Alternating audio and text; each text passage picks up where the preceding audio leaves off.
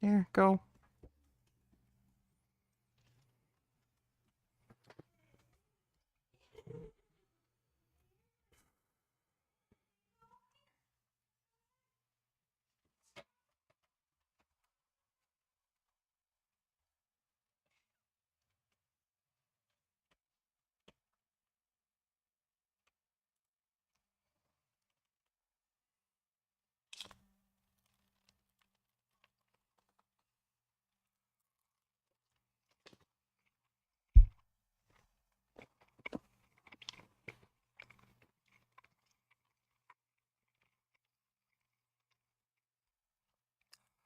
Hello, everyone.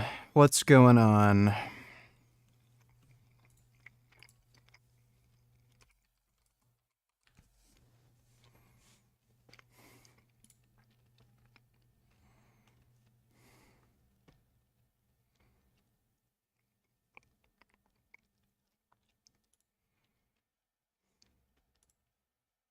I got a chance to train.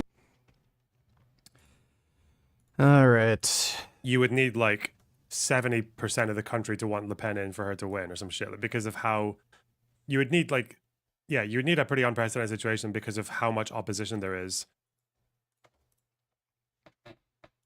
A California woman named Katie Johnson filed a report claiming that Donald Trump and Jeffrey Epstein sexually assaulted her when she was 13 years old. Now, this would fit the pattern of behavior we've seen from Jeffrey Epstein, but nothing ever came out of this report. In fact, Katie Johnson went into hiding, but this report has been resurfacing on Twitter over the past few days and getting 50,000 likes, 80,000 likes. It's been going incredibly viral, and MAGA is not only melting down in the replies, but some of them seem to be second guessing their support for Donald Trump. I want to read you the document, but first, I've been seeing tweets such as this one in the replies that said, IDK, I want to believe that Trump is who he says he is, but we know for sure that he knew Epstein. That alone is a red flag to me. I hope I'm wrong. Ace Politics on Twitter said, he tried to cover this shit up. Holy F, what the hell did you nominate MAGA? Not to mention, Donald Trump was found civilly liable for rape just a few months back. I mean, this is a repeated pattern coming from Donald Trump and Jeffrey Epstein.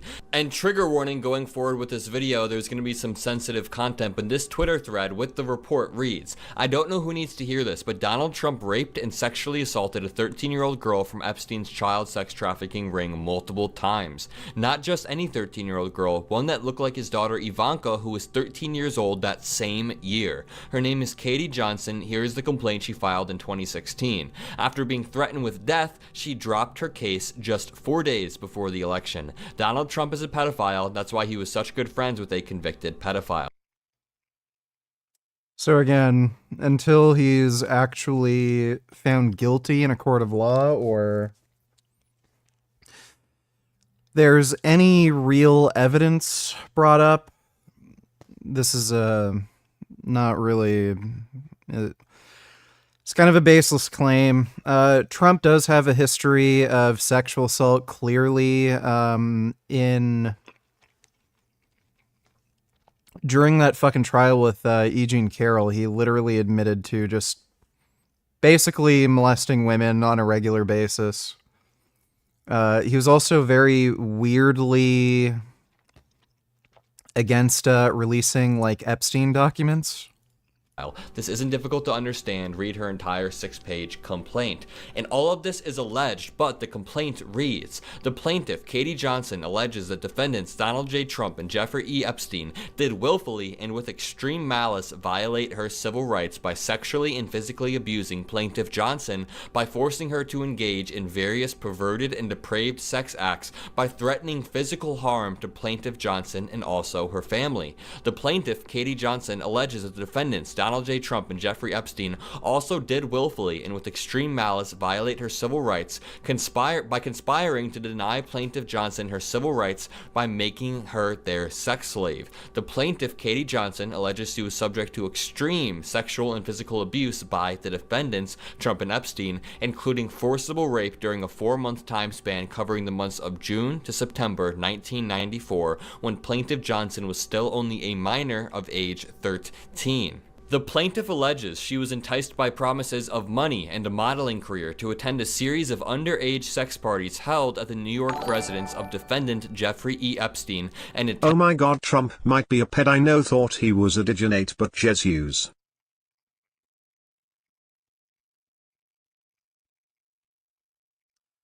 I mean, he's literally said he wanted to have sex with his daughter, so none of that's terribly surprising to me if any of this is actually proven. Thanks for the donation, Dodo. attended by Donald J. Trump. And keep in mind, while these are all allegations, that does map on perfectly to how Jeffrey Epstein used to lure his other victims. He would entice them through money. He would also use Ghislaine Maxwell to help him out. The report then details how the 13-year-old Katie Johnson was forced to pleasure Donald Trump in multiple ways. They are disgusting details that I won't read out loud. And before I point out the total hypocrisy with MAGA here, I want you to watch this clip of Donald Trump on Fox and Friends. Now, Fox edited out this clip of Donald Trump being asked about Jeffrey Epstein, but he hesitates before saying yes to declassifying the Epstein files, and even says that this could affect a lot of people's lives. I wonder who he's talking about. Would you declassify the 9/11 files? Yeah, Would you declassify JFK files? yeah. Would I you, did. I did a lot of it. Would you declassify the Epstein files? Yeah, yeah, I would. All right. I guess I would. I think that less so because, you know, you don't know. You don't want to affect people's lives if it's phony stuff in there, because there's a lot of phony stuff with that whole world. Yeah. Oh, by the way, happy July 4th, VG. Well, thank you, Dodo. We don't celebrate July 4th here, but thanks for the donation anyway. But I think I would.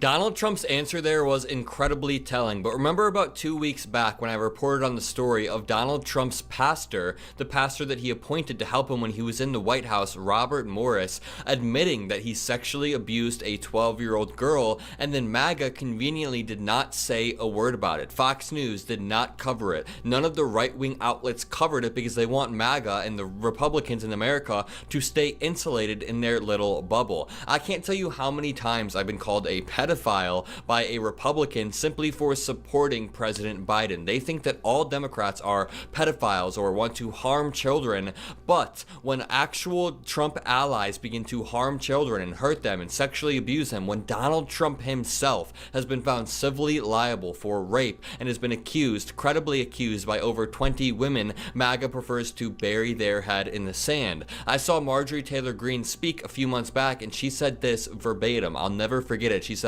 the Democrats are the party of pedophiles, and the entire crowd started to cheer. So I don't want to hear anything from MAGA when the leader of your guys' party, the man who has the entire party wrapped around his finger, has been credibly accused of sexually assaulting women and raping women more than 20 times. This document continues. On the third occasion involving the defendant, Donald J. Trump, the plaintiff, Katie Johnson, was forced to engage in an unnatural lesbian sex act with her fellow minor and sex slave. Hi VG. I hope that you are doing great today. So, assuming that Trump were to win the 2024 presidential election, this will be the last time you'll hear us Americans say Happy 4th of July. It will certainly be the end for freedom and independence in the US, lol. Yeah, very likely. Especially since the Supreme Court has granted him absolute, complete, and utter immunity from anything. So, yeah. Thanks for the donation, though, Ben. Maria Doe, age 12, for the sexual enjoyment of Donald Trump. Apparently, after this act, both girls were forced to pleasure Donald Trump at the same time. Absolutely revolting. Johnson then explains how in the fourth and final Matthew Cozy donated $2. New Aaron Brown video. He befriended us, and that's how, you know, he gained our trust, really. A mother talks about a man she says she considered a friend. All right, I'll take a look at that. Thanks for the donation, Matthew. You know, it's funny that so many conservatives call you Democrats pedos when a lot of them are just that. Well, it's projection, right? So they probably want to have sex with children, and then they accuse other people of that as a way of getting rid of guilt.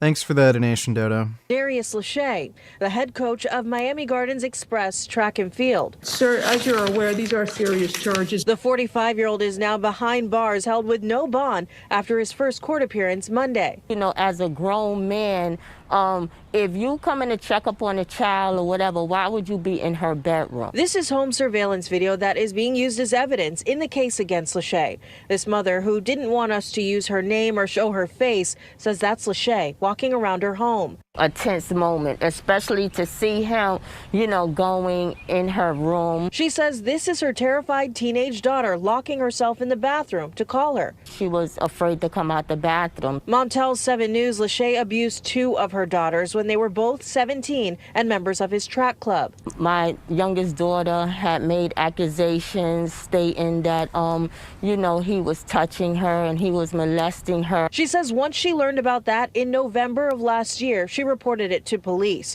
The home surveillance video was recorded a month later, but at the time, Lachey had no clue he was under investigation. She says this is freedom is pretty much over as it is in this country anyway. Not quite yet, but we'll see after November. Thanks for the donation, Dodo. proof the coach would stop by the house when her daughter was home alone. She also says over the course of the investigation, her older daughter, now 24, came forward alleging she was raped by Lachey 10 years ago. He was a pillar of the community, and you know that she didn't believe that anyone would believe her. This mother says she wishes it happened sooner, but is still thankful Lachey has been arrested. If you looking after people, kids, if if people trust you, these kids, you're supposed to treat them as your own. What's good, everybody? It's the GOAT, Aaron Brown. And before this video starts, be sure to click the link down below in the description and follow me on Instagram. As well as, if you appreciate the videos that I'm making, support my channel by hitting the thanks button on this video and becoming a member to my channel. Now let's jump straight into it.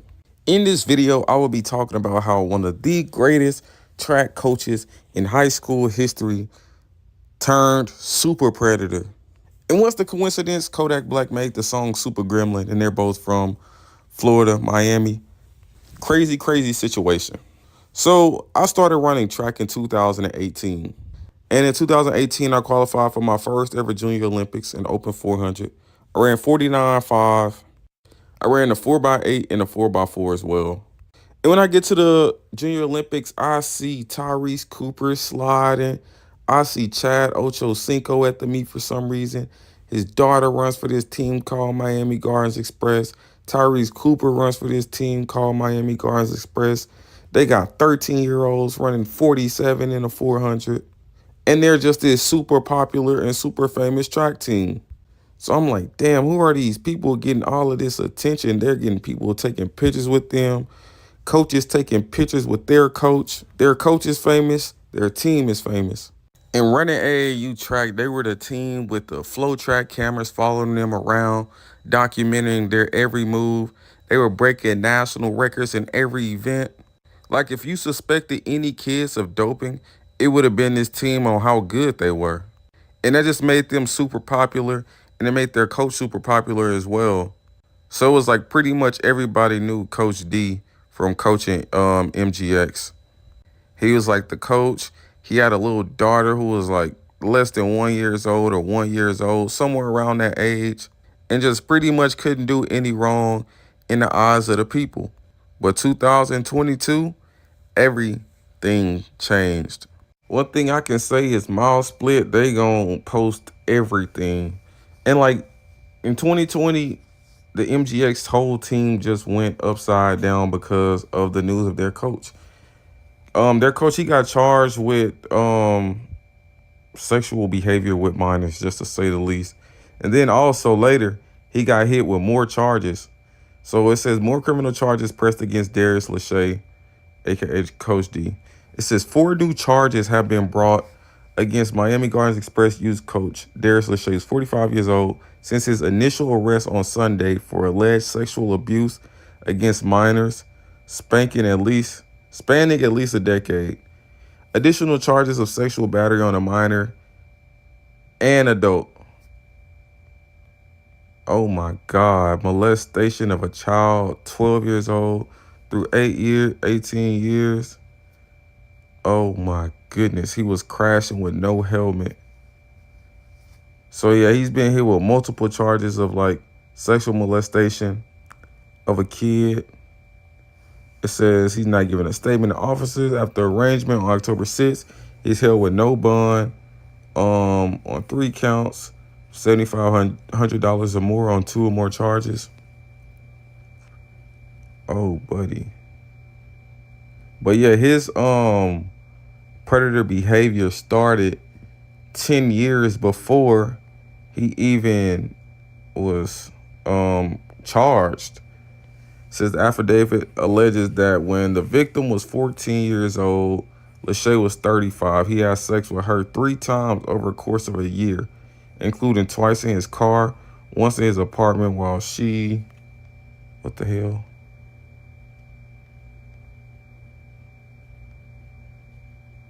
I don't know. This shit is tripping.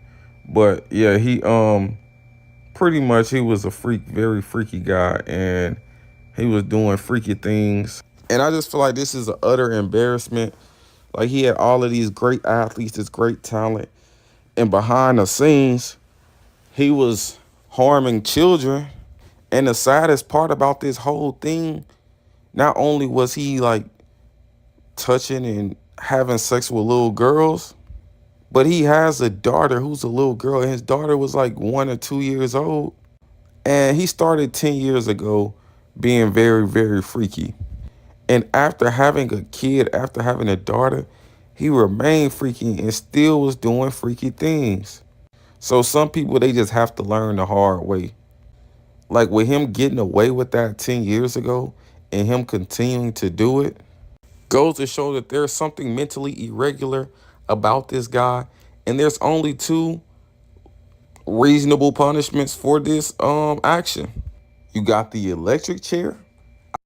You think Kamala Harris would do just fine if Biden kicks the bucket? No, probably not. She's sort of a retarded piece of shit. Do you think Sv3rige will ever be caught? Yeah, I'm pretty damn sure. It wouldn't be too hard for police to figure out his Airbnb account and get him banned off the app, or just figure out where he's staying. You know, whatever they got to do. I feel like this can work in this case. Or you have lethal injection. I feel like either one is suable in this instance. What's with all the pedos that keep popping up in society today? I don't know, dude. It's pretty fucking weird. There's a lot more fucking pedophiles than I realized. Like, I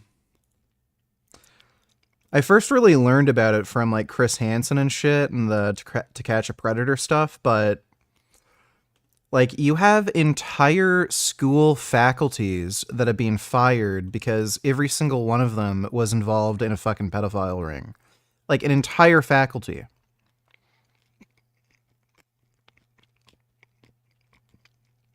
You have these pedophile communities on Telegram with hundreds of thousands of members. Like, it is just insane. So, there's a fucking lot of them. And, hopefully they all die. Thanks for the donation, Dodo. I just feel like this was a very, very bad situation in track and field. I feel like this happens a lot, and it's not talked about and it's not disclosed amongst track coaches when they are dealing with younger athletes. And it's very, very sad. But that's the end of this video. Be sure to like and subscribe. And if you have any videos, suggestions. You know, that's pretty fucked. The reason why Final sexual act with Donald Trump. She was tied to a bed, forcibly raped while she was screaming, "Please wear a condom," and then Donald Trump threw... Did you see if Michelle Obama ran polls shows her 11 points over Trump? I'd love her to whip her BBC out on Trump.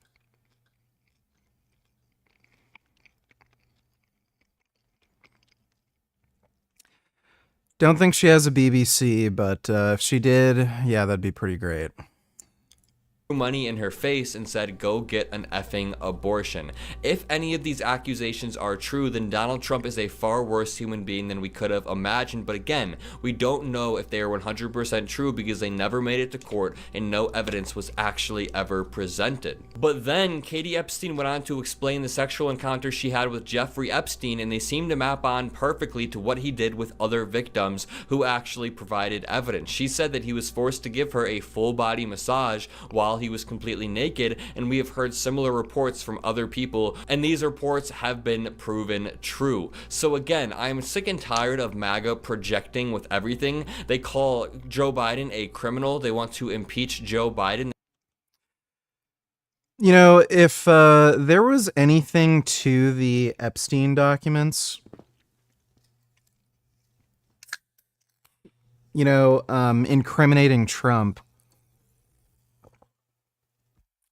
I would imagine Joe Biden would see to it that everybody, you know, gets access to it. So I don't know.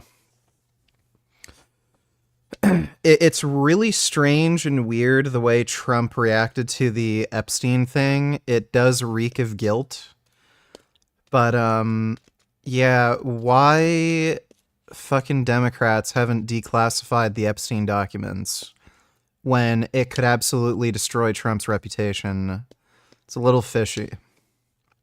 They say Joe Biden is a threat to democracy and a pedophile, when Donald Trump is the one who is an actual threat to democracy. Donald Trump, again, has been credibly accused of sexually assaulting many women. Donald Trump is the one who is losing his mind on a daily basis and wants to push our country into a Christian theocracy, yet people like to bury their heads in the sand. I think we need an effective Democratic Party that can unite on messaging and show that Donald Trump is a threat to our democracy, that the Supreme Court is working on behalf of Donald Trump right now. Because at the moment, the Democratic Party is so split that we have people wanting this, people wanting this. We can't unite and have a cohesive message, and right now, and we need to spread.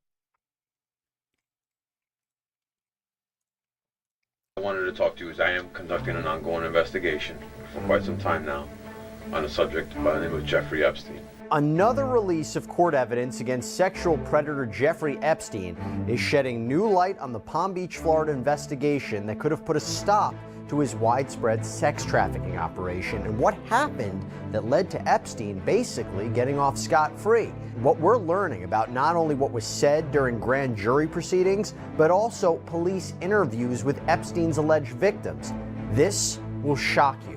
We're breaking it all down with current Palm Beach County State Attorney Dave Aronberg. Welcome to Sidebar, presented by Law and Crime. I'm Jesse Weber.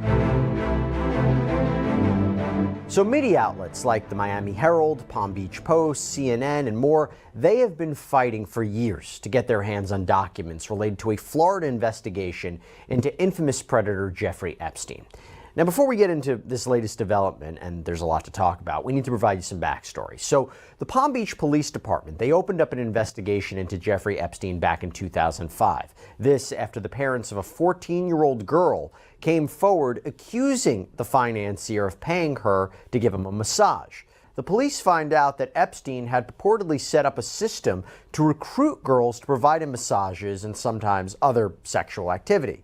So the case was brought to the state attorney's office, a grand jury was impaneled, and they indicted Jeffrey Epstein in 2006 on felony solicitation of prostitution. I jerked off last night.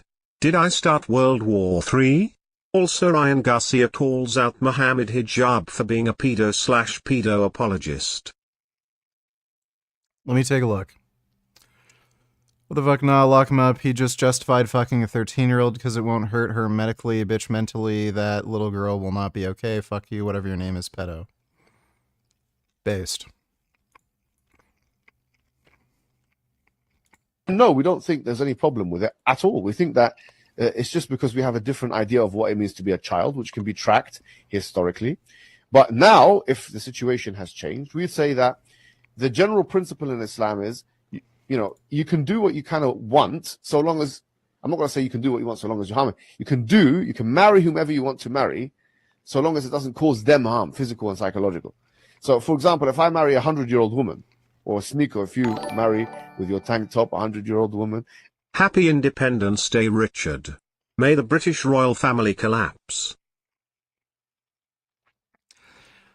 I would love to see the absolute obliteration of the British royal family. They are fucking cunts. Thanks for the donation, though, Johnny Bravo.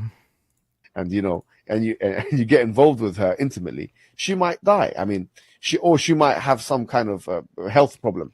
So we would say that, well, if you were to be intimate with a 14-year-old or 13-year-old who's got huge hips and huge breasts and huge body, I mean, quite frankly, we would say it's not going to have the same effect medically.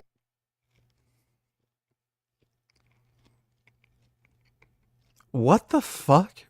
Like, a 13-year-old with huge hips and huge breasts.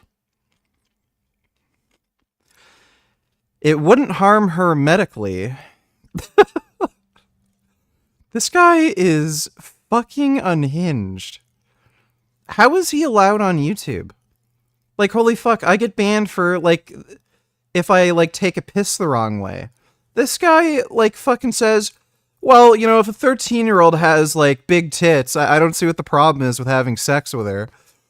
How is he allowed on YouTube? Oh my god, dude. That is just fucking insane. Medically, I mean, no one can make the argument.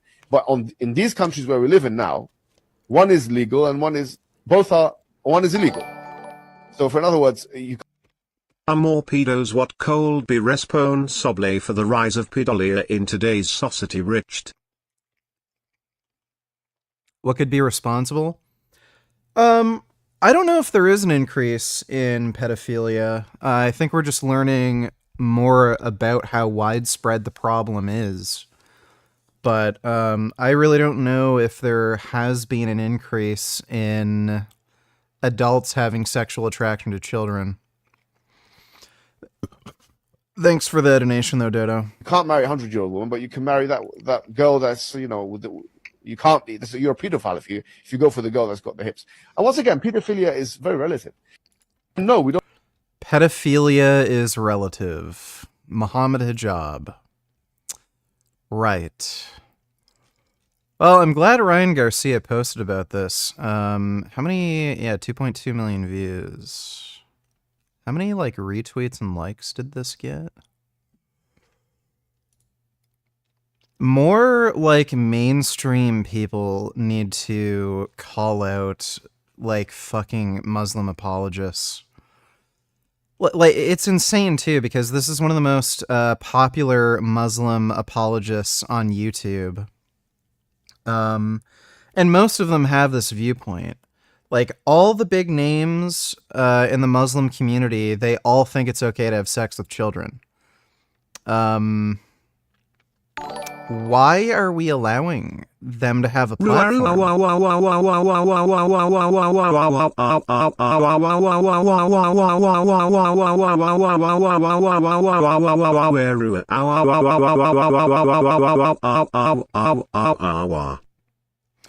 Thank you for that 9014. Excellent spam as always. Appreciate the donation, dude.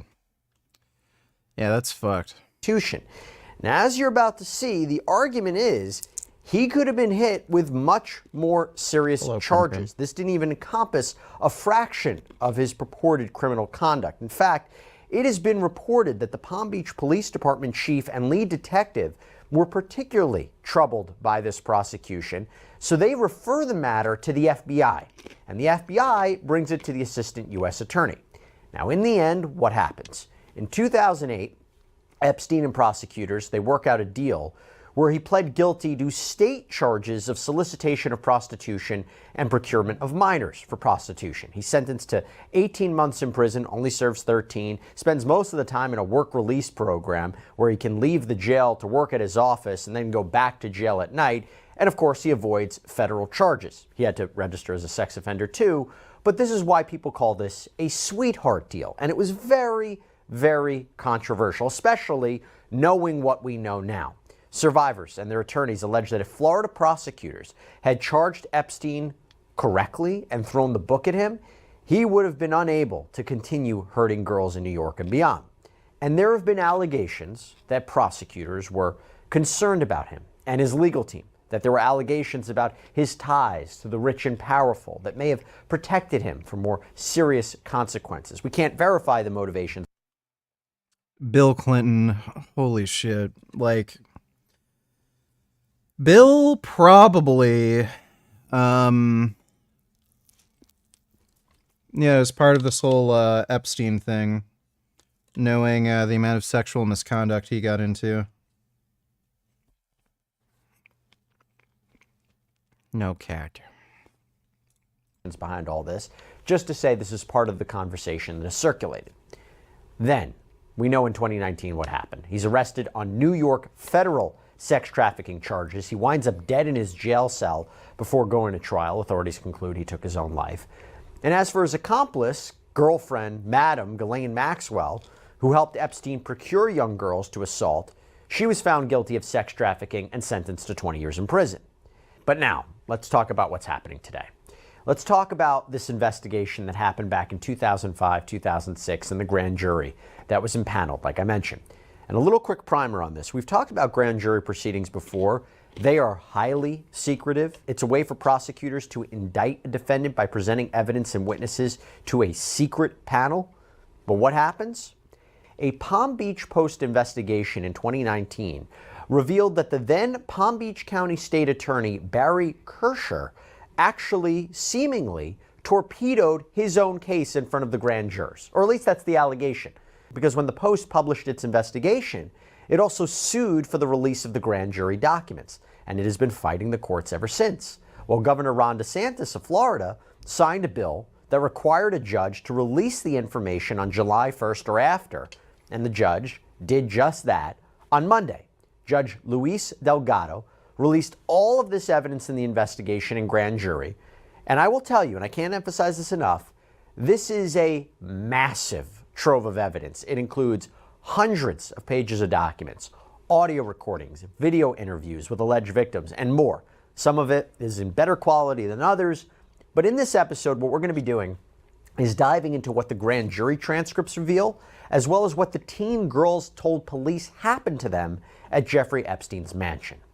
So Judge Delgado called Epstein, quote, the most... Bro. Why in the fuck wouldn't they have charged him?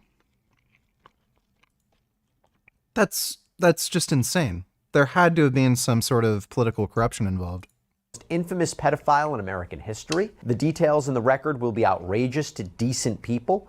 The testimony taken by the grand jury concerns activity ranging from grossly unacceptable to rape. All of the conduct at issue is sexually deviant, disgusting, and criminal. And now to give you an idea of that, let's play you now some portions of law enforcement's interview with these victims. In fact, this is an interview with a young woman who says she's 20, but she was 19 when she had this interaction with Epstein. She told me about this guy I was short on rent 1 month, and she told me that all I had to do was give him a massage and he would give me $200. And that's pretty much it. And I thought about it. I was like, I really need the money. I've asked my parents, they can't give me the money. I asked everyone I knew. And I went there with her, I gave him a massage, and it was a weird situation. Okay, have you have any formal massage training? No. Did you provide the massage with clothing on? All I had was underwear on. She did not tell me that. I was absolutely surprised when I got there. I knew nothing. Okay. Did she tell you that you would have to provide the massage with just underwear? No. First of all, aside from how disgusting this is consistent with the allegations that Epstein had women or girls recruit other girls to be abused. And we're not going to go into details of more of what he did during that session, or allegedly did during that session, but I want you to listen to how tough this is for her to recount all this. And did anything else happen? I'm sorry, I don't like thinking back on this, so... Okay, first of all, I know this is hard on you, okay? I know that you put this behind you. Yeah. A lot of people that I've talked to have, okay? You're not the only person that he's done this to. And now listen to how this whole episode ended, because it gets weird and it gets creepy. He just got up and walked out. He's like, okay, you can put your clothes on, and he closed the door. Yes. And you were paid how much? $200. He asked me for my phone number just in case he wanted to call me and come back, and they called me and I never called them back. They called me with a bunch of different phone numbers, and I picked up one time, and after that I never picked up again because I didn't know who the numbers were, and they left me several messages, and I never called them back. Very similar to the allegations we heard during the Ghislaine Maxwell trial about recruitment and contact and staying in touch with these victims. But that is not all this young woman had to say. The whole situation was odd. When we first pulled up, before we even got out of the car, she said, don't say anything, don't speak unless you're spoken to. So I was like, you know, what the hell are you getting me into? You know what I mean? So I didn't say anything, and there was pictures, there were pencil drawings of naked people. I don't know if that's all. It looked really weird. My investigation deals with Jeff. Okay. And that's who I'm looking into at this time. Okay? All right, I hope you do something about it. Now, I want you to remember that comment about the drawings. We're going to get back to that in a second. But as I said, she wasn't the only person to speak to police. A friend of mine told me about Jeffrey. She said she was helping him find girls. We're not friends anymore, though, so you can't mention my name to her. And she told me basically that you would go and you would give him a massage for about an hour and for $200. And obviously that sounds a little too good to be true, and as I found out, it wasn't quite what she said. He asked the girls to take off their clothes and give him a massage, and he likes watching them, I guess. How old were you when you first started going to this? I'm not sure if it was before or after my 17th birthday. So I was either 16, about to be 17, or I just turned 17. Yeah. By the way, you remember when I said the drawings? Well, one of the things that's included in this document release, this material release, is a collection of walkthrough videos that were taken by police when they issued a search warrant on Epstein's Palm Beach property. And aside from just how chilling it is to see the inner workings of his residence, there were odd things like framed pictures of Ghislaine Maxwell and pictures and photos of naked women. Actually, here's an officer reading some of. It's really weird how he has that shit framed all over his house. The search warrant.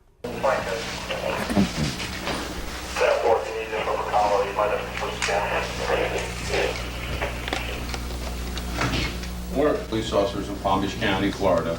Being the premises occupied or under the control of Jeffrey Epstein, a white male, date of birth 1/20/53, and there is now being kept in the above described premises certain computers, including electromagnetic, optical, electrochemical, or other high-speed data processing device performing logical, arithmetic, or storage functions, any notes, ledger, personal phone books, Rolodex, books, and any form of recording data of records and payments. React Only Tillers, hope you like it. Might have more. Let me see. Damn, bro, it's out of there. Hey, y'all gotta speed it up. It's the eye of the tiger, it's the thrill of the. Ah, hell no. Bro, you gotta quit. This job ain't for you, bro. Yeah, that guy was very slow. Kids, in this family, we're all free, equal. Do what you want as long as you don't hurt anybody, okay? Cool! Can I draw Prophet Muhammad but make him look like super evil and ridiculous and then share my drawings all over France? Bien sûr, chérie. Can I go around our neighborhood and talk about Prophet Muhammad but make him look sweet and loving like he actually was? Putain, no, don't do that. What is wrong with you?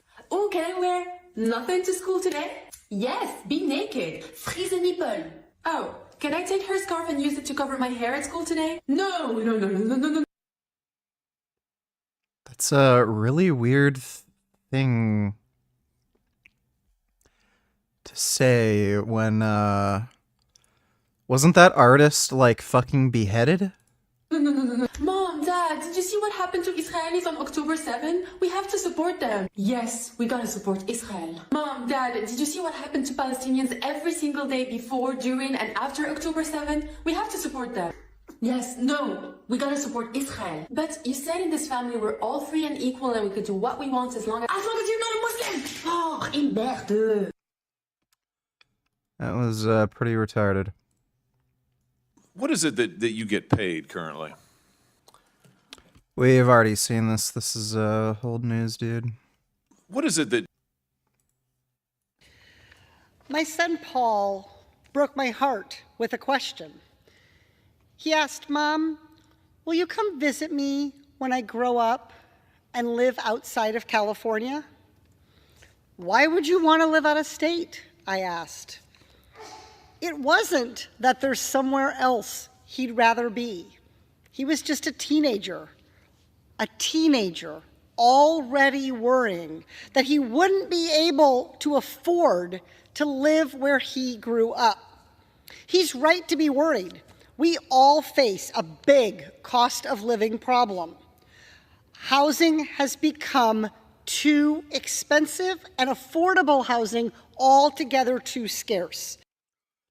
Yeah, I'm convinced at this point that there's probably some, like, weird fucking conspiracy going on where the government is colluding with private equity companies to raise the cost of fucking housing, because it is just so bizarre. I think like 40% of fucking homes right now in the US are owned by private equity companies. And I think it also helps boomers too, because when boomers like retire and they don't have enough retirement savings, selling their house gives them a big, huge fat, you know, paychecks that they can just rent out some like apartment or something and then live out the rest of their days shitting and pissing everywhere in some apartment until they like rot for 2 weeks. The National Low Income Housing Coalition estimates that there is a nationwide shortage of more than 7 million affordable homes.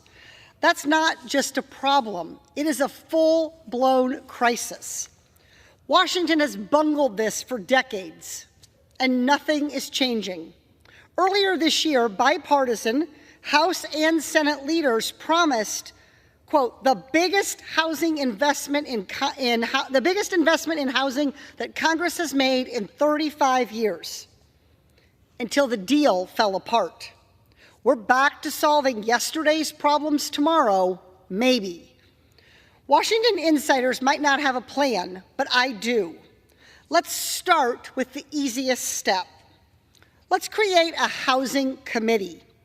We currently lump housing issues into the Financial Services Committee, a body focused on Wall Street, banking, and financial markets. But housing is about so much more. Kind of makes sense with the conspiracy theory I have about private equity companies deliberately colluding with like government entities to raise the cost of housing. It's about shelter. It's about well-being. It's about opportunity, not just about Wall Street profits. Housing should have a dedicated committee. And then Republicans and Democrats on that housing committee must work together to do 3 related things. No. Only put Democrats on the committee. If Republicans are on the committee, they're going to get paid off by private equity firms to fuck over everybody. So only put Democrats on the committee. First, increase the supply of housing. Second, make housing easier to build. So, this is easier said than done. One huge fucking issue with building new houses, especially in dumbass, fucktard places like North America, is zoning. Zoning laws here are the most insane, backward, fucktarded, nonsensical horseshit you will ever fucking see in your life. It makes absolutely no sense. For some stupid autistic fucking reason, they've made it illegal to build houses literally anywhere. I don't know why. Again, it might have something to do with private equity firms deliberately trying to do this so that they can artificially raise the fucking cost of housing. No idea, but you're not going to be able to build anywhere. Like, when you tell the government to increase the amount of houses, they're like, okay, we'll try. Oh, there's zoning laws and issues. We built 7 new houses. So you're going to have to massively change zoning laws in the US and Canada to get any fucking new houses built. Canada especially has a massive deficit in housing. I think it's something like 500,000 new houses have to be built, like, minimum to increase demand. Or, sorry, meet demand. And third, make housing more affordable. Believe it or not, the supply part is pretty easy. Republicans and Democrats alike actually want to increase our housing supply. You don't have to take my word for it. Look at the Affordable Housing Credit Improvement Act, which would enhance tax credits to build 2 million homes over the next decade. It is publicly supported by 111 Democrats and 111 Republicans. 21st Savage Night Teller, zoning makes sense, my guy. The reason cities are going to shit is because they're allowing the projects to be built right next to single-family homes. Do you want to live next to ghetto projects and have every suburb littered with trash? No. Zoning makes absolutely no fucking sense. So, first of all, you cannot build single-family homes next to literally fucking anything. If there are any retail stores nearby, you cannot build single-family homes. If there are, it's literally anything. You can't build them next to any kind of industrial areas. You can't build them too close to farmland. You can't build them too close to retail stores. You can't build them too close to shopping centers. Like, literally nothing. You cannot build anything. You can't build single-family homes next to fucking anything. And that includes, like, apartment buildings. That makes it impossible to build single-family fucking homes. Even building new apartment buildings is incredibly fucking difficult because what ends up happening is there is so much bureaucratic red tape. Even if you own the land, even though technically you are legally allowed to build there, there is so much bureaucratic red tape that it can take, like, well over a decade to actually, like, lay the first brick. What that means is nobody wants to actually take on any new building projects because it takes millions and millions and millions of dollars just to get approval for it. Building material costs end up increasing. Any kind of investors that are involved in the project, like, tend to either pull out or won't even invest in the first place because they know the building won't even get built until, like, well over a decade later. And it's just the way a lot of these building projects run is they have to take out large loans. Well, again, if you take out a large loan, you're going to have to, pay off the loan. If you're not able to build for, like, again, over a decade, and you take out this fucking loan for the building project, you're going to lose even more fucking money, and you might even have to default on the loan. So, like, it is just so fucking costly, so time-consuming, and such a high risk for anybody to build anything nobody wants to fucking do it. And that's why you're seeing like no new fucking housing or building projects. It's like fucking retarded. Everyone's fine with seeing housing costs like fucking double, rent fucking doubling. And then like there's people saying, why don't we just build more? It's like you've created fucking laws and regulations that make it impossible to fucking build anything. Thanks for the donation though, 21st Savage. So let's pass that. And then why stop with tax credits? Let's unleash private capital for home construction by guaranteeing and securitizing the construction of 1 to 4 unit starter homes, just like the government already does for big apartment buildings built by Wall Street real estate firms. Those are the steps that we need to take to invest in our housing supply. But actually building those homes is still too challenging, and it shouldn't be. You know, here's a crazy fucking idea that I don't think anyone's really ever thought of. How about we build apartment buildings that are free, that the government itself actually invests into, that's subsidized with taxes and shit. Build them next to normal privately owned, buildings. And then if you just put a few of those up that are free, and I'm not just saying make homes for homeless people, just literally make free buildings.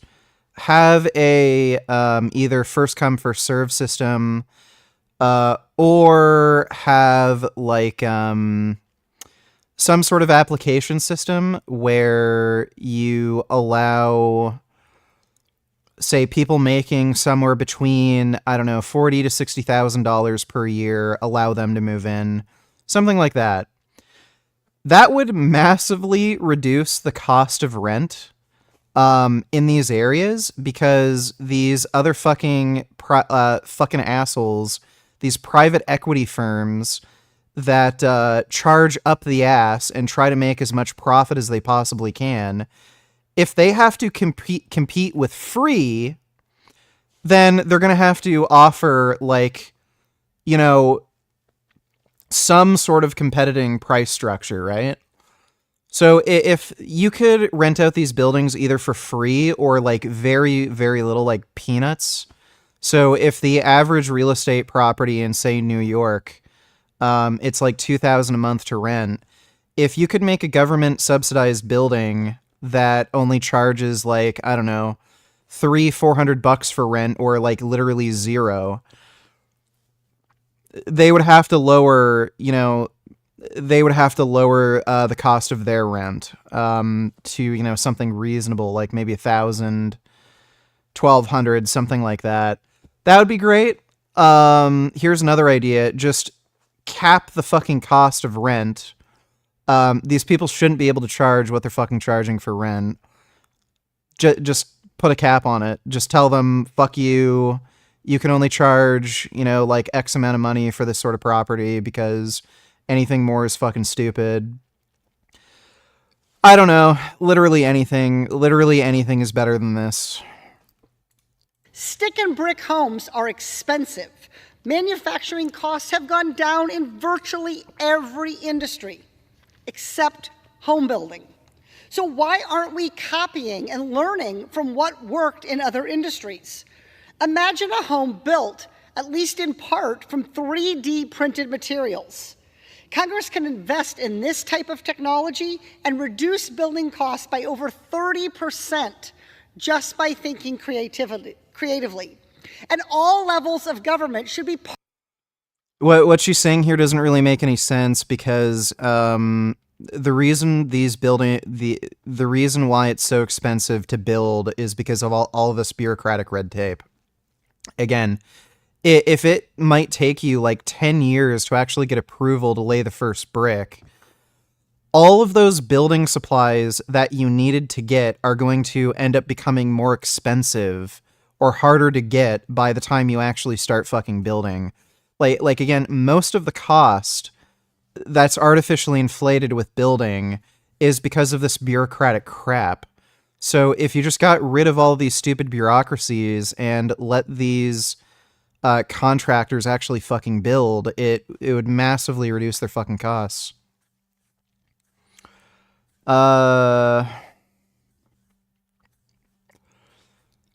Somebody mentioned Canada is letting in like 1 million immigrants per year.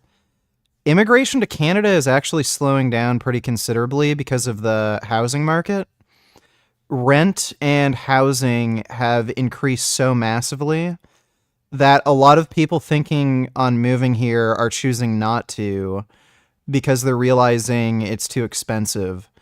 So what the Canadian government is doing right now is they're ramming through a lot of people who've already applied for legal status, but the actual people trying to immigrate here has reduced pretty dramatically. Dodo donated $2. Let me see.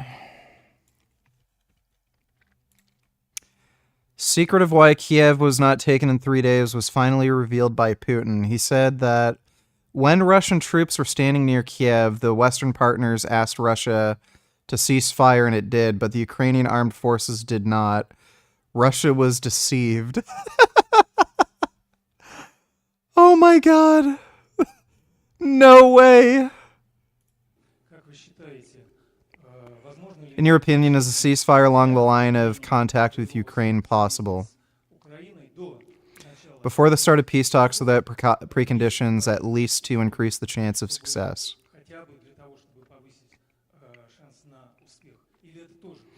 Or is this also a subject of negotiations? Thank you. I will remind you of some things. When our troops were standing near Kiev, we received an offer and even an urgent request from our Western partners to cease fire, to cease hostilities. So that certain things could be done on the Ukrainian side. And we did that. There was such an episode, we did it. The Ukrainian side did not cease hostilities, and then we were told that the Ukrainian official authorities cannot control other armed units because there are allegedly some units that do not obey the central authorities. That's what we were told. Yeah, that is a complete and utter fucking lie. Like, by the way, Russia only entered peace negotiations near the beginning of the war when their attack on Kyiv failed. I'm not overstating. Secondly, we were asked to withdraw our troops from Kiev in order to create conditions for the final conclusion of a peace agreement. We did this, and we again faced with deception. All the agreements reached in Istanbul were thrown into the trash. This happened repeatedly, therefore we simply cannot declare a ceasefire now. Please explain to me why you have repeatedly asked for ceasefire deals since then, dumbass? In the hope that other side will take some positive steps. Like, I've said this before, Russians have to be the most complacent people on the planet for an elected official to lie like this so blatantly, and nobody calls him out on this in the country. Like, wow.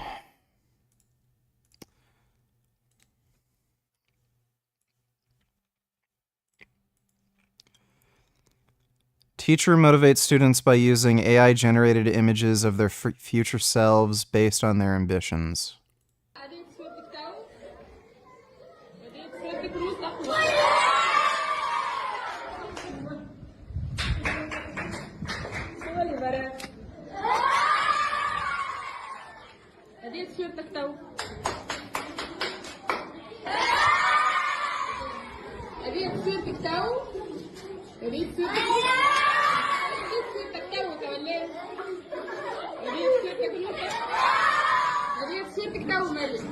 Is this going to become funny at some point?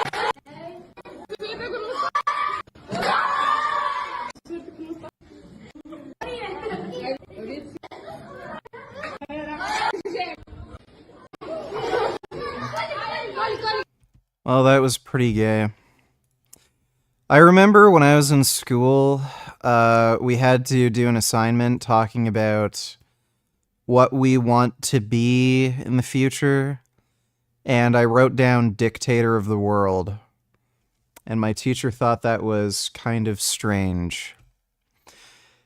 That is a lie. He said he would not ban abortion at the debate. Musk.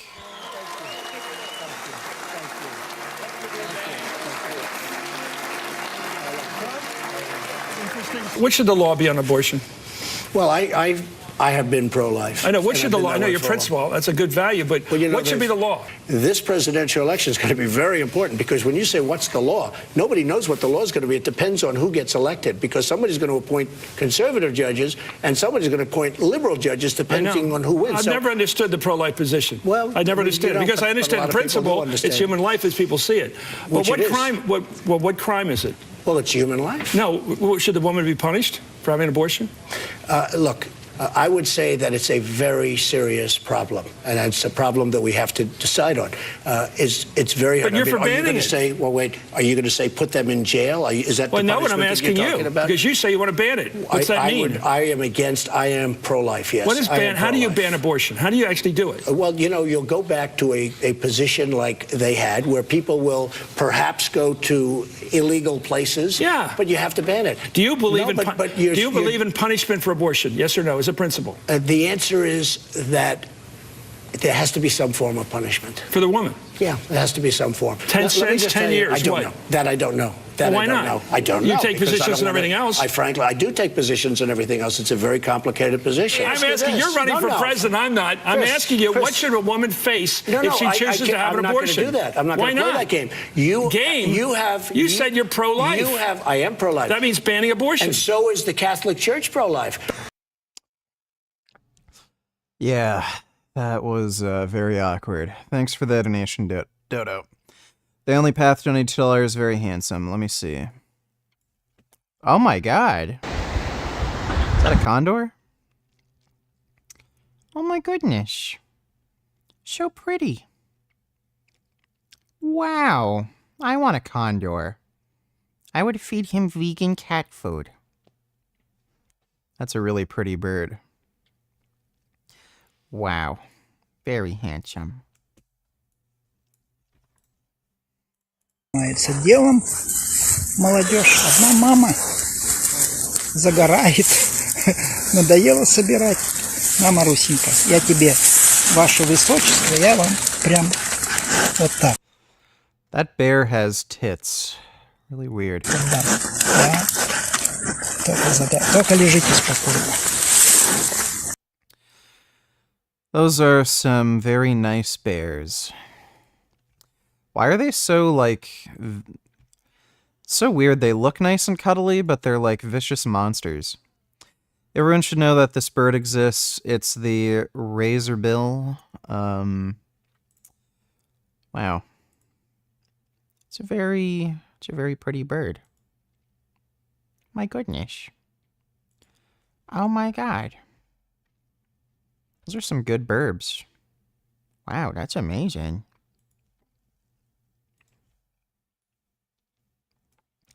Oh, wow.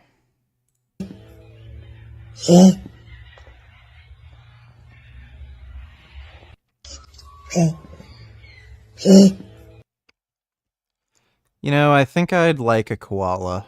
They seem very nice and soft and cuddly. Thanks for the donation, The Only Path. Dodo donated $2. Let me see. Woman cries actual tears because nurses told her that her dumb mask doesn't do anything to protect her. This is what happens when you watch too much MSNBC. Masks do in fact do things. The conversation that I just had at infusion. I just got back to my car, and the nurse threw a bonus mask into my purse from the sterile kit, and I said, "Oh, hey, thank you. I can always use more of those." And she's like, "Yeah, we can use less of them." And I was like, "Oh, I know. We're all really tired. No immunity, no nothing. You don't feel that. I don't."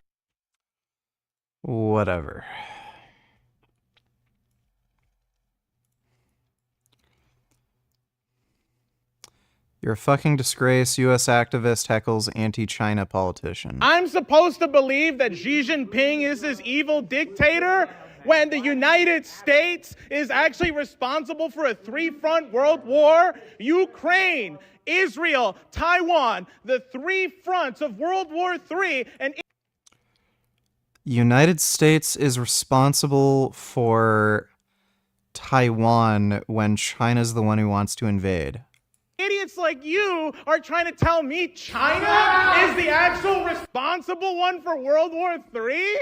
I'm supposed to believe China is surveilling our kids? We have a mass surveillance state here. It's called fascism, okay? The NSA spies on everything we do. Biden, who did? We can work. Well, that person's a little unhinged. Davis blows up Kai Cenat setup during the Mr. Beast stream. Pay for everything I got, bro. You're paying for everything I got. What am I gonna do? Like that shit? I swear I'm gonna, bro. Stop playing with me, bro. Stop. It's not. You're so dumb. Watch out. Is he literally? Those are all fireworks? Dude. What is happening? I'm not. Watch out. What? I'm not fucking. Stop! I'm not doing that in my room. What am I supposed to do? What the fuck out? That's a lie for. Hey, watch out. That's a lie for, bitch ass nigga. Bro, you do the same. All my life, there wouldn't be a crib. This has to be illegal. There's no way you can light your house on fire legally.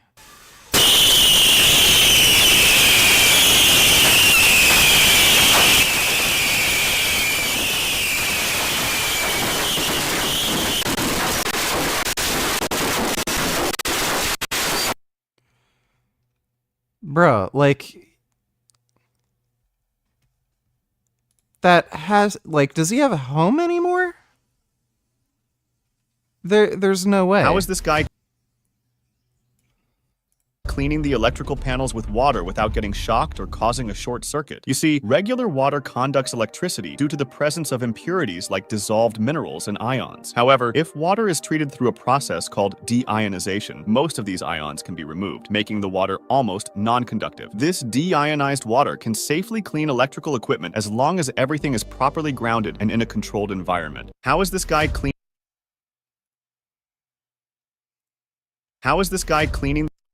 Wrong link. I want competition with China, not conflict. I would impose tariffs to confront China's They used a fake room.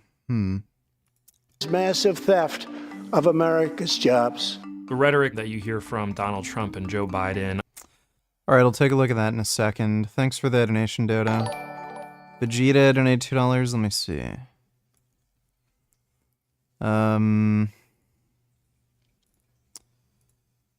Yeah, that's pretty good.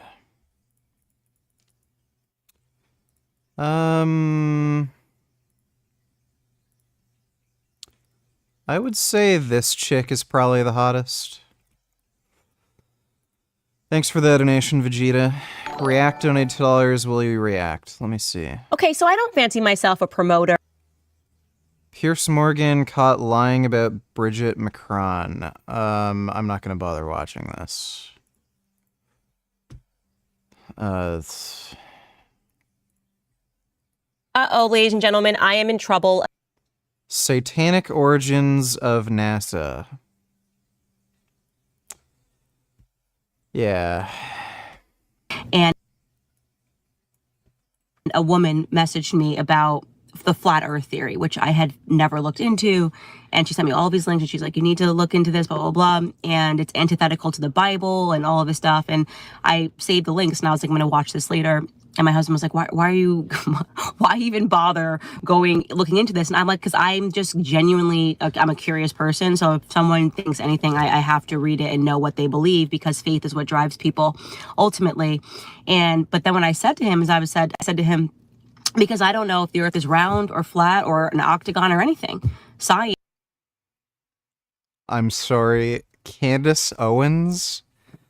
Doesn't know if the earth is round. Is obviously a faith. I called it 2 weeks ago right here on this channel whenever she was denying the moon landing, and then she was also questioning dinosaurs, whatever that means. I said, just wait, she will eventually adopt the flat earth view.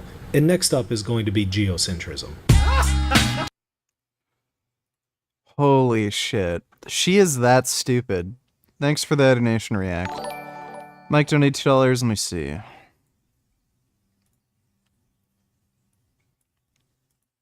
Hey, Sneeko, I'm a hold down to you. I'm gonna message you. Hey, bro, and I'm at the one hotel. Come find me. Where? The one hotel, bitch. Ryan, it sounds when you're on these spaces like you need a friend. Like you do Nah, these he got spaces friends. when you're He drunk. got him. We his friends. Look, Bang, you're not Ryan's friend, bro. I'm not gonna lie. I am his friend. You're not. We both lions. Sneeko. The guy doesn't give a fuck about you, so I don't know why. He does though. You don't know Ryan. You don't know me. Hey, Sneeko. I'm a hold down to you. I'm gonna message you. Hey, bro. Ryan Garcia seems to be completely fucking losing it. Partners in creative thinking. Congress should reward counties and cities that take steps to make their building and zoning requirements more flexible.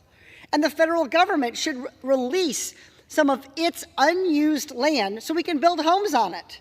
With these simple steps, we can build way more affordable homes and get those financed and built. Then we just need to figure out how to make them affordable to own. One problem is that hedge funds have been scooping up all of the affordable homes, especially starter homes. We need to pass the End Hedge Fund Control of American Homes Act and tax Wall Street investors that purchase hundreds of homes solely for profits.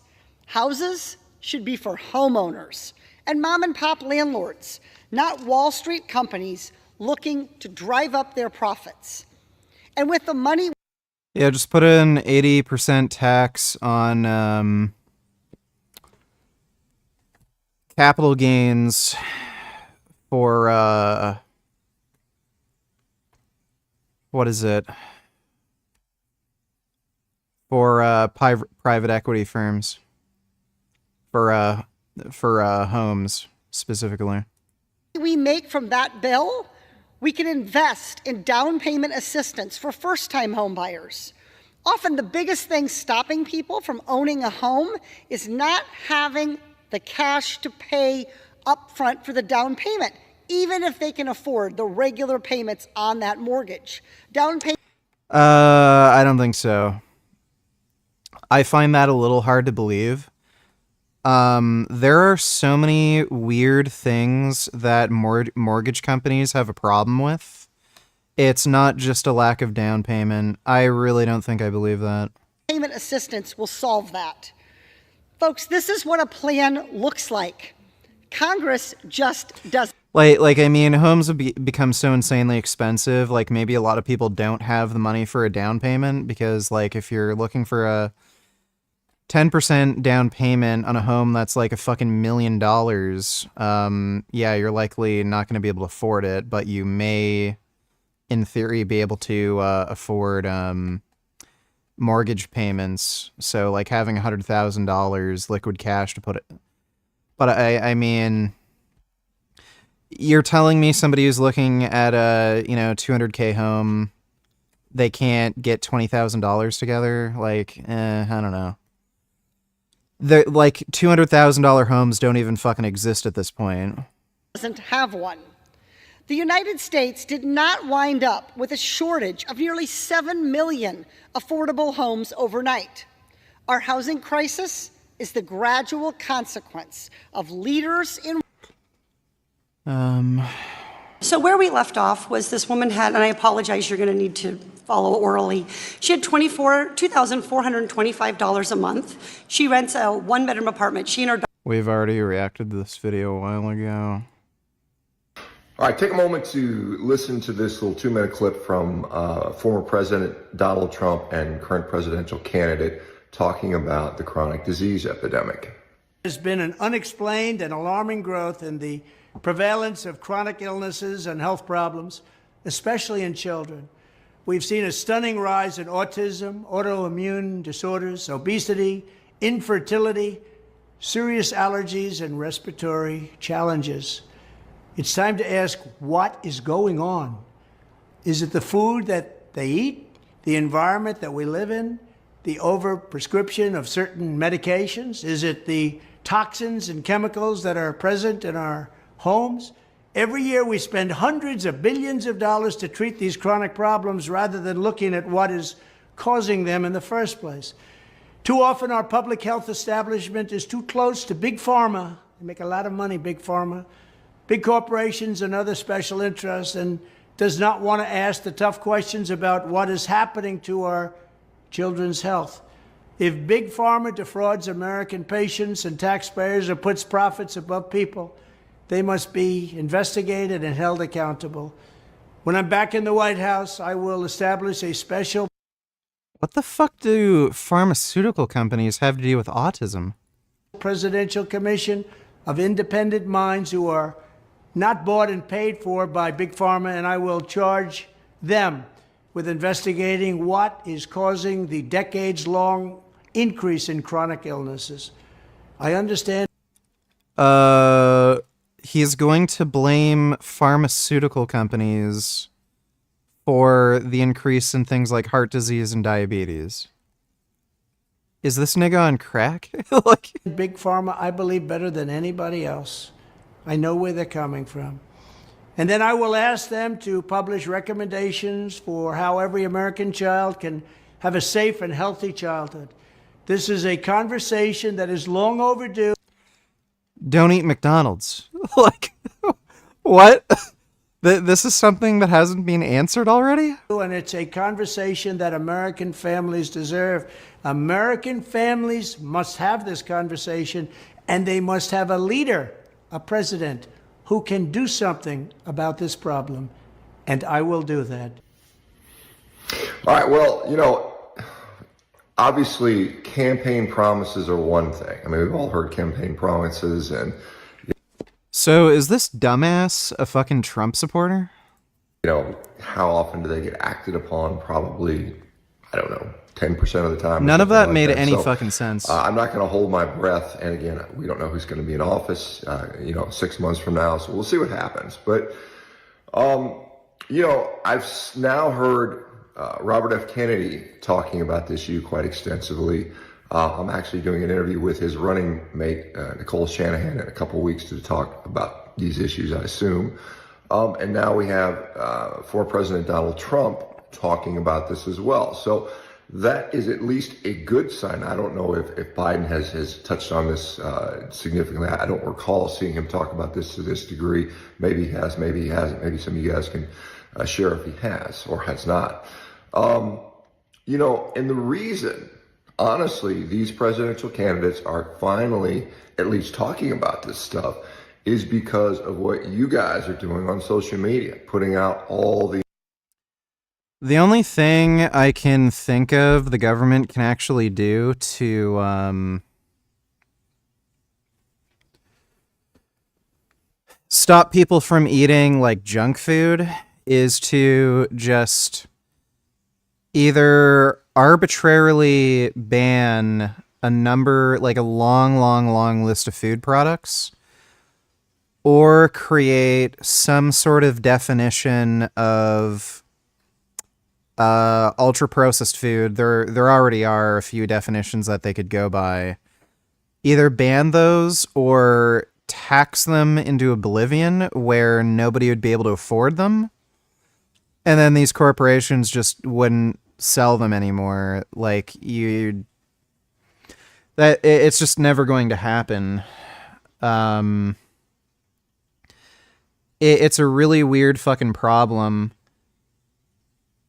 I think what's more likely and what's more plausible to actually get done is to ban advertising for certain food products, sort of like how we've banned advertising for cigarettes.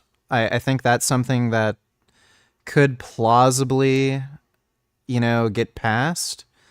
But, like, outright banning pretty much every fucking food product. I don't know how the fuck you'd actually do that. It would just... There's no way you would get bipartisan legislation passed to ban, like, nearly every fucking food product on store shelves. Let's see. The Only Path donated $2. Oh my god. What's up, Public? Hmm? What's up? What? What's up? Hey, hey. Hey. Public. Everything okay? Here. Okay. I got something for you. Okay? Here.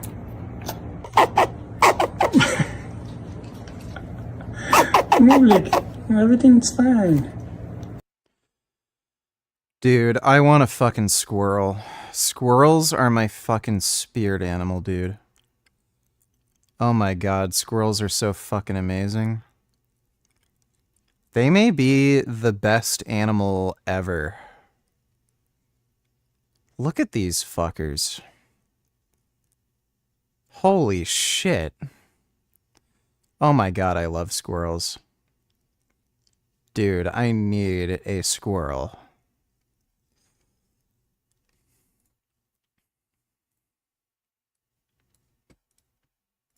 Where's this man going? Right here, bro.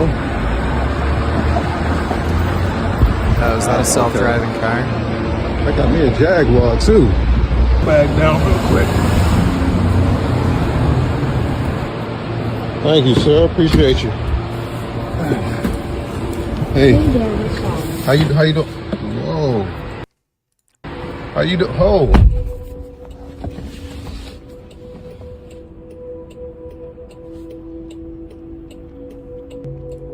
Hello? Oh, from Waymo. As we get Oh, this is just crazy. 1 minute to cover a few riding tips. This experience may feel futuristic. You can... That's kind of neat. It's so I woke up in a new Bugatti. And to really value what we have here, we always had together. It's so I woke up in a new Bugatti. And to really... That's pretty hilarious. Oh my god. Oh, poor kitty. Why did he do that? No, kitty, don't do that. Why isn't this guy picking up the cat and just throwing him onto the roof? No, kitty, no, you can't make it. Oh my god. Poor kitty. Oh my god, that cat might be retarded. Lol, let me see.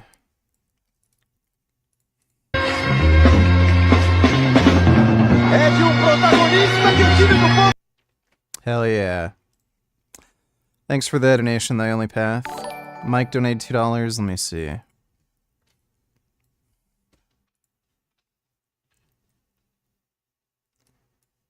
You and fuck Muslims that fucking rape little kids. Bro, fuck all you motherfuckers, bro. You guys are weird as fuck. Fuck all you Muslim ass, fucking weird ass fuckers. You're gonna regret saying all of this when you Guess sober what? up, Guess Ryan. what? I will never be touched because I'm with God. I'm with Jesus.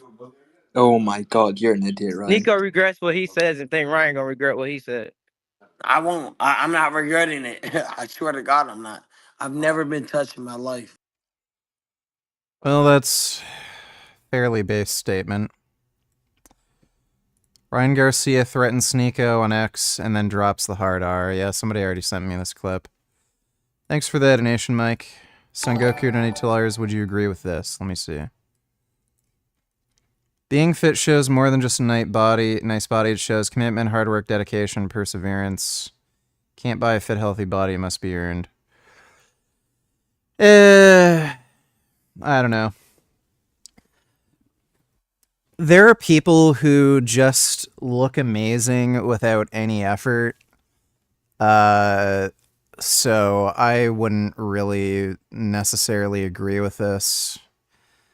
It can certainly show these things, but some people are just fucking losers with literally nothing in their life, and they just happen to really enjoy exercise. Does that show hard work and commitment? No, they're just exercising. Like everything else in their life, they're fucked-hearted. They can't hold a job. They can't fucking pay rent. They don't clean up after themselves, but they just go to the gym or just do calisthenics outside in a park all day. So I don't know. I tend not to really judge people based on their physical appearance all that much. You really have to know a person to really know if they have hard work, commitment, dedication. Thanks for the donation though, Son Goku. Gay Thoughts, donate $2, please watch. Where is Vegan Gains? This was 5 months ago. Okay, I'll take a look at this. Thanks for the donation, dude. Finish the Sean Baker thing first. Last night found out one of my co-workers, white, female around 40 woman, is a Trump supporter. I asked her how she can justify supporting a convicted sexual rapist. She thought it would be best if we didn't discuss it, lol. Yeah, there's not much you can do to really defend that. So, no shit. She wouldn't want to discuss it. Thanks for the donation, Alan. The information talking about how effed up, excuse my language, how effed up the healthcare system is, how screwed up our food system is. And it is. And it's clear. It is clear this is one of, if we talk about existential threats, continued chronic disease is an existential threat to our thriving as a species, as our survival as a species. I mean, we're seeing fertility rates going down, probably in no small part due to the fact that everybody's so damn sick. And if we do not address that, then we are going to just fail as a society. We're going to collapse into a big blob of obesity, right? This is what we've got on the table if we don't do anything about this. So it's good to see that. I mean, obviously, I have many, many thoughts and ideas around how to address these things, but hopefully, and I know some of the people that are influencing these campaigns, friends of mine, like guys like Callie Means, has discussions with senior people in these. Obesity isn't an existential threat for the world. It's more of an... I don't even know if I'd call it an existential threat necessarily. Obesity is a huge national security concern for the United States. Because if there's another large-scale war that requires forced conscription, you're going to have an issue. Because everybody's fucking fat. So people are going to get their conscription papers in the mail, and then they're going to go to a reporting office, and then, you know, they're going to be 300 fucking pounds and can barely walk, and then they're going to be like, well, you get off for medical reasons, and then you're not going to be able to, like, actually recruit anybody. That's the big threat that's the big threat obesity has right now in the U.S. anyway. Various campaigns, of course, I think that it needs to be done. It needs to happen. Let me know what you think. Who would be the best person to make these changes? And do you think anyone can make the changes? Do you think? That was a really stupid video. She's the type of person that you can tell hates her job but works it because she has to, and she's crabby and lazy. It's annoying working with her even before that. Yeah, I bet. I've always found working with anybody on anything is really fucking annoying. I hate working with people. Like, I remember in school, I flat out refused to ever do any group projects because I just couldn't stand having to talk to other people and negotiate and delegate tasks. Everyone's an idiot. Everyone's unreliable. Everyone has their own stupid, dumbass opinion where they're just fucking wrong. And I just can't stand working with people. Thanks for the donation, though, Alan. Dodo donate $2. Can you react to this? San Francisco. Folks, I don't know if you've seen these videos. We ain't showing them. I'll react to that in a minute. Thanks for the donation, Dodo. Hey everybody, it's Jason Blaha here, and I thought I would sit down and do a video for you guys and gals this morning. It's be a current events in the online fitness community. Sipping my water, get my radio voice going. Wondering what happened to Vegan Gains. He hasn't posted anything in weeks. I think the last thing anyone sent me, it wasn't even on his channel, so I can't find anything up. He made a criticism. People trash women for creating enough, but would you say that people are gonna use whatever advantages they have to get by in life? Like if someone is naturally athletic, smart, tall, etc., they'll use that to their advantage. So is sexuality any different? So...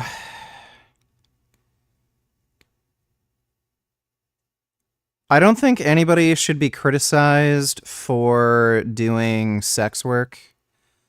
If you can make a large amount of money with very little effort, and you're not harming anyone, you're not breaking the law, things like that, I don't know why... Well, I know why people criticize sex workers. It's because they're fucking dipshits, basically. But yeah, I mean, if you're very smart and you use your intelligence to, I don't know, get a high-paying job. Like, there are people who are so insanely smart that, becoming like a doctor is just a breeze for them. So, I don't know why we have the standard where, people are so gifted in some aspect, whether it be, like, physical strength, intelligence... and then they can just breeze by doing things that most people find difficult. I don't know why we don't criticize them for doing something that's easy for them. But then when it comes to sex work, somebody's just naturally very good looking and everything and hot. And then they do sex work like post OnlyFans. Obviously, it's easy for them. Why we criticize them, like, it is obviously hypocritical and stupid.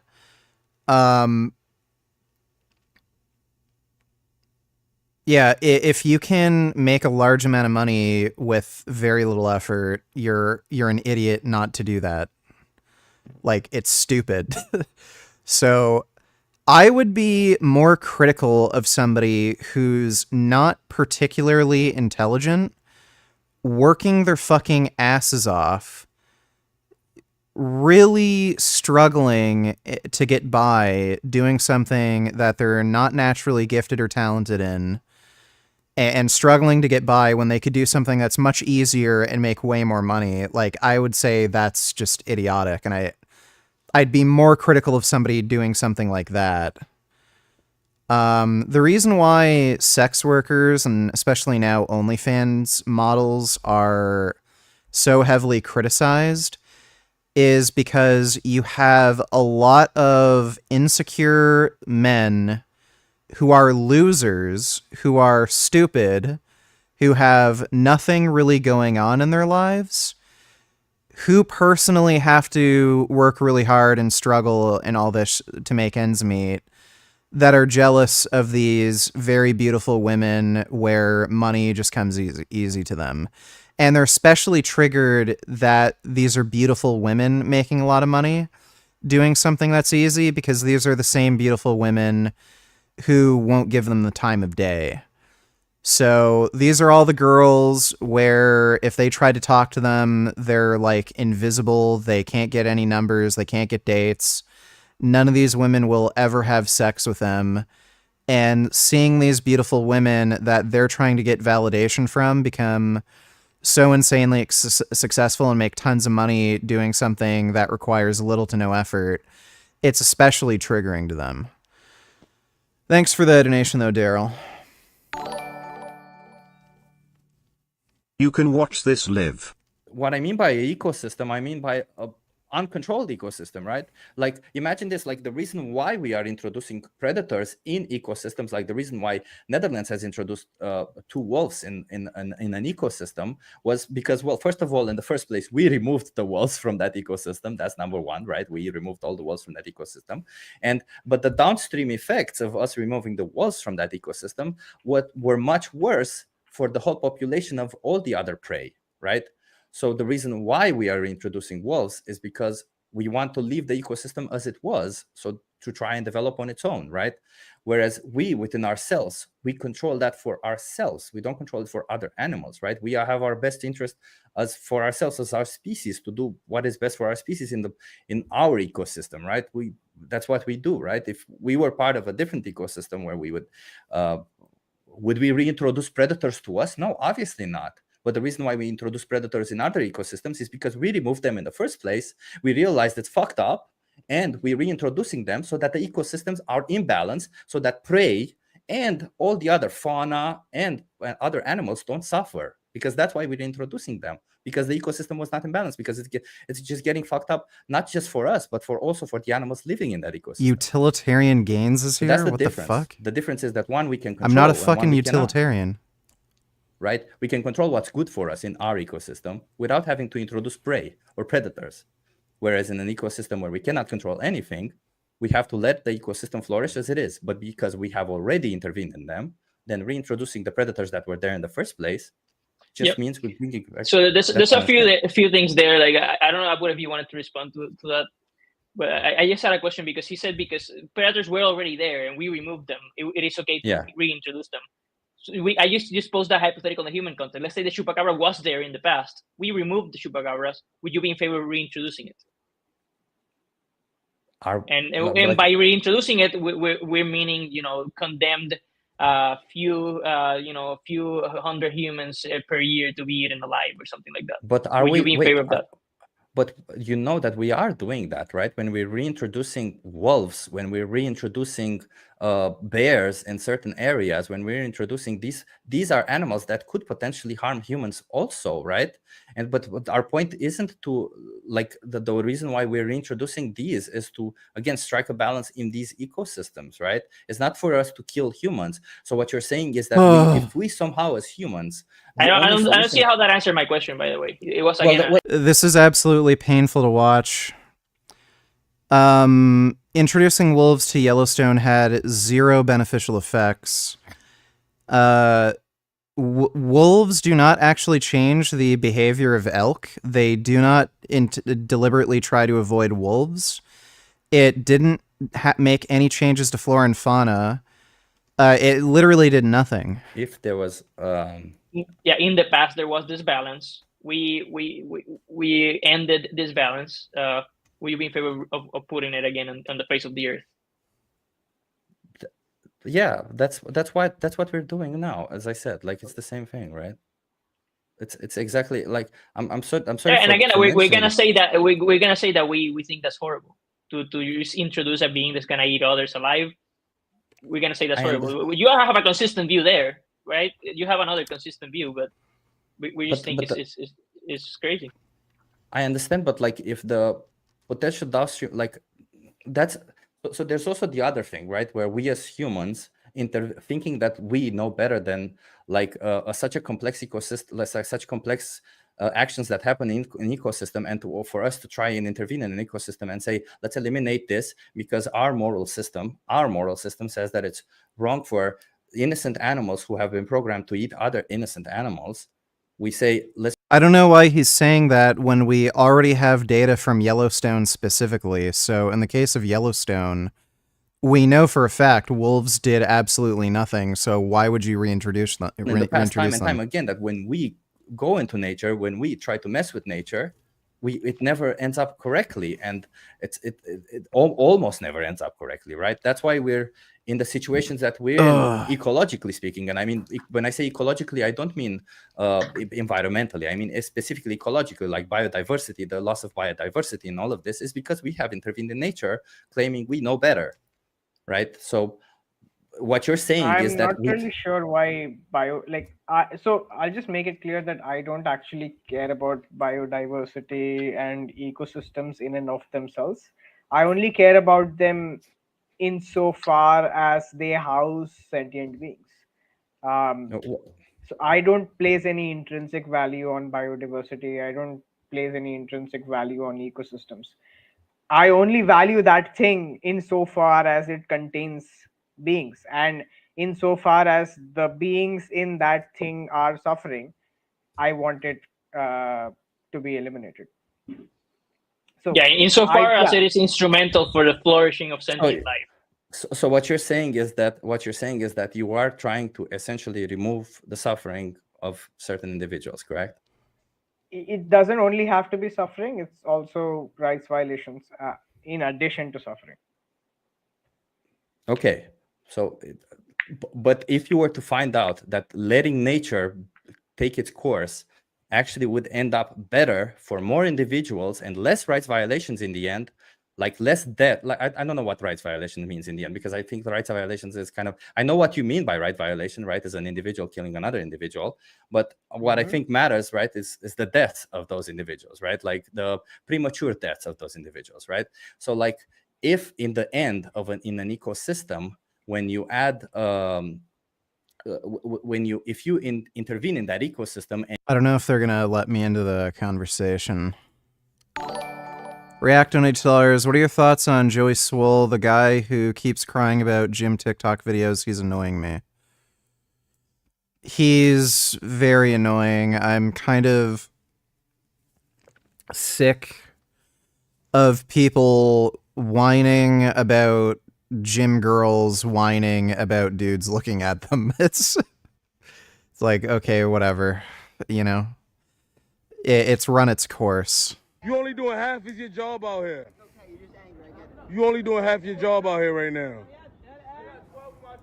The same size as my nephew. I'm good. What? Yo, what? Nah, you an action figure. I just want to pick you up and just, ooh, fuck out of here. You gotta stand up here to see where we coming from, bro, gangster.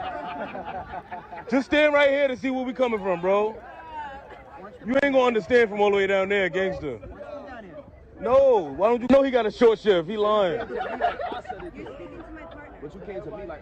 He only doing a half a day. He only get half pay. Short motherfucker. You cop and a half, you fuck out of here. You only doing half of your job out here. You only doing half your job out here right now. The same size as my nephew. I'm good. What? That's fucking funny.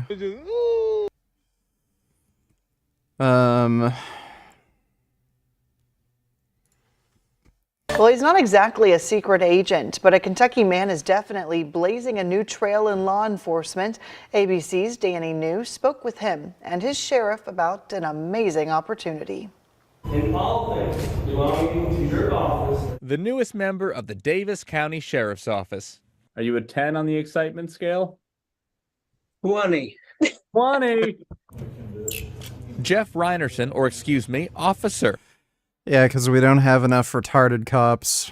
Jeff Reinerson just reportedly became the first person with Down syndrome to be hired as a paid deputy in a Kentucky Sheriff's Department. It's a paid integrated. Oh my god. What's the point? Which line would be the best target or something like that. But in the app, I mean, none of that is relevant to the principal question. It's just after you have accepted the principle, what do we do from there? But I'm agnostic about that. I don't.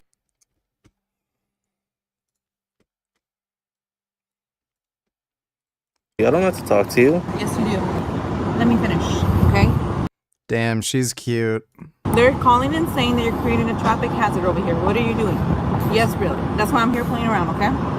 THOMAS 421 421. That's my badge number. All right, you're dismissed, Thomas. I'm not dismissed. Yeah, you are. Okay, no, you're being detained right now. Where's your supervisor? Right here. You're not gonna correct her? But when we have calls, You're dismissed. then that's a bad. You're dismissed. I'm not dismissed. Bye-bye. Because you're not my. You're dismissed. I am. Damn, Gina. You can record all you want, whatever you want, but here's the thing, we're having an issue, okay? Do what you gotta do, record however you want, all right? Just do not impede the truckers or... Don't forget to tie your shoes. I don't have to tie them. Okay. Any other questions? You are dismissed. Actually, I'm not dismissed. I have a job to do, and I'm leaving. Yep, that's what I thought. Bye, Felicia. Oh, what a fucking idiot, dude. Cops are... It's so hilarious when people clown on the police. She was fucking pretty. That's fucking good. Oh yeah, this was a great one. Get down off of there. Get down, get off the pole. Why do you have this in the passenger compartment?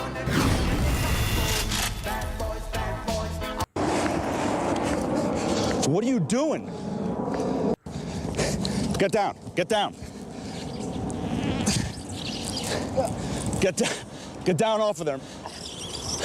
Get down, dude, off the pole. What are you doing, bro? Come here. Walk to the car.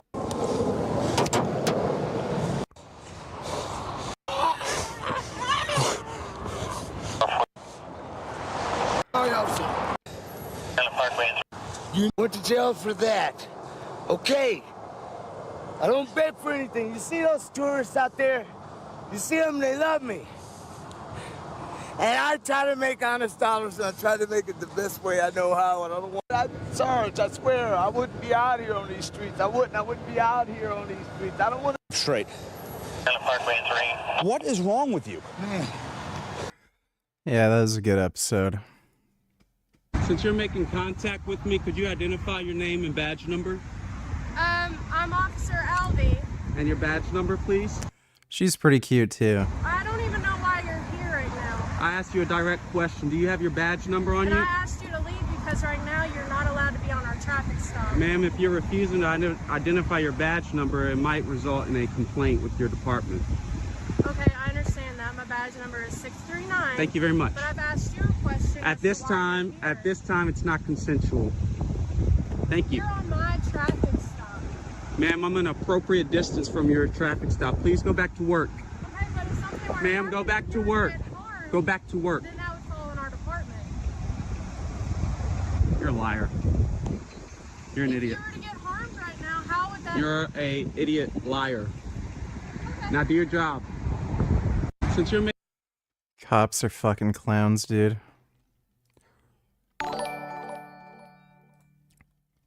Don't you think banning abortion with or without a punishment will highly decrease the amount of sex women choose to have with men? Either way, for me as a woman, if that was the case, it starts to just seem like a huge burden and risk, so I'd avoid it.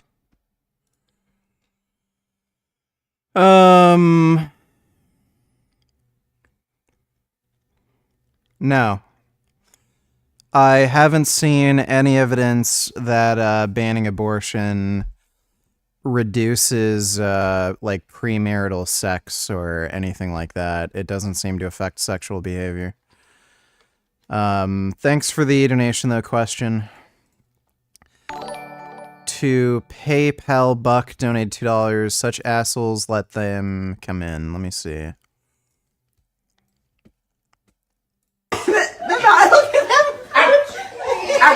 Come on, out. Come on, out. Friday, out.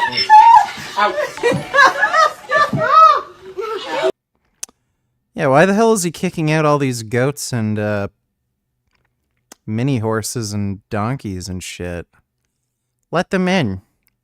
Fucking cunt. They belong inside.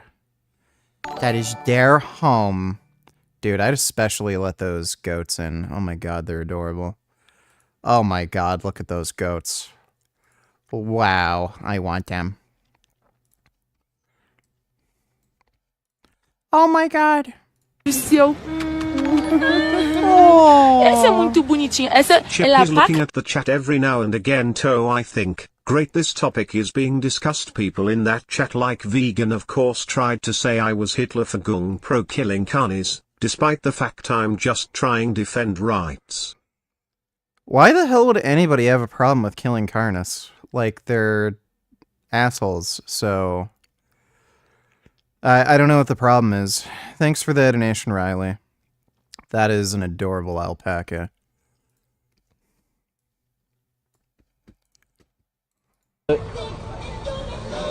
What the fuck? I'm scared. Oh! What? Imagine that coming right for you. Oh my god. Whoa. Oh my god. Oh my god. That is a good capybara. Jesus Christ.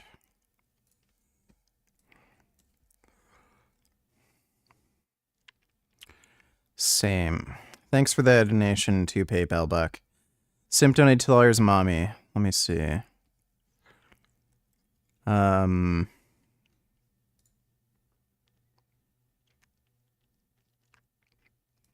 Is she missing a tooth?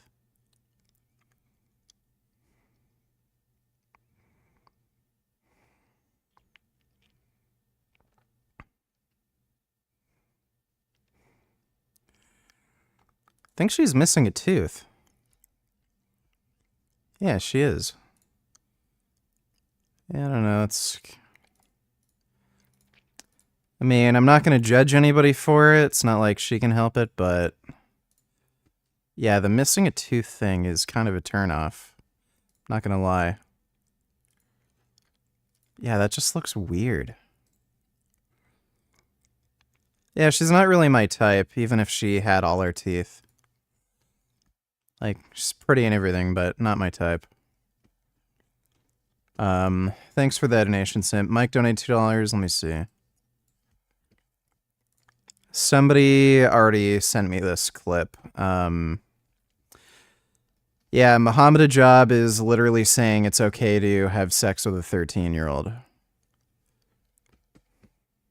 Otherwise destabilize the ecosystem. That's what you're saying, right? And it doesn't destabilize the ecosystem, but it shifts it the other way, right? Because what you're saying essentially is that the lives of one lion is worth less than 2 lives of a zebra or of a gazelle. Oh yeah, Yes. I don't mind signing off on that. I care about rights violators less than I care about victims. But they're not rights violators, right? Because we all acknowledge that they're all... that depends on the semantics. Like, if you're gonna bake into the cake Check some DM on agency Instagram. of like if you're gonna bake in agency into the theory of rights violations, then yeah. But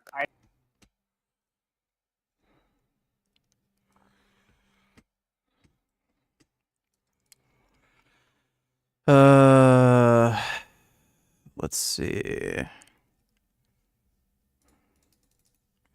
I'm not allowed to have a camera? What? Oh. There we go. Microphone, headphones. All right. Richard, he hasn't joined. Oh, here he is. Is it better now? What up? Hi. It's still okay. It's still kind of that way. Hi, Richard. Hey, so I was doing my own stream. I was kind of going back and forth, watching your stream a little bit. A few minutes ago, like 10 minutes ago, you were talking about Yellowstone specifically. I actually have that, yeah. Yeah, so there was no benefit found with reintroducing wolves into Yellowstone. The authors who originally wrote that paper disavowed their own paper. They actually found that... Richard. Yeah, what's up? The authors actually found that wolves had no effect whatsoever on the ecosystem. They didn't even have any effect on the behavior of elk. The assumption was elk would deliberately try to avoid wolves and it would change their drinking and eating patterns. It didn't. elk would not deliberately try to avoid wolves. They would just literally sit right next to wolves. It's only if wolves are chasing them that they'd ever decide to move or go out of the way. They also found that the only thing that actually reduced elk populations was human poaching. So people shooting elk with high-powered rifles is the only thing that actually reduced elk population. Changes to flora and fauna were actually attributed to just climate change, nothing to do with reintroduction of wolves. So knowing this, and that ecosystem in particular, what would be your argument to basically kill off all the wolves? Oh, I don't think we should kill off all the wolves. No, but what would be your argument to not kill off all the wolves in Yellowstone in particular? So what you're saying is that knowing that reintroducing wolves in the ecosystem that we probably have destabilized in the first place would not make it stable, would I still think it's a good idea to reintroduce wolves in that ecosystem? No, that's not what I'm asking you. What I'm asking you is, wolves weren't in Yellowstone. They were reintroduced. We know that reintroducing wolves had zero benefit, literally zero. What would be your argument against killing off all the wolves in Yellowstone, knowing that wolves have no benefit and we know they're brutally murdering innocent animals? I don't know, same thing as before. Like what you're saying is that first of all, I want to see some data for that, but like I'll take you on face value and assume that what you're saying is that wolves did not make any difference for us reintroducing them, right? But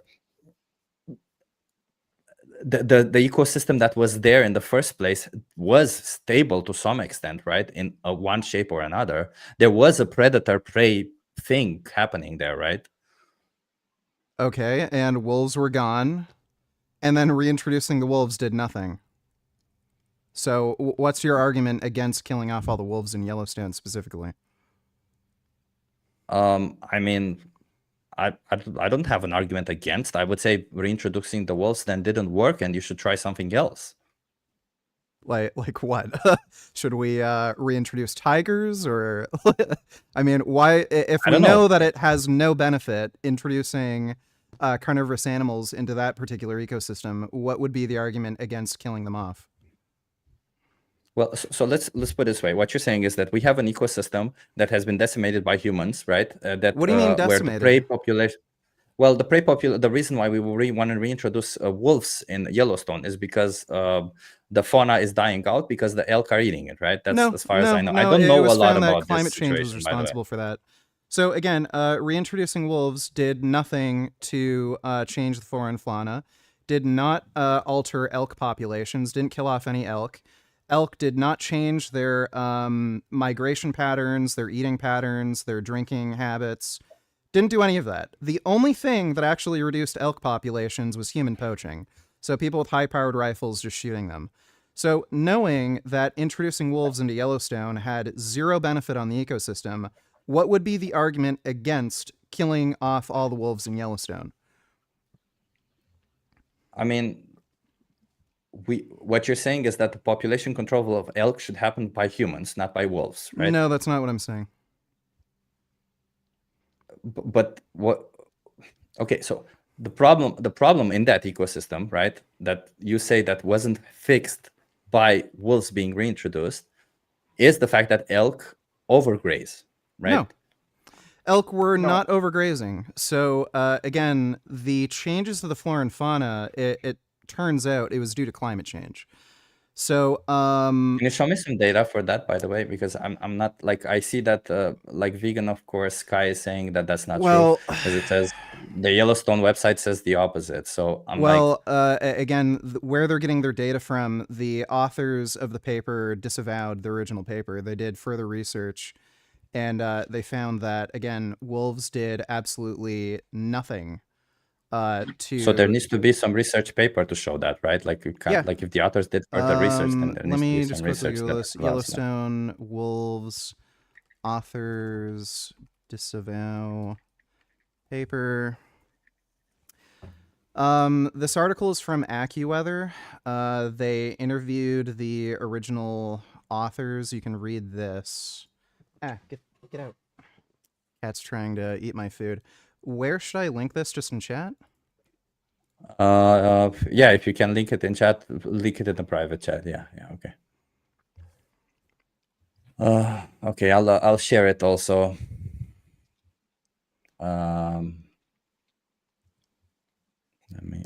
Yeah, but with increasing temperatures and with increasing temperatures and changes in rainfall patterns, you're going to get plants not growing as well as they otherwise would.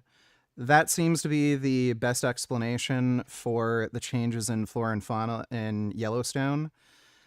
Again, the authors of this original paper, they disavowed their original paper, and they found that the only thing that actually affected elk populations was human poaching.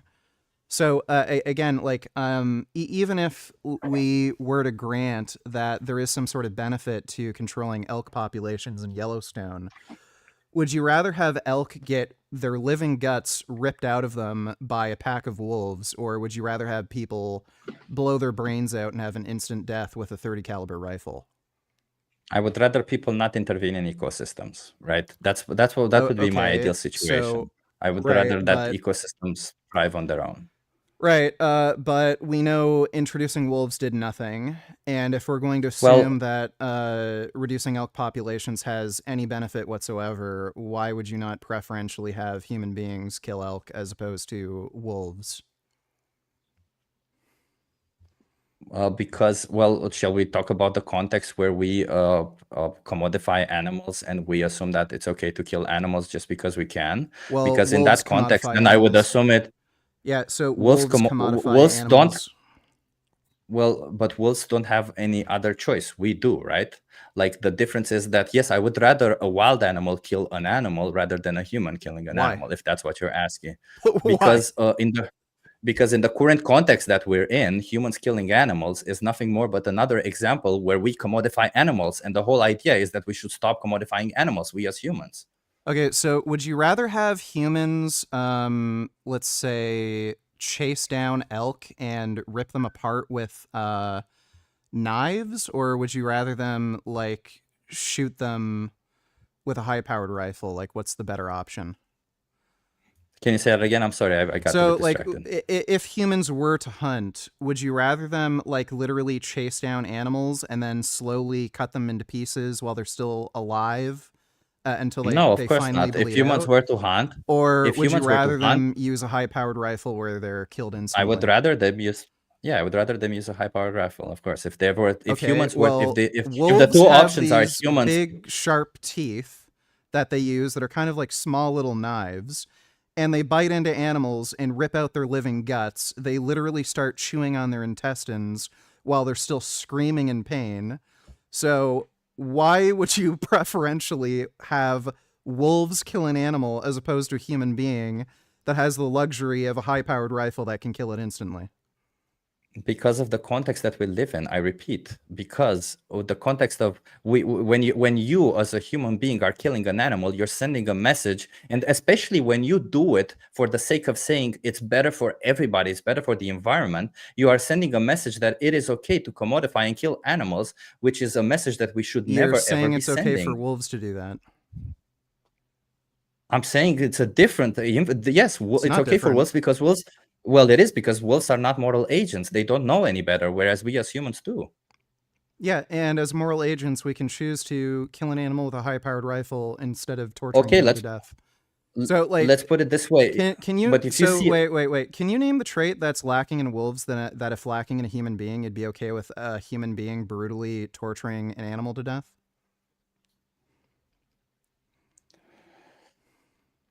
Can you say that again? I'm sorry, I'm getting distracted. Can you name the trait that's lacking in animals that if lacking in a human being would make it okay for the human being to brutally torture an animal to death? If human beings wouldn't exist in a system where we exploit and slaughter individuals, that's the trait, yes. So you're basically, okay with indigenous tribes people spear hunting where they have to chuck a spear at an animal no, multiple times? they're still humans. They're still humans being commodifying animals, aren't they? I don't know what you mean by commodifying. Like, I mean, wolves are commodifying animals in the same way. They're using them But as a wolves means to an don't end to know get any nutrition. better. Well, But wolves don't know any better. indigenous tribes people that are running around saying ooga booga while chucking a spear at an animal, do they know any better? If they do, then yeah, they do. If they don't, they don't, right? So I'm assuming the trait is basically mental retardation. So you're fine with like mentally retarded humans going around just torturing animals? Like if somebody with Down syndrome had a cat, you'd be fine with that person with Down syndrome like throwing their cat in a microwave and going like, "Ooh, Okay, cat go boom." Okay, I'll tell you what the difference is. The species. And yeah, it's the difference is the species. And you might say, well, it's a species argument. But the reality is that the human species commodifies all the other species in this animal kingdom. So the reason why we as humans should not be commodifying or killing animals just because we can is because we commodify animals, we as a species. Okay, what do you mean by commodification? Like we treat them as objects. You think exactly what we do in the whole animal when agriculture. a wolf literally rips out the living guts of an elk and chews on its intestines while it's screaming out in pain, does that sound like it's being treated like an object to you? I mean, it sounds to me like the wolf is using instincts to catch an animal. I wouldn't say that the wolf is commodifying them, right? It's like commodification means that you intentionally go towards treating them as objects, where you intentionally do what you're doing, right? It's not. That does not sound like a satisfactory explanation of what commodification is. Commodification just means objectifying an animal, a sentient being, as some sort of means to an end to get some sort of wealth or I don't know, resource from them. I don't see how it's any different. A wolf killing an elk so that it can eat versus a human being killing an elk so that it can eat. I don't see. So what you're saying is that there's no difference aside from like moral agency, but I don't know why moral agency would really be an interest to you. In either case, there's a victim. Like again, okay, so what you're saying is, would you like if there was a race of mentally retarded human beings that couldn't conceptualize right and wrong, like you wouldn't have any issue with those mentally retarded human beings torturing animals to death? In which context is the whole population? Are we talking about the same context that we're in right now? Well, let's say there was some sort of birth defect that gave somebody like some sort of syndrome like Down syndrome. Would you have a problem with somebody with Down syndrome putting their cat in a microwave and then watching their cat explode after getting cooked alive and then like eating some of the pieces of the cat? Of course, I would have a problem with that, but I wouldn't say that it's the fault of the person who doesn't know that what they're doing, right? It's like blaming a child for doing something they don't know is right or wrong. Well, right. And if there were children doing something horrible, even though they didn't know what they were doing was wrong, you'd do whatever you could to stop the kid. Like if there was I would probably die. Yeah. If there was we already like we already went down. So that path, again, if there was a kid who we know is suffering from like schizophrenia, schizophrenia is a condition where legally you can determine that somebody doesn't know what they're doing. So they don't have moral agency if they're in a schizophrenic episode. So if there was a 15-year-old kid who is in a schizophrenic episode and thought that they were told by God to kill all of their classmates with an AR-15, would you think it's morally wrong for the police to intervene and kill that deranged 15-year-old so that like their entire class wouldn't get killed? Again. Obviously, I would not want their entire class to be killed if that's what you're saying. But what I'm saying, right, there's a difference, because what I'm saying is that doesn't mean that that kid deserves to die, does it? That kid deserves to be stopped. I'm not saying that that kid deserves to die, because that's the difference, right? So do the kids in the class deserve to live? Yes, just as much as that kid Okay. who doesn't know what they're doing. The kids in the class deserve to live. Do the 15, so let's say there's a class of 30 students. Do those 30 students would you say those 30 students are more deserving to live than that one deranged 15-year-old with schizophrenia? I think they're all equal deserving to live. All of them You think deserve to live one equally. life is equal to 30 lives? No, I'm not saying. I'm saying each individual Okay, life so matters. so 30 a class of 30 students versus a deranged schizophrenic child with an AR-15. Who is more we already deserving to did this, live? 30 students but or one deranged schizophrenic kid with an AR-15? Okay, we already did this argument, Richard. I don't know how much of this debate you watch. We already did this argument, and I understand. Okay, if it's 1 versus 30, obviously it's better to kill the one person to save 30 people, right? In that sense, right? So what's the moral difference? I wouldn't say it's right. So what's the moral difference there versus wolves in Yellowstone that have no benefit to the ecosystem, and we know those wolves are going to brutally murder many different animals, including elk? Okay, relocate the wolves. Why do you have to kill them? Okay, so are we going to relocate them to a wildlife facility where they're going to be fed vegan dog food? I don't know, maybe. Whatever. If there's a solution where you don't kill them, why would you choose to kill them? So I see that as the only realistic, practical solution. But I don't think there is anything practical about calling odd man predators. And if you want, we can go into the whole thing about it. We've done it many, many times. We've made many carnivorous species extinct on many different pieces of land. So today, we could just have people go out and hunt wolves in Yellowstone, and they'd basically be eradicated within the week. So I don't know how that's not practical.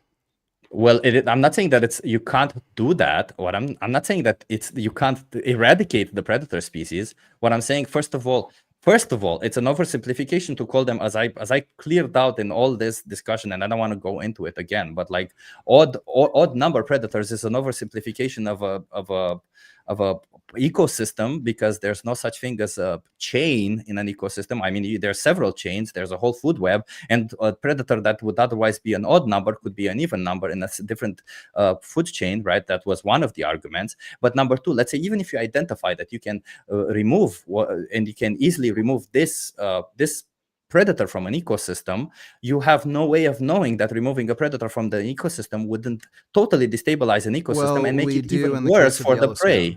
So we do in the case of Yellowstone. Well, we don't. Not even in the case of Yellowstone, because of Yellowstone, because for a very long period of time there were no wolves in Yellowstone. We introduced wolves. It made absolutely zero difference to the ecosystem. So in the case of Yellowstone, we absolutely do know, and for some reason you're holding this ideological position that even though we do know, we have all the data we need to perfectly understand that wolves in Yellowstone have absolutely no vital role to play. They're useless. You still want horrible, retarded, carnivorous animals to brutally murder other animals for absolutely no practical reason. It just sounds like you're an ideologue who's completely against killing animals under any fucking circumstances, even if it would benefit the lives of sentient animals. So first of all, please abstain from using the R word. Please. I just don't like hearing it. I have friends who are intellectually challenged. I don't want that. I don't want to hear that. So please just. Well, I'm not talking about your friends. I'm talking about kind of people who are. I know, but the word itself triggers me, and I would ask you, it's a derogative term. Please stop using that. Okay, could you just never use the word skibbity? It really triggers me. I will not use that word if it triggers you. Okay, thank you. Now, moving on. What I'm saying is that what you said in your article that you provided is that reintroducing what in the article that you sent me, it doesn't say that wolves being in that ecosystem is bad. What it's saying is that reintroducing the wolves in the ecosystem did not work, right? So the solution that we ourselves provided didn't work. Yeah, so what I'm saying is then, okay, don't reintroduce them. So the article wasn't making any normative claims about wolves killing other animals. The article was making descriptive claims as to whether or not the ecosystem benefited.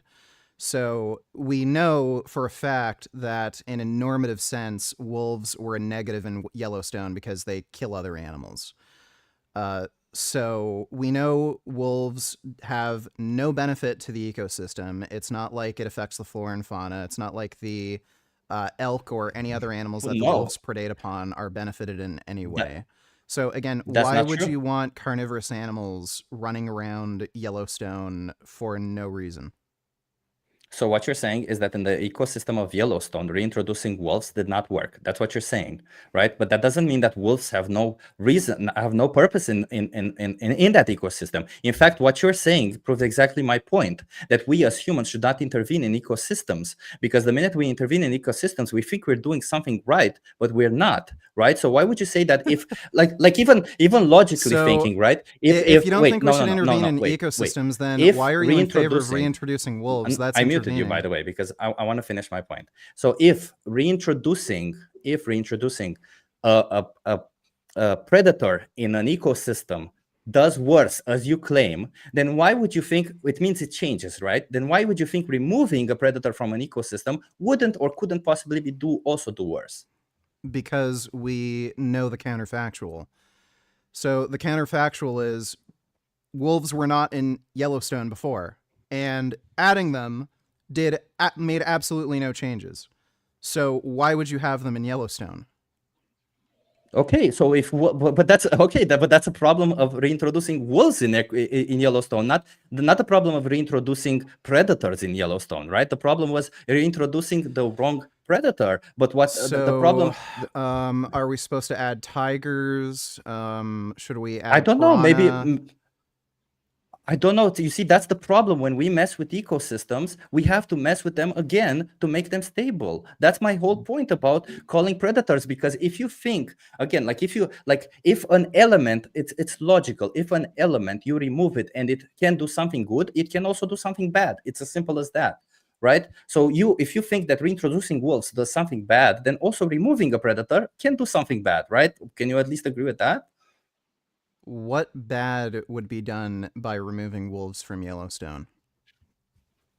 I don't know specifically about wolves in Yellowstone, but removing them also doesn't have to be killing them, right? It could mean, again, relocating them. Okay, well, I don't know of any wildlife sanctuaries that would take in, I don't know how many wolves were reintroduced, and also feed them a vegan diet, so culling them seems to be the most practical option.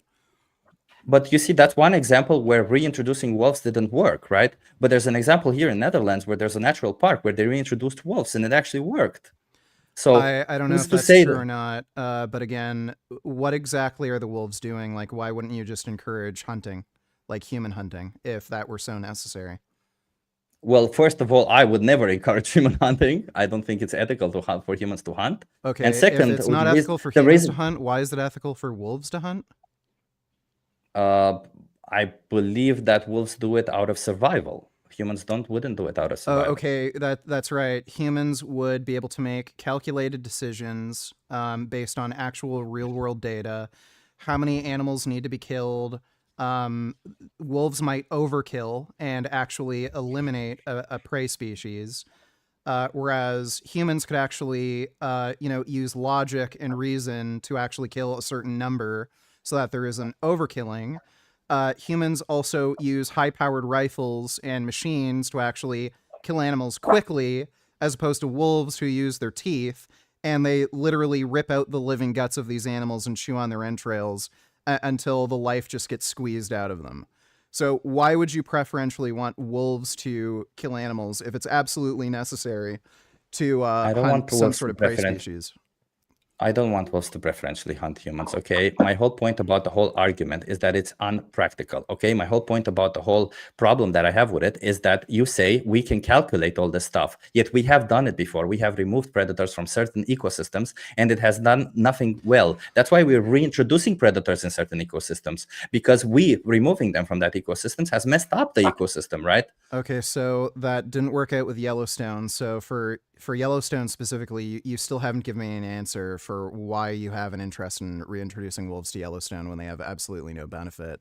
It just sounds like you have some weird ideological fetish with just having animals kill other animals. Okay, so then why do you have a problem with just getting rid of all wolves from Yellowstone, whether it be through hunting or rehoming them in a sanctuary. Okay, remove them. I don't have a problem with that. I'm not saying that if wolves are introduced artificially by humans in an ecosystem, if we've messed with an ecosystem, then I think it's at least our duty to keep it, to try to make it balanced again, right? But our duty to keep it in balance doesn't necessarily mean we to introduce ourselves in that ecosystem where we hunt for pleasure, especially in a context where we as humans exploit 80 billion land animals just because we can. I think it sends out the wrong message, right? So if you ask me if I would rather an animal kill an animal than a human kill an animal, yes, in this current context, in the context that we're in, I would rather an animal kill an animal so that it doesn't send the wrong message. Maybe in the future, if everybody in the world is vegan, then maybe we as humans should be doing what you're saying. Maybe, but even then, I still have problems with the whole calculations of it. Okay, so no one can just go out and hunt. There's actually a lottery system when it comes to hunting permits. You need a permit to be able to hunt. So we're very good at doing this. We're very good at tracking wildlife, how many animals exist, how many animals should be killed, and we track things like deer population. There are people who also hunt bears, hunt wolves. We also track their numbers, and there's a lottery system permitting, a certain amount of killing of all these animals. So I don't know how you could argue that it's impractical to have humans manage some of these predatory duties, and why you would preferentially have animals that will because of the brutally context. murder each other. Well, you're having animals brutally murder each other, and on top of that, animals aren't intelligent. Wolves will, animals kill for fun. Animals will just overeat, overpopulate. Like, you don't think it's possible for wolves to overpopulate and then overkill It is, deer? yes. So it is. I don't understand. So, and then, humans have to come in and kill some wolves. Like if people are going to be interfering anyway, I don't know what your issue is. If we have to do this, I don't know what your issue is with just killing carnivorous animals, and then just having human beings come in and do the hunting. Well, my problem is that just to be clear, what you're implying is that why would we let an ecosystem balance itself out? Because it might not balance itself out, because we have already intervened in the past and it's no longer in balance. And no matter how much we try to make it in balance again by reintroducing predators or doing whatever, we cannot get it in balance, right? So what you're saying, that since we cannot get it in balance naturally by reintroducing predators, is that we should take it into our hand and control this whole ecosystem so that we get it in balance by us, by hunting, by doing whatever we do, right? Is that what you're implying? Yeah, we're clearly better at it. Okay, so but in this situation where you say that that's what you're implying, you're saying we're clearly better at it. The reason why we are introducing predators is because we're clearly not better at it. Because today, I spent a whole day trying to look at cases where we have done this in the past, and all that we have reached is we reached places where we realize we don't know enough. No matter how much we track, no matter how much we do, we don't know enough. So what would be is by the way, what do you even mean by an ecosystem is unbalanced? Because that word is getting thrown around a lot, and I really don't give a shit if there's 10 times as many squirrels in a forest. Like, what does it mean to be unbalanced? Unless you can show me that there's some sort of existential threat to humanity killing off all these animals, all we really need is trees to exist to suck up exactly carbon dioxide to so what does it mean for an ecosystem to be unbalanced? Well, it means exactly that the fauna gets affected. It's not as you said, right? It's not I agree with you that maybe us having this mentality where we say the population of deers or the population of this other animals needs to be in check, right? What I think an ecosystem, the reason why we control ecosystem or why we try to keep them in balance is number one, biodiversity, so that we have more species. I assume you don't care about that. More species?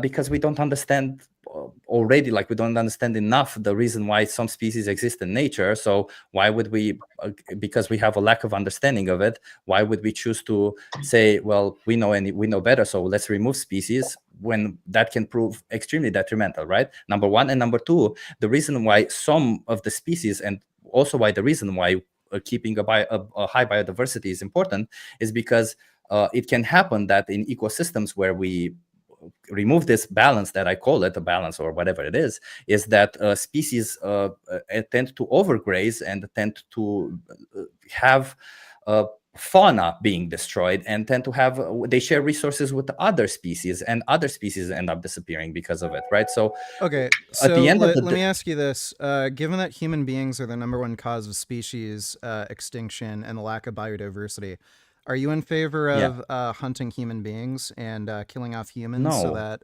Well, why? No. You literally just said that biodiversity is important, so we should kill off human beings to but it's not the most protect important, is it, biodiversity, right?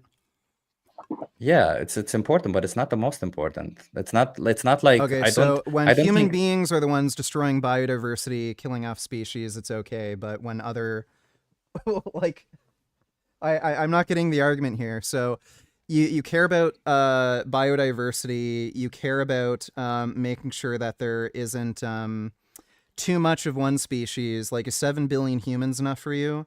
You could argue that there's too many human beings, especially with modern consumption practices. So, like, I'm sure there might be, what's your argument against hunting human beings to protect nature and biodiversity? I don't think we as humans should hunt anybody. I don't think we as humans should hunt either animals or humans. That's easy, right? Okay, but humans are the #1 cause of biodiversity loss, so... Okay, and can we reduce that biodiversity loss without killing humans? Probably Apparently we can. not. That's what we're trying to do. I don't know how that's...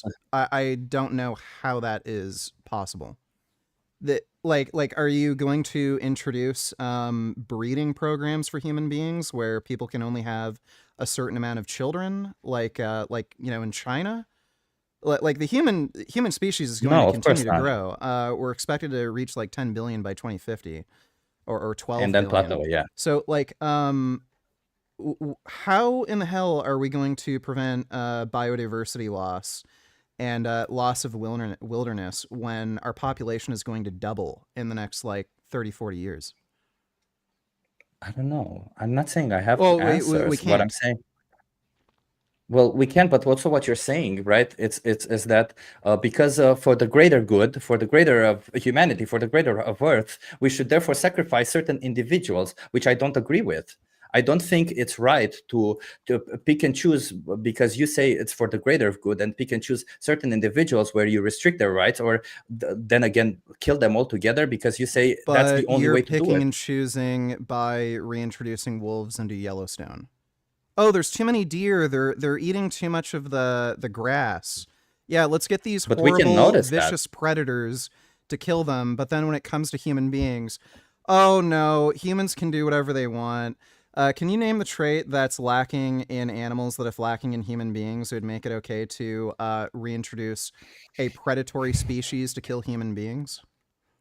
It's funny because Harry and Apuda did exactly the same thing, and I mentioned that I told them exactly the same thing. It's about humans not being part of any ecosystem, or not a part of ecosystem that regulates itself. Whereas a natural ecosystem, is supposed to regulate itself, right? Whereas we as humans regulate, if we are part of any ecosystem, where you would call a city or where we live or whatever, we as humans have the place where we are ecosystem, then that's an ecosystem that we regulate using logic, using data, using all sorts of stuff. But when you take a natural ecosystem, that regulates, it's supposed to regulate itself. That's why we reintroduce carnivores. That's why we introduce all of this. Well, predators, not carnivores. Look, human habitation is in conflict with the natural world. If we're going to have more human beings on the planet, you're going to need new houses, new building projects, more cities, more farmland. So I don't understand how you can have these two viewpoints where we have to protect the natural world, protect biodiversity, and prevent overpopulation of certain species. But for some reason, you don't have a problem with humans increasing in population. Because well, we as humans increasing in population, we can control that, right? I'm not saying controlling the increase of population. What I'm saying is control the factors, as you say, that we would need more land. Because if we as a population become vegan, then all of a sudden, right, we have enough land to do it. If we as a population start designing cities intelligently where we could fit more people into less land, then we can all of a sudden have more population, right? It's not like the only solution is to stop people from multiplying or to kill people or to kill the other thing, right? In the ecosystem where humans create, there are multiple solutions where it doesn't involve killing anybody. It's I wouldn't call it a solution. If everybody were to go vegan, that would increase food security, but you're still going to need more human habitation. So if you get a population increase, if we were to all go vegan, we could reduce our farmland, but if the population increases, you're going to have to increase farmland. You're also going to have to build new cities, build new road infrastructure, highways, transit systems. All of that is going to have to require knocking down trees. So again, this seems like a double standard where you have this interest in protecting nature, preventing certain species from overpopulating, because for some reason you're worried like elk are eating too much grass or something, but then when human beings are like knocking down trees to build new roads, like that's not a problem. Okay, so let me, because I think you're putting words in my mouth and I don't like that. So I'm not saying that elk are a problem because they're eating grass or whatever, right? The reason when I say an ecosystem is out of balance is not because elk are eating grass or whatever, is because the things that elk are eating is a finite source. And at the end of that finite source, the way they're eating it, we can calculate and find out that they themselves would end up starving to death because they wouldn't have any resources, or they would have to migrate to different areas where they would consume those resources and thus eliminate other species. The reason why, when species share resources, the problem is the reason why predators have a role in this ecosystem is because predators keep the number of population in check so that they don't overconsume, so that they can still share resources. The minute that one overpopulates is they use way too many resources. And I understand that that's kind of what we as humans do. That's not the case in Yellowstone. So again, I don't understand why you have an interest in reintroducing wolves into Yellowstone. I don't have an interest in reintroducing wolves in Yellowstone. Let me be clear, okay? If you say, like, I read about it, I read about the Yellowstone. I didn't go into depth into the Yellowstone case, right? I read about it, but if you say that like the Yellowstone case did not work with reintroducing wolves, that's okay. That maybe that wasn't the solution, right? But the reason why they reintroduced wolves, do you think that the people who reintroduced wolves in Yellowstone just did it for the fun of it, or did they do it because there was an ecological reason for reintroducing wolves? And when I say ecological, I don't mean environment, by the way, just to be clear. I mean ecological, for the sake of the animals and the fauna. Yeah, and that failed. It did nothing. It did nothing because it wasn't a good solution, right? Like, we as humans can fail and it can have solutions that are good or solutions that are bad. Well, right? It did nothing because wolves are not a predatory species that seems to affect the population of elk. Only humans affect the population of elk. Humans are the only ones with poaching that seem to affect the population of elk. So, so are you saying that us as humans involving or trying to change an ecosystem has gone wrong? Is not working? Is that what you're implying? No, what I'm implying is, why in the fuck would you want wolves to exist in Yellowstone? If you have knowledge beforehand that they have no benefit. So, like, in any case where we know that there is no benefit to having a carnivorous species in a given ecosystem, why would you want carnivorous animals to exist? So let me explain exactly why. So I didn't go in depth into this one, okay? Without wolves, and this is specifically about the Yellowstone, without wolves to control the population, elk numbers increased dramatically. This led to overgrazing of willow and aspen trees, which in turn degraded habitats for other species, such as beavers and songbirds. Okay, so that's why. That's it. Yeah, so that didn't happen. Because Alan, by the way, Alan Sv3rige made the same mistake. He had this analysis that elephants were overgrazing and they were destroying a number of the flora and fauna in Africa, and he encouraged this mass fucking culling of elephants. And it turned out he was totally wrong, and elephants weren't actually overgrazing. And he actually, again, said later in one of his TED Talks that that was a massive mistake, and he was responsible for killing thousands and thousands of elephants. So what you're saying is, yet again, humans intervening in the ecosystem is not okay. The point I'm making is, let's just assume let's just assume for the sake of argument, we know for a fact a carnivorous species has no benefit in an ecosystem. It doesn't reduce prey populations. It doesn't change their behaviors, and eliminating them would not cause some sort of existential threat to certain species. It wouldn't cause overgrazing where an entire species will end up starving to death. It doesn't do any of that. They're just filling in a useless ecological niche. Why would you have a problem with eliminating that species when you know all they're doing is just torturing and murdering other animals? So what you're saying is an if towards all that, right? Because I don't want to be... Well, we're talking about a principle here, and we're talking about ethics, so it doesn't matter if it's hypothetical, but what's your response? Like, what's your answer to that? In a hypothetical scenario where we could remove one species, as you say, and there would be absolutely no ecological disaster, and we as a human beings have already evolved, have some full understanding of nature, and nothing will happen otherwise, then I don't think I have a problem with it necessarily. I still think it's a bit of a supremacist view. But we agree, because we get to the same point where this argument of calling predators is highly unpractical, because this situation that you mentioned, where we have all the variables and we know for a fact that it would never ever impact any ecosystem, is non-existent.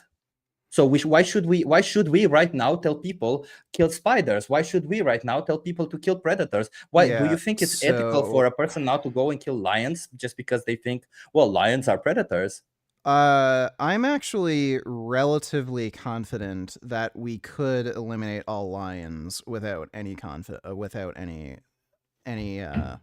serious consequences. But again, we have a circumstance like in Yellowstone where we do have all these facts together, that we could wipe out all wolves from Yellowstone, nothing bad would happen. So again, relocate them, don't kill them. You agree that if nothing bad would happen, we should eliminate carnivorous animals. So we'll relocate them, yeah. Well, okay. Again, I don't know how you're going to relocate thousands and thousands and thousands, and in some cases probably millions of animals, and put them in some sort of habitat where they're fed like some sort of specialized vegan diet. If we could do that, great. But if we couldn't do that, why would you have an issue with killing them off? The reason why I'd have an issue with killing off is because it's exactly the same ethical principle that we do with animal agriculture, right? We intervened in an ecosystem, we destabilized it, then we try to stabilize it by introducing an animal, right? Because that's exactly the case that you're mentioning. And in this case where we reintroduce an animal, that animal multiplied, it did not stabilize the ecosystem as we thought. And all of a sudden we say, okay, well, let's fuck up, let's remove this animal because we reintroduced them in the first place, right? So us playing God in ecosystems, I don't think that's the right thing to do. I don't know. Do you think you're ignoring what I just said? So I just no, I'm not ignoring what you just said. I'm saying that there is. It had nothing to do with what I just said. So I just asked you, in the case of Yellowstone, if the only practical solution to getting rid of wolves would be killing them, why would you be against that, knowing that they have no useful purpose in Yellowstone for, balancing the ecosystem? Does a wolf deserve to live less than elk? Yes, because they're carnivorous. But so a wolf deserves to live less than an elk because they were born in a certain way. Yes. So isn't that a speciesist attitude where you say because this species is carnivorous? So you could say this about anything. You could say, does Hitler have less of a reason to live than any Jew? Well, if you grew up in the same circumstances as Hitler, if you were some autistic weirdo who had a fucked up family history, who was manipulated by like some crazy racist dude who believed in this Aryan race, you would be the same as Hitler. So does Hitler have any less of a right to live than anybody else? You could make this deterministic argument about anyone or anything. So the fact is... But I'm not making a deterministic argument. You're making a deterministic argument. The fact is, through circumstances of genetics and social factors that Hitler had no control over, he became a monster. Through genetic factors and social factors that wolves have no control over, they become monsters. Why would I have a problem with killing Hitler? Why would I have a problem with killing wolves? We are all products of our environment and our genetics, and we are the way we are because of factors outside of our control. So, yes, given that wolves, regardless if they have agency or not, are carnivorous and they're going to brutally murder other animals, they do not deserve to live as much as an elk. But you're assuming that the universe is deterministic, right? Whereas we have no proof of a deterministic universe, right? So what your whole argument of whether deterministic universe, were you not the one who just argued that wolves have no moral agency and they're just going to do it because like they're forced to? Yes, but wolves have so no moral you believe agency. In determinism. That's not determinism. But that's not determinism, is it? So you're telling me a wolf is going to just decide to go vegan and eat like go find like some person who owns a vegan pet and steal vegan dog food so it can live a vegan life? Dude, that's exactly what I'm saying. That wolves don't have a choice. Yeah, so Hitler had a choice. That's the opposite of determinism. So then you believe in determinism. You just admitted wolves have no choice. They have no moral agency. They can't make these decisions. So you're the one making this argument, not me. You're admitting there is a deterministic truth that wolves are going to kill other animals. So if that's the case, and we know these are this is a deterministic reality, wolves will be vicious monsters. Why would you want vicious monsters to exist? Okay. Well, determinism only applies for animals that don't have agency. Then I'll say this way because I don't think we'll ever reach an agreement on this one, right? I don't think this is a deterministic argument, right? It's not like mental health issues. Hitler clearly had mental health issues. Some people argue he may have actually been schizophrenic with how paranoid he was. So you could say Hitler, because of his autism, schizophrenia, mental health issues, all the decisions he made were not necessarily his choice to make. So again, I don't have a problem with killing Hitler either way, whether he chose to be a complete cunt, or if he's just a cunt because through like no fault of his own. I'd kill Hitler. Okay. I'd kill a wolf, whether they have no choice to kill and eat a deer or whether they make the choice to kill and eat a deer. I don't know what difference it makes. The difference is, does Hitler understand morality? Okay, if Hitler did not understand morality, would you have a problem with killing Hitler?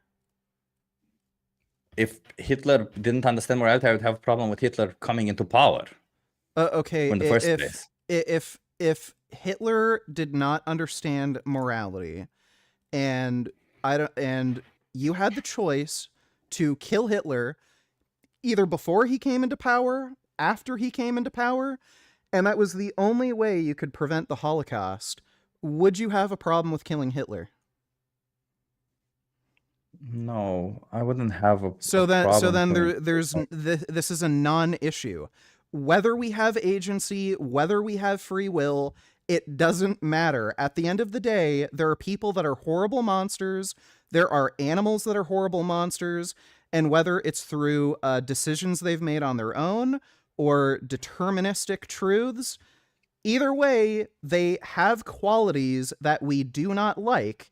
And the only way to get rid of them, the only practical way to get rid of them, is to kill them. So whether they have agency or not, whether free will exists or not, it's a non-issue. We've just proven it doesn't matter. So again, why would you have an issue with killing off wolves in Yellowstone, knowing that they have no useful purpose and all they're doing is torturing and murdering animals? Because Because they're cute and pretty and they look like dogs I like. No, I don't have any issue. First of all, I don't think because they're cute and pretty. I don't think wolves are cute or pretty in any way, first of all. The reason why I come back to the same thing, because if you ask me, yes, if Hitler deserved to live just as much as any other person deserved to live, but the fact that Hitler deserved to live doesn't justify the actions that he did, does it? Right? Doesn't mean that I wouldn't otherwise kill Hitler to stop him from doing what he's Hitler doing. Deserved to live? Just as much as any other person on this earth, yes. But to the sheer fact of being an individual. Why would you say that? Knowing Hitler killed 10 million people, including Jews, in the Holocaust alone. I said it doesn't justify the actions that he did. Do you understand that? Okay, if like we have the luxury of knowing history, somebody who put 10 million people into gas chambers, you're saying he deserved to live? I'm saying before he did all that, he deserved to live, right? Well, we have the luxury of understanding history. We know what he did. So why would a guy who would go on to kill 10 million people in gas chambers, why the hell does he deserve to live? I don't think he deserves to live. I don't think he deserves to do, I don't think his actions are justified. I repeat, can you separate yourself from the idea that your actions are not necessarily justified just because you, I might deserve to live. Let me ask you this. If you could go back in time and kill Hitler as a baby, would you do it? I don't know if I could do it, but obviously I would want to do it if that's what you're asking. Okay, so you would want to kill Hitler when he was a baby? I would want to stop Hitler. Yes, I would want to stop Hitler. That's what I want. Well, wait. If you could go back in time and I don't know, maybe you're like some kind of baby fetishist and you have problems with killing babies, but if you could send someone back in time like me who has no problem with killing babies, if you could send me back in time to kill baby Hitler, would you do it?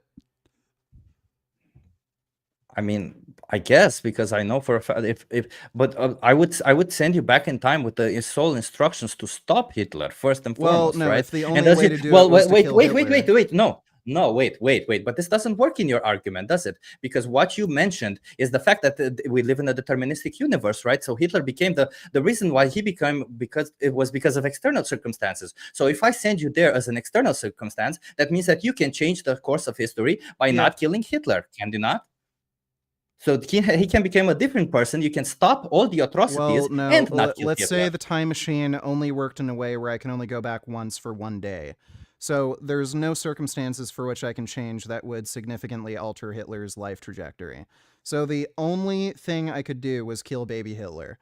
Would you send me back in time to kill baby Hitler? Of course I would want you to. Yeah, of course I would want Hitler to be stopped if that's what you're asking. Okay, yes. No, that's not what I'm asking. Would you send me back in time to kill baby Hitler? If I would want you to stop Hitler, if the only way for you to do that is by killing them, then I would say yes, go back in time and still kill Hitler. Again, I repeat. So, if you're fine with killing a baby before he does anything wrong, knowing in the future he will do something very wrong, why would you have a problem with killing wolves, knowing in the future they're going to do something wrong? Because I don't think that a wolf killing another animal is wrong. Sorry, why would a wolf killing another, why would that be not wrong? Because they're doing it for survival. They have to survive, right? Okay, so if I were to say, if I were to, I don't know. Can you think about the hypothetical? I have to go pee right now. Just think of a hypothetical meanwhile, because it's clear that. Okay, well, why don't you just go take a pee real quick, and then I'll ask you some more questions. Yeah. Because. But I don't think this is, I'm not going to need a hypothetical. I'm just going to ask you another clarifying question. Okay, better. Well, apparently Hitler deserved to live, but he'd be willing to kill him as a baby. How are you doing here? But not horrific. Not animals that are gonna horrifically rip apart others. Doing good. Vegan Games. Nice to meet you in video for the first time, man. Yeah. Apuda, I'm not familiar with who you are, but what's up, dude? Good. I'm doing good. I'm familiar with you. I've been watching your videos since forever. I really miss your skits though. Yeah. I've got a few video ideas where I might bring some skits back. Yep. This is kind of an insane discussion. He seems to just be an ideologue. So we already went over some of the fun, like we ran in the trade with like chupacabras and stuff like that, killing humans, and he's like, we've gotten enough to know that there are like fundamental value differences. So right. Okay, so you said it's okay to kill for survival. So what do you mean by that? So I mean, do you mean survive for 1 day, 10 days? Are there certain contexts in which something couldn't be considered survival? So say if I were to not want to buy food from a grocery store, if I had no other food option because for whatever reason I just don't want to buy food from a grocery store, could I argue that killing an animal in the forest would be justified because of survival? No, because you have options, right? It's not a survival situation. Okay, so survival situation there's implies some there's no other option. Right, so if there's some other option. So let's say the only other food I had to eat were gross spiders. Would it be justified to kill deer because the only other food option is icky spiders that taste bad? What do you mean? You would be killing spiders otherwise, right? It's the same. Why would it be? Spiders have a lower degree of sentience. Maybe I could say, what if there was like this, I don't know, berry out in the woods that really, really tasted bad and it like nearly made me vomit, and eating it doesn't matter.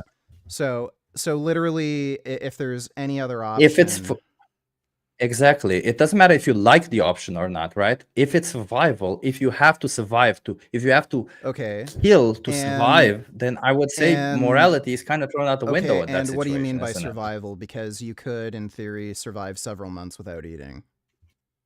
There you go. Survive several months without eating, and if you're left at a point where you would otherwise die without eating, then you do what you have to do to survive, right? At the end of the day. Survival is anything you would do at a moment in which you have no other choice, or you're just gonna like keel over and die.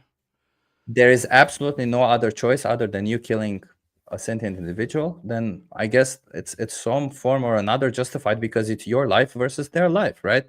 So why would you assume that their life is worth more than yours? And you as a sentient individual would always try to protect your life more than others. I would say everybody kind of tries to do that. So then, by definition, wolves don't kill for survival. So by definition, wolves don't kill well, they kill from instinct, but the instinct is of survival, isn't it? So they don't, by definition, kill for survival. What do you mean by that? Well, you just define survival as doing something you would absolutely have to do in a given moment to avoid death. A wolf hunting an animal is not something they have to do in any given moment to avoid death. They're hunting to be comfortable. They're not eating the minimum amount of food possible to survive. So by definition, it wouldn't be survival, it would be for comfort. So the avoidance of hunger. Well, the hunger mechanism, right, is a mechanism that is instinctively to avoid dying out of hunger. The reason why we have this signal is for that. So like the wolves don't know any better. The wolves don't know that they can't survive without killing. They don't know, do they? Right. So but by definition, they do they don't is kill for survival. So therefore, their killing is unethical. It can't be their killing can't be unethical when they don't know whether they can or cannot kill, right? It can't be like, it can't be that something you do is unethical if that's the only thing you can do. You just gave me an example of survival being something that you would need to do in a given moment to avoid death.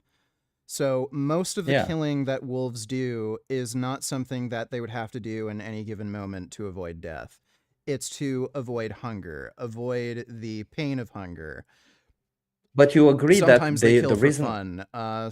Sometimes they just want to eat more and fatten up because they know, like, maybe later on they're not going to be able to get food, so they'll try to fatten up as much as they can.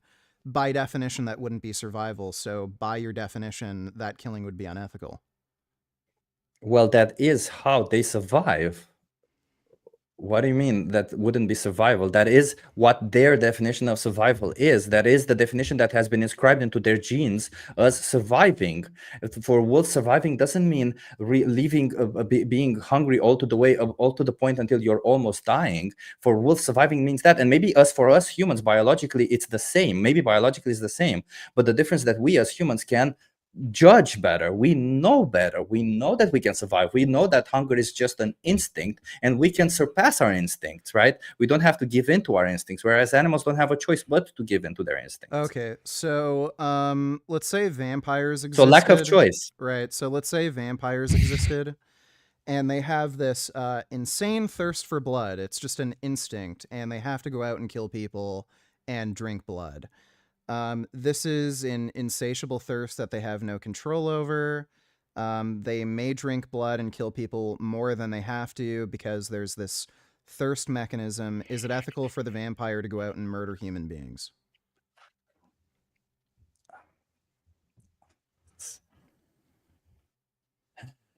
In a system, in their own system, and if they are conscious of ethics, right? I would assume that they are conscious of ethics, right? The vampires, right, are conscious of ethics. They're not.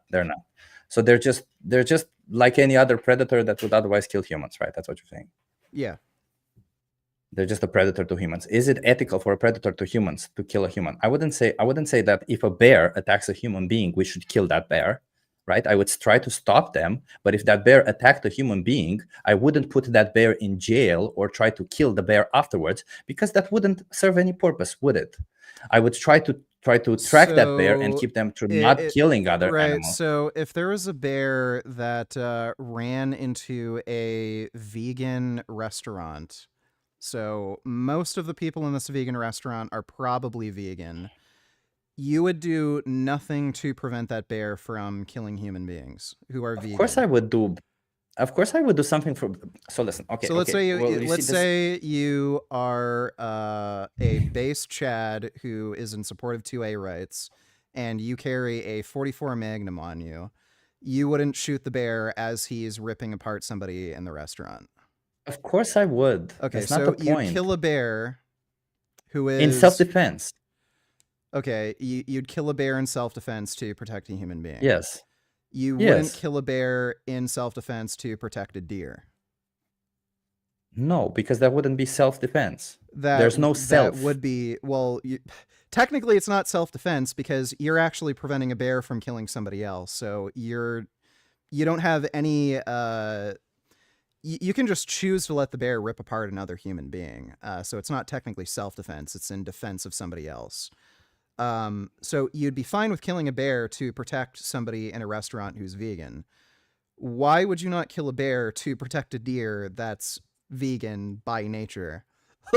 I don't think deer are really killing. He would kill the bear to just save one human, because earlier he said that the threshold is 2. That if a non-moral agent was killing just one being, he wouldn't intervene. It would be unethical to intervene. But if he was killing 2 beings or more, he would intervene. No, so that contradicts what you said earlier.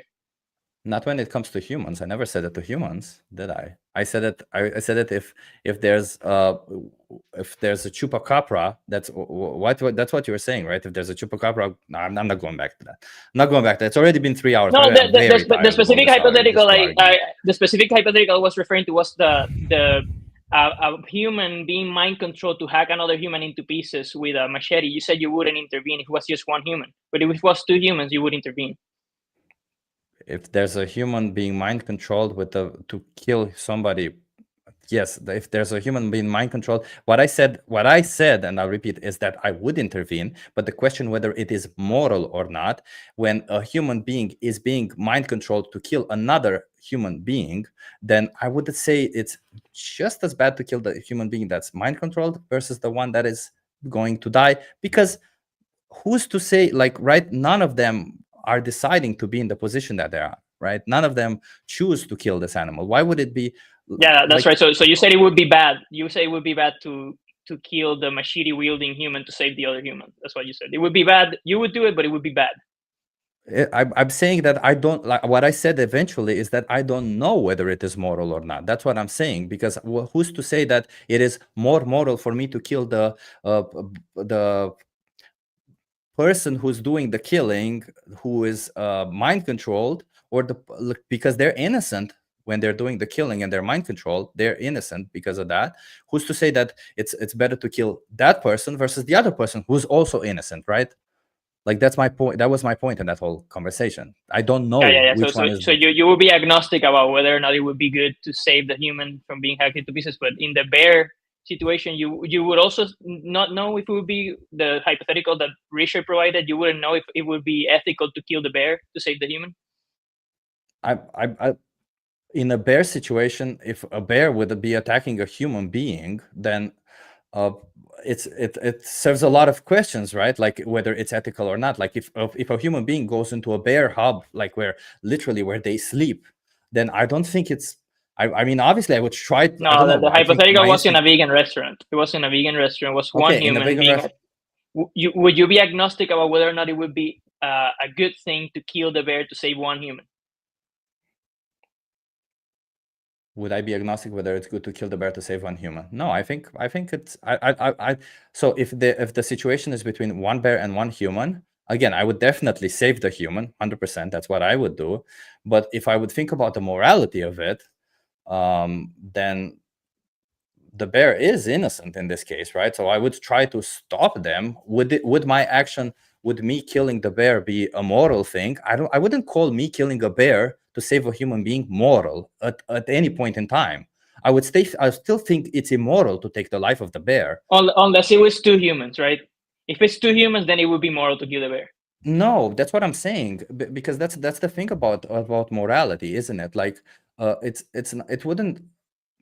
Okay, maybe let me see. If it's two humans, they're saying that if the bear attacks two humans, Jesus Christ, the only way to save the two humans was by using lethal force. Would it be ethical to shoot the bear? If the only way is to do that, I think it's the least non-ethical way, if that's what we're saying. I don't necessarily think killing a bear is ethical. I think it's the least non-ethical. It's the least, has the least amount of ethical issues. Can we say that? I don't think it's necessarily reaches the threshold where it's all of a sudden ethical to do so. Okay, so man. So I just thought you contradicted something you said earlier, but okay, that's consistent. Okay, Richard, you can go on, sorry. If that's the best outcome, to kill a bear to prevent them from killing a vegan, why would you have a problem with killing a bear to save a deer?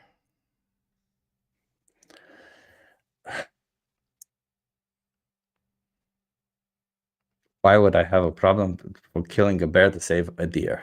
And if you think it'd be wrong for you to kill a bear to save a deer, then name the trait that's lacking in animals that if lacking in a human being would make it okay to let a bear kill and eat a human being. I think it's wrong to kill anybody, first of all. I don't think killing even is Hitler, ever. it's wrong to kill Hitler? If that's the only way to stop Hitler, right? Well, you keep bringing it back to Hitler, and I'll bring it. I'll make it very clear about Hitler. I make it very, very clear about Hitler. Okay, if the only way to stop Hitler was to kill him, I think you should definitely kill him. But if there's another way where you can stop Hitler without killing them, then stop Hitler without killing him, right? Would you say, like, if let me ask you this: if you could stop Hitler without killing him or stop Hitler by killing him, which one would you choose? Both of them, stop him at exactly the same time instantly. I'd kind of just want to kill him. Yeah, anyway.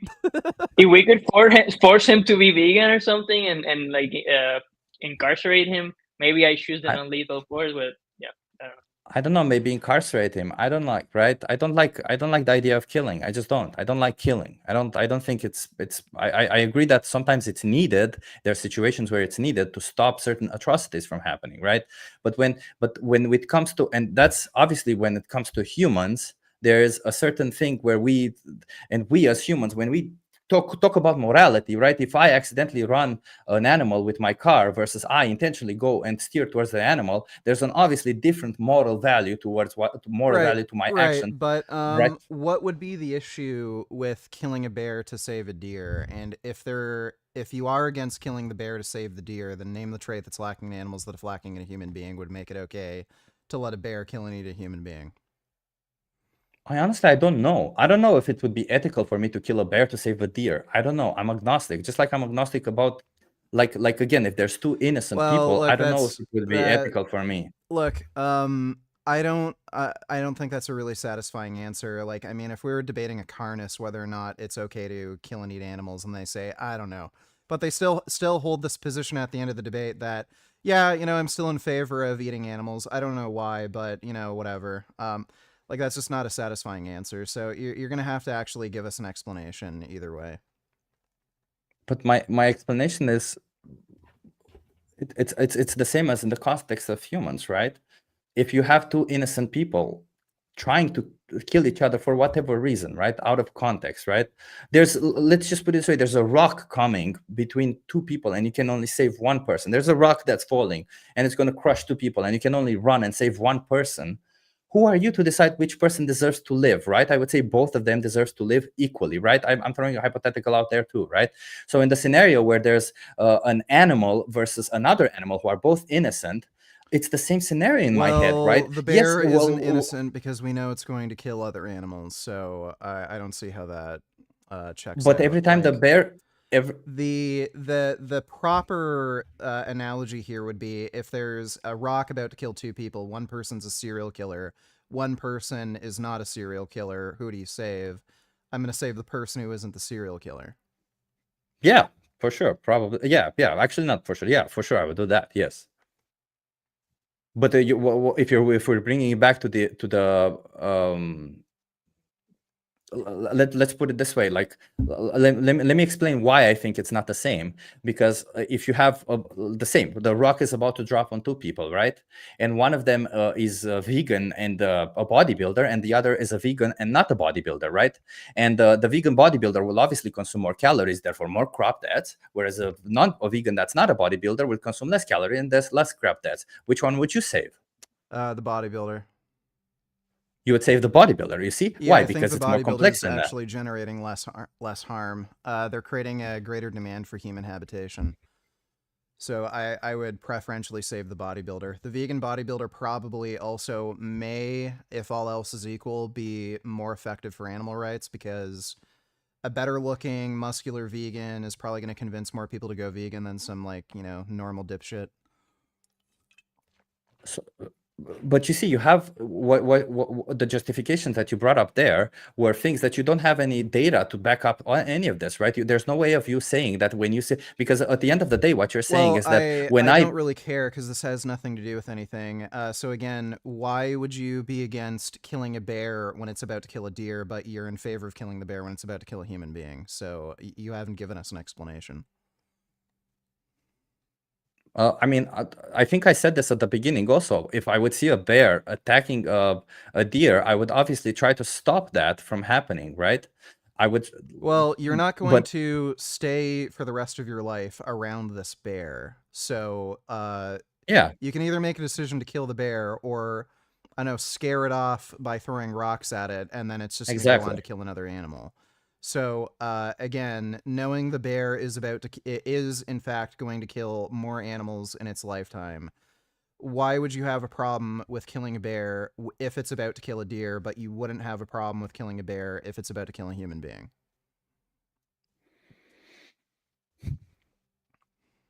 Why would I have a problem if the bear is about to kill?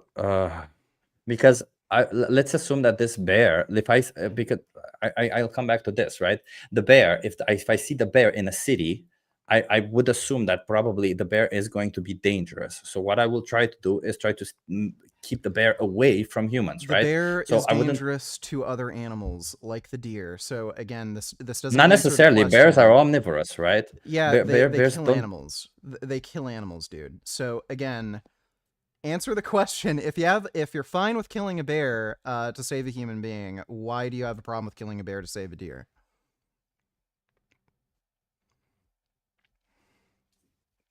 I'm trying to think how to. I'm trying to understand the logic in my head why that is happening. Okay, so now that's why I keep bringing it up to other things. It's not. Well, yeah, it's just not stop the reason changing why. the topic. Just like actually make an argument.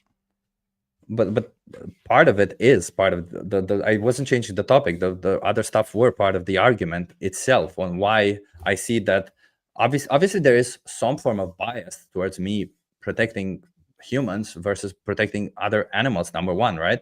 But I wouldn't necessarily go down that route and say that I'm a speciesist, because I don't want I don't want to be a speciesist, right? I don't want to be that. So that means that with depending on like this isn't a case of what I would do, but rather what I think is moral to do, right? So in the case of, as I said before, when in the case of an animal attacking a human, if the only way to stop them is to kill them, I would kill them, right?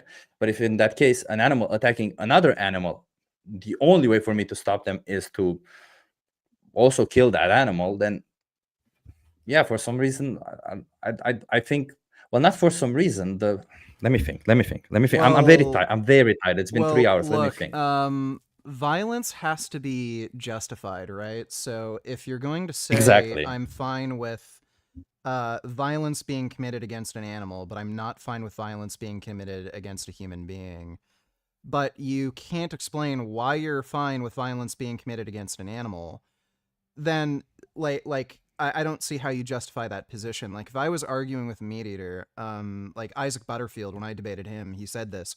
I literally can't think of a reason for why it's okay to kill and eat animals.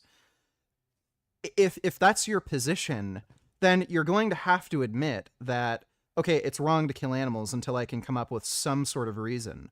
I think at this point, if you can't I did say it's wrong for why you have this difference in treatment, you're going to have to admit it's wrong for animals to kill other animals. But I did say it's wrong for animals to. I do think animals being killed is wrong. I just don't think that it's wrong for the animal. You actually said it's okay to kill for survival, so you didn't. Okay, let me rephrase it again, because I think I don't think, and I mentioned this. Wait, I fucking mentioned. You see, I'm fucking tired. I'm done. Okay, after this, I'm done, because I'm getting tired, and the words are coming back into me, and they're playing back against my friend. Okay, what I said in the context of a bear attacking a human being is pretty clear. I said, okay, I would probably intervene and help the human, but whether I think that is moral or not, as I said, I think it's just as immoral as it is when there are two people. That's why how we got into that whole situation. Okay, when there are two people. Okay, if both of them are people actioning that are not moral agents, they're in a situation where they don't know what they're doing is right or wrong. If both of them are innocent and one of them is about to die, whether that's people or whether that's animals, I don't think it's moral to intervene or to be all of a sudden you choose which one it is. But that's different from what I would do, right? That's what I'm saying. What I think is moral isn't necessarily what I would do also, okay? And well, it is consistent in the case of animals as well as about humans. what you think is moral, so this is kind of a dodge. There you go. So I don't know why you're like, look, if you're gonna retroactively go back and say, oh, everything I said was bullshit, I didn't actually but I didn't. Honestly. I didn't. That's exactly what I said. Look, what I said about the humans was exactly this. Moral principles. If you're going to say, oh, well, I would do this, but I don't think that's actually moral, and you're just going to retroactively go back and say, oh, every answer I gave actually isn't honest. I was talking about something completely different. But that's what I'm saying. The answer that I gave was this one in the beginning. That's the answer that I gave in the situation where a bear would attack a human being. That's exactly what I said. I don't think it's ethical or moral to kill the human. So do you think it's moral or not to kill a bear to save a human? No, it's not moral to kill a bear to save a human. Do you think it's moral to kill a human to save a human? This situation will depend if this human has bad intent or not, right? If there's all Do you this think whole a bear thing, right? has good intentions when it's killing anything? I think the bear doesn't understand the idea of good intentions or bad intentions. Well, we already covered this. Moral Yeah, we already agency covered this. it has no bearing on this topic. So a bear doesn't have good intentions when it's killing anything, whether it be a deer or a human. So if you'd be fine with killing a human to save a human, but you wouldn't be fine with killing a bear to save a human, name the trait that's lacking in an animal that, if lacking in a human, would make it okay for a bear to kill a human. I already said moral agency. You just don't like that answer. Well, we've covered this topic already. So if moral agency is the point, assuming we live in a deterministic universe, where we likely do. No, assuming we live in a deterministic universe, because I don't agree to a deterministic universe. If we live in a deterministic universe, but I don't agree. Well, I don't think my actions are deterministic. I don't think what I'm saying right now is already predefined. I don't think anything that comes out of my mouth right now is predefined. Okay, so first of all, you agreed that determinism does in fact apply to animals. So even if you don't think it applies to humans generally, you did admit. I don't think determinism. Let me. Okay, I'm sorry if I said that. Okay, but what I'm saying is not that determinism applies to animals. What I'm saying is that animals don't have. They do have choices. Animals do have choices and do make choices. What I'm saying is that animals don't make logical choices. They don't make moral choices like we do. I don't know how you could possibly argue that. Like, look, we don't have we don't have infinite free will. We can't live forever. We can't explore the universe. Even if we do have a capacity to make choice, our choice is clearly severely limited. That's certainly the case with animals. We know for a fact that if a bear exists, it's going to kill other animals.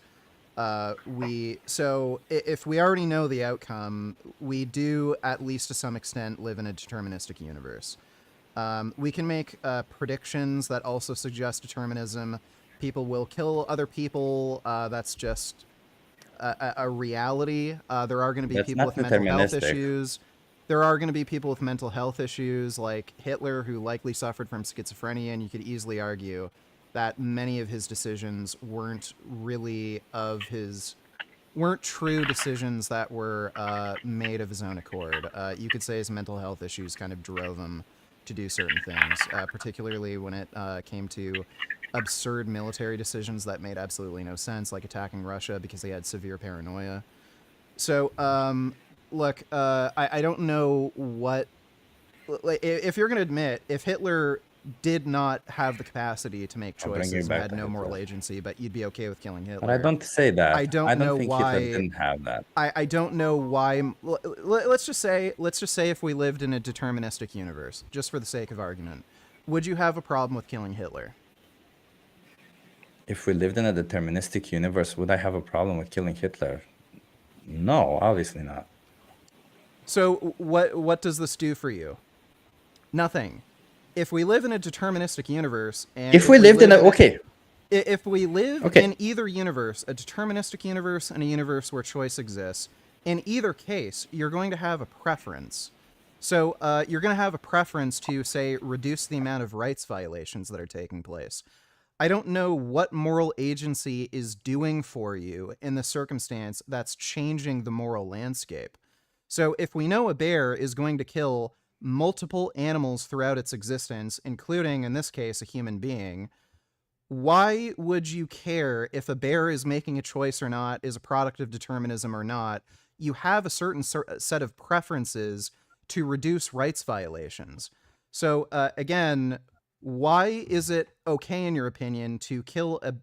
I don't even know because you keep going back and forth. Like, are you okay with killing a bear to save a human, or are you not? I said, so are you asking me if it's moral? And I said, it's not moral. It's not moral to kill a bear to save a human. I don't think it's moral. Okay. Because you keep asking, the reason why I keep coming back and forth is you asking me if I'm okay. So because of the moral agency? Okay, so if we lived in a let's just say the bear has choice and it's making a choice to kill a human when it doesn't have to. Would it be okay? Yeah, it's making a moral decision. Would you be okay with killing the bear? Yeah, if the bear understands morality and it's making a moral decision to kill a human being, then I would be okay to stopping somebody from having a bad intent on killing somebody else, whether that's animal to animal or human to human or human to animal. So animal to human. How does moral agency change your preference in the outcome? Like what are you like what are you trying to get out of an outcome? Well, first of all, it's like we started from a whole different argument and we got to this. Well, okay, that's fine. What are you trying to get out of the outcome? Like, what do you want to see? Out of the outcome, when I see a bear attacking a human being, what is it that I want to see out of that outcome? That's what you're asking me, right? Like, what is it that I think the best moral outcome would be? Yeah, what's the best moral outcome if a bear is attacking a human being? If we're in a hypothetical universe where the bear has moral agency, then I would say, and the bear attacks a human being, then I would say that the human being is innocent, the bear is guilty. Therefore, so for me, my threshold is innocence or guiltiness. That's what it is. If somebody is innocent, then they deserve to live just as much as somebody else who is innocent. So, if we know this bear is innocent in the way that it doesn't have moral agency, kills a human being, fucks off, goes back to the forest, kills a deer, goes to a convenience store, steals some Snickers bars, goes back to the forest, kills another deer, goes back to the same convenience store. The convenience store clerk tries to shoo it off with a broomstick, kills that convenience store clerk, goes back to the forest. Like, it's just going to keep killing things. So, like, okay, you could say the bear is innocent because it doesn't understand moral agency, but what outcome do you want to see? Like, do you really want an animal that's innocent to keep killing other animals? Do I really want an animal that's innocent to kill other animals? I don't want, if you're asking me if I want suffering to happen in the wild, of course I'd rather there wouldn't be. But I also understand, again, we come back to the practicability issue of it, right? We can throw hypotheticals all day long. We're not talking about whether or not something's practical. We're just talking about moral principles now. So okay, we're talking about moral principles. Let's go back to the Hitler analogy. Let's say Hitler, Hitler was a bear, but it was a super intelligent bear that, talked about how Jews were evil, and then everybody's like, hey, this bear is onto something. And this bear lacked moral agency. Would you have a problem with killing this bear that wants to eradicate the earth of Jews?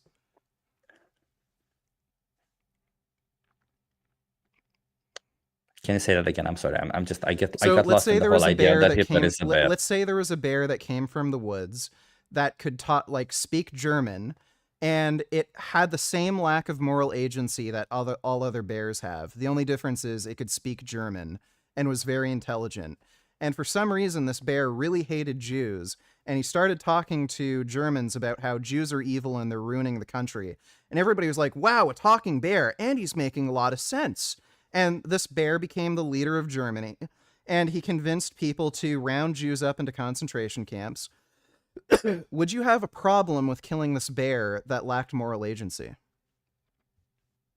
So this bear lacks moral agency, but can all of a sudden become... Yeah, that's right. It's a hypothetical.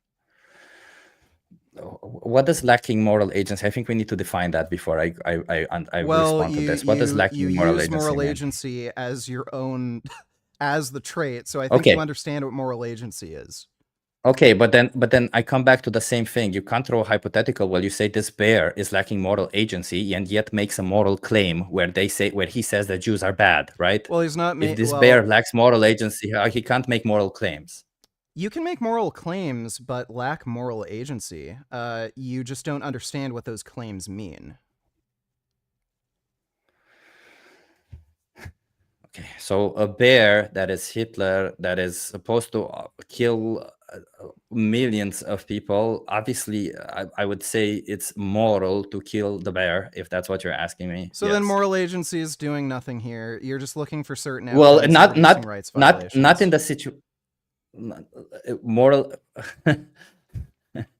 Well, in a situation, in the hypothetical you threw, yeah, probably moral agency doesn't really make a lot of sense, but in other situations it could.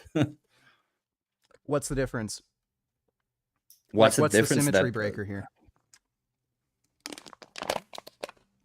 Like, the only difference I see is the talking bear that becomes the leader of Germany is just killing many, many Jews, whereas the bear that's living in the woods is just killing many animals and maybe a few humans.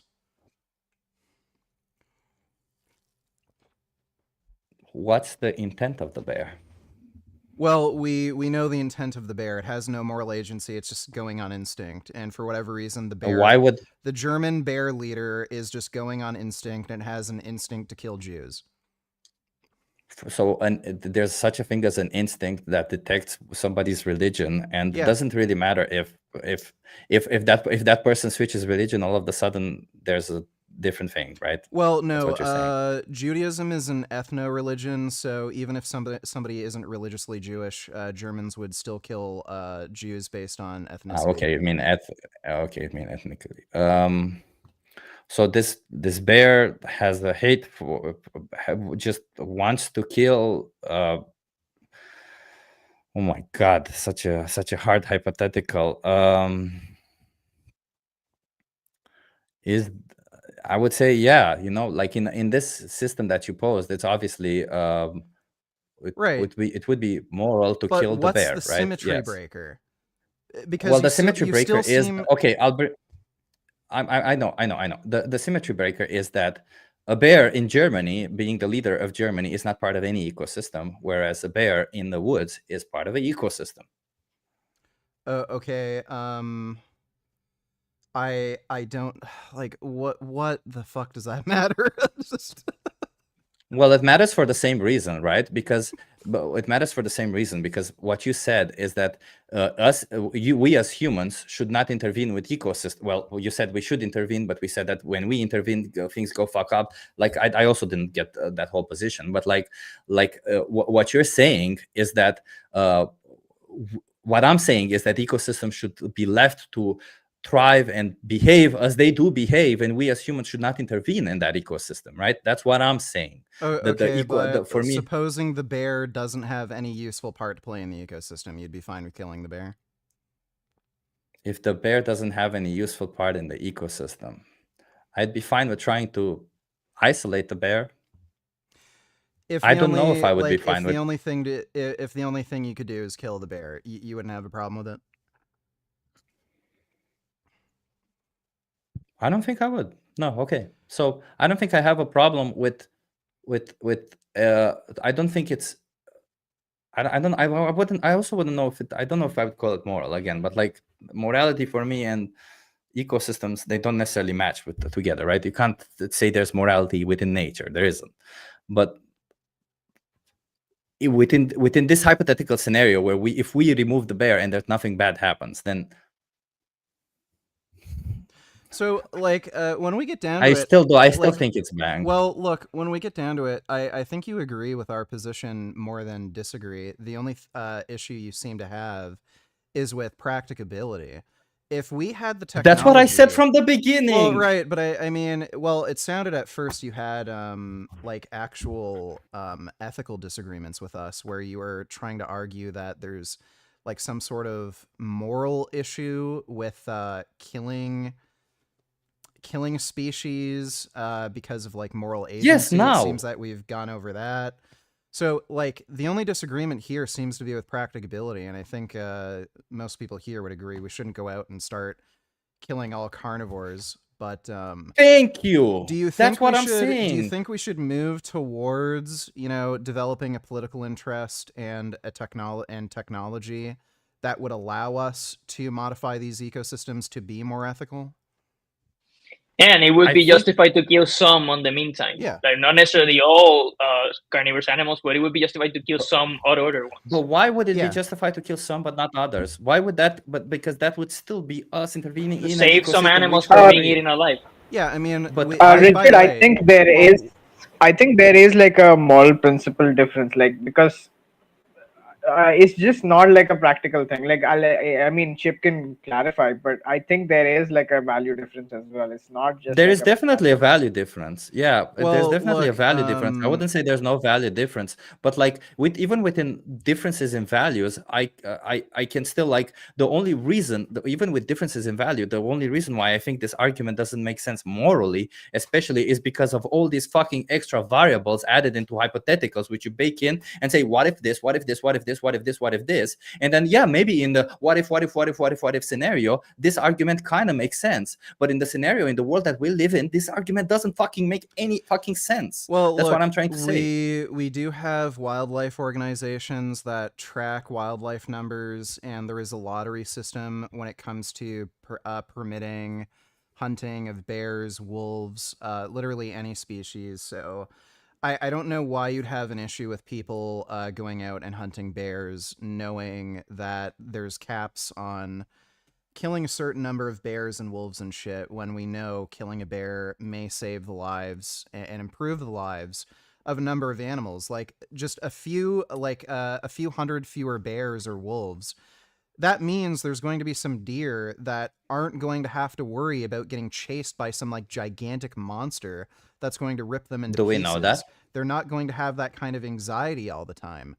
There are some animals that aren't going to actually end up being murdered either. Like, it objectively improves these animals' lives. So, like, what's the argument against, like, at least for now, getting a hunting license and going out and killing some bears and wolves? So what you're saying, what you also said in this discussion, is that there already is this population control of predators also happening, right? What I'm not against population control of predators. That's not what I'm saying, right? What I am saying is that we shouldn't do population control of predators for ethical reasons to save the moral high ground for, the moral high ground. I'm sorry, I'm tired. To save because of a moral issue of what they do to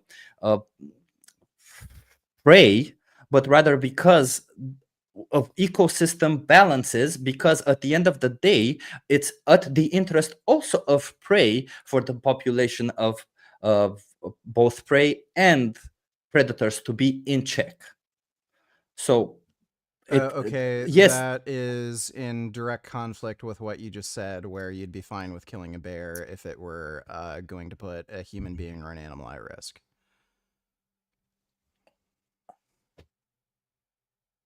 It's not. Again, the ecosystem thing. You just said you'd be fine with killing a bear to save a deer if the bear wasn't necessary for the ecosystem.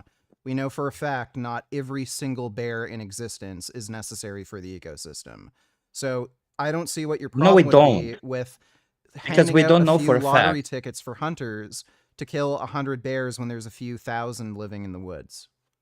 Because the ethical issues with that one is, number one, we don't know for a fact that every single bear is necessary for an ecosystem. If we have an ecosystem of 5 bears in total and a lot of prey, we don't know that killing one bear wouldn't make the whole ecosystem destable. But let's assume you do know that it makes the whole ecosystem we do destable. in fact know this. How do you decide which bear? Like, how is it moral to decide which bear is supposed to die, right? Like, whatever that's bear also a moral crosses issue. your path and you want to shoot.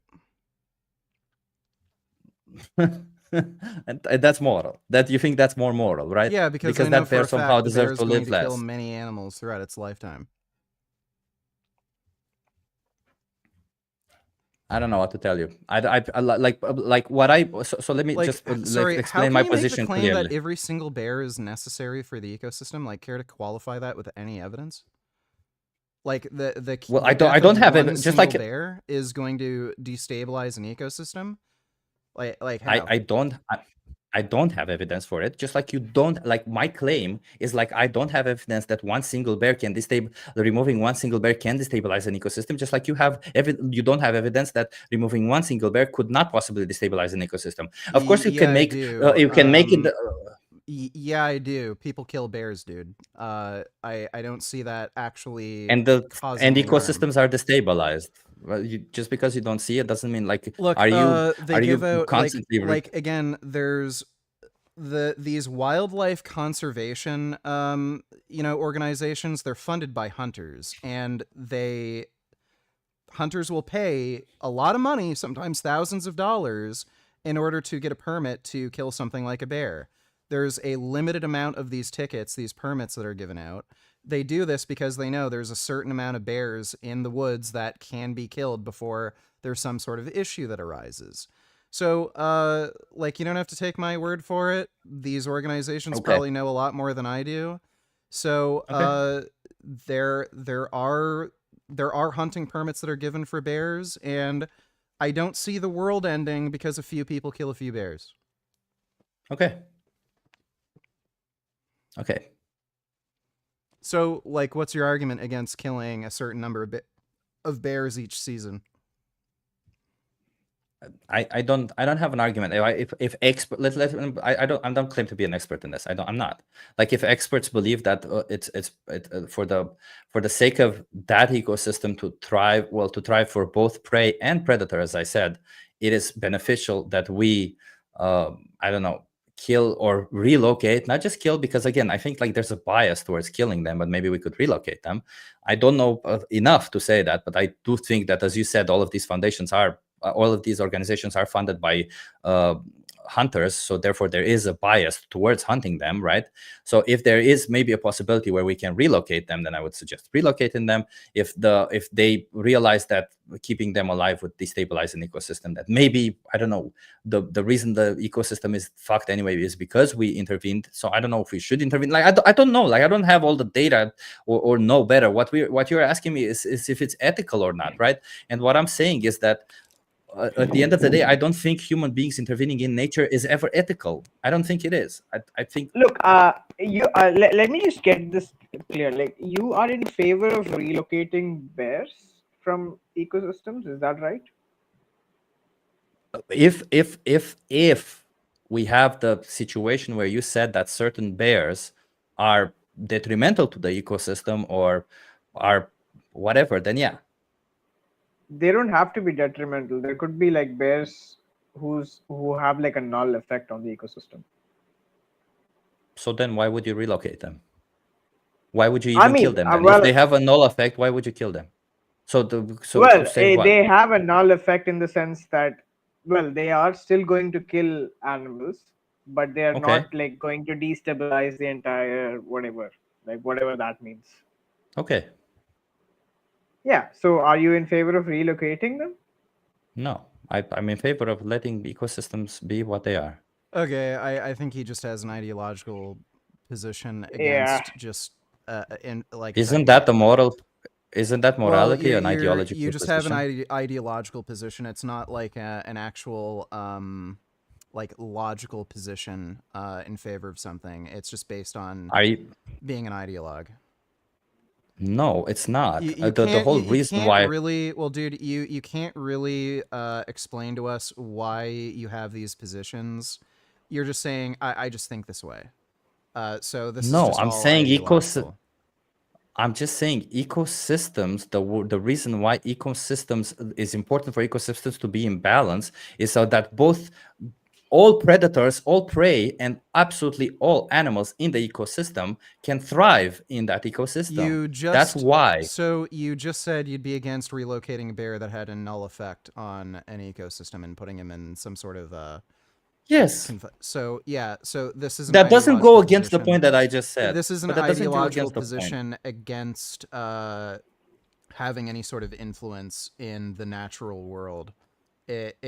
it's not based on any ethical position or any sort of logical position. It's just an ideological But there is a position. logical position. That's not true. The logical position is time and time again, whenever we intervene in ecosystems, it has proven that we have fucked up ecosystems. He just That's asked the logical you, position. He just asked you, would you be in favor of relocating a bear, not killing it, putting it in some sort of like sanctuary if it had a null effect on the ecosystem? Is that not no?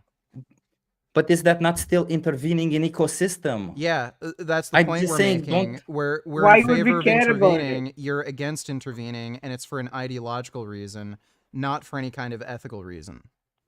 No, my reason is that, okay, so what you're saying in a hypothetical scenario where there is some form where you know for a fact that removing a bear wouldn't change absolutely anything from that ecosystem, what you're saying is that if there is this hypothetical where removing one bear, we don't know anything that would remove from this ecosystem, we should kill that bear because they would otherwise kill other animals, right? That's what you're saying. Yeah.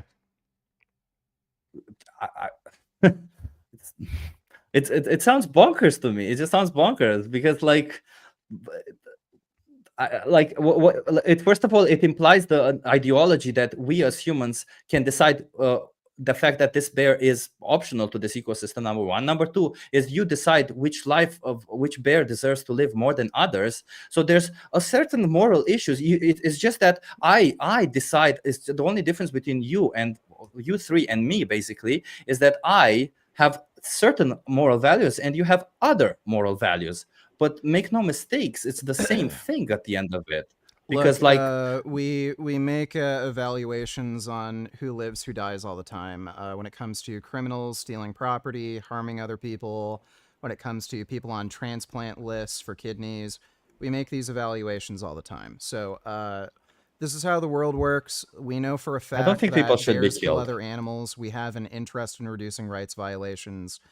This whole idea that it's wrong to play God because, oh, you're imposing your ethical values on somebody else. Yeah, we do that all the time. Everyone has an interest in doing that. We have outcomes that we want to see. And we want to see an outcome where there's less rights violations. I think you can agree with that, but for whatever reason, you have this weird self-contradictory ideological position against fucking around with nature. No, it's first of all, it's not self-contradictory, right? What you're saying is that what you are saying is that removing a bear, with a certainty that removing a bear, first of all, with a certainty somehow that removing a bear would imply less deaths of prey, whereas removing a bear doesn't necessarily, and without destabilizing the system, you also know all of this. Like you start on the premise that you have all of this data to know that what would happen to an ecosystem when you remove a bear. And when I mean the ecosystem, I do mean the population of both prey and the predator, right? And in an ecosystem, there isn't just one predator and just one prey. There's usually multiple, and it's a whole complex ecosystem. So maybe removing one bear, right, has seemingly no effect on the things that we number, but maybe it does have other effects on different areas. Okay. So maybe at the end of the day, removing one bear doesn't actually end up saving population. That's my point. Like if you don't have the exact data saying that removing one bear saves a lot of prey, then don't do it. Okay, so if a carnivore dieter were to drop I'm not. I can't go. I'm sorry. I can't go into more hypotheticals. It's been 4 hours for me. This isn't a hypothetical. If a carnivore dieter were to drop dead, would objectively fewer animals be killed? If a carnivore dieter would if Sean Baker or somebody, if they drop dead, would fewer animals be killed? Possibly, yes. What do you mean possibly? Yeah, I mean, yes. But meat. Right. Yeah, sure. Let's say yes. So they eat nothing but meat. Would their environmental footprint be reduced because they're dead? Yes. Okay. Yes. So what's your issue with killing meat eaters? Well, the issue with animals being part of an ecosystem is that the ecosystem is far more complex than just prey, one predator, one prey. Yeah, right. But with human beings, they're not part of like a natural ecosystem. They just live in human land. Exactly. So you'd be fine with killing meat eaters at least? No. Why would I be fine with killing meat eaters? Well, we know the outcome. We know every outcome that would happen. We know for a fact that fewer animals would be killed. Their environmental footprint, both with their food choices and any other form of consumption, would be reduced. They can't drive a car. They can't fly in an airplane. fewer animals would die. We know every outcome that would happen. So given that we know every single outcome, why would you have a problem with killing somebody like Sean Baker? I would have, so let's put it this way, right? Let's just to explain my position pretty clearly. I believe that people who kill humans, serial killers who kill humans, should be treated the way as serial killers who kill animals as humans, right? I don't think there's any difference in that treatment. So I don't agree, by the way, with the death penalty for any people on this world. We're not talking right? about the death penalty. We're talking about just choosing to go out and kill people. Exactly, but choosing to go out and kill people, what you are talking about is the death penalty, because what you're saying is that they should be penalized with death for the fact that they kill multiple animals. Yeah. That's what you're saying. And what I'm saying, the difference that's what it is. It's not a government. Yeah, I don't necessarily mean lawfully penalized necessarily, but what I'm trying to say is that I think that these individuals should be educated. I think they should be rehabilitated and reach a point where they stop killing animals. I think they should be forced to stop killing animals. Yes, I agree. I actually think that people who are carnists should be forced to not kill animals. But I don't think that we should kill them. I think that's such why would you choose violence when you could choose not violence? Well, so I'm almost done making my point here. So you think people should be taught not to kill animals and go vegan. So let's say this person was killing and eating human beings, and the only way to stop them was to shoot and kill them. You wouldn't have a problem with doing that, right? If I catch them in the act of doing it, I don't know if I guess I wouldn't have a problem, yes. So we know for a fact, like, no time soon we're going to have any laws to prevent people from killing animals. So you'd be against somebody killing and eating animals over the course of their lifetime. Again, for the foreseeable future, they're going to just keep killing animals. But if they were killing human beings, you'd intervene immediately. So can you name a trait that's lacking in animals that if lacking in human beings would justify killing human to immediately... I hate, this is what I hate about this whole argument, is that you keep bringing it back to speciesism, and I keep trying to tell you that my position is exactly the same. If I see a human being, let me rephrase it this way, right? If I see a human being attacking an animal, I would say it's justified for somebody to use force to stop that human being. Whether that force leads to death or not, I hope not, but if it does, you tried to do the right thing. So you'd be fine with killing slaughterhouse workers? Like not in the context, because slaughterhouse workers are not people who choose to kill animals, right? Well, they could choose a different form of employment. It's a bit more complicated than they choose to be in those positions. They choose to work there. I disagree on that one. Let's just put it this way. I disagree on that one. Survive? They don't need it to survive, but it's more complex. It's a more socio-economic complex. It's a more socio-economic killing complex is justified. Okay, so killing is justified because, well, there's complex socioeconomic, conditions, but it's weird how there aren't complex socioeconomic conditions when it comes to saving other saving other human beings from being killed. Okay. Let me again, because you don't seem to get my point. Again, I'll rephrase it. Well, you're if we're in a world, no.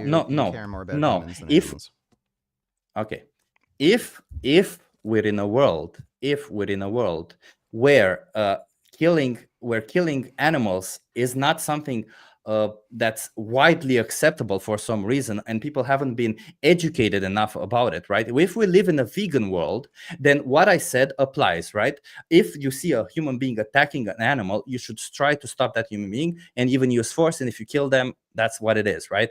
Obviously, I would not advocate for anybody to do that in the current world, because the problems aren't as overly simplistic as us saying that that person is doing bad because they're in a job that maybe they were put in that position, right?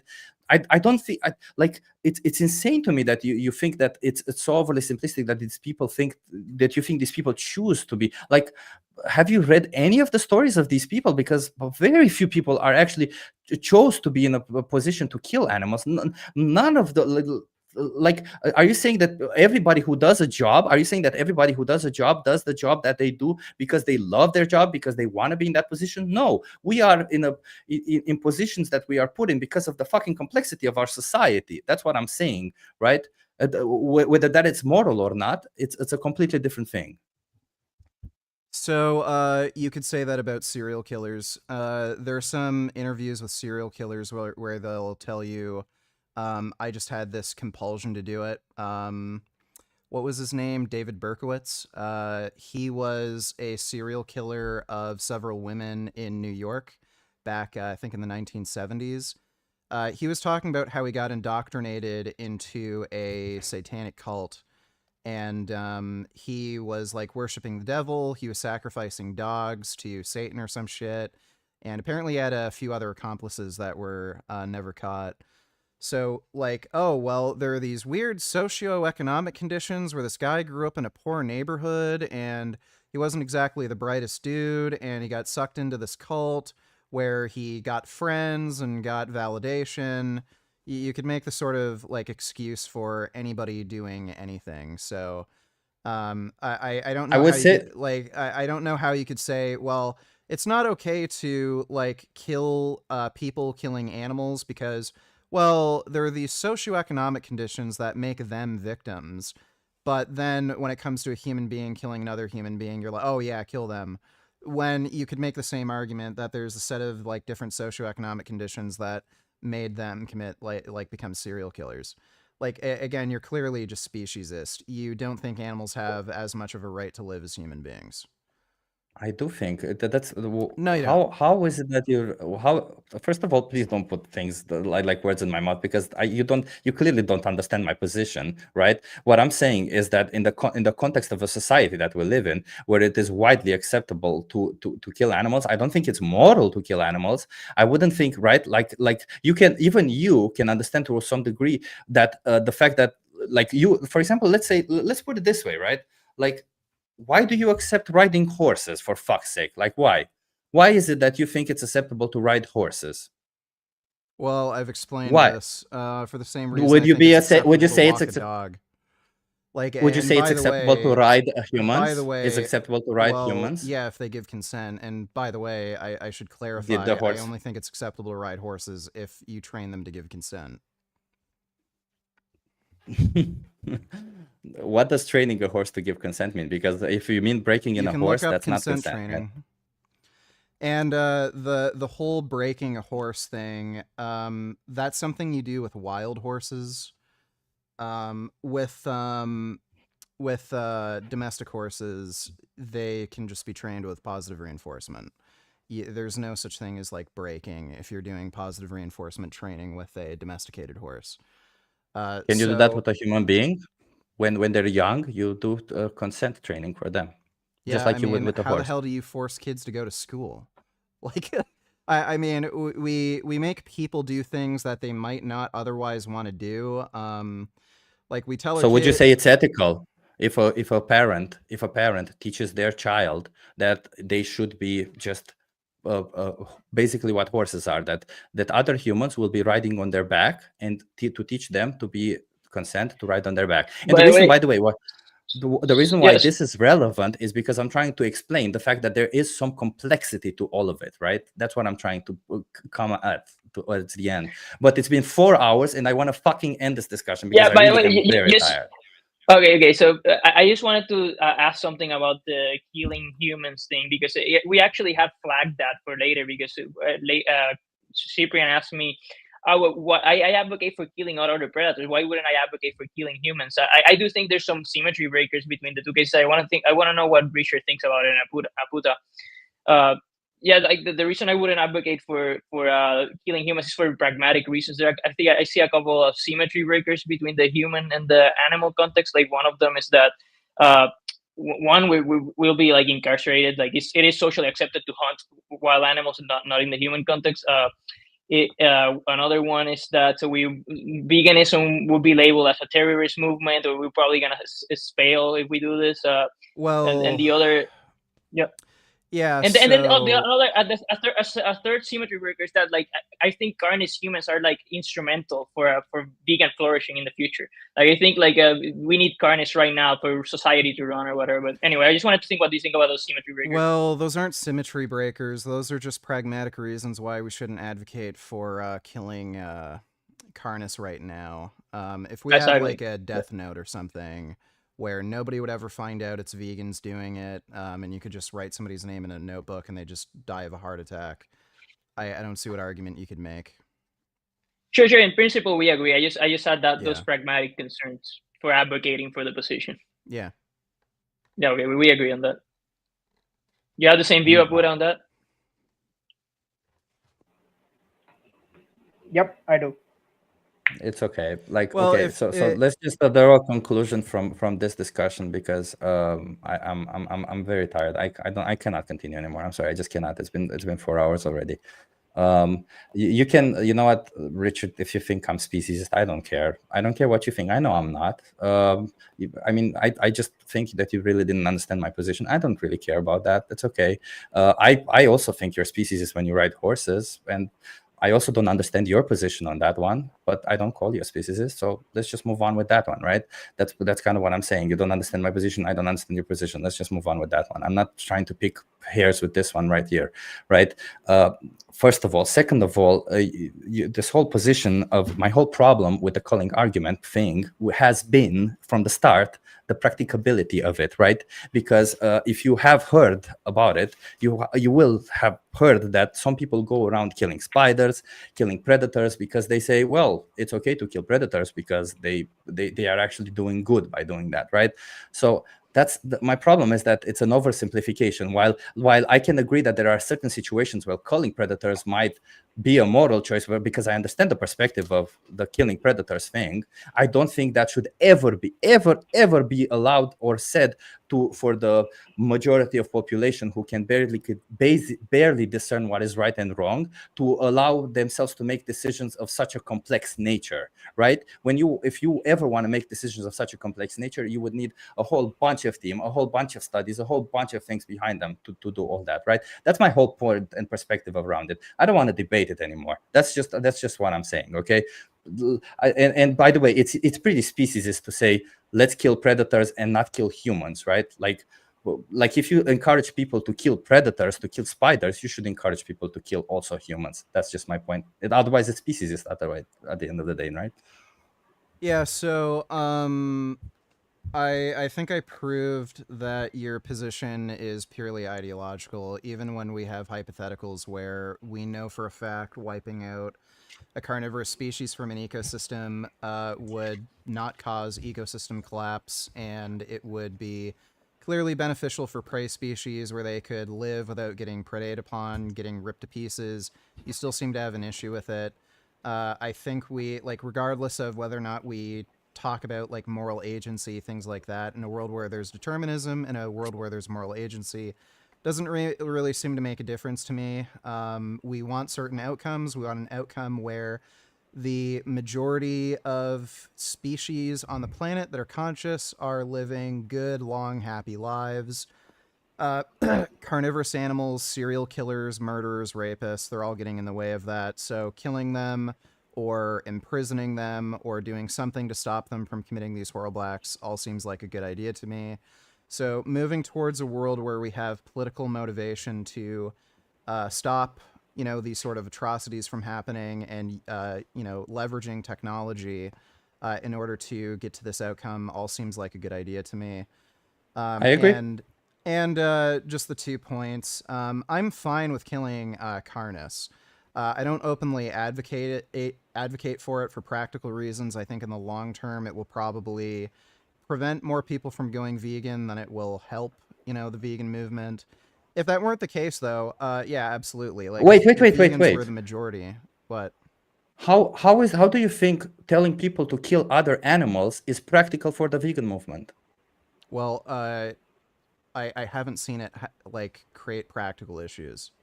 So like what are you talking about? It's already legal and socially acceptable to kill predators. So when are you guys justifying now the fact that we can talk about that a little bit.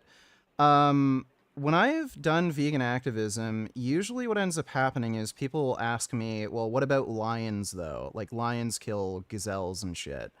Well, I will tell them, well, what lions are doing is wrong, too. I don't want lions to kill other animals. And then if the conversation kind of goes a bit deeper and they ask me, well, what would you do about lions? I would say, well, ideally we'd kill them all because they're murderers.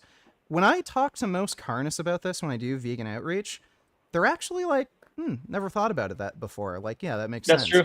They don't really respond in a way where it's like, oh, you hypocrite vegans, veganism is stupid. I'm not going to talk to you anymore. Bye. No one has ever responded to me that way. So I think this concern that the public is going to react in a way where they think veganism is stupid, I just haven't seen it. And on top of that, if you're debating very like smart carnists who are capable of debating, like maybe Destiny, some people who know enough about philosophy, they're going to catch you in a contradiction where if you're okay with animals killing other animals, you're not going to be able to come up with an argument for why it's okay for animals to kill animals, but it's not okay for people to kill animals.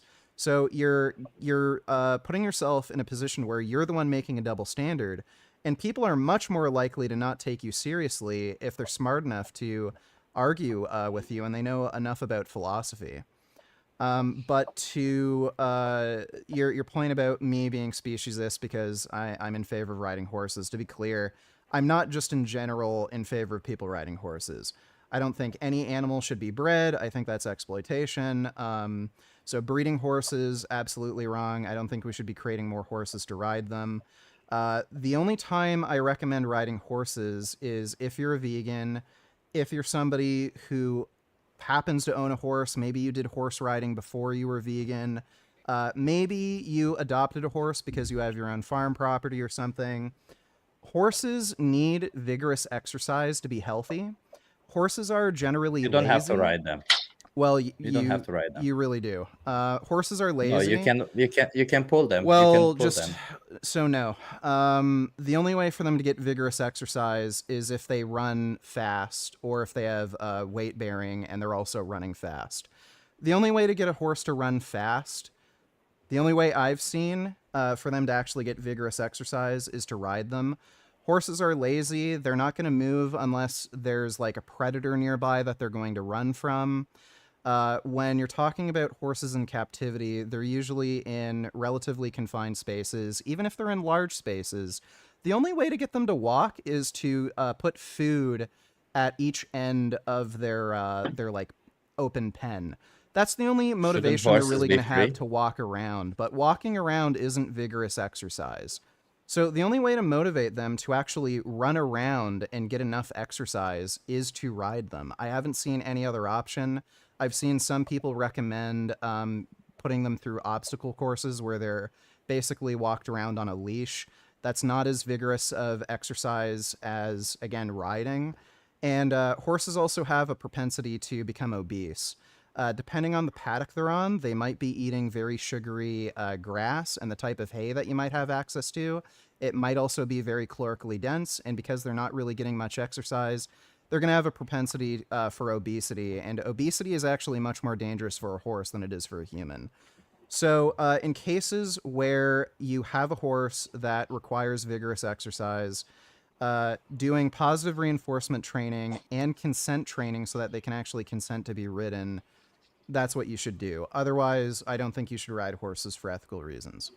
What if they don't consent to being ridden? What if in the consent training you realize, okay, I wanted to know about that. Okay, I'm not listen, I'm not gonna, I'm very tired right now and I don't want to go further into that.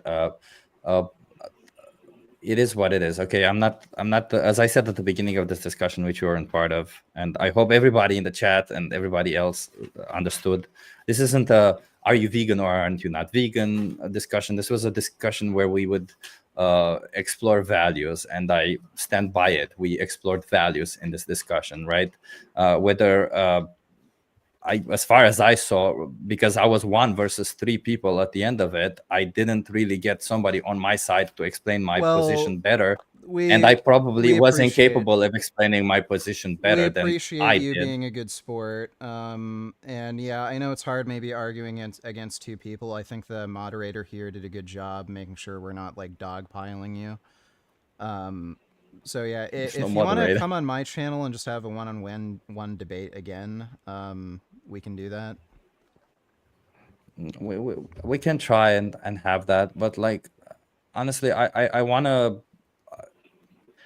My whole problem with it has been from the start practicability, and I feel like I cannot have this discussion because with you or anybody alone, because as far as I see the practicability aspect of it, where there have been times throughout this discussion also where it has been accepted that it could be unpracticable, or it has been acceptable that it could be unpracticable. The whole idea of calling some predators not some predators, like I don't think like this whole argument is as thought out or as well thought through as you guys defend it to be. I think there are clearly hypotheticals where it does make sense. I'm not denying it, but I think in a real life scenario, in a real world scenario, it's more likely that it doesn't make sense than that it does. That's just my whole point. And that if you want to debate that, we can debate the practicability of it. But the argument itself, I don't think I want to go down the same. I did it once with Harry. I did it once again with you. Well, and we did it again this time. So well, I think we got you to agree on the normative side of things, the practicability aspect.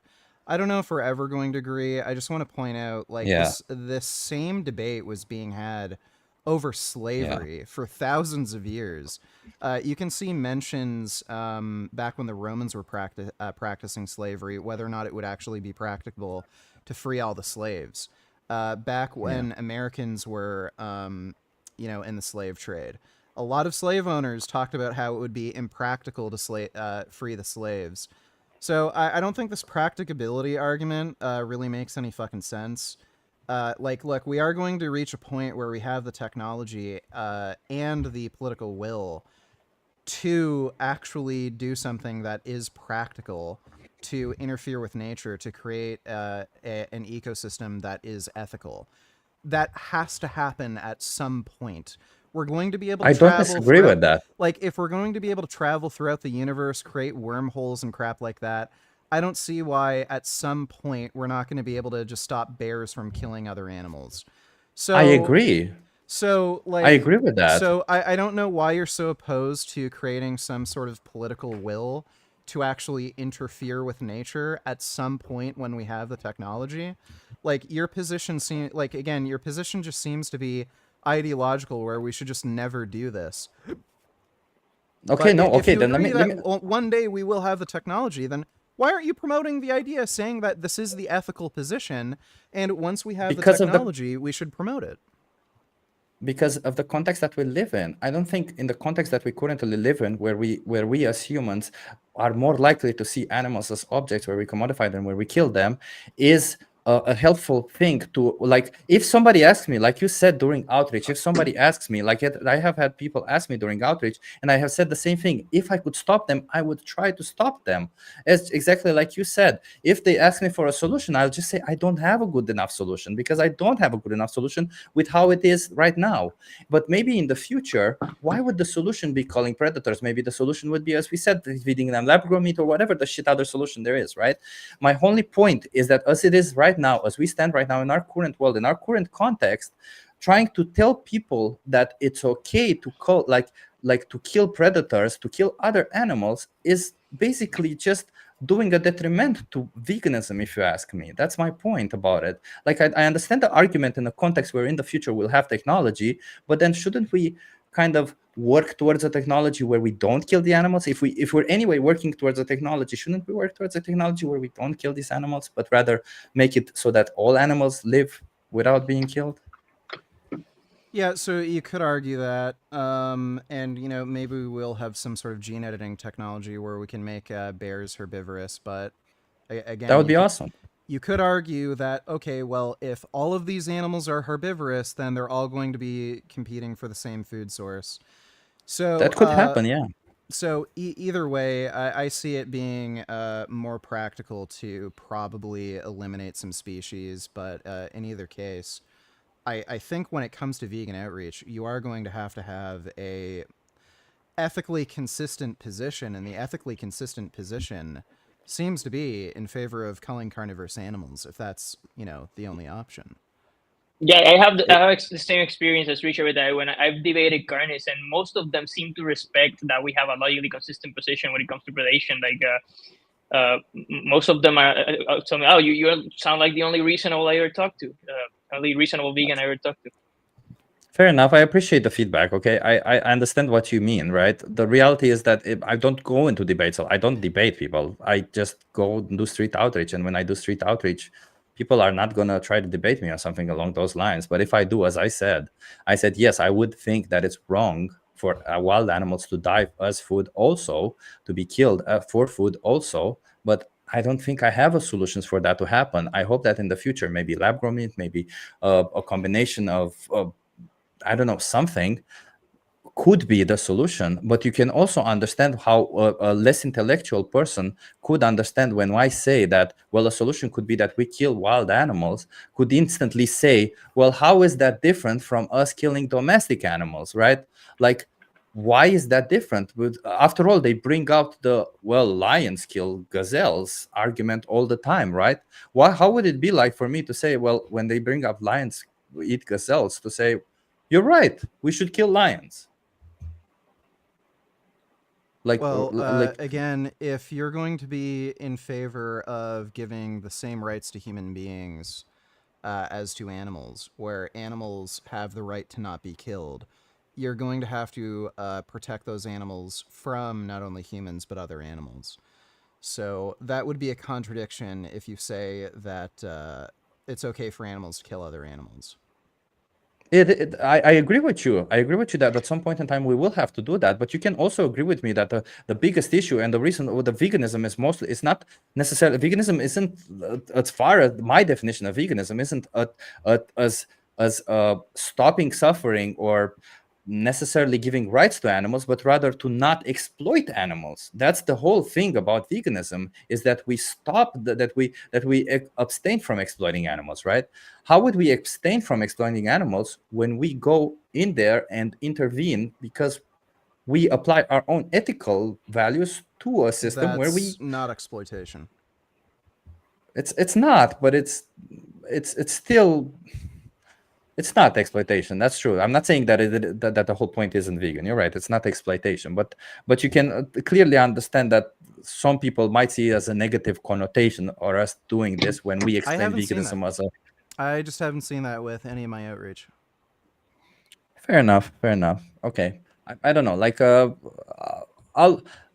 I'll take your feedback into consideration. That's why I wanted to have this discussion, by the way, to learn more about it. It ended up being a debate where my values were in question rather than me trying to learn more about the whole argument, which I think, by the way, is kind of wrong. If you want this argument for people to understand it, then perhaps don't try and find errors in the person's argument. What you guys have done tonight hasn't been outreaching me into agreeing to this argument. Way of trying to promote your own ethical position than by pointing out contradictions in somebody else's. Or reductives. I don't think that's how you. Honestly, I don't. Even when I do activism, I don't try to find contradictions in the people's thing. I try to get them to understand the position. Right? Yeah, and I don't know how you're going to convince somebody to go vegan when you don't show them that their own ethical values contradict what they're doing. Well, how about, like, if you ask me how to promote this, how about that you mention what your position is and let others question your values on that position rather than you questioning that person's position for their values, right? Because what you're doing is exactly the opposite of somebody who would be willing to understand that position. Well, look, the idea with vegan outreach is to convince people that, killing animals is wrong and that animals should have the same rights. Well, to get them to understand. So, well, they'll understand by being challenged with their own ethical values. Their ethical value is that it's okay to kill and eat animals. And when you point out that based on their own fundamental values, that leads them to the position that killing animals is wrong. Like, I don't see any other better way to convince somebody to go vegan than to point out that they're contradicting their own values. So look, this one, exactly what Leon is saying. The best way for me to promote my ideas is not to create a strong argument, but attack the other position. That's what I felt you guys did to me tonight, okay? That's what I'm saying. You didn't promote your argument. You attacked my position, and you try to find holes in my position. And whereas you may find out that as one way of doing it, right? Like, I am not convinced by this argument. I still believe it's unpractical. I still ended up with the same thing. All that happened is that we tested my values, and I got kind of annoyed to some extent. I'm pretty tired, and at the end of the day, I got called a speciesist and whatnot, right? I don't agree. I don't mind, because I guess for some people it was nice to watch. I don't even know that. But what I'm saying is that if you guys want to promote this argument, for God's sake, please try to explain the argument, not attack the other people's position on it. We explain the argument, and then we attack your position based on some of the arguments that you make against it. Like, that's how a discussion works. Like, this is how everything in academia works. Like, how do you think scientists debate ideas? Like, one way to debate ideas is by falsifying somebody else's idea. That's just how these sorts of discussions work. That's one way of doing it. Sure, that's one way of doing it. That's just how you do it. If you can't falsify somebody else's position, how are you going to convince them of your position? You have to falsify, some other their contrarian view. I didn't become vegan because somebody falsified my position. I became vegan because somebody, I watched the Joey Carbstrong video that explained the position, and I instead falsified my own position and understood the position. Okay, if you try to falsify my position, so rather than somebody arguing with you, you just argued with yourself, but you just proved your point. You have to have somebody arguing against your position. Okay, I have to have even this right now. I proved your point. Okay, I proved your point. My point wasn't that at the end of the day there is some values that would have to be contradicted, or that there is some contradiction in my thinking that would have to happen. That wasn't my point. My point was that if you want to convince somebody about something, you don't need to point out and prove their values, their contradictions, or anything, right? You don't have to do that, but rather you have to listen to what their position is and explain your position so that you can try to find similarities or try to make them understand it better. Yeah, whereas I felt that I don't really care. Like, if you're butthurt that people are arguing with you, that's your fucking problem. So we like arguing. If you don't like arguing, then maybe you shouldn't be in these discussions. I don't like arguing. I'll be honest. I don't think these arguments, these discussions are productive, because at the end of the day, I think nobody in this chat changed their opinion. Well, I didn't. We were just exploring your values. We were just asking questions to explore your values and see what extends logically from them, and the audience can determine what position sounds the most logically consistent, reasonable. Fair enough. Like, yeah, people can decide that. I'm just saying, like.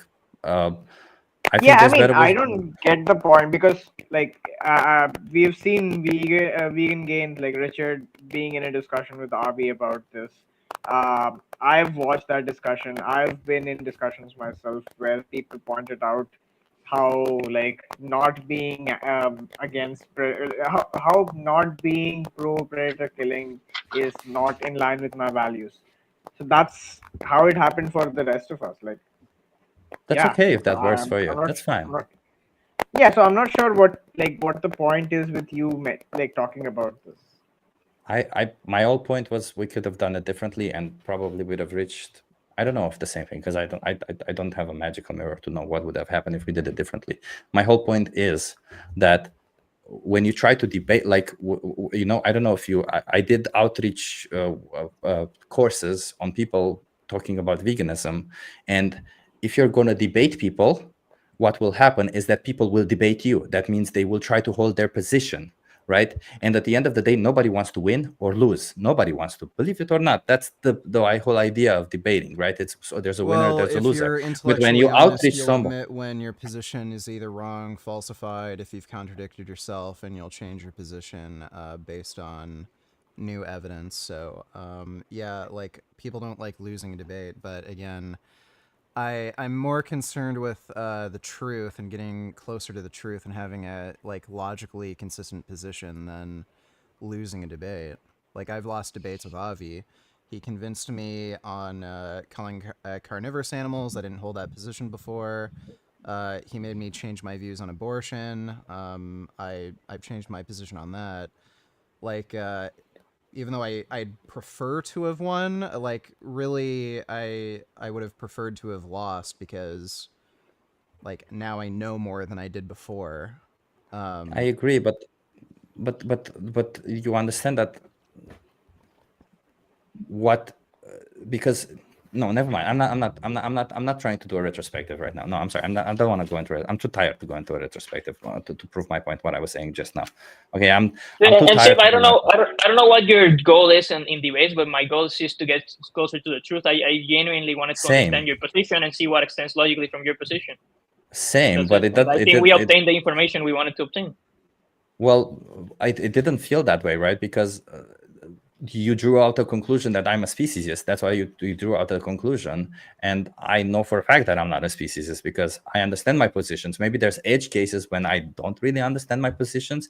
And then in that position, in those edge cases, you could argue that, am I a speciesist? Or maybe I just default to what I've been taught ever since at the beginning. But anyway, again, I don't want to go into a retrospect of the discussions. We had a 4-hour discussions, 4 hours and a half. I'm very tired and hungry because it's been 4 hours and I haven't eaten. I don't know how you guys eat, but I eat a lot. Yeah, likewise. Yeah, so let's just finish here. I appreciate all the conversations. Richard, I appreciate you coming here. I hope the chat, because the whole reason why I wanted to have this conversation was to get people to understand more about this argument, because to be honest, I understand some perspective of it. There's, again, some practical issues that I have with it. So I hope that people got something out of it. And if not, it's sad that nobody had anything out of it. It is what it is. It was at least the conversations that you listened to. Yeah, I don't have a conclusion to draw from all of this. We all want to stop. Like, my conclusion is we're all vegan. We all want to stop animal exploitation. So let's all agree that that is bad. Let's all agree that we all want that to happen, to stop. Let's just end at least on a positive note that we all. And I think all of us here agree that predation is bad, and we should abolish predation if we had a way to do it. I think we all agree with that as well. If we had a way to do it without killing sentient individuals, yes, I think the method of killing sentient individuals, this particular method is where we disagree on, right? Is the fundamental difference, and trying to explore and show me that no. Okay, that's the difference, and that's the conclusion. So thank you for being here, everybody. Thank you for having this conversation with me. And I saw another donation. I just want to say thank you for that. Oluwali, thank you for the membership. And Nick, thank you so much for the donation. I appreciate it. I would do a guitar thing, but I'm too tired. Yeah, and I don't know, vegan gains. I'll learn more about my position, and I'll contact you again to learn more about it. But I really want to learn more about this argument. I really want to learn more about what my position is about this whole thing, and make a definitive statement. As it stands now for me, I still think there's only certain edge cases where this argument makes sense. That's all. That's where as it stands out for me. All right, man. Take care. I'm gonna go back to my stream. Thank you for having me. BE, thanks for popping by. Thank you, Sky. All right. Oh, I didn't have that up. All right, let's get to the Streamlabs donos. Thanks for being patient, everybody.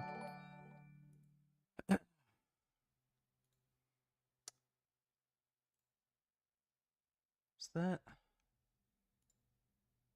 Mike? Mike donated $2. Let me see. Yeah, we already saw this clip earlier on in the stream. Somebody sent me the same clip. Basically, Mohammed Ajab thinks it's okay to rape kids. but that's just the typical Muslim position. Thanks for the donation, Mike. Wait, who the fuck donated that? React. Oh, wait. Oh, Mike donated this. My bad. I'm behind. This fit chick proves she knows nothing about nutrition. You cannot have me around peanut butter, but check out this hack. PB Fit is a great healthy alternative, significantly less calories. In 2 tablespoons of PB Fit, it's only 60 calories, whereas in 2 tablespoons of regular peanut butter, it's 190 calories. I'm going with the PB Fit. I can't believe she... Wait. You cannot have me around peanut butter, but check out this hack.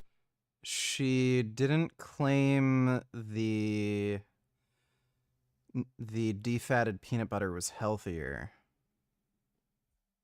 She didn't make any health claim there. I can't believe she actually thinks that just because a food is low in calories, it's healthy. With this logic... She didn't say it's healthy because it's low in calories. Prime is healthier than orange juice. Just because a food is lower in calories doesn't mean it's a healthier alternative. All it means is that there's nothing in it. Yeah, so she didn't say that. Thanks for the donation, Mike. React donated $2. This is Mommy. She's vegan. Let me see. She has a pretty big butt. Thick legs, too.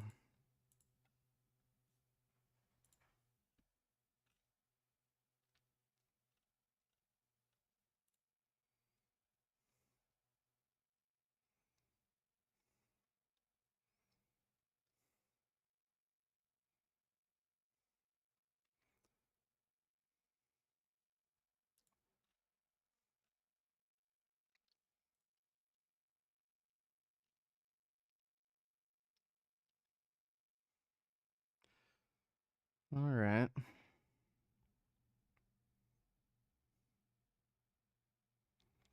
She's pretty strong. 185 is very good for a female.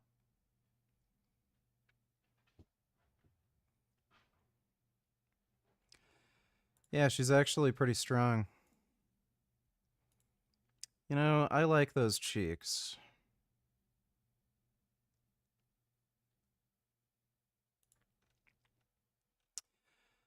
Yeah, I definitely like those cheeks. Damn, does she have an OnlyFans? Damn, no OnlyFans. That's too bad. I'll give her a follow. Thanks for the donation, React. Have you seen the abortion laws in Japan? They suck. And they don't seem to be having much sex over there. Their population is dying out also since no one wants to have kids. Maybe the abortion laws make this much more difficult. Thoughts? I have not seen the abortion laws in Japan. I know they're fairly conservative. Abortion laws, Japan. Abortion in Japan is allowed under a term limit of 22 weeks for endangerment to the health of pregnant women, economic hardship, or rape. Doesn't seem too bad. That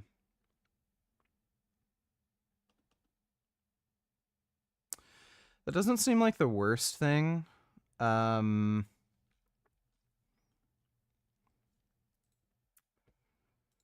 Yeah, they sure as hell ain't having no kids. I would assume Japanese people aren't having kids for a few reasons. One is life is too hard there. Two, a lot of people live with their parents up until a fairly older age. So that makes romantic relationships kind of, oh my god. Yeah, thank you. Thanks. That makes romantic relationships kind of difficult. They also are very shy to an extreme degree, and their relationships don't have that much romance. They're afraid of kissing in public, Even like touching and holding hands, like they're like it's no wonder they're not having kids. Like they're not romantic. A lot of people won't even have sex like at their homes. They'll like go to love hotels and shit. It's really strange.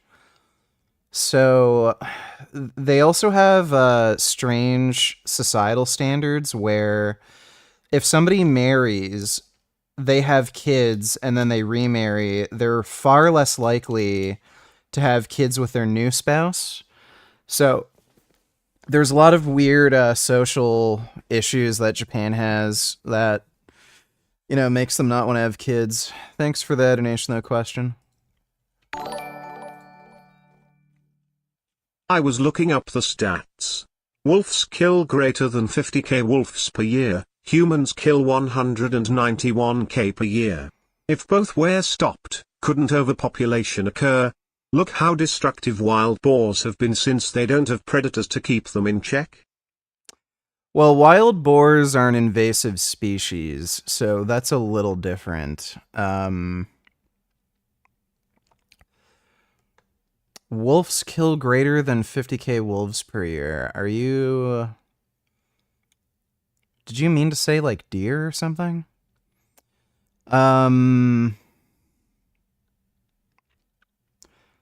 Like, again, I'm not against culling carnivorous animals, so...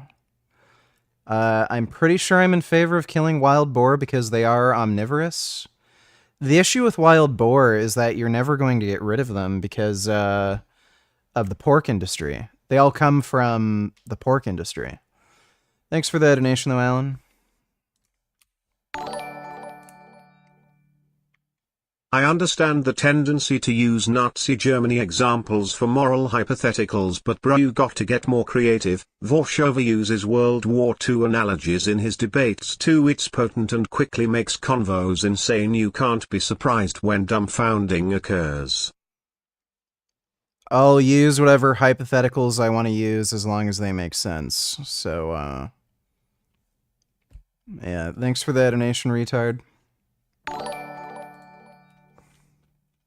If I was him, I would have stuck to his initial argument. It would be nice to regulate the wild such that innocent creatures aren't slaughtered in a cruel food chain, but the technology isn't there yet to do it responsibly, but he wanted to the morality of it. Well, he kept flip-flopping his position. I don't really know what he really thinks, because he kept contradicting himself over and over again. Thanks for the donation, Caleb. Why doesn't Biden declassify the Epstein files and just ruin Trump? Well, that's what's making me think there probably isn't anything in the Epstein files that would ruin Trump. Like, probably not. Prismo, get out of there. So, yeah, I figure if there's something really damning against Trump, probably isn't anything in there. Thanks for the donation, Cody. Debate Veg 90, he says you should kill your cat or else you're a hypocrite. My cat eats a vegan diet, so I don't know why I'd be a hypocrite having a cat. Thanks for the donation, though, Debate Veg 90. He hates arguing, but he literally does outreach. Does he cuck to carnists like unnatural, not vegan then? I have no idea. I've seen a little bit of his outreach. He's not super argumentative, but he does argue with people, so I don't know how he has that position. Thanks for the donation, Grandam. Boo-hoo, my feelings are hurt because I don't understand my position. Yeah, really. Dude, that got, like, pathetic at the end where he's like, arguing is bad. Fuck right off. Thanks for the donation, Grandam. Grandam donated $2. This debate better be on your channel. Maybe I'll upload it. Thanks for the donation, Grandam.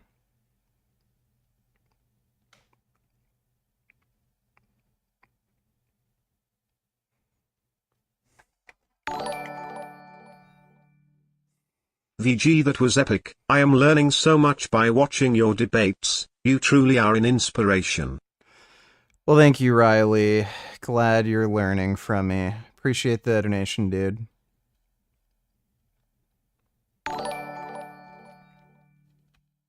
You won. Did you notice that Wally is a paid member of Mr. Chip's channel but not yours? Interesting, isn't it? Shake my head. I dunno, sounds kinda sus. Not saying anything but just putting it out there. Be careful, bro. P.S. I'm eating corn dogs. Yum. Yeah, that is a little sus. Corn dogs are nice. I just had a few, Beyond Meat sausages. Thanks for the donation. Less is more. Alright, let's get to this Blaha video. Using a cambered bar, I think, on Christmas Day, but I can't find it on his channel. Someone sent me a link to that somewhere else. So, someone asked me, they're like, since you're pretty much doing plant-based these days for health purposes, does Vegan Gains know about that? Has he commented on that? And I'm like, that's a good question. I don't engage the guy. I don't interact with him because there's obviously some beef there. He still holds, obviously, very, very negative feelings towards me, makes all sorts of content on me. But here's the thing, guys. I'm trying to be a more positive, better human being, right? Trying to focus on being a better person, being positive, helping people. I have no interest in trashing the guy. I have no interest in smearing the guy, right? It doesn't help me to do so. There's no benefit to me or anyone else for me to trash this person, even though there's a lot of history there.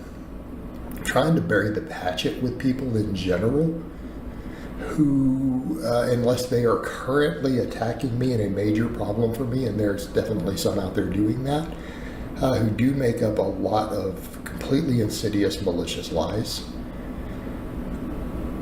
Pretty much is their career on social media. But, you know, the thing is, there's a lot of history there, and I do feel like at the end of the day, Richard has attacked me because I don't like veganism. And really, that is what it comes down to. I understand that he is... Dude, that is only the start of it. Extremely militant in his position. But, you know, the thing I would say to that is, like, look, Richard, you should probably drop it at this point. I'm over here eating plant-based. I mean, if you looked at my social media, you saw my last grocery cart had tofu and soy milk in it, right? Sweet potatoes. You know, other than maybe my tortillas, which are ultra-high fiber tortillas, and my grape nuts, I pretty much am eating whole foods. But those are whole foods. They're crazy high fiber, and they're made out of whole grains, so I think they still count as whole foods, in spite of a few preservatives or salt in them. You know, not a big deal. But for the most part, I mean, that's what I'm eating. I'm not espousing veganism because I don't believe... What the hell, I didn't know that. Anyway, can you get in touch with that guy you debated for me? I want to ride him. I'll try. Thanks for the donation, less is more. Even the ethical philosophy. I am eating this way purely for potential longevity health benefits, controlling my my autoimmune issues. Because I've made observations over the years, and when I do lower carb, particularly higher animal fat, all my inflammation issues get worse. You know, when I eat more plant-based, they reduce. There's an obvious trend there, so I'm working in that direction. But the thing is, you know, maybe he'll drop it, maybe he won't. Maybe he has too many hurt feelings. But I'm willing to put stuff in the past with people, you know, and I will be the first to say to Richard, look, I don't have a beef with you, dude. I don't have a beef with you. See, no need to fight with you, argue with you. And quite frankly, I hope he's doing well. And since he hasn't posted anything in a couple of weeks, you know, I'm looking at that going, you know, I'm concerned. Didn't Blaha say he doesn't watch any fitness channels, but then he's admitting he watches my videos? That's pretty sus. Some people sent me stuff on it. I've hit several people because they obviously want me to know about these things. Had said that he was trying to go for something like build it to a 405 bench. He got injured, and he's depressed or something and not posting. All things considered, here I'm going to be positive. I actually hope that he is doing well. I hope that he does get his depression and mental health under control, and I hope he's able to move beyond it. Right? I hope that he's legitimately able to do that. Because that's part of being a better person, is to wish other people well. And I think that's a big... Have you debated David C. Arenas? He is a vegan influencer who said we weren't vegan but herbivore defenders. He's one of these deontologist killing is always wrong. He also called you a utilitarian cause he doesn't understand defending rights. No, I've never heard of that guy. Sounds like he might be semi-retarded.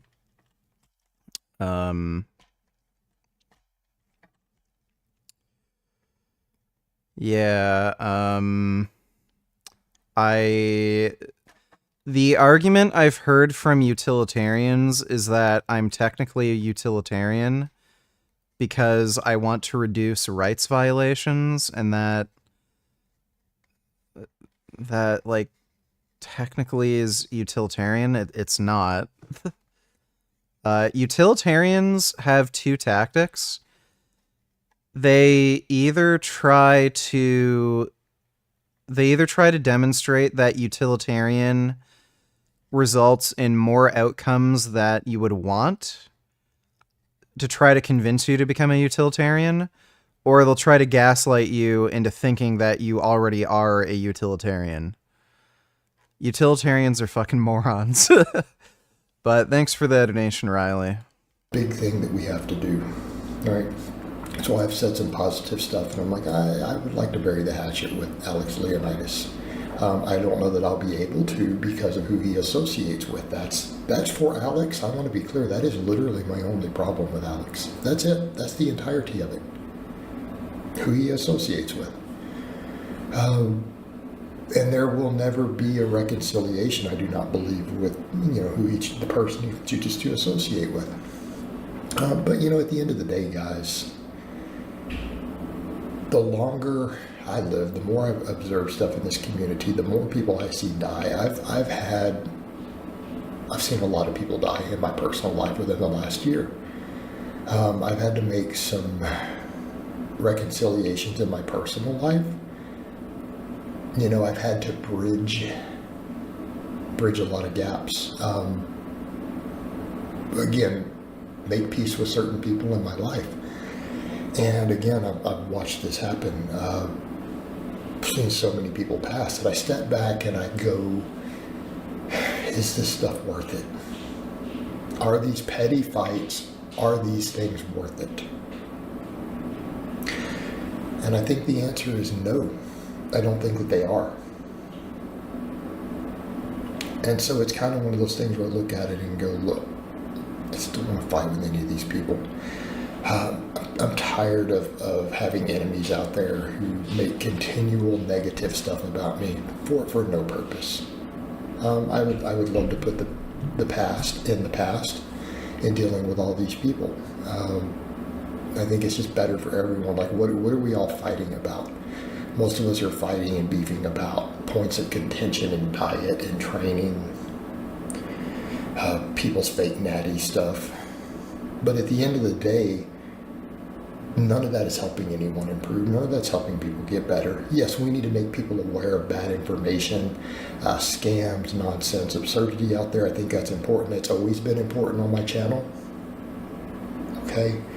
But there's a point where unless someone is directly causing harm with a scam, a carnivore diet's a perfect example. That is causing direct harm with a scam. Really pushing garbage supplements, which is most supplements, that's a scam. But outside of them scamming people, what are all of us fighting over? Fighting over nonsense. People calling each other out over nonsense. And these beefs get to the point to where people just start making up things about people, right? And then circulating it as truth. And there's just been too much of that in this community, you know. So in all honesty, I don't know for sure what's happened with Richard, but I hope he is doing well. I hope he's doing well. I wish nothing but the best for him in life. And I just don't want to beef with the guy. I don't think there's any reason to do so. It doesn't make any of us better people. All right, guys, but that's really all I have to say on that today. Why is my SSD downloading games slow? Did I do something wrong? Can you call Linus? What are you... So for one thing, I'd want to know how old the SSD is. If it's like 10 years old, that would explain why it's downloading slow. If you're downloading from like a new NVMe SSD, it should be very quick. The only bottleneck that could be occurring is... I'm assuming it's on a computer. You may have an issue with a PCI lane. So you should check what type of board you have. Sometimes if you have a board configuration where certain PCI lanes, they might end up running in like 4x mode. So with some lower end boards, if you have like a graphics card, maybe something else, like even it can happen even with one graphics card. Maybe you have like a capture card or something. If those two PCI lanes are filled, the next PCI lane that you have an NVMe SSD hooked up to, it might be running in like 4x mode. That could be a bottleneck. If you have multiple NVMEs set up, again, it might be running in X4 mode. Similar thing can happen with SATA SSDs. Depending on how many SATA lanes you're using, and depending on which SATA lane you're using, some of them run slower. So you might want to look up some of the specs on the board. Other than that, if you're downloading from like PlayStation, like if this is a PlayStation system, everything just downloads way slower than on a computer. Or if you're downloading from a certain service, like, I know Ubisoft fucking sucks. If you're downloading from Ubisoft's launcher, it might be the launcher's issue, like Ubisoft's Uplay shit. That tends to download pretty slow. So, yeah, it's either SATA or PCI lane issue, or it's just the thing you're downloading from. So Jason Blaha, maybe I'll message him.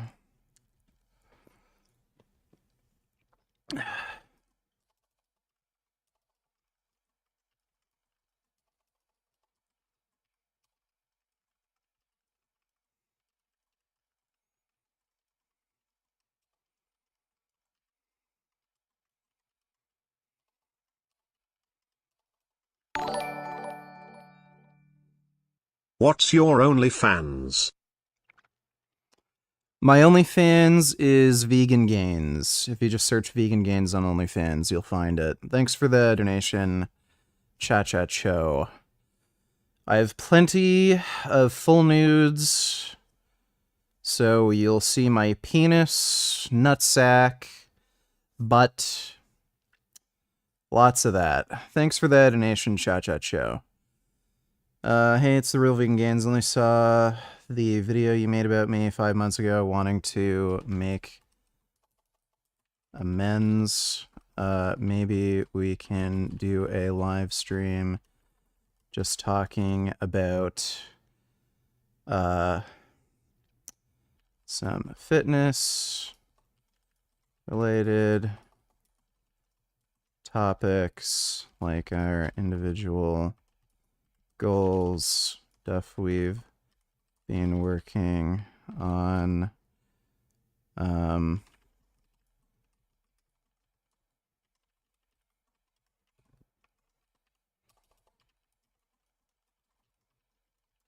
Yeah, live stream with Blaha would be pretty minty. That'd be funny. I gotta go take a poo-poo. I'll be right back. Just gotta take a shit. Yeah.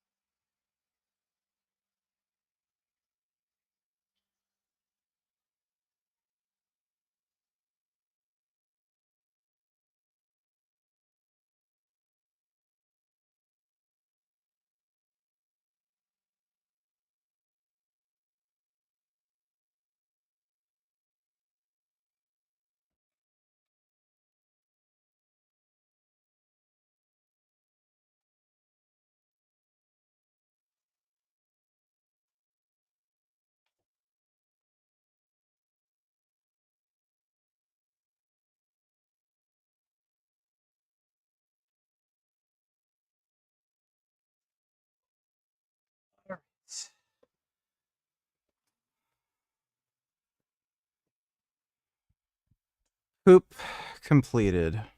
Hey, what the hell is A this? chicken from Gabriel Island has a new title, Guinness World Record holder. The chicken was taught to identify letters, colors, and objects by her owner, who happens to be a veterinarian. CTV's Shannon Patterson has the story.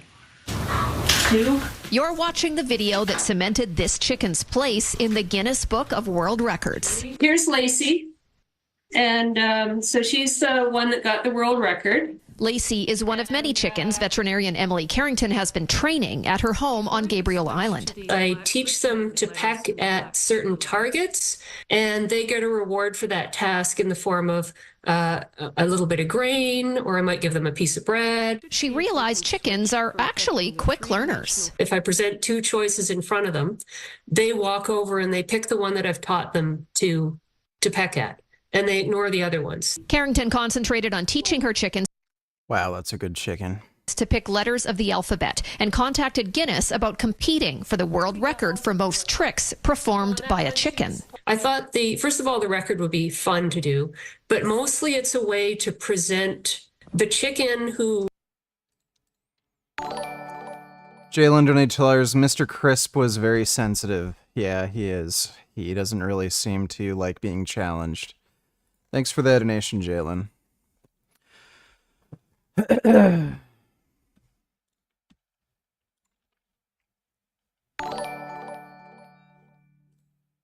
I see a similarity between Muslim apologists and vegans, and it makes me slightly uneasy.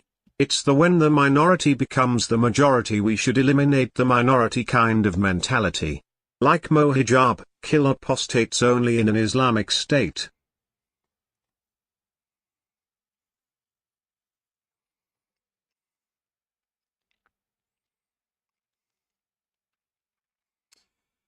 No. I don't know how either of those two things are similar. Muslims want to kill non-believers and apostates for religious ideological reasons. Vegans would be in favor of killing carnivores or anyone who violates animal rights for logical, ethical reasons. Thanks for the donation, though, Islam.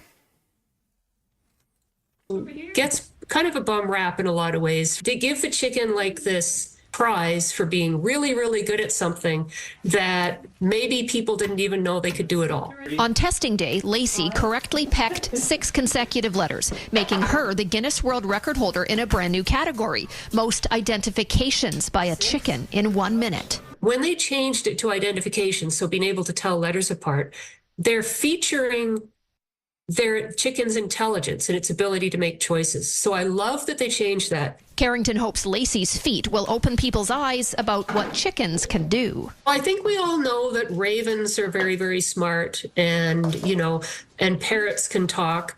But I don't think anybody stopped to think about chickens very much. Having mastered the alphabet, Lacey and her coop mates will soon be moving to a nearby farm to enjoy their golden years. They have the ability to roam all over this, and the chickens are going to go and live out their retirement at that beautiful acreage. A well-earned rest for a record-setting bird.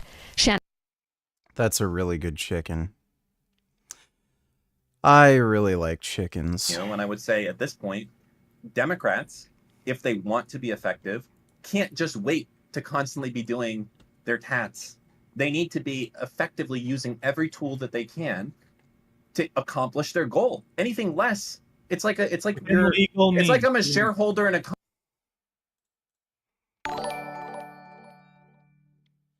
Nigga, can we collab on OnlyFans?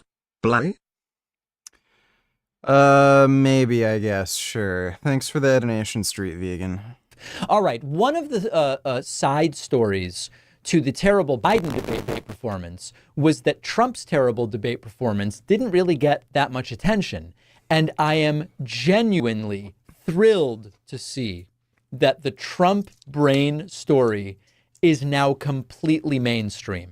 It was not being covered extensively for a very long time, although we were covering it. Over the last month, we have seen more and more corporate media outlets start to talk about, hey, there kind of may be something wrong with Trump's brain. And now as the narrative may be, in addition to whatever happened to Joe Biden on Thursday.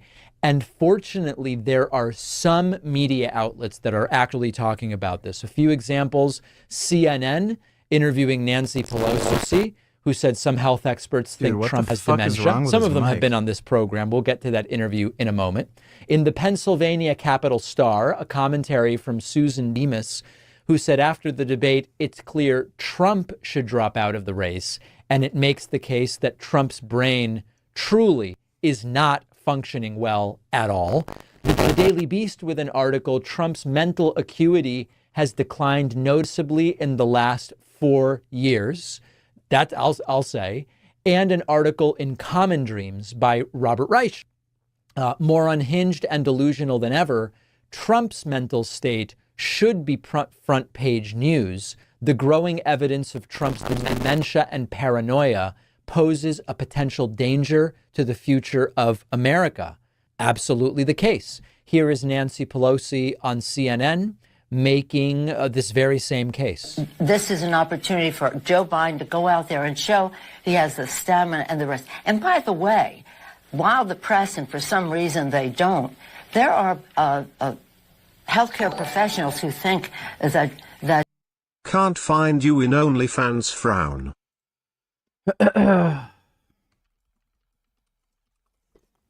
It's right there. If you just Google vegan gains OnlyFans, right there. It's right there on Google. Thanks for the donation, Chacho. Or Chachachu. Trump has dementia, that his connection, his thoughts do not go together. And, while he may be saying we're enablers, we see Joe Biden up close. We know how attuned he is to the issues, how informed he is. And I debate with him about legislation, and not debate, but discuss it with him. He's right there. So in any case, it was a bad night. Let's not sugarcoat that. It was a bad night. It was a great presidency. Yeah. So I think that, as we all now know, the case that she makes there about Biden is probably a little overboard based on what we saw, but she's completely correct that it's been a good presidency. But more importantly, people are wising up to what's going on here with Donald Trump. And the question now in the next several weeks. 2 PayPal buck donated $2. Did you hear about this? This shit is messed up. Greece introduces growth-oriented 6-day work week. That's not going to go down well.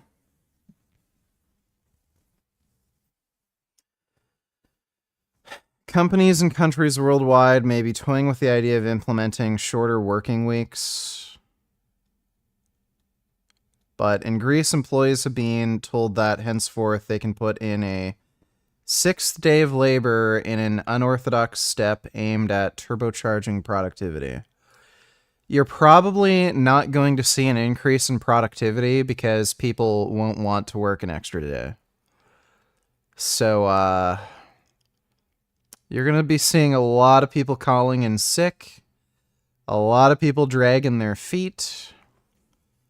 I don't see that going well. After outpacing other Europeans in terms of economic growth, the nation once at the heart of the continent's worst financial crisis has bucked the trend again, introducing a 48-hour working week. The measure, decried as barbaric by unions, takes effect from Monday. Makes no sense whatsoever, said Akis Sotiropoulos, an executive committee member of the Civil Servants Union, Adeti, when almost every other civilized country is enacting a 4-day week. Greece decides to go the other way. Well, get out while you still can. Oh my god, that's horrible.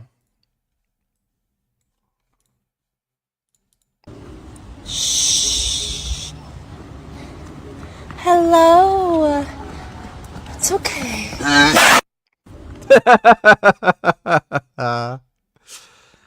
Well, seems like she's not an animal whisperer. Oh my god, sheep. Oh my god, what a beautiful sheep. Oh my goodness. Dude, I'd love a sheep in my house. Oh my god. What a good fuzzy boy. Wow, that's amazing. Oh. What a sweet sheep. That's amazing. Oh my god, that's a nice sheep. So good. Thanks for the donation to PayPal, Buck. Is does it make it into the discourse in the context of whatever it is Joe Biden ultimately is going to do? So as we start to kind of wrap, at least for today, the story about Joe Biden here with regard to what's going to happen, I kind of am ending. The show's not ending now, to be clear, but we're going to talk about other things. I am ending up close to where I started, which is the performance was very bad. Minimizing that, I don't think helps anybody.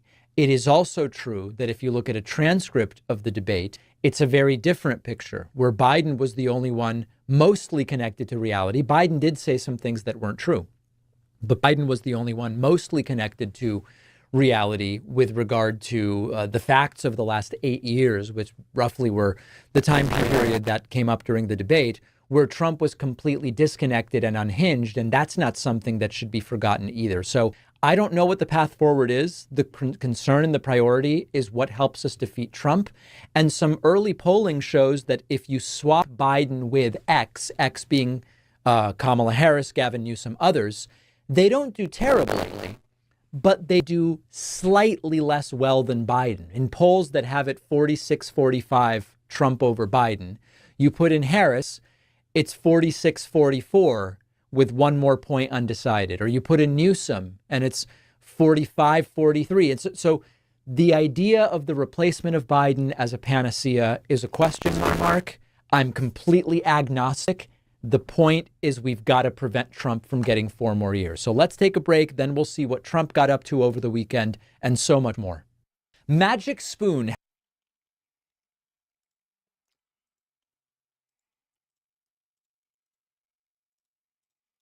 Telephone numbers and names of girls that have frequented the house. The laws prohibiting sexual activities with certain minors, a second-degree felony. Lewd lascivious molestation, the second-degree felony. This is your copy. When we are concluded, I will leave a list of what items were taken. Okay? I would ask that you don't answer the telephone. I know that the gentleman had was having a conversation with Mr. Epstein at the time. So I'm sure he's trying to call to find out what's going on. You will be told what was going on as soon as we're done. By the way, a lot of litigation surrounding the Epstein case. We've talked about that before on other sidebars. And speaking of litigation, let me talk about specialists in this area, specifically the personal injury litigation area.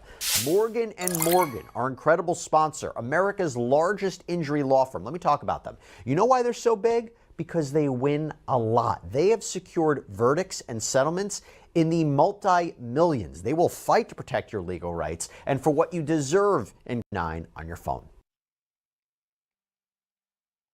Now, there is a lot in this document release. There are copies of phone notes for Jeffrey Epstein, phone logs, email conversations regarding the plea negotiations, news articles.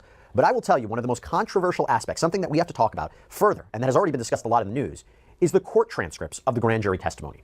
And that included testimony of a 16-year-old girl who says she was 14 when Jeffrey Epstein abused her. Now, I believe he was in his 50s at the time this happened, so keep that in mind. Now, this victim said again, when she was 14, an acquaintance, another teen, asked her if she wanted to make $200. She said all that she would have to do is give this man, Jeffrey Epstein, a massage. She said she spoke with a female assistant of Epstein's who asked her how old she was. The girl's acquaintance had told the victim she should lie and say she was 18, so she did because she said she wanted to make money.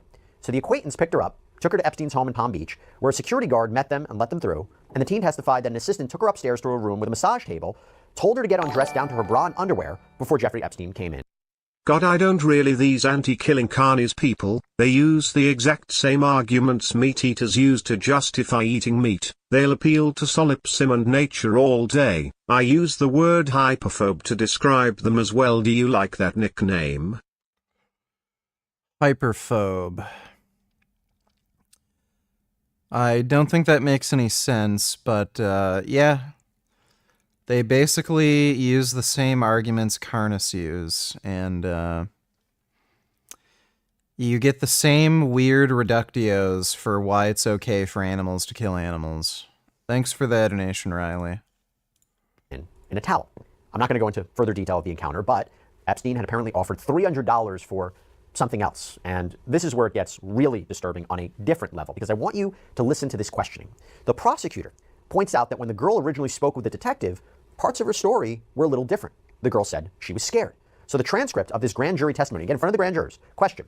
So you didn't want to admit that you had allowed him to touch you? Answer, yeah. Okay, and he gave you $300? Uh-huh. You left your number so he could contact you again? Yes. I think a fair argument would be is that the prosecutor seems to be placing the impetus on her. Remember, this is a child. That is bizarre. A prosecutor saying that. We're talking about someone who couldn't give consent. So obviously you could look at this line of questioning and say how improper it was. What was the motivation there? On the other hand, you could say maybe a prosecutor has a duty to present exculpatory evidence as well.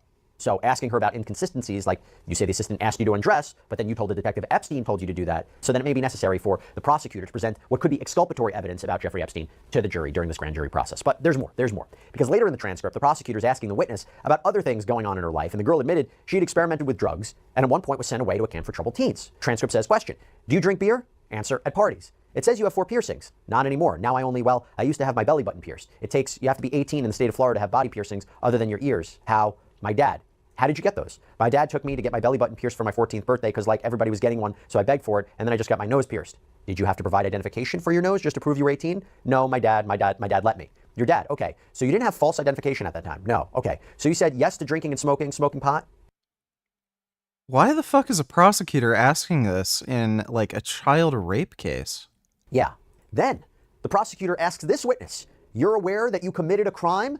Now I am. I didn't know it was a crime when I was doing it. Like, I don't know. I guess it was prostitution or something like that. Now, in a grand jury process, it's not unusual for grand jurors to submit questions to the witnesses. And that is what happened here. It wasn't even submitting written questions.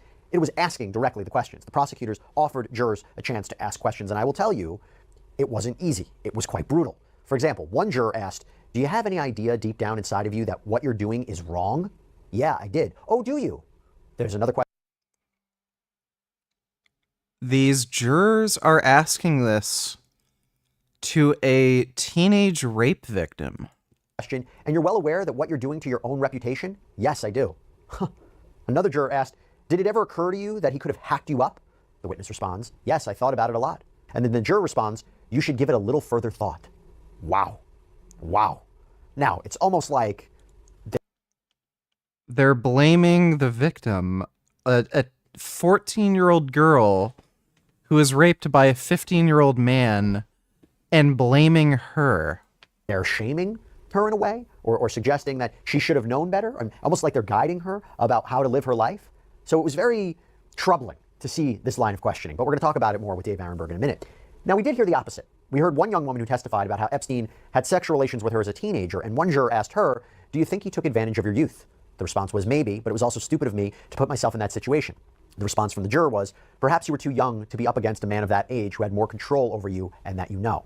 Now, the prosecutor also called in for the grand jury Palm Beach Police Detective Joe Ricari for questioning, and he talked about an interview he did with a woman who said she was 17 when she met Jeffrey Epstein and that she started bringing girls over to his home. According to the grand jury transcript, Detective Ricari said, quote, she agreed to bring the girls to him, and he told her the younger, the better. She brought a 23-year-old to massage him, and he told her that she was too old, and he wanted someone younger. Knowing that she went to a local school, he recommended that she ask her friends. During the statement, she gave me approximately 6 names that she can remember that she took to the house that all went to the school. So it's pretty horrifying stuff all around. Well, now I want to do something. I want to bring in a very special guest and somebody who has a very interesting connection to this. The current Palm Beach State Attorney, Dave Arenberg, to talk more about this. Dave, great to see you.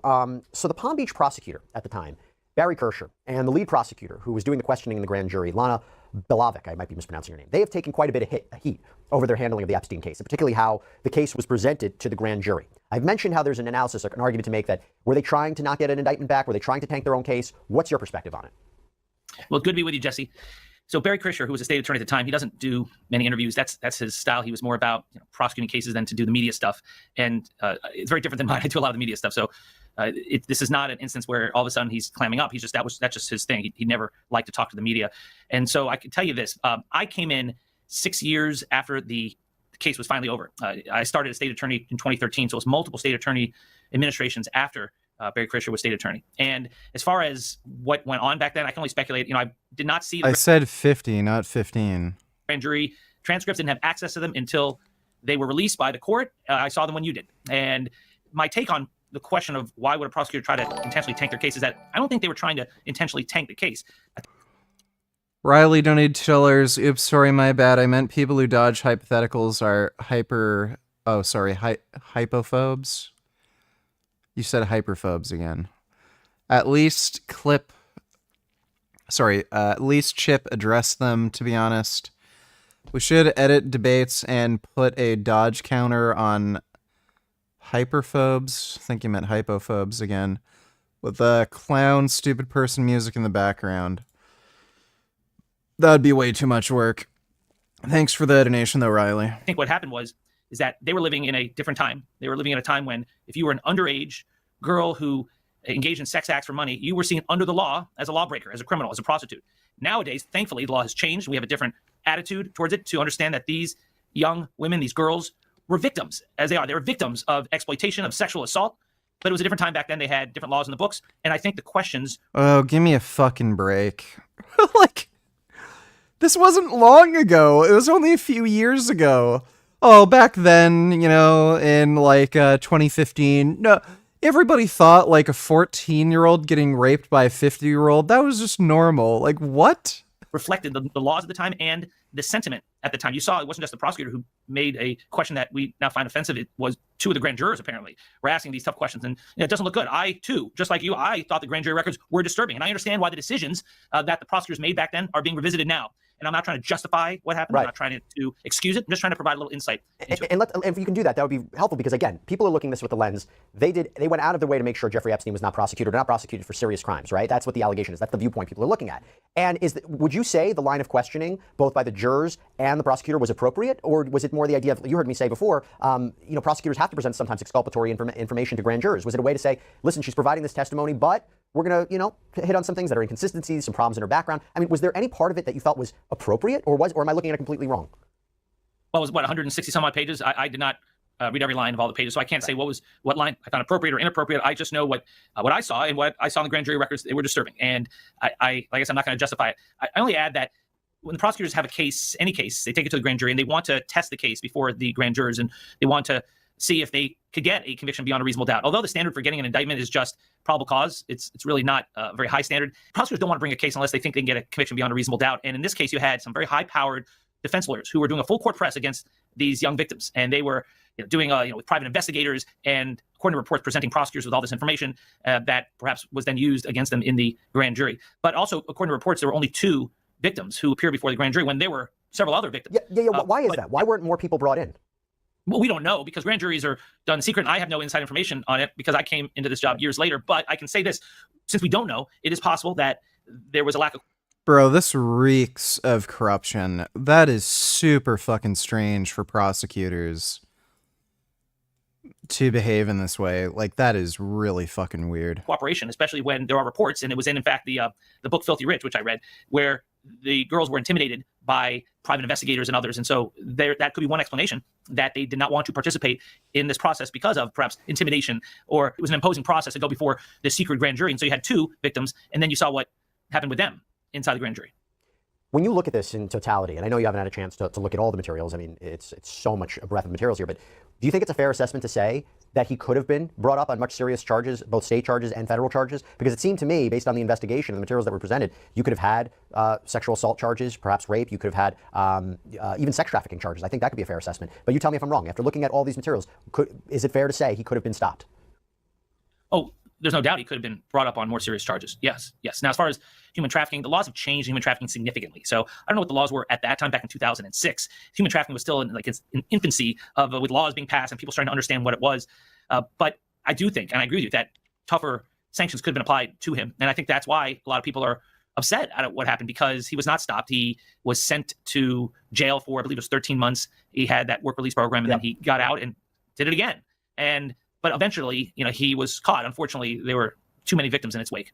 And I mean, one of the witnesses testified that Epstein sexually assaulted a stripper who was screaming no. So when I talk about, is there other charges that they could have brought him on, or at least investigated? And I look at the breadth of this material, and I wonder, do we have a better answer today about why these charges were not brought? There's a lot of it that's the communications between government attorneys about the plea negotiations. Do you think we have currently, or will have, a better understanding about why he was not charged as thoroughly as he could have been after the release of these materials? I don't know. The materials only tell you so much. I think you'd have to get into the minds of the prosecutors back then, and if they decided to speak up, Also, the federal prosecutors. Remember, this wasn't just a state prosecution. This went before the federal prosecutor's office, the U.S. Attorney's office, that got involved and then reached a deal, which was not only a deal that led to what you saw, the 13 months in county jail, but also a non-prosecution agreement in the future where you couldn't prosecute them for other acts, which is not just Jeffrey Epstein, but Ghislaine Maxwell and others, which was such a broad immunity deal that the Southern District of New York said, we're not going to even agree to this. We're not going to listen to it or obey it. We're going to go our own way years later, and we're going to ignore that non-prosecution deal that was in the Southern District of Florida because we are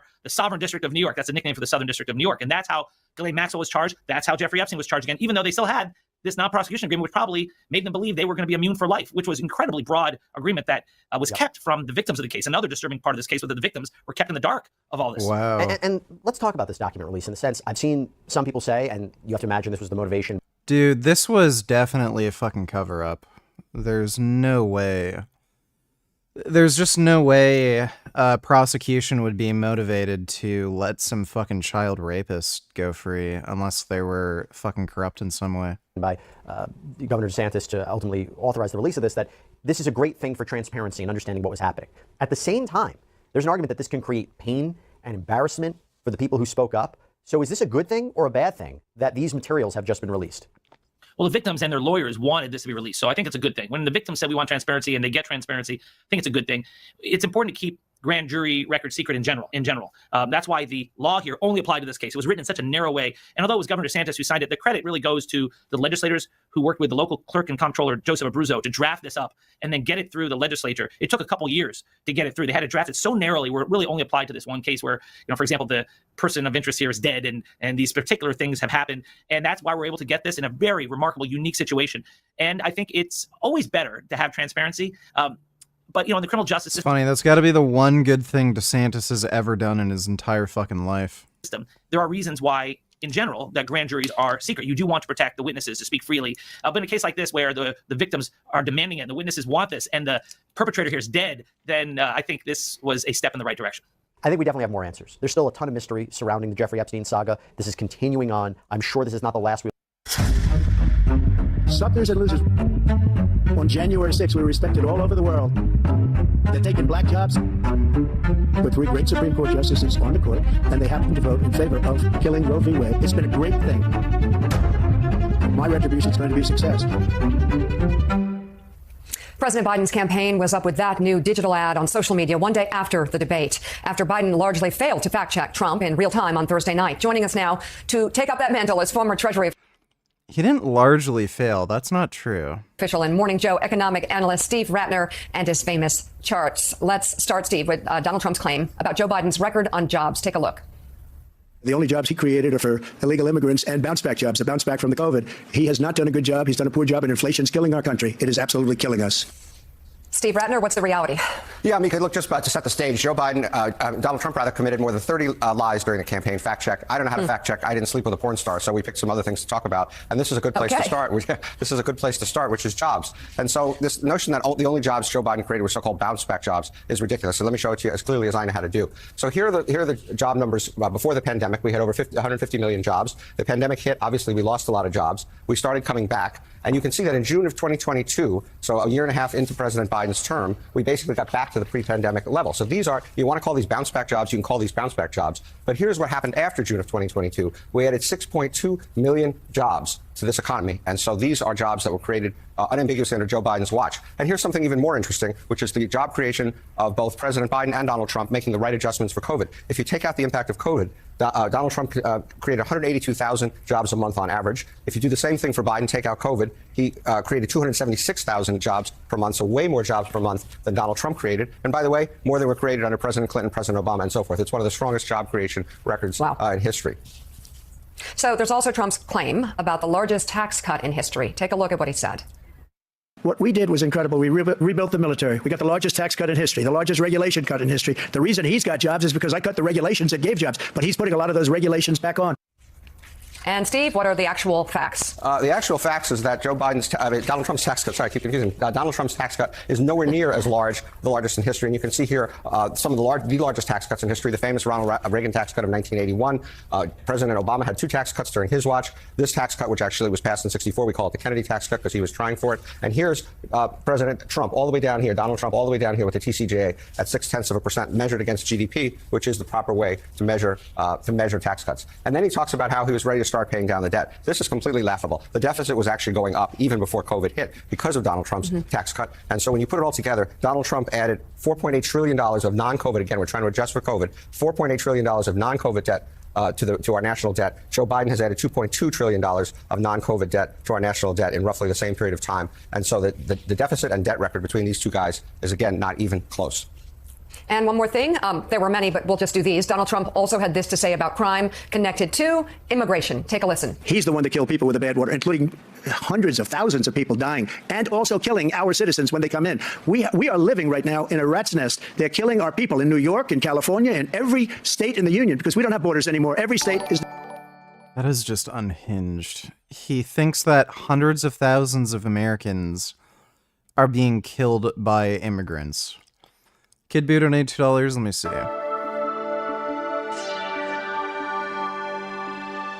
Hey guys, welcome to the Liberal Hive Mind, a channel solely focused on exposing the abundant hypocrisy of the left. Well, there you have it. I guess Joe Biden's not going anywhere. It's been a full-on Biden media onslaught. I mean, for Pete's sakes, have you guys noticed? Trump hasn't even been busy campaigning the last 5 days, which is very uncharacteristic. And the reason I think that's happening is because the media is doing his job for him. Might as well save the energy. But anyways, the point is that the media has been calling for Joe Biden to step down. We've seen an unrelenting push, and finally Joe Biden has responded. Here's his quote. "I am running. I am the leader of the Democratic Party. No one is pushing me out. I've been knocked down before and counted out my whole life. When you get knocked down, you get back up." So I guess they're really leaning into his comeback rally, which happened the day after his disastrous debate performance, where he said this. How to get things done. I know, like millions of Americans know, when you get knocked down, you get back up. The Democrats are leaning into this comeback Grandpa Joe narrative. Old Yeller Joe. It seems like Joe Biden is in. Well, if that's sticking in, I guess they really believe in his ability. Significant leads for Trump. And look, these are no win. He doesn't. This video is fucking boring, dude. Whatever. Now a border. And because of his ridiculous, insane, and very stupid policies, people are coming in and they're killing our citizens at a level that we've never seen. We call it migrant crime. I call it Biden migrant crime. They're killing our citizens at a level that we've never seen before. Steve, what's the reality about the rat's nest that we are living in? You know, Trump's ability to lie with a completely straight face and to say things that just are absolutely factually inaccurate without even blinking is quite amazing. So let's talk about overall crime first. First of all, and I'm using violent crime here as a proxy, but you'd see similar things in other kinds of crime. First of all, crime really didn't even go down much under President Trump. It went down a little bit, it went up. You can say this was COVID, but basically no change in crime. Under President Biden, here's what's happened to violent crime. It's gone from 398 per 100,000 people, the rate of crime, down 26%. 294. This is an extrapolation of what this year will look like if present trends continue. A huge drop in crime this year. And so the record on crime overall between these two guys, again, isn't even close. So he's talking also about migrant crime. Let's talk about migrant crime because this is something most people don't appreciate, which is that the rate of crime committed by both legal immigrants and undocumented immigrants is actually lower than that of U.S.-born citizens. So here is the crime rate for violent crime, a bit over 200. For U.S.-born citizens, it drops down for legal immigrants. And if you're an undocumented immigrant, you actually have one of the lowest crime rates. And among the reason for that is not that surprising in a way. If you're an undocumented immigrant, you don't want to get deported. You're pretty unlikely to commit a crime because that's not going to lead to a great outcome for you. But in any event, you see the same trends in property crime and in drug violations. Immigrants who come here, whether they're documented or whether undocumented, commit crimes at a lower rate than native-born Americans. That has been studied many times. This is a Texas study. You can find it anywhere else in the data. Those are the facts. Based. Let's watch this for a second. But in San Francisco, there was this thing going on called the Pride Month, which, as if one day isn't enough, they needed an entire month. Another 100. That's not just San Francisco. That's basically what it is everywhere. 40 days for the year to just kind of celebrate all the stuff that they're doing. And you see in the streets, I don't even want to tell you what was happening between two men in the middle of the street. One guy was laying in a pool asking other men to use your imagination on what it is. Once Trump gets re-elected, I'm gonna make you sing this song at least 50 times on stream. like so, like a damn, like a finger on my chain. Donald Trump is your president, if you like it or not. Keep the energy you had with Barack. Cause you know this Trump train don't stop. Tell Beto to please come try to take my Glock. Hood in my red hat. And this hat. We went to the White House, they said we got a check. I'm not looking forward to that. Thanks for the donation, Kid Boo. But watch what happened, Vinny, when this guy's asking the cops what the laws in San Francisco, if it's illegal to do this or not. Go ahead, Vinny. Yeah, so basically, Peter, so I don't know the guy's name, but there's a few of them going around here with cameras. These are cops in San Francisco. They confirm that full nudity is allowed and legal in front of children, in front of kids, at pride events because it's not for sexual gratification. And what you were talking about, Pat, had to do with guys out in public, naked, doing these acts, urinating and doing all this crazy stuff. And this is them. And pay attention, what community do you think these cops are in? Go ahead and play it, Rob. Oh my God. This is just ear rape. One question for you guys. I'm a news reporter, so obviously there's a lot of nudity around here, men, women, transsexual stuff going on, and there's kids, wandering around the event. I'm not sure on San Francisco's laws or California's laws, is it legal for nudity to be presented in front of kids? Nudity is legal, yeah, within certain boundaries. But then, what are the boundaries? Do you know?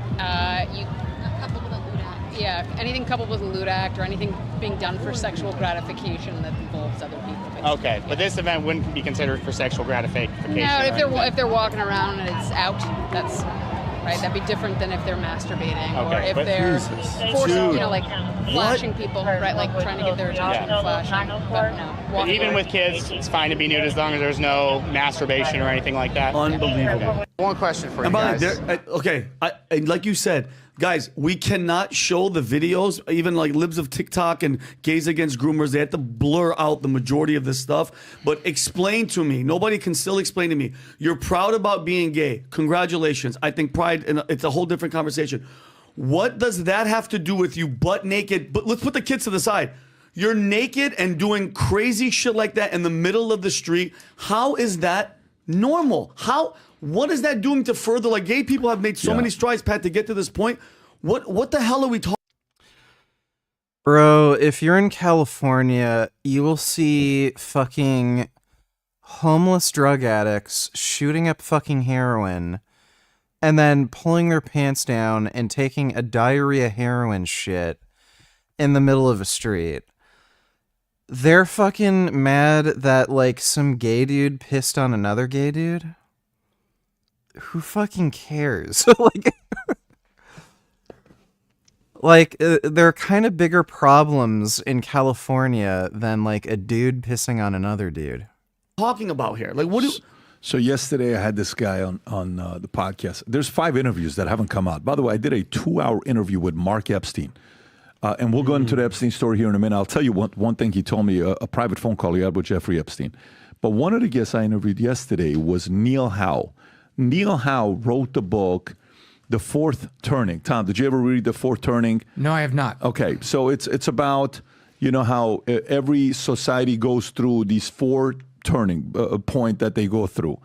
One is the high, and then you got, I think it's like the unraveling or the awakening, and then it's the crisis, okay? And they made, in 1997, when he wrote this book with his partner, William Strauss, they predicted 5 events that were going to happen, okay? One of the events was a massive financial crisis. Check, it happened. Wow. Second event they predicted was a massive pandemic. Check, it happened. Third event they predicted, Rob, was Russia would invade one of the Soviet Union neighboring countries. This is from 1997 he did this? This is from 1997. So rebuild Humpty Dumpty. Yes, to rebuild Humpty Dumpty. Humpty Dumpty. Number 3. The fourth one that they talked about was there would be a gay guy pissing on another gay guy. had to do something with the Tea Party. All 4 happened. The 5th one hasn't happened. And I said, so what's the 5th one? He says every single time. Derek donates dollars. He strikes again. Let me see. This fit chick proves she knows nothing about nutrition. You cannot have. Somebody already sent me this. Basically, she said she prefers eating like defatted peanut butter over normal peanut butter. And then Martin Rios, who can't understand plain fucking English, accused her of saying high-calorie food is unhealthy when she never said that. Dude, this guy has like the dirtiest mustache I have ever fucking seen. It's like a bunch of ants crawling across his face or something. What the fuck, bro? Thanks for the donation, Derek. When you get to the fourth turning where crisis is here, where you see stuff and behavior that just doesn't make any sense, the only way massive change happens is through war. And I said, what kind of war? He says, well, America is showing all signs of a civil war. And I said, civil war? He says, yeah. He said, this guy thinks America is going to go into a civil war because a gay dude pissed on another gay dude in public. Have you heard of Barbara F. Walter? I said, no, I know Barbara Walters. I thought it was his daughter, but it's not. It's her daughter, but it's not. Barbara F. Walter wrote a book. Rob, if you can pull up this book, Barbara F. Walter. The book is called The Next Something, Rob. Something. If you just go to Amazon, right there. How Civil Wars Start. She goes to all of these countries around the world and interviews people who went through civil war and asks them a question about how it happened. Every single person from different countries who did not know each other, you know what was the first answer everybody gave? None of us saw it coming before it came, okay? So I'm like, okay, so fine. I said, so let me ask you this question. You know, what part of these... You could see the American Civil War happening from a mile away, and no one was surprised, so that's not, it's not really a thing. 4 turnings. He says, because this turning is what leads to kids becoming artists. This turning is what, gave us birth to Walt Whitman and the feminist movement. And he's kind of talking about all these things, right? I said, what part of the turning is with what they're doing in San Francisco right now, where men are walking around pleasing each other in public and absolute nudity with kids being around? Is any of these turnings have to do where values and principles is completely lost? Meaning morals is completely out the window. You're not even thinking about it. By the way, like, this is only happening during a pride parade once a year. About it. He said, yes, that plays a very important role. I said, so how does that common sense come back? He says, it only happens. All the 4 turnings that we've studied, every single one of them ends with a war. I said, are you saying this one's ending with a war? He says, I didn't say that. He says, all I'm saying to you is the previous ones that we've studied, they all end with a war. And if this one is given signs that it could be a civil war, I said, what do you mean by civil war? He says, look, when I was a kid, in our community, what's different about today is the fact that in our community, we had relatives that voted for Nixon. We had relatives that voted for John F. Kennedy. It was very simple. Nobody was like, oh, there's voter fraud, because there was everybody in our community. He says what's happened in America today is those who are conservatives are all living next to each other, and those who are liberals are all living next to each other. So whatever that happens, they can't believe that happened because everybody around them is what? Like them. Exactly. That was not the case in the 60s and the 70s. Again, he's saying this, right? I said, so where are you going with this? He says, these are all signs of civil war. Yes, America is going to go to civil war because a gay dude pissed on some other gay dude at a pride parade in 2024. These people are just unfucking hinged, dude. Yo, Charles, I just smoked a Chinese soldier. Look at this, dude. Oh, that's sick. Yeah, super cool. Charles, wait! Oh, dang. I'm bringing over. This helmets stand up to pretty much anything. So right here we have a Ballistic Dummy Labs head. We're going to be using this because it's a very good analog for the human head. Of course, we'll be shooting the helmet right here. And what do you want to say about the ballistic? The ballistic dummy head, this one's We couldn't get an exact one-to-one. You'll notice that on this guy, the eyes are open. It has a boa closure system, very much like you'd see from Team Wendy. And then very interestingly, this has been kind of echoed in many military helmets, but there's actually no screws directly through the bulletproof material. Rather, the rails themselves are bolted onto the outside so that there's nothing that could affect the integrity of the ballistics itself. This has been tried by many different helmet manufacturers throughout the years, so this isn't something brand new, but I think it's the first time I've seen it in general wide issue. As you can see, their NVG bracket is different from ours, and Mike Donatellas, do you think she reads her comment section? Probably not.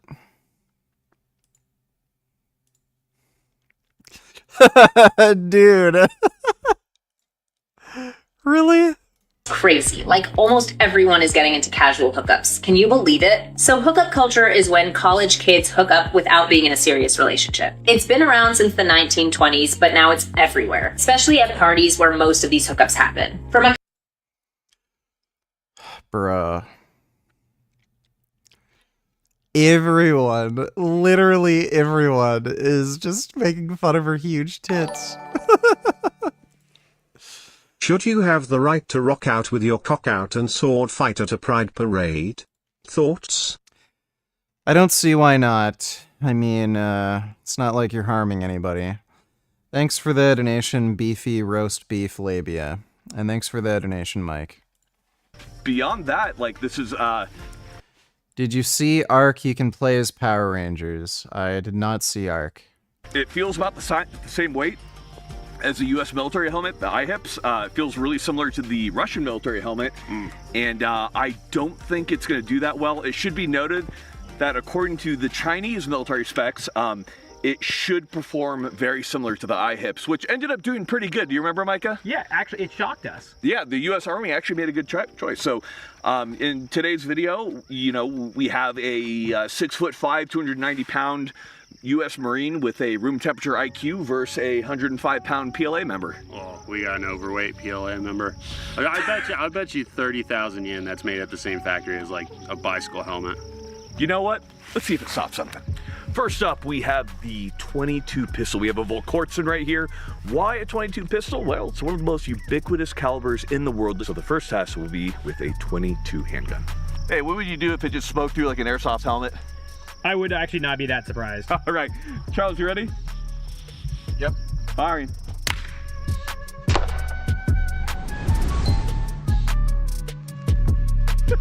Did you see the round? Like, oh, that's a tough helmet cover. How come they don't make stuff that well for us? Yeah, I don't know. It's like they're well, they do. Railroads are still up and going. What is that joke? Did we like enslave the Chinese to make railroads? As close to slavery as you could get. Yeah. Yeah, actually, if you look on the inside here, surprising, but it kind of started to peel back some of the paint. You can see the Kevlar. Let me turn up the brightness for everyone. Oh yeah, it did. I don't think the IHIPS did that. No, that's actually pretty surprising overall. And if you look, like, it actually kind of gouged a little bit. You can feel stuff in here. Yeah, parts of the slug, it looks like. Okay, very surprising. Well, it's at least better than an airsoft helmet thus far. Let's step it up. Right here we have the SIG M17. This is the standard sidearm. Are you gonna play the first Descendant?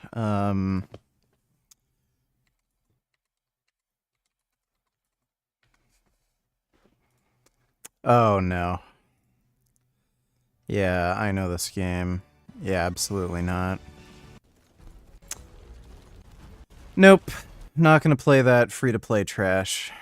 From the United States military is firing 124 grain NATO plus P ball ammunition. This is military ammo. We're firing at this helmet right here. This is a real, something that could actually happen, right, Charles? Yeah, absolutely. You're on a battlefield, drop your SIG, you fucking hit some Chinese dude in the head. Hey, Charles, what's your prediction? It's going right through. I think it's gonna stop it. Micah? Straight through. All right, tell me when you're ready, Charles. Ready. Portal Donatillers, happy 4th of July. Happy of July! Hello, my name is Jeremy Frederick Wilson, but you can just call me Bombity Boo! Dude, if this video wasn't from 11 years ago, I would think this is AI. I know yet again, I've not been dedicating enough time to my vlog. All my creative juices since my last grows and matures. This our home, this our country that we love, which we all celebrate July the 4th. From this, we join together. Bro, this kid must get bullied so bad at school. Thanks for that donation, Tortle. That was nice. All right, so we hit it right in the ear, and it bulged. There's a good bulge there. Yeah. I mean, considering how small their heads are, that wouldn't even touch his skull. It would just... He's good to go. That stopped it, no problem. Plenty of room. Wow. Yeah, not bad. Let's slice this open. Kenny. Shish. So that caught it, no problem. Surprising for Charles, but I kind of expected it. I had faith in the People's You had Liberation. faith in the Chinese? In the People's Liberation Army. Oh, yeah. Sorry if I didn't. Sorry if I'm too America. We're gonna be stepping it up to 44 Magnum. 44 Magnum is a typical test that we do, and in the past, most military helmets have been able to pass it. Did you hear about the lesbian couple that got attacked by 10 Middle Eastern men in Halifax? Canadian media is barely reporting it, and will not mention the men's ethnicity. Did not hear about that. Middle Eastern mob attacks women, leaving victims too scared to get out. It's a shocking moment a lesbian couple are allegedly set upon by a mob of Middle Eastern men after celebrating a birthday night out. The attack left the two women with a broken nose, a chipped tooth, multiple bruises and bumps to their heads. A mob of men allegedly began to harass Emma McLean and her partner Tori Hogan in Halifax, Canada, making nasty comments about their sexuality. Tori then confronted the group of 10, what she describes as Middle Eastern men believed to be from Syria, about their comments, after which the alleged assault took place. Yes, this is what you call cultural enrichment. Up about the attack online, Emma said the men made degrading comments to the women, making sexual and homophobic slurs. After verbally confronting the men, Emma said, 7 to 10 men attacked me and my partner, throwing several punches and kicks to our faces, ribs, etc. We are extremely thankful that things were not worse. Emma uploaded footage Yeah, good thing none of them had their suicide vests ready. of the attack to Facebook in an appeal to find the attackers. A flood of support came in from concerned users, with one commenting, "I'm so sorry this happened. I hope these sorry excuses for men are found and dealt with." Emma. Yeah, tell me again why we can't conceal carry in Canada? Oh, right, we want fucking, Muslim fucking foreigners to beat the shit out of gay and trans people. Described to local media how she had to witness her girlfriend's assault. "I saw Tori being pushed on the stairs, and they are cement stairs, and she's on her back. That's when all the men start punching and kicking her. The fight or flight came in. I jumped on one of their backs and put him in a chokehold, basically trying to restrain him. I felt punches and kicks, and then I felt it on my nose, and there was blood. A local bystander alerted police, but the alleged attack had ended before officers arrived." Emma said one alleged attacker stayed behind to give police his ID, saying the couple had attacked him instead. Emma says she is now terrified to go into town. "It's overwhelming," she says. Police told CTV the incident is under investigation and no charges have been made. Yeah, typical. Why do we let these people in? Bro, like, fucking young 20-year-old men from Syria. What the fuck are you doing letting people like that into the country? They're not skilled workers, and you know what they're going to be like if they're from Syria. But yeah, bring them in. Give them, or yeah, make them give us their cultural enrichment. Clear, a military helmet isn't held to the same levels as like body armor is, where it's like 3A, 3, and level 4. They're meant to mostly stop frag. However, many military helmets do stop rounds, no problem. So 44, I can't see this stopping it. I don't know. It stopped 9mm, no problem. I think we're good to go. For some reason, I just don't want to give any credit to it. You know what I would like to try is if we can get an Indian man out here with a stick, like when they fight each other on the border. Oh, and up in Tibet? Yeah. And stuff? That'd be sick. Whatever happened to the Tibetan people? Stop it? I actually do. The launch gonna punch thrills. I feel like it counts. We're gonna find out. Charles, you ready? Yep. Cool.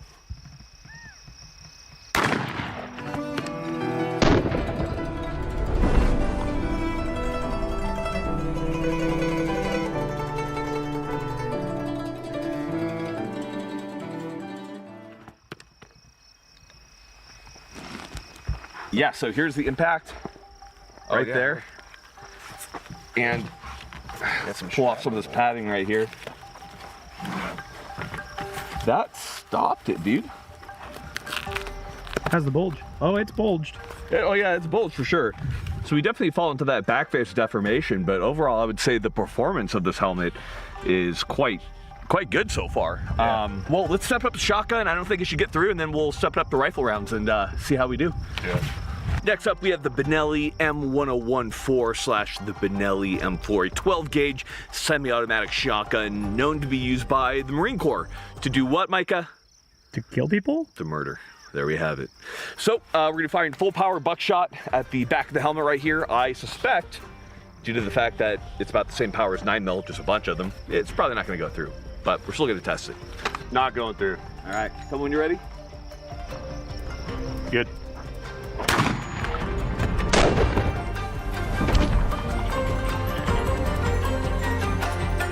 And as you can see, not a single one actually went through. And I mean, honestly, that's not a bad bulge. That's like really not that bad of a bulge at all. No, that ain't bad at all. Well, I think this one's still good. We're gonna go ahead, we're gonna move it up to rifle rounds. Now with rifle rounds, we're gonna be shooting at 100. We decided that point blank rifle rounds are time to get down to business. Are probably, we are firing standard 122 grain, 7.62 by 39. One of the most common rounds in the world. What did you say, Micah? Oh, for sure. All right, Charles, tell me when you're ready. Good.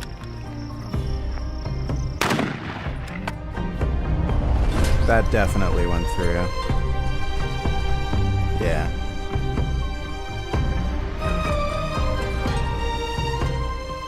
Straight through, dude. Just don't bring a helmet to a rifle fight or just don't get shot in the head. Is that what they say? Yeah, they say, I think they do say don't get shot in the head. I was actually trying to tell Lincoln that like 2 seconds beforehand, dude, but they stopped to get popcorn. This is the entry. Yeah, it just zipped right through there. Oh yeah, and it went completely through the head. Oh, look at that. 100 yards using a lot of different NATO weaponry. We started with the venerable M4A1, which is a 14.5, 5.56. We're gonna be firing 77 grain open tip Sierra Match Kings.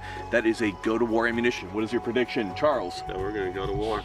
No, that's not what I was asking. 7 grain OTM.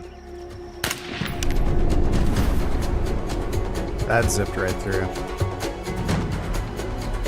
Not only did that go in, it also partially, it exited the skull, but got trapped inside the helmet.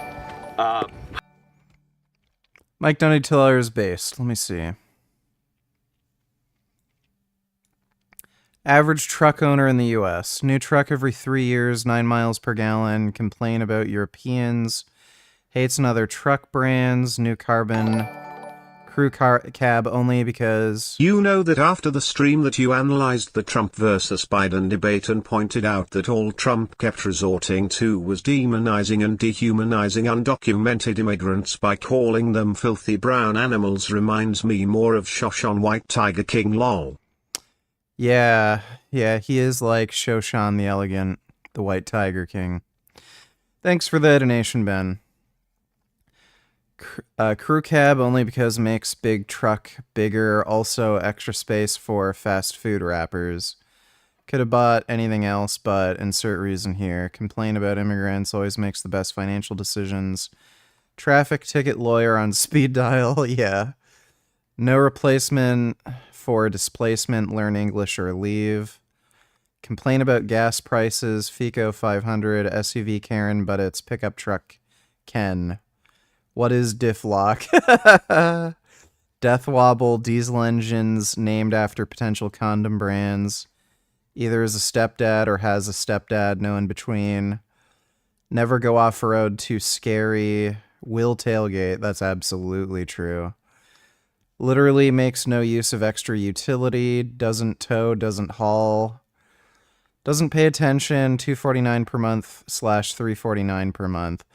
No, dude. People are paying way more than that for fucking trucks. Especially these big-ass, stupid, new luxury trucks. Dude, no, people are paying like $800 per month for some of these. But yeah, that's pretty much all true. Especially the fucking tailgating. Truck drivers are fucking assholes. Thanks for the donation, Mike. I could come take a look. So that's the entrance wound. It went hate, but it was an MR762A1. Very little difference. We do have a different handguard on there. Otherwise, same suppressor, same barrel length. The ammunition that we're using is a variant of some of the ammunition used by the military, which is 168 grain Sierra Match King.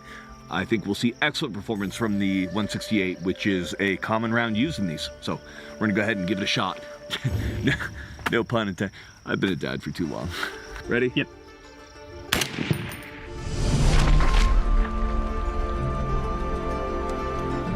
Yeah, that guy's dead. Dead as fuck. I don't know what else we expected, but 308's gonna smoke straight through. First off, that's a gruesome shot of the inside of the helmet. Looks like it deformed through the skull and exited out the front of the face. Check the, yeah, 100%. And it completely liquefied and took the brain out with it as the 308 went through. Once again, proving that Sierra is responsible for a ton of deaths. But when I told them that, they said that sounds like a HK problem. Really? Yeah. I don't even know how to. HK said that sounds like a loophole problem. Yeah, but they said it is. As much as we've been dogging on the Chinese helmet, it's actually performed quite well. Pretty on par with the IHIPs and better than the Russian military helmet. So the Chinese military is modernizing, and this helmet is certainly a good indication of that their ballistic material or composites that they're using are quite good and on par with what we have. And it's very lightweight, it's well made. So China. I don't know if I'm ready for Candace Owens yet.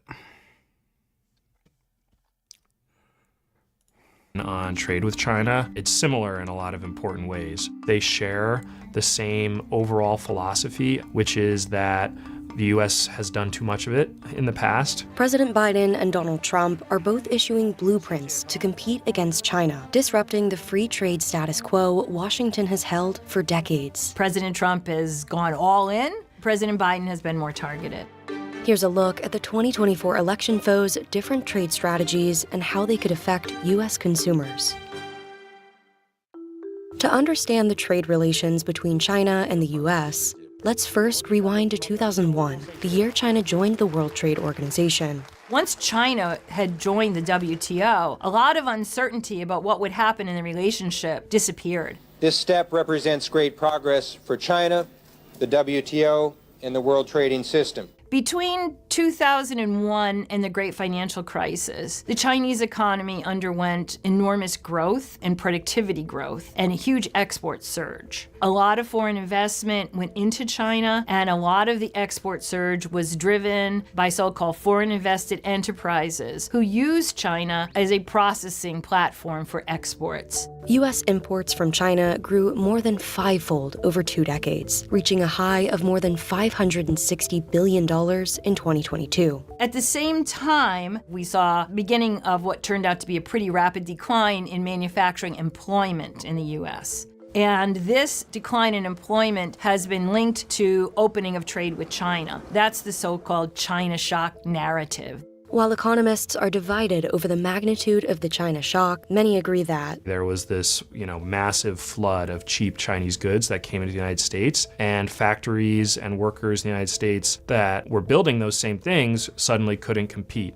That was a kind of political undercurrent that really jumped into center stage when Donald Trump ran for presidency the first time in 2016. Because we can't continue to allow China to rape our country, and that's what they're doing. During the Trump administration in 2018, the U.S. levied tariffs on roughly $360 billion worth of Chinese imports, from electronics to toys to apparel. His approach to China was completely different than what came before. About 2/3 of our imports from China were now subject to these large taxes. So that fundamentally changed how we viewed trade with China.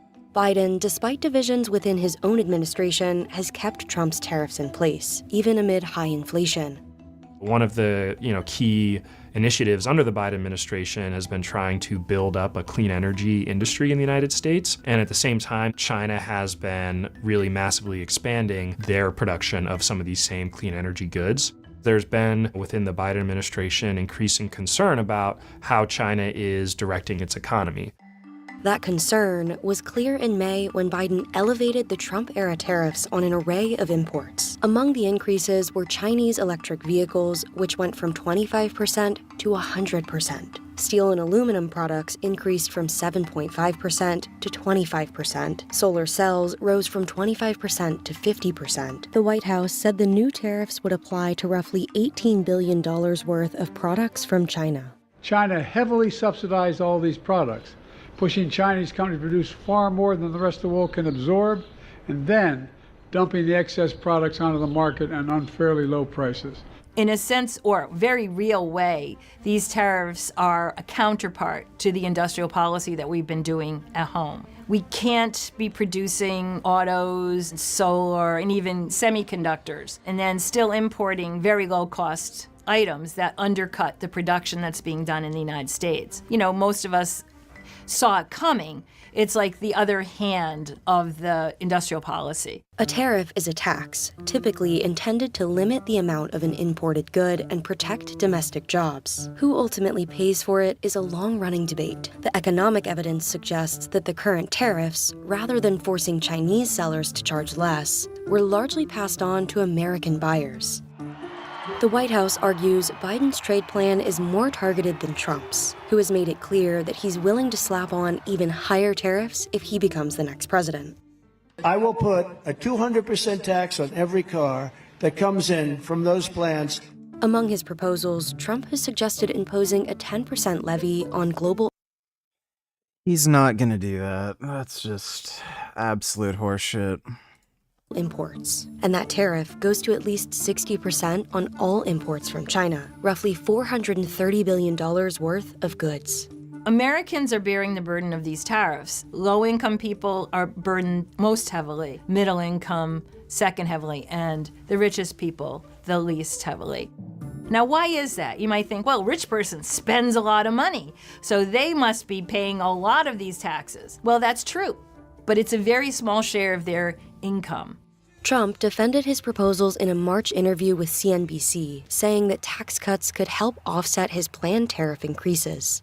China is right now our boss. They are the boss of the United States, almost like we're a subsidiary of China. In recent months, Beijing has turned to Europe for a more accommodating stance on trade. Yeah, Jasmine's fine. She just hasn't wanted to come on stream. She just gets nervous, showing herself online and stuff. Oh, man. 经贸问题政治化，进一步增加对华关税，是错上加。 The Supreme Court decision has been covered extensively by over 400 news outlets, 33% of the reporting coming from the left, and only 17% coming from the right. But if you compare the headlines, you'll start to see some interesting framing emerge. On the left, you have a lot of outlets saying that Trump was granted immunity. On the right, outlets tend to draw the distinction between official acts and...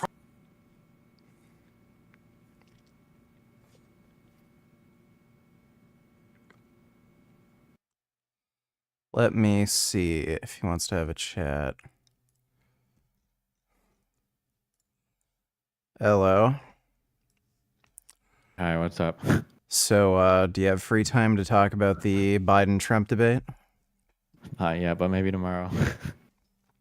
Sorry, this is eating up so much of my time, but I love you.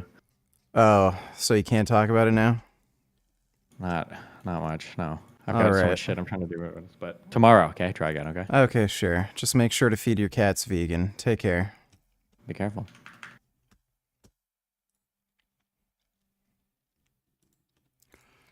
Between the United States and China, a kind of key constituency and almost swing vote between the two of them is the European Union. Oh, wait. Shit. Forgot to tell him. Oh, sorry. Forgot to tell you something. What? Bench is going pretty well. Last session I did 360 for 4 sets of 3. And next session I'm going to do 365 for 4 sets of 3. Then after that, I'm going to be practicing heavy singles to finally bench 405. Cool. Well, good luck. All right. See you, man. Have fun. Union. Europe, for what it's worth, does share broadly some of the American concerns about Chinese economic practice.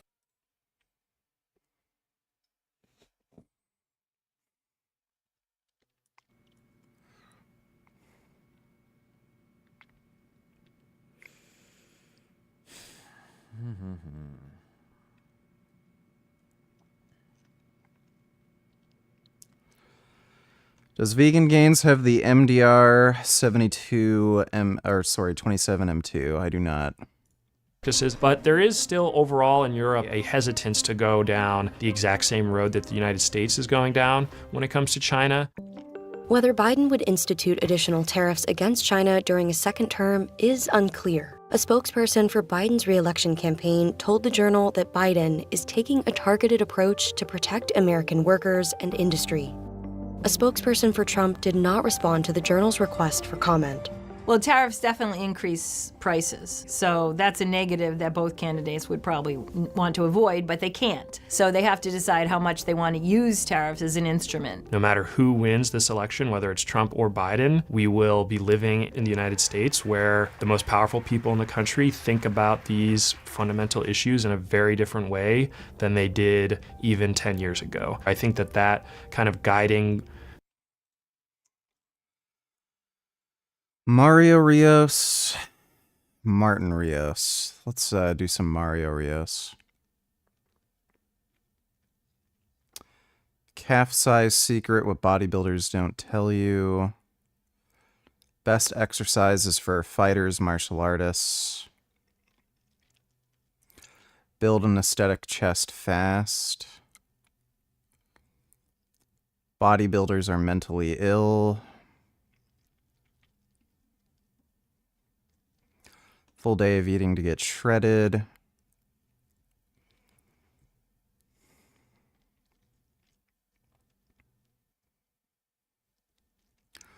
Ultimate punching kicking power guide.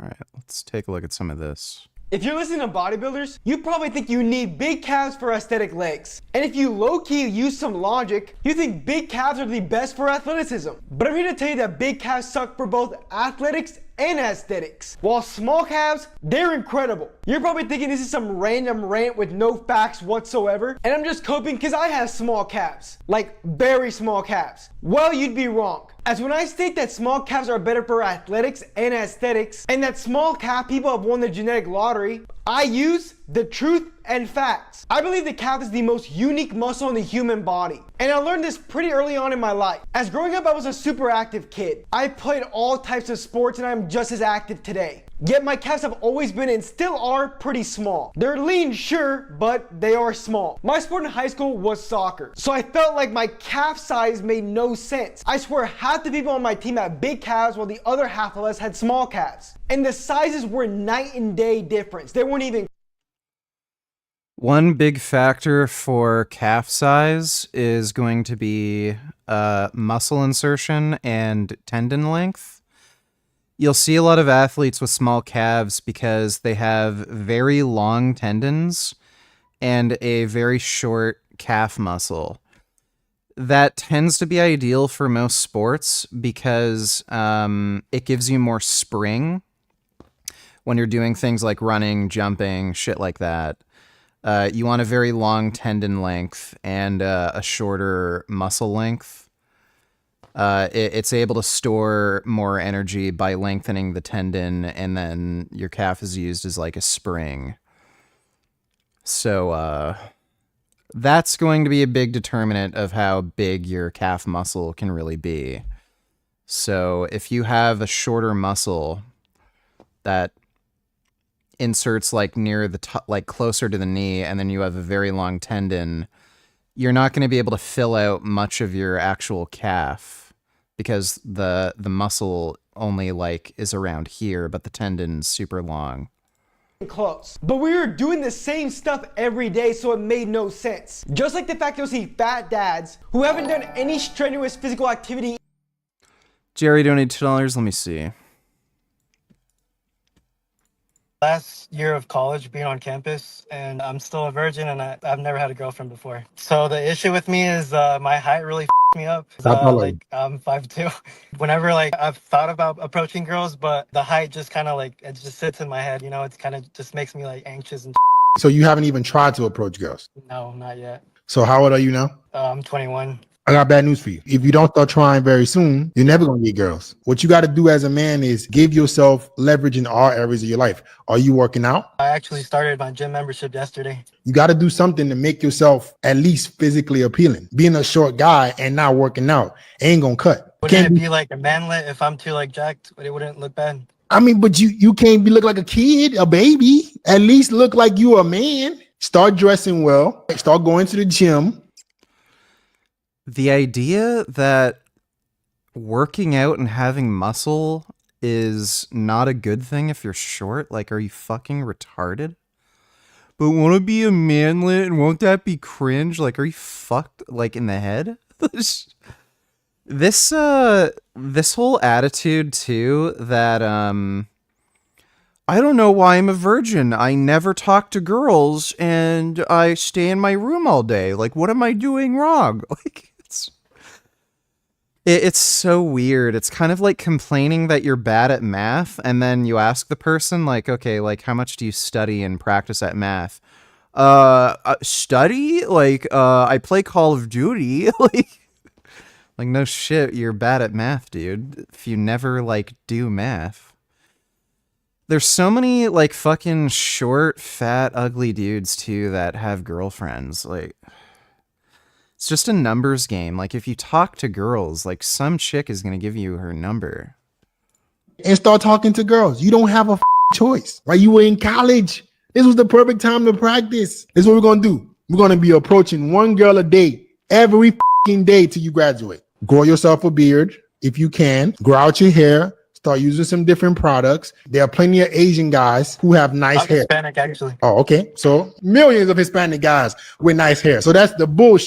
So how do I like get the height thing off my head? The bigger you make it a problem, the bigger it's a problem to women. If you disqualify yourself from meeting women because you think you're too short, girls are going to think the same thing. Whatever you think, they think. So it's my last year.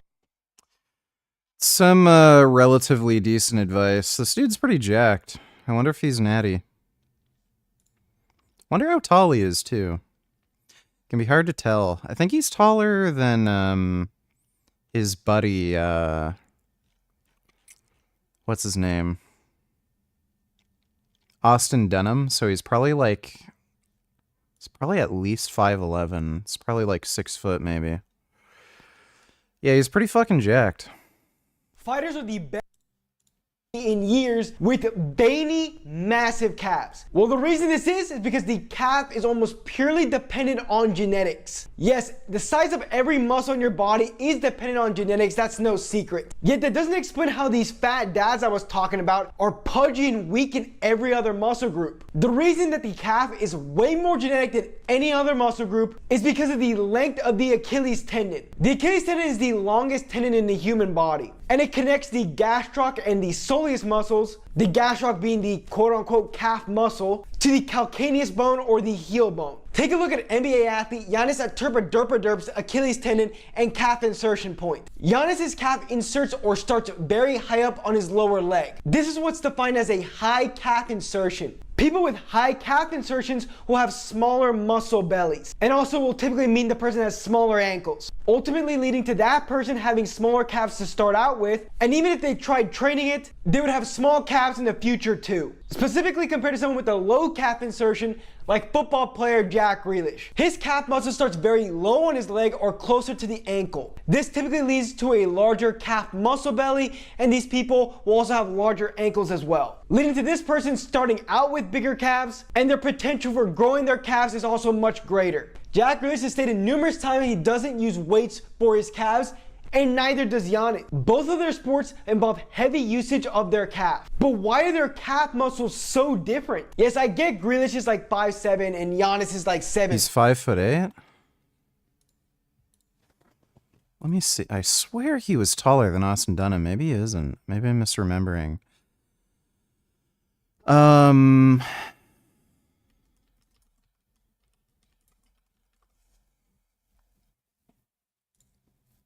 Yo, what's up, everybody?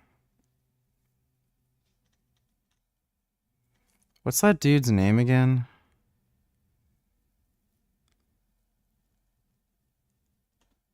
Bismarck?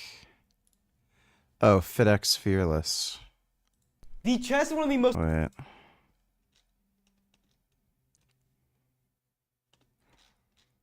Dating Talk and Training with Myron. I definitely want to watch that one.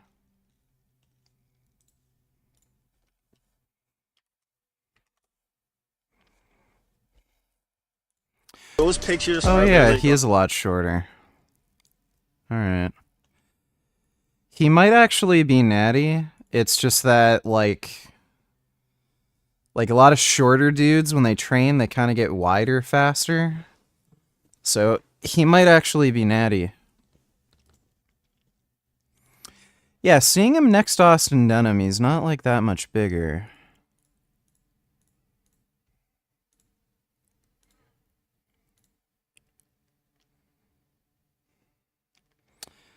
Yeah, nice touch and go deadlifts.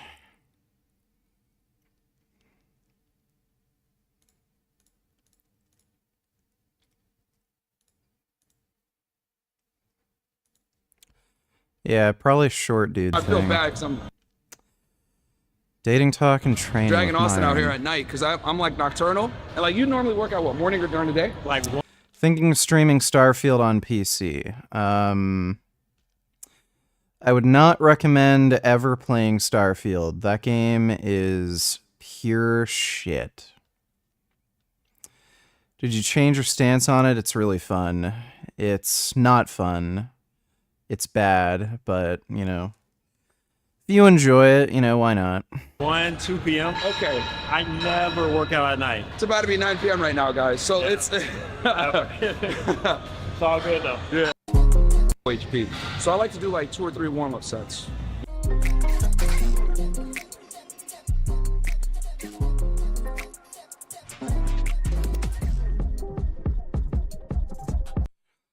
So he's holding the bar wrong. You're supposed to put your thumb over the bar. He's doing the stupid suicide grip thing. I had to get on my tippy toes.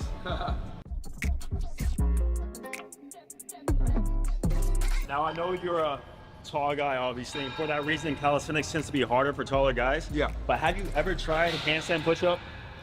I can't do the handstand push-up. Have you tried it on the wall? I've tried it like years ago and I failed, and I was like, man, Gotcha. Yeah, it's usually harder for taller guys, so it makes sense.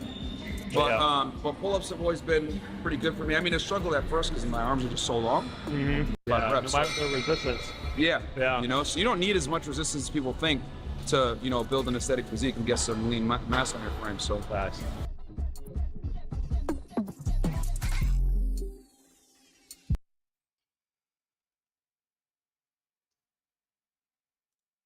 Dude, what?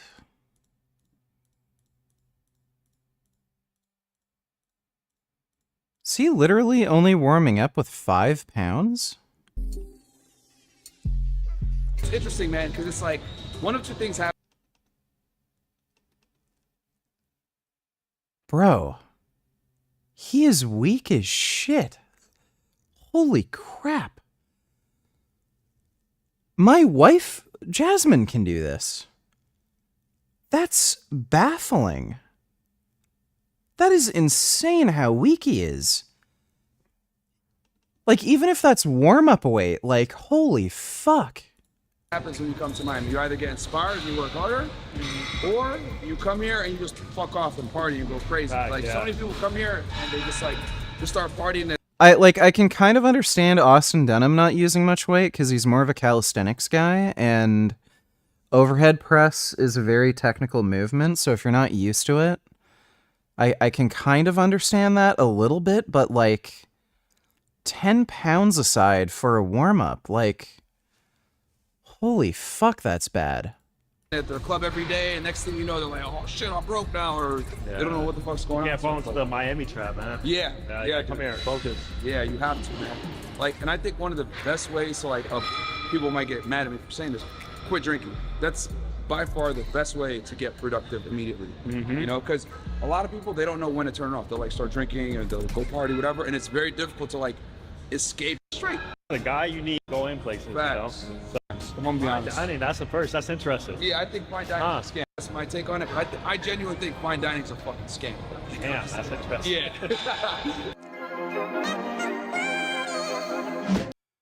Yeah, so that's, again, not holding the bar properly. Not good. And only warming up with 10 pounds aside. That's just awful. One thing I'm noticing now is that you really don't like go heavy, like 5 reps. Yeah. Really heavyweight, you keep it kind of light. Yeah, so I like to stay in the rep range. I don't like to do less than 6. Okay. So like, and if I do end up where like, let's say I overestimated myself when I do a set and I only knock out 4, I'll immediately go into a strip set after that. Okay. To like get that volume back. So Mario, since you hate fine dining, what do you eat on a daily basis? Do you meal prep? Do you cook? Yeah, so I eat a lot of Chipotle. It's like one of my favorites. I drink a lot of shakes. I'll typically eat 1 or 2 big solid meals a day, and then in between have like high protein snacks. Okay, that's pretty standard. Yeah. That, yeah. I used to have a meal prep service, which I advocate like everyone should get one. If you're making like 100K plus a year, like you might as well just start getting meal prep service, because cooking is not in your best interest most of the time, bro. It actually, you waste a lot of time cooking, like where you could have been using that time to make more money. Because like, yeah, that's just pure bullshit. Meal prep services can be very fucking expensive, and chances are you're gonna make some of your own food too and get some snacks and shit. Like what a lot of people do too when they're making 100K per year is their spending increases. 100K doesn't go as far as you think it does when it changes your overall lifestyle habits. Like you're gonna get a car, you might get like another vehicle, like a motorcycle or something for fun. On top of that, you're gonna spend more on clothes, you're gonna eat out more, shit like that. So if you add like a meal prep service on top of all that, your disposable income goes down pretty quickly. So my advice for everybody, like almost no matter how much money they're making, I would say if you're making like 200K or maybe even 150K per year, you might consider doing a meal prep service because you just have so much money. But yeah, if you're making 100K per year, you could save hundreds and hundreds of dollars each week just getting your own food. Like potatoes are super cheap, tofu is super cheap. Like there's your 2 big staple foods for protein and carbs. Fill that in with some vegetables, and then like you're basically paying peanuts for groceries. Like why would you spend like an extra few $100s a month? Son Goku donated $2. I don't think he realizes the reason why his grip doesn't give out because he lifts pussy weights. Let me see. This soft bodybuilder is a lifting strap coper. You ever use lifting straps? Straps are good because it takes your forearms out of it. It's your back that's actually going to failure. Your grip's not as strong as your back is. Soft bodybuilders' favorite argument for using lifting straps is that their forearms will be a limiting factor. And this may make some sense for heavy deadlifts, but genuine question, when has your grip been the limiting factor during a back exercise? I mean, I've never had to stop a back exercise because my grip gave out. And well, for one thing, you're lifting baby weights. 2, a lot of people don't use chalk when they're lifting, and the grips on a lot of these machines, they're like thick, and they're also this really shitty rubber that gets super slippery when you're sweating. So for some machines, especially if you're not using chalk, you kind of have to use some sort of like grip assistance, whether it be lifting straps or a Versa grip. So if you're a fairly strong dude and you're kind of gripping a machine that sort of has a shitty grip and your hands are wet, you have to use straps. But yeah, this guy doesn't fucking lift heavy weights. If your grip does give out, it just means you have weak grip strength. Yeah, so that's just absolutely stupid. This guy barely lifts any fucking weight, for one thing. On top of that, too, like, almost all exercises, I use just my hands. I don't use straps for most lifts, but there's some lifts where you, like, if you have a dumbbell, especially some of those thinner dumbbells, they really fucking cut into your hand. And if you're doing a lot of barbell work and your hands are kind of getting torn up as it is, and then you have to lift a heavy dumbbell that kind of cuts into your hand, it's really fucking uncomfortable, and you can actually like burst blood vessels and shit in your fingers. I've had that. So I'll use straps when I'm doing really heavy dumbbell work for like rows and shit. Otherwise, if you're doing like barbell rows, I don't think most people really need to use any sort of grip assistance. If you're doing a lot of really frequent like heavy deadlifts, you probably will end up needing straps for something like that. Not necessarily because your grip strength is going out, but just because it fucks up your hands. You don't use straps outside the gym, so you shouldn't use them in the gym. Yeah, kind of. I do think some people do over rely on straps, but I mean, there are times where you just need straps. But yeah, it's kind of stupid for him to talk when he's kind of weak. Thanks for the donation, Son Goku. Grand Dam donated $2. Rank who's weaker? Austin, Myron, Frank, Bianca Taylor. I would say Austin is the strongest. I would say it's for upper body lifts. Myron is probably stronger. For lower body lifts, I think Bianca Taylor is likely stronger. And then Frank is weaker than everybody. Thanks for the donation, Grandam. Son Goku donated $2. This weak bodybuilder is using lifting straps. Who do you think has a stronger grip strength, him or Martin Rios?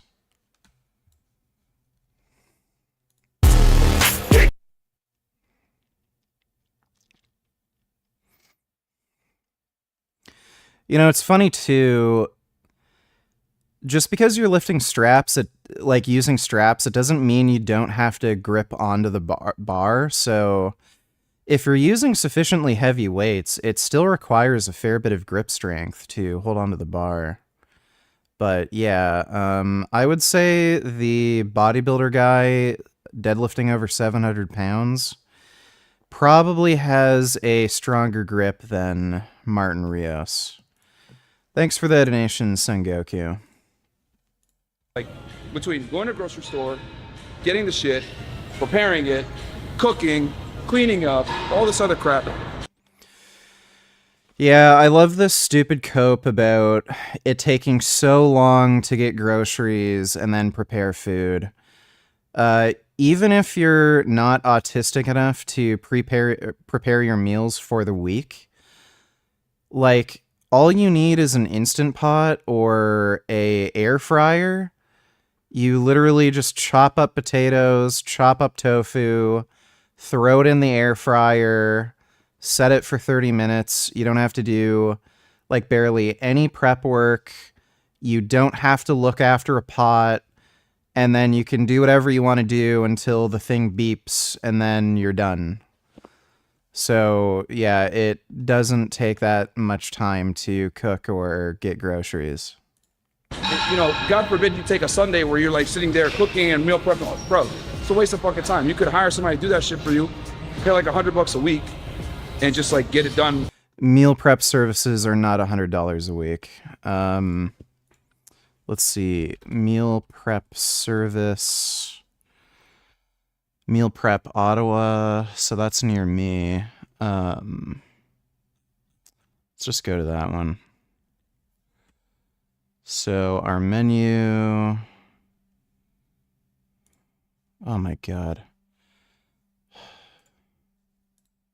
Why does this fucking website not work? Meal plans. Let's see. Vegan meal plan. So meals per week, 7. So it's $100. So times 4. That's $400 to have your fucking... $400 is a lot of fucking money. And on top of that, you probably don't have an ideal like macro breakdown and calorie breakdown for your specific needs. So you're probably going to need to get some extra food anyway. And again, if you're an active person working out and shit, you're probably going to have to go to a meal prep service that will give you custom options for calories, macro breakdown, shit like that. And then you're increasing the cost even more. So yeah, $400 a month for only some of the food you're going to eat. Stupid.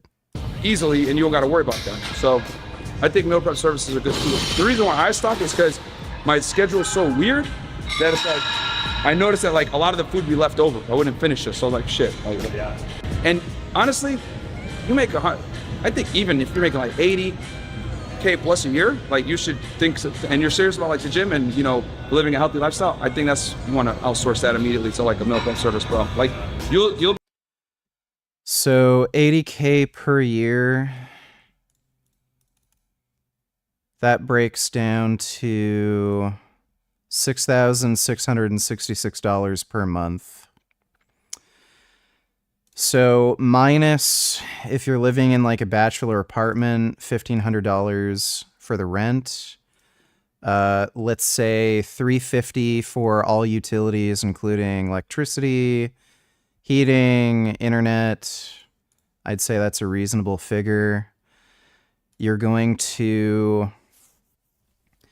let's say you have a car payment that's $350 per month. You're probably paying something like, let's say $150 for insurance. You're probably going to spend on average something like $80 per month on maintenance for the car. What else? So the meal prep service, let's just around $400. You're probably going to have to get some extra groceries too. So let's say minus another $200. What other expenses? So let's say eating out.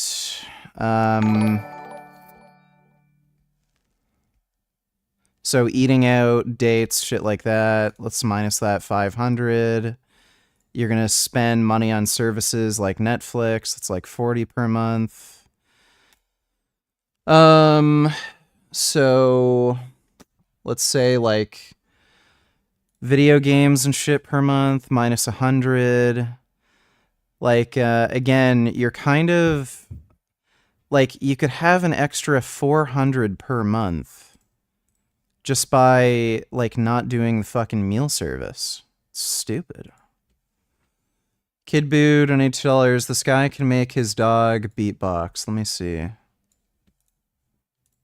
Yeah. Oh, yeah. Bumped, bumped, bombs.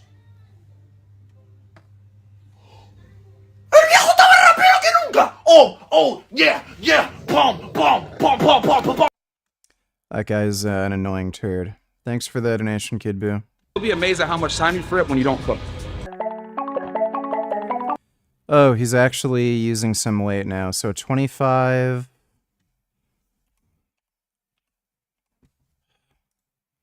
You'll be amazed at how much time you free up when you don't cook.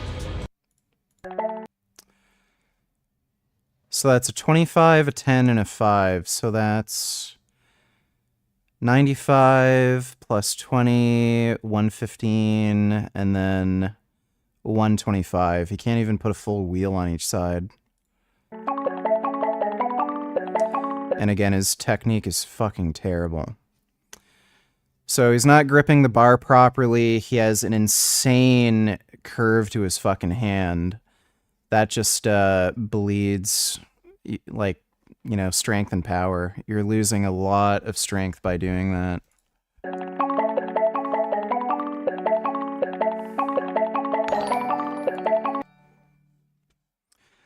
Two PayPal buck donated dollars. Is this destiny? Let me see.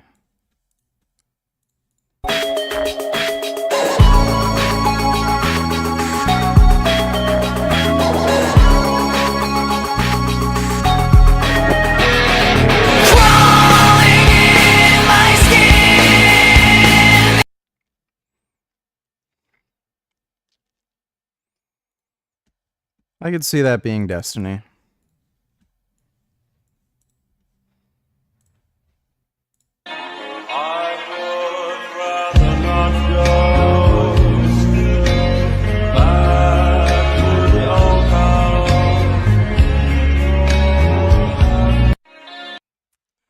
Okay.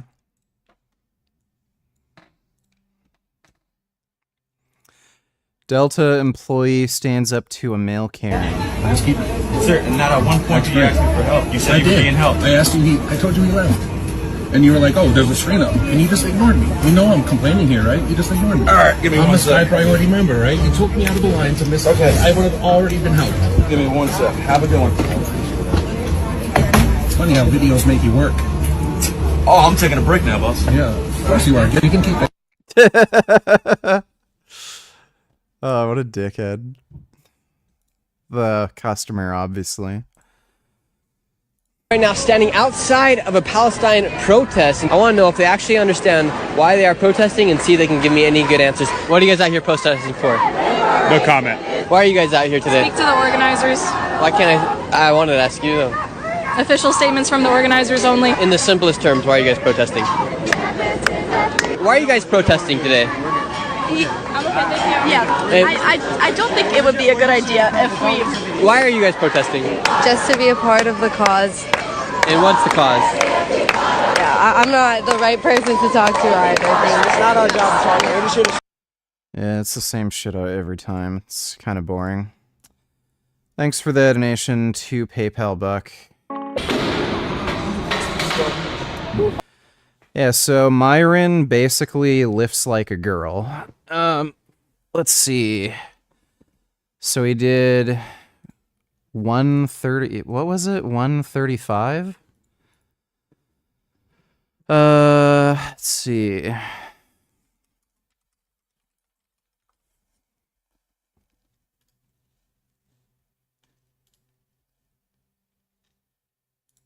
Hey guys, so right now we're at a new gym, third line. First one here, checking it out, it's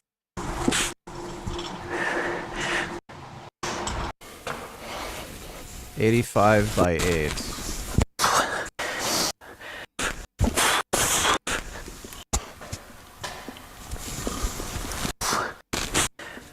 So I don't think she's a particularly strong overhead presser. She's actually got a really strong bench. I swear I've seen fucking girls overhead press that kind of weight. Austin, what do you think is going to be the future of dating with the explosion of like social media usage? You know, guys are out here struggling. Yeah, I think every year it just tends to go more and more online. Yeah, base. Wow, Can like, learn this guy's something smart. from. I can learn from. Oh, were they actually doing 135 for a fucking set? I want to see them struggle with that. See how they I want a do. girl that's not a move.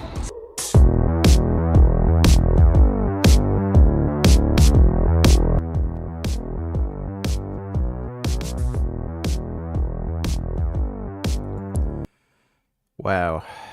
That guy has no fucking shoulders. Bro, 135 is the heaviest they got up to. That is so bad.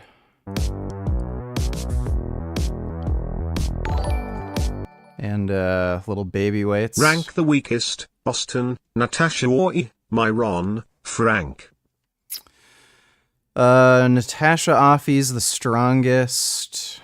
Actually, no, sorry. Austin would be the strongest. Natasha Offey would be second. Myron would be third. And then Frank would be last. Thanks for the donation, Grand Dam.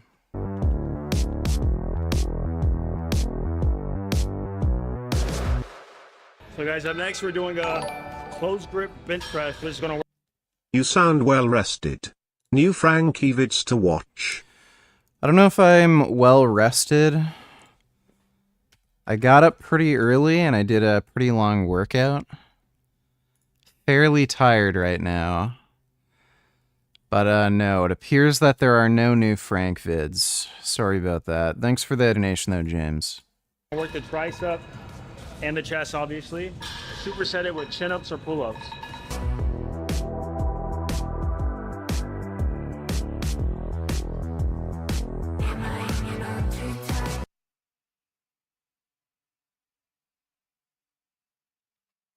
They're doing just the empty bar? Going on in your life? Are you still an advocate of that personally for you? Dude, that isn't even a fucking 45 on each side. Whoa, they're weak. I know Austin can bench 315, so he can do a lot better than this, but... Really? Like...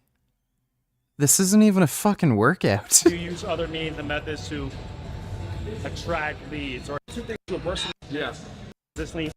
In your head, you think so because yourself like girls get all the girls very attractive format, whatever.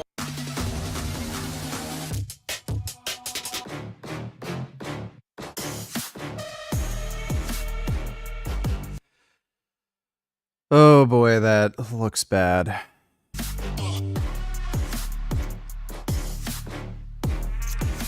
Alright, well somebody is not very good at doing skull crushers.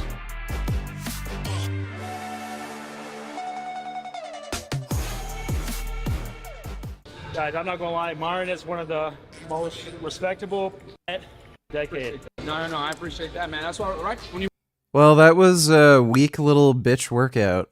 I've never seen men lift such light weights.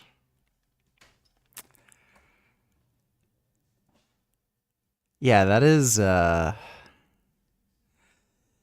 This is the alpha male, you know, dating guru guy, and he can barely fucking lift. Son Goku donated $2. Let me see. Shane Namadurkadur called out the most handsome and humble fitness influencer. There's no proper way to do a leg curl because it's a stupid exercise. But you train the hamstrings in a way that's not functional at all. The hamstrings are meant to work together with the glutes as they're both hip extensors. The best way to train the hamstrings is in a functional way where it learns how to work with the glutes. The hamstrings also perform knee flexion as their other primary function, so that's the purpose of including a knee flexion based exercise like a leg curl. Just a reminder that this is the same guy that uses lifting straps on a stupid leg extension. You know someone has no idea what they're talking about when they have to take you out of context to make a video. I never say that ground-based hip extension exercises are the only way to train your hamstrings, but rather they are a far better and more functional way to train the hamstring. They're not a better way to train the hamstrings. You need to do leg curl exercises to hit every head of the hamstring. Doing these hip extension exercises doesn't train the hamstrings completely. So they're both good. You should include both in your training. The reason why the leg curl machine sucks is because it takes the core out of the movement, doesn't allow the hamstrings to learn how to work with the glutes, and it's an open chain leg exercise, which isn't the most functional way to train. Mr. Namadurkadur. He keeps saying fucking functional.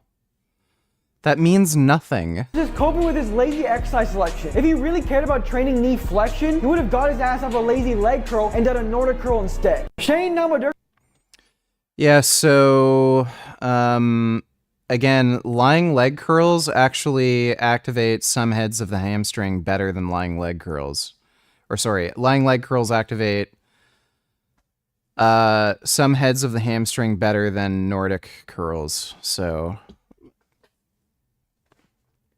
why wouldn't you just include that in your routine? I just, he doesn't really make an argument for why you shouldn't include other exercises in a routine. He just says, well, this is better. Just because something's better, it doesn't mean you don't get a benefit from also doing the other thing. Like, barbell bench press is better than, you know, dumbbell bench press. Doesn't mean you shouldn't dumbbell bench press. Foot. But you'll find short NBA players, or literally any other NBA player with the same calf insertion characteristics as Giannis. The variability in people's calf insertion point is the reason the calf muscle is so notorious for how hard it is to grow. My 1 rep max squat is over 2 times my body weight. I train like an athlete in the gym. Okay, well, when you only weigh 150 pounds, that's not impressive at all. He's bragging about a 315 one rep max squat. Like, dude, that's not great. I train like an athlete in the gym. I go to MMA multiple times a week, and I've been an athlete my whole life, yet my calves never grew. Even when I believed that fitness matrix BS that big calves were aesthetic. However, there's a reason why I've never stayed. I love how he has to do this cope that, oh, I can lift something twice my body weight. Yeah, you're only 150 pounds. If you weigh like 250, squatting something like 500 is a lot harder than squatting like 315 if you weigh 150. Stayed consistent with my calf workouts when I actually had them programmed in. It's because I didn't really care that my calves were small. Best case scenario, let's just say that the calves, the bigger they are more aesthetic. Let's just make up this hypothetical scenario, which is the fattest lie I've ever told, but I'm just gonna use it to drill a point in. Your calves still do very little to your physique overall. Like when you look at Chris Bumstead, do you look at his calves? Never. You barely even look at them, if at all. But back to reality here, big calves make you look bulky and unathletic. But even worse, they make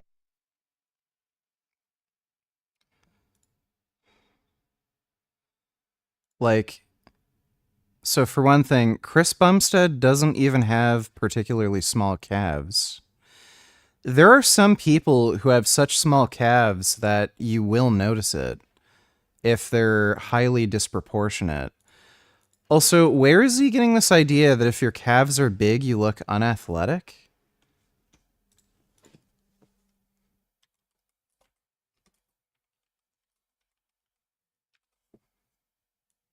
Calves. There's some rugby players, the fucking thick-ass calves. Can't remember his fucking name. But, Look at the size of the man. you're saying this dude looks unathletic? Look at the size of the man. He's built like a cartoon character. It's ridiculous. I think Ben Ryan was telling me something. He's about 100.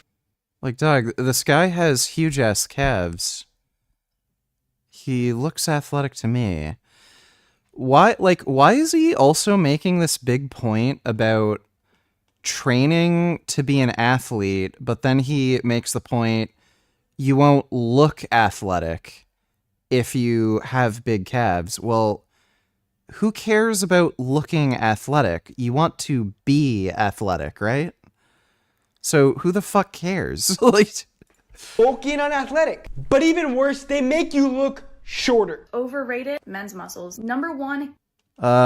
No, having big calves do not make you look shorter. Being shorter will make you look shorter. Calves. I don't understand why you even focus on them. Large calves make you look short and stubby. I'm getting Napoleon complex vibes. Girls like tall. Yeah, buddy, if you're like over 6 feet, your calves can be like the fucking size of tree trunks. You're still gonna look tall.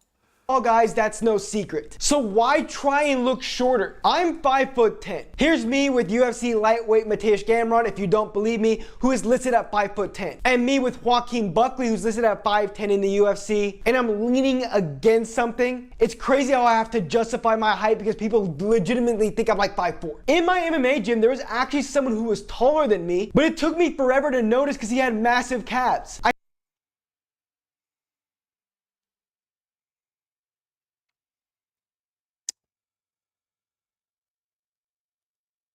So you have to look up at somebody to see the top of their head, but you were looking down at their calves and you thought they were shorter than you.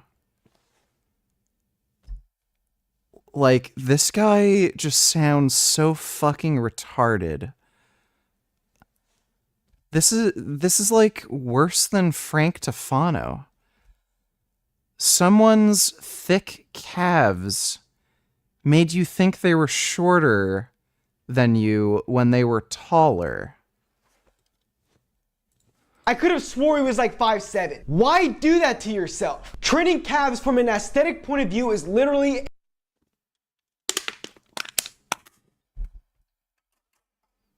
So, training your calves will make you have stronger calves that are able to produce more force and make you more athletic and functional, but you shouldn't train your calves because it will make you look shorter.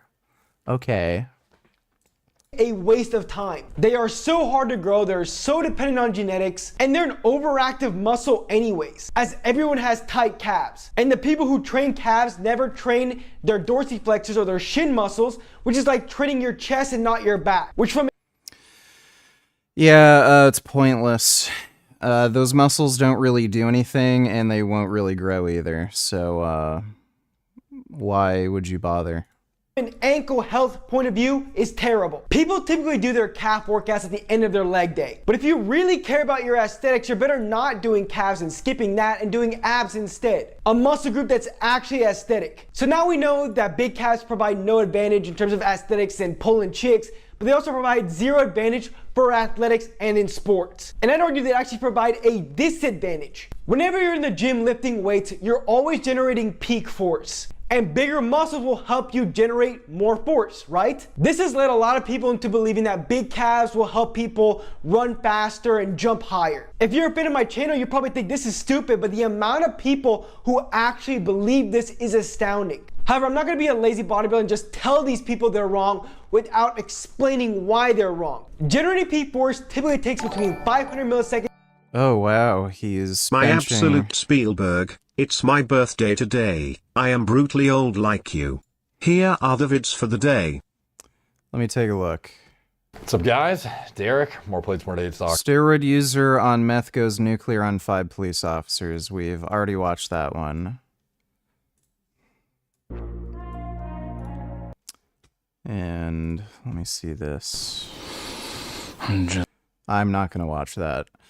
Thanks for the donation, Marxist University. Aaron P. donated $2. Hey, don't use the word retard because it hurts Mr. Crisp and my feelings. Sag. Lol. Well, I'm going to keep using that word because it's just a good word, you know? Imagine a world where nobody called anyone retarded. It's like you just have to call people retarded. You know, it's like dumb fuck, jackass, dipshit. These are just things you have to call people. Thanks for the donation though, Aaron.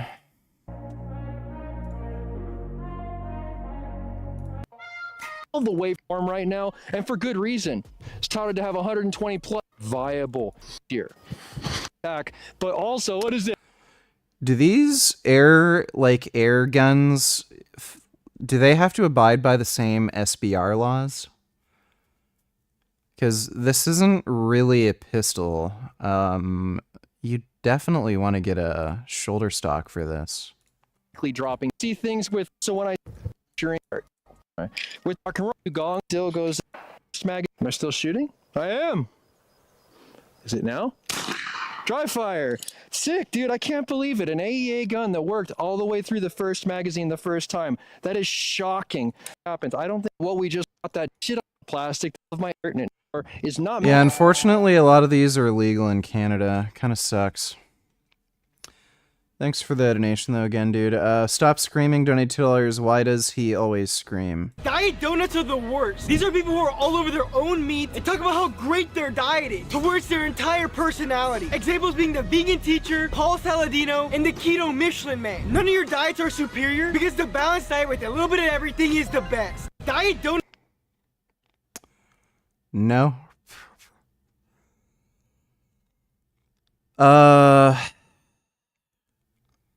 Why would a diet that includes meat and dairy be superior to a vegan diet? Like, can you give me a reason? Let's see. It's less ethical. You're including more saturated fat and cholesterol. You're not getting as much fiber. You're not getting as much phytonutrients, including antioxidants. People who eat some amount of animal products do worse in terms of health compared to vegans. So why? Again, I'm twice this dude's fucking size, and I can fold him like a pretzel. So, so much for his superior diet. Diet donuts are the worst. Okay, that's the same link. It's May, summer's approaching, so I am currently Full day of eating. Diet. I think I have that It's one May, open. summer's approaching, so I. Okay, that's the same link again. You gave me like the same This link shredded twice. bodybuilder eats like a whip. He shows his daily eating routine, which looks like they were created by a gourmet chef. I mean, this is stuff that gym girls do. I'll tell you, no one prepares their food that way. Because my plates look like dog food, but they're just as healthy as yours. People who show you these gourmet looking meals don't prepare their meals like this on a daily basis. Plus, it has a negative effect as it gives out the impression that nutrition is complicated, and yet their meals are somehow super specific to look the way they do, when typically the way they look is dependent on the drugs they're taking. This shredded body. The shredded bodybuilder is a wimp even though he's twice your size. Got it. Alright. You guys have been asking for a... I'm gonna start off this video with the scary story. Okay, I'll react to those in a bit. Thanks for the donation, Stop Screaming. I don't know why he yells constantly. It's pretty fucking annoying. Bodybuilders are made... Where's the calf video we're watching? Oh, yeah. So, he's benching 225 here, which apparently is impressive because this is twice his body weight. in 1,000 milliseconds, or half a second to a full second. While jumping and sprinting, you only have between 100 to 200 milliseconds to generate force, or in an extreme example, you say 200 to 300 milliseconds. And if you're smart, you notice that those time frames are nowhere near the amount of time you need to generate peak force. Take a look at this graph. The black line is a plyometrically trained athlete, and they are stronger than the powerlifter or the purple line during the first 200 milliseconds of a movement. This is because the plyometrically trained athlete has a higher rate of force development, which is more important in sports.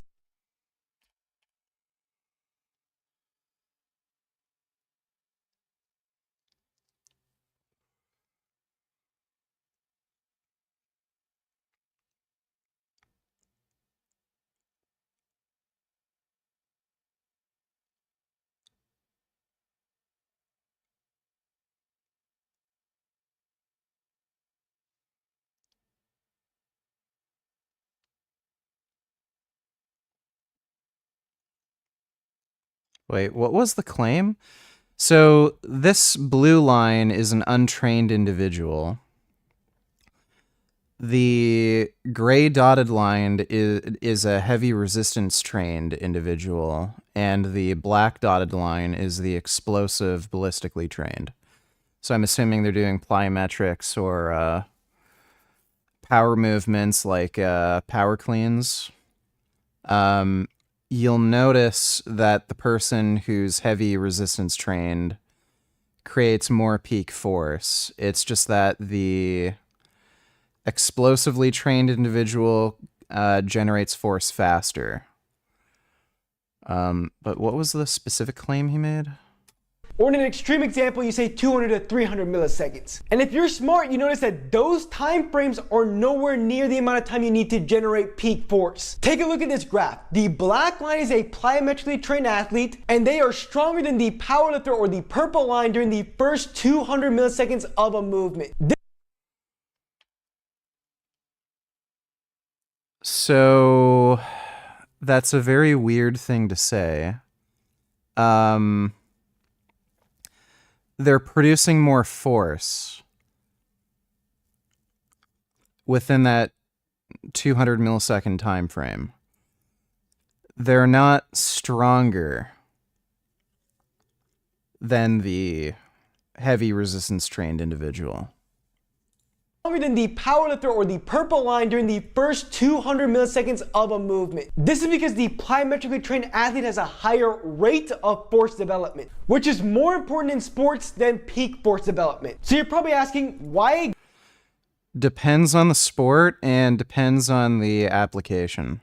Exactly are big calves bad for sports? When achieving high rates of force development or performing athletic explosive movements, your force development is dependent on the series elastic component and the stretch shortening cycle. These employ stored energy for quick movements like sprinting and jumping through the stretch reflex. These allow your body to achieve a maximal use of muscle recruitment in a minimal amount of time, aka what your calf and most of your muscles do in sports, but specifically the calf. To explain to you why big calves don't help you much in sports, I'm going to use a quote from this textbook. Of the mechanical model's many elements, it's the series elastic component that is the workhorse of plyometric exercise. Phrased simply, it's the workhorse for explosive movement. While the SEC includes some muscular components, it is the tendons that constitute a majority of the SEC, which means it's the stretch reflex or the spring-like qualities of your tendon, in this case being the Achilles tendon, that contribute most to the quick force development of running, jumping, and changing direction. So the problem with this argument is heavy resistance training, where you strengthen the muscle and the tendon, it's going to require more force to stretch the tendon a certain length if you do heavy resistance training. So if you, say, directly train your calves and you do both a combination of heavy resistance training and things like plyometric exercises, you're going to train the muscle to produce more peak force, and you're going to make it so it requires more force to actually stretch the tendon. So when you stretch the tendon a certain length, that's going to store more elastic energy. So I don't know why you can't do both. You can do both, heavy resistance training and some of these explosive exercises like plyometrics, box jumps, or like power cleans. You can do both, and they have a synergistic effect.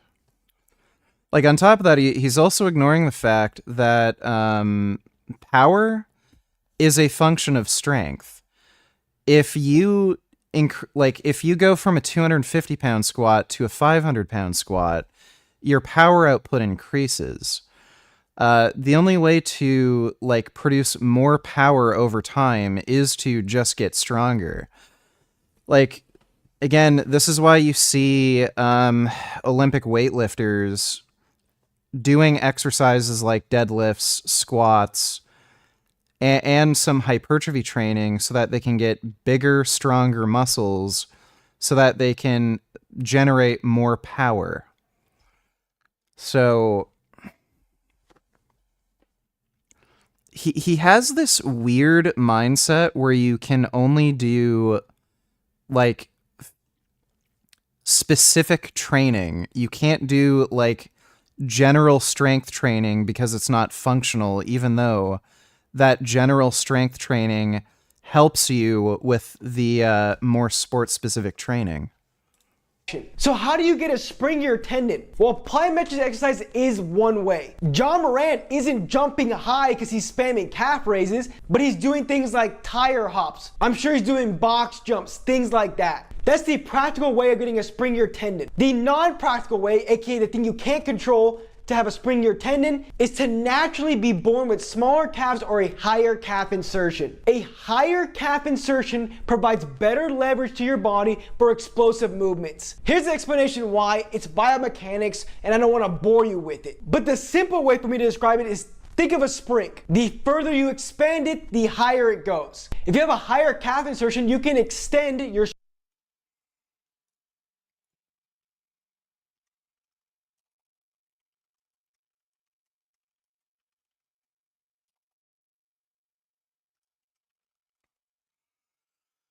Let me see if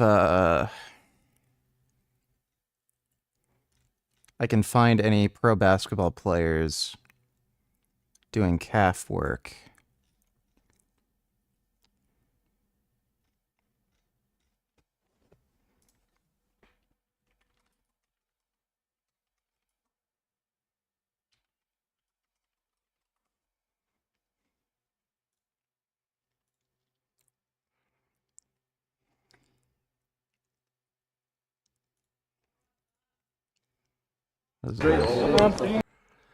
Dre Baldwin, vertical jump workout, weighted calf raises, basketball explosiveness training speed. StrayAllDay.com.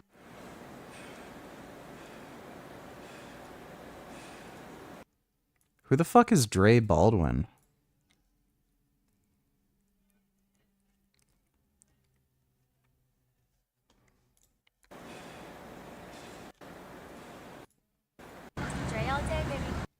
I don't know who the fuck that is. Let me see. LeBron James calf training. Let me see if he does any weighted calf work.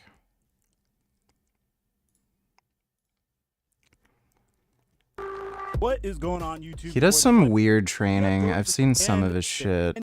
Balance. Like, as you see him do this first lunge, notice that he's not just jumping straight into the lunge.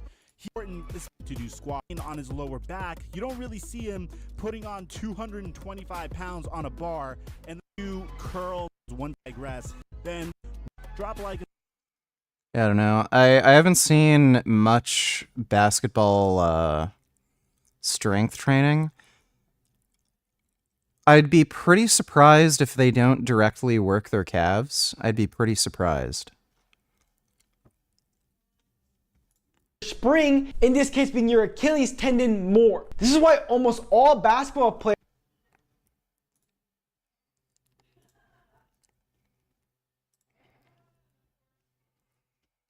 Yeah, that's Christy. Yeah, that's Christy.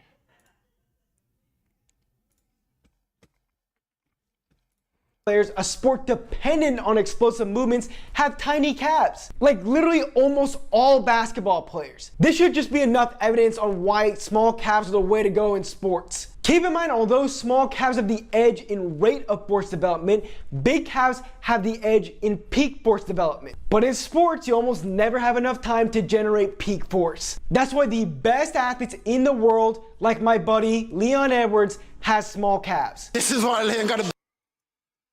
If you increase peak force, you're also going to increase power. So you'll be able to generate force faster. So again, this is a false dichotomy.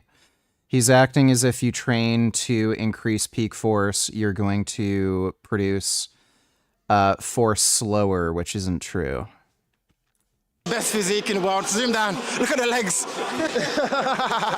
That's why. There are even pro-level coaches that use the concept of small calves, meaning a better athlete, to pick players for their team. Like college football coach Hugh Freeze, who will look at a player's ankles to determine if they are athletic. First thing he does when he meets a player in person is he asks them to see their ankles.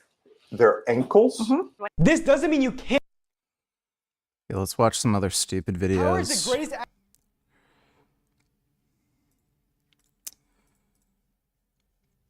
So this is Mario Rios, his brother. Full day of eating to get shredded. To build my crazy summer body, my Leon Edwards body. So today we're gonna be doing a full day of eating. So my maintenance calories is about 2,600. I'll leave a calorie calculator in the description. Prior to this, I did a bulking full day of eating, which I said my maintenance calories was like 3,000. However, I kind of sat down and thought, weightlifting doesn't burn that many calories. So when I do the calorie calculator calculations, I'm not very active, but I think I put moderately active, which makes more sense. If you're working a job that you move a ton and you're walking this video, straight up numbers, for protein, you have less of that. So recently I've been doing a 3-2-1 cutting plan, which I got from Leon Edwards nutritionist, which means 3 grams of carbs per kilogram of body weight, 2 grams of protein per kilogram of body weight, and 1 gram of fat per kilogram of body weight. However, this is over my target calories, so I do 2-2-1 instead, making carbs 2 grams instead of 3 grams per kilogram of body weight. I feel like this makes the cut more sustainable, especially for me. I'm planning on ending the cut in July, but a lot of you ask me how long to cut. My answer will always be when you look in the mirror and you think you look great. But yes, that is my approach to cutting. Now let's get into the cut. You're gonna see me in the morning. I decided to do the intro. It's like noon. Life is a full-time. First thing I do every day, it gets my day going. First, I start with some electrolytes. In terms of electrolytes, I just use these because these are the ones they have right by my house. It's like a minute away, so I just get those. It's very convenient. But my favorite ever electrolyte supplement is Trainade. The reason I got Trainade is because Leon Edwards, one of my best friends, his dietitian and nutritionist for his fight camp and fight week uses this to rehydrate him. And if you didn't know, UFC fighters drain themselves like crazy to make weight, so this has to be one of the best electrolyte supplements. So I used it and I liked it a lot, but it's in Australia, so it takes like 2 weeks to get to me. Because they're just simple and they're easy to get in. A lot of ignorant fitness influencers will tell me, Mario's having pretzels, it's unhealthy for him, he should have fruit instead. Well, most fruit isn't high glycemic. When you're talking about a pre-workout meal, you need something that's high glycemic. High glycemic's code for fast digesting. And one of the few fruits that's high glycemic is pineapple. So I got some pineapple one day and I had it as my pre-workout meal, but getting enough pineapple to get the adequate amount of carbs in, which for me is between 30 and 40 grams of carbs before my workout, kind of leaves you full, and you don't want that before you work out. That's the problem with fruit. You actually have to eat a lot of fruit to get 30 to 40 grams of carbs in. So I'll have like a serving, 2 servings of this, and then you're gonna see me after the workout, because I'm sure you don't wanna see me eating pretzels. I guess I'll take 1 munch for some of you guys who are weird like that. 80 calories. All right, just got back from the gym. You can probably see my under eye circles are gone, at least a little bit more. Now, when I'm talking about post-workout nutrition, you're gonna hear from these stupid bodybuilders, oh, get your protein in, get your protein in. Well, the window for getting your protein in is a lot bigger than it was initially thought to be, but with carbs, you wanna get carbs in. I rush to get my high glycemic carbs in. 30 to 100 grams of a high glycemic carb post-workout reduces muscle protein breakdown. I've memorized it because it's that important. So, obviously for me, the most important thing to get in are those carbs, and I'm gonna get some white rice. White rice is a high glycemic carb. Hey hey.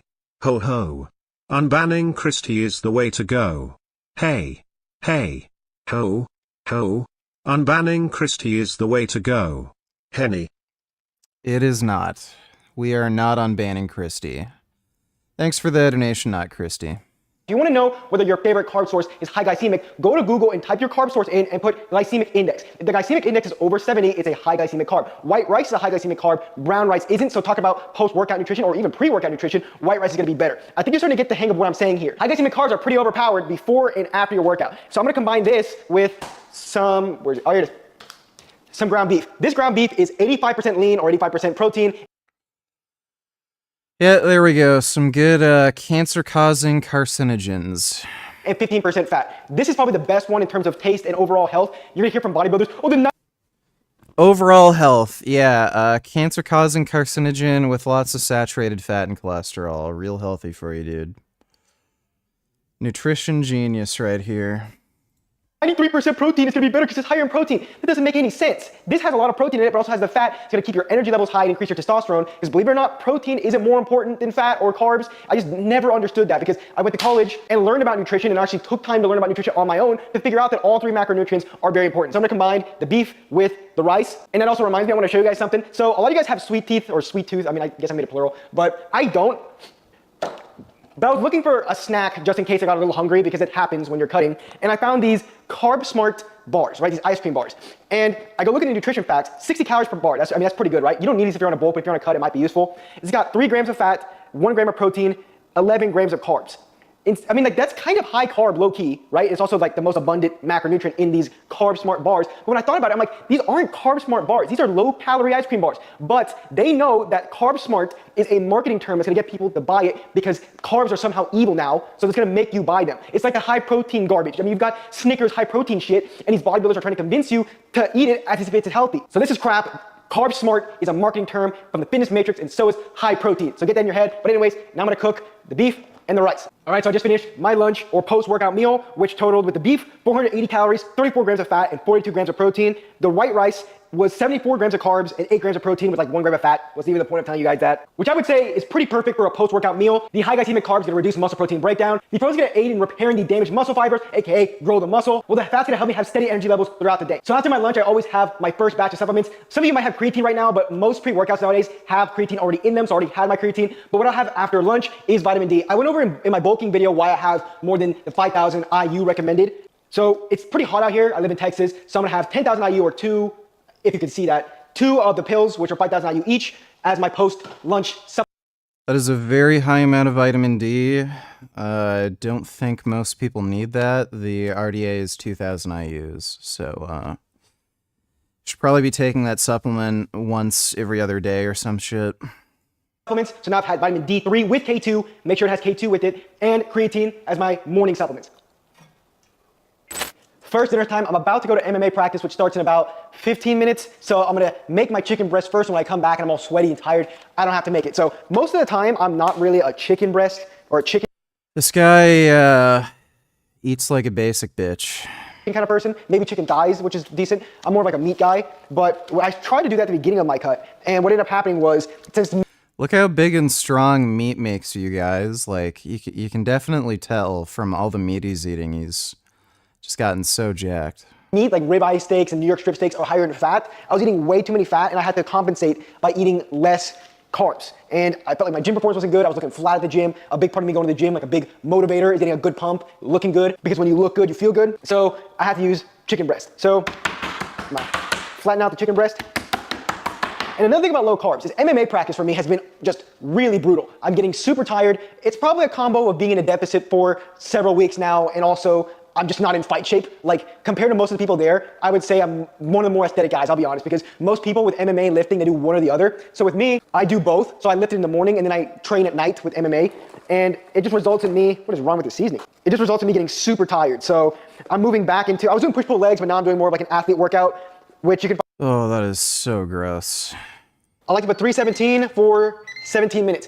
After I see what the macros look like, when I come back from MMA practice, I'll see if I want to do rice with the chicken, which, to be honest, might be a good move for me, because I feel like I'm low on carbs at the moment. But yellow Gatorade, not the red Gatorade, so I'm not drinking Red 40, and healthier make me unhealthy. But whoa, he's afraid of Red 40. What a fucking clown. He's afraid of consuming Red 40, which has... There's this myth that it causes cancer. It doesn't. And then he'll eat fucking red meat, even though that's a known cancer-causing carcinogen. What a fucking idiot. I don't have it because I enjoy Gatorade and it's gonna make me feel good. I have it for recovery and performance reasons.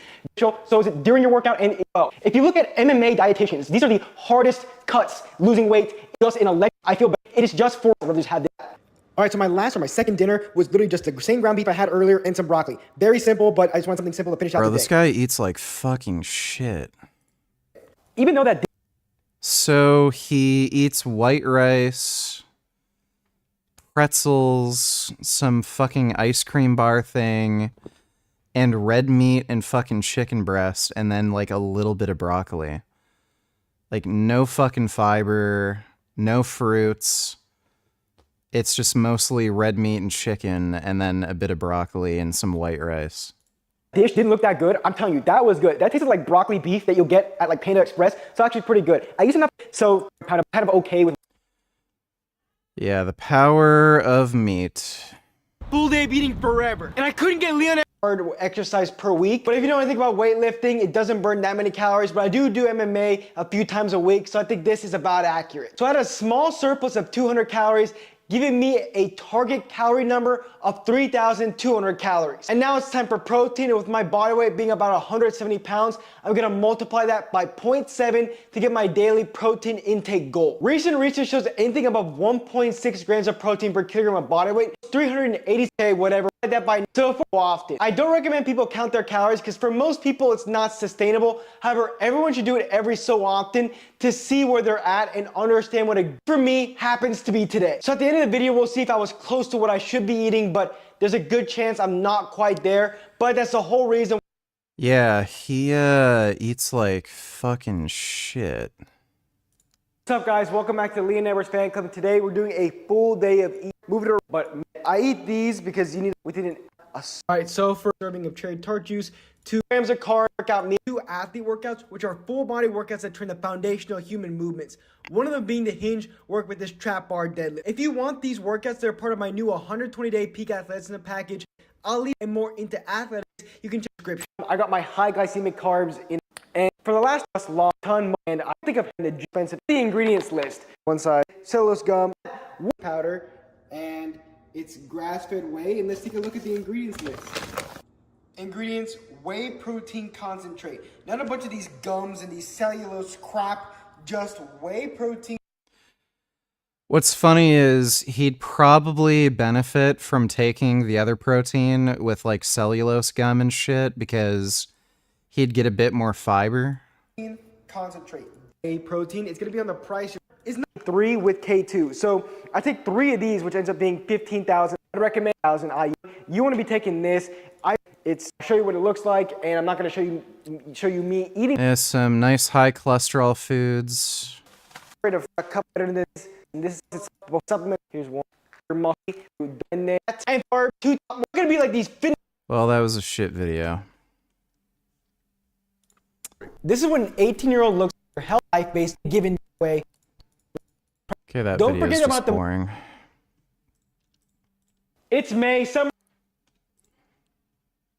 Bodybuilders are mentally ill. Mentally ill. No, I'm not joking. I'm being deadly serious. This is a statement I've made before, which offended some lazy ass, soft ass bodybuilders. But why though? Well, it's because the lies don't hurt. The truth does. If someone told me I look stupid because I have blue hair, I wouldn't care because it's a lie. My message that bodybuilders are mentally ill is offensive because it's the truth. You can call me rude, but you can't call me wrong. I'd say it's a statement that defines my channel. If you look at the comments of people who have problems with my message and my content, people never critique what I said unless they're stupid. They critique how I said it, which is fair, right? You can say that. I do deliver my message a certain way, which will invoke a negative reaction. If I have to be labeled as the most toxic fitness influencer to truly make fitness great again and make fitness about being fit again, then so be it. I'm okay with that. What truly makes bodybuilders mentally ill all comes from insecurity. It causes bodybuilders to approach fitness out of ego. And if you act out of ego,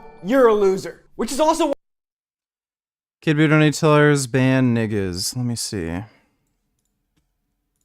Get the fuck away from me with that bullshit! What the fuck? Oh shit! That's gonna hold my snake. What do you do? My snake from my. Alright, thanks, Kid Boo.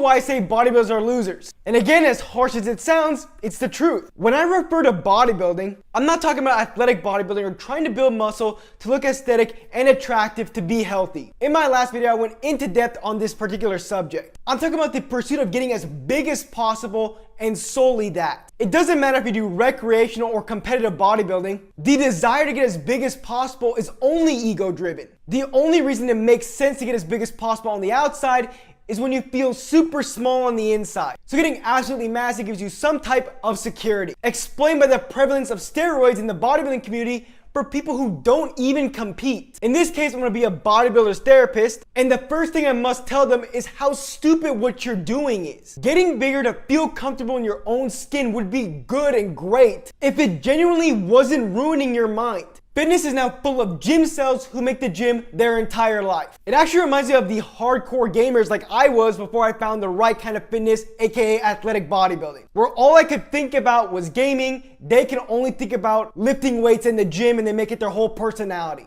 Fitness and going to the gym is just about creating opportunities to do more things and get better at the things that matter to you. When you're addicted to video games, your mind and low-key your life are geared toward improving at that game. But once you've sunk months, maybe years at that game and have reached the pinnacle, what do you have to show for it? All you ultimately did was work hard and achieve something that, from an overall life view, means nothing. That's bodybuilding. You're building.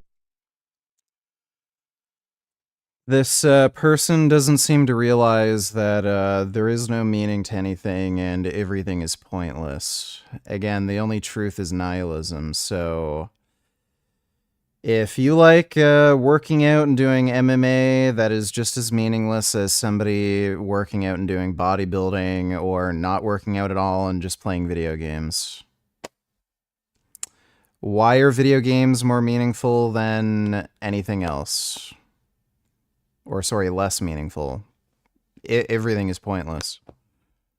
Muscle and honestly fake strength for nothing. Bodybuilding worsens your health, performance, and aesthetics, which also means it's worsening your life. It sounds dramatic, but it really isn't. It worsens your health as adding muscle with little to no performance benefits is going to reduce your stability, balance, and functional strength, which will lead to higher injury risk. Bodybuilding worsens your performance because when you train with... Dude, so he literally just showed a clip of Thor at a powerlifting meet, tearing his pec when Thor isn't a bodybuilder. He's a strongman, and he's kind of dabbled in powerlifting a little bit. And he's using this as an example of bodybuilding leading to injury when, again, he's not a bodybuilder. Like, bro, how about you get strong first and then, like, criticize people getting injured training? Like, the reason Thor tore his pec is because he's lifting enough weight that could tear his pec. This guy struggles to bench 225. Like, it's no wonder you haven't gotten hurt training. You're not strong enough to hurt yourself training. Like, yeah, if you're lifting baby weights, you're never going to hurt yourself. Which will lead to higher injury risk. Bodybuilding worsens your performance because when you train with the priority of muscles over movements, the strength you gain doesn't transfer well. And it worsens your aesthetics and attractiveness, as the research and surveys, which I show quite often, show bodybuilders are quite unattractive. And if So the most recent research has shown that there's no known upper limit to muscle size and attractiveness. The more strong a man looks, the more likely they are to be attractive to women. There was actually a study recently. Let's see. Women, male body, strength, attractiveness.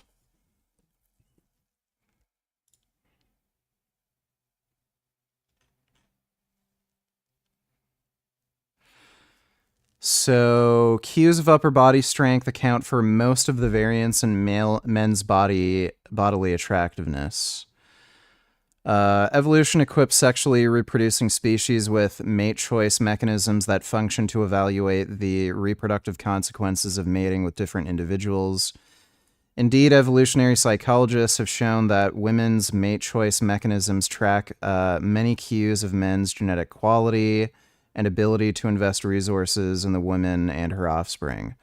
One variable that predicted both a man's genetic quality and his ability to invest is the man's formidability, fighting ability, or resource holding power potential. Modern women, therefore, should have mate choice mechanisms that respond to ancestral cues of a man's fighting ability. One crucial component of a man's ability to fight is his upper body strength. Here we test how important physical strength is to men's bodily attractiveness. 3 sets of photographs of men's bodies were shown to raters who estimated either their physical strength or their attractiveness. Estimates of physical strength determined over 70% of men's bodily attractiveness. Additional analyses showed that tallness and leanness were also favored, and along with estimates of physical strength, counted for 80% of men's bodily attractiveness. Contrary to popular theories of men's physical attractiveness, there is no evidence of a nonlinear effect. The strongest men were the most attractive in all samples. So, unfortunately, I don't think they, they didn't show all photos in the in this paper.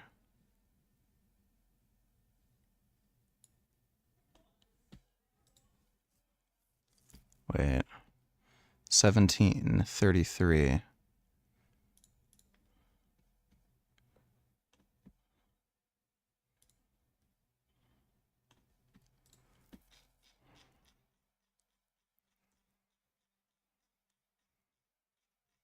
The fuck? Do they have supplementary material? Fuck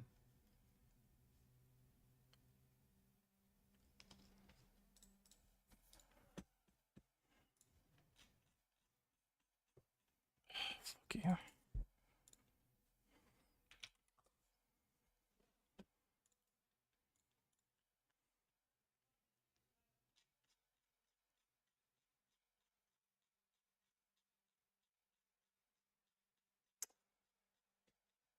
I have no idea why they don't show all the slides for the men's bodies they showed, but they found that perceived strength correlated incredibly highly.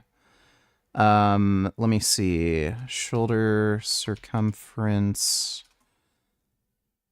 male attractiveness.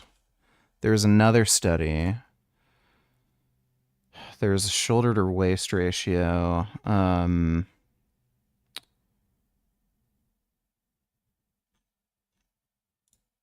not sure. Yeah, that's not the study.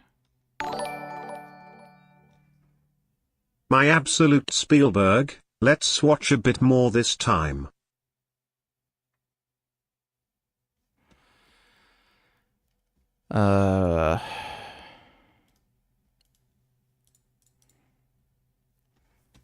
Let me see Mark Sisson. There's a batch of heroin going on, and it's killing people instantly. Okay, we can take a look at that later.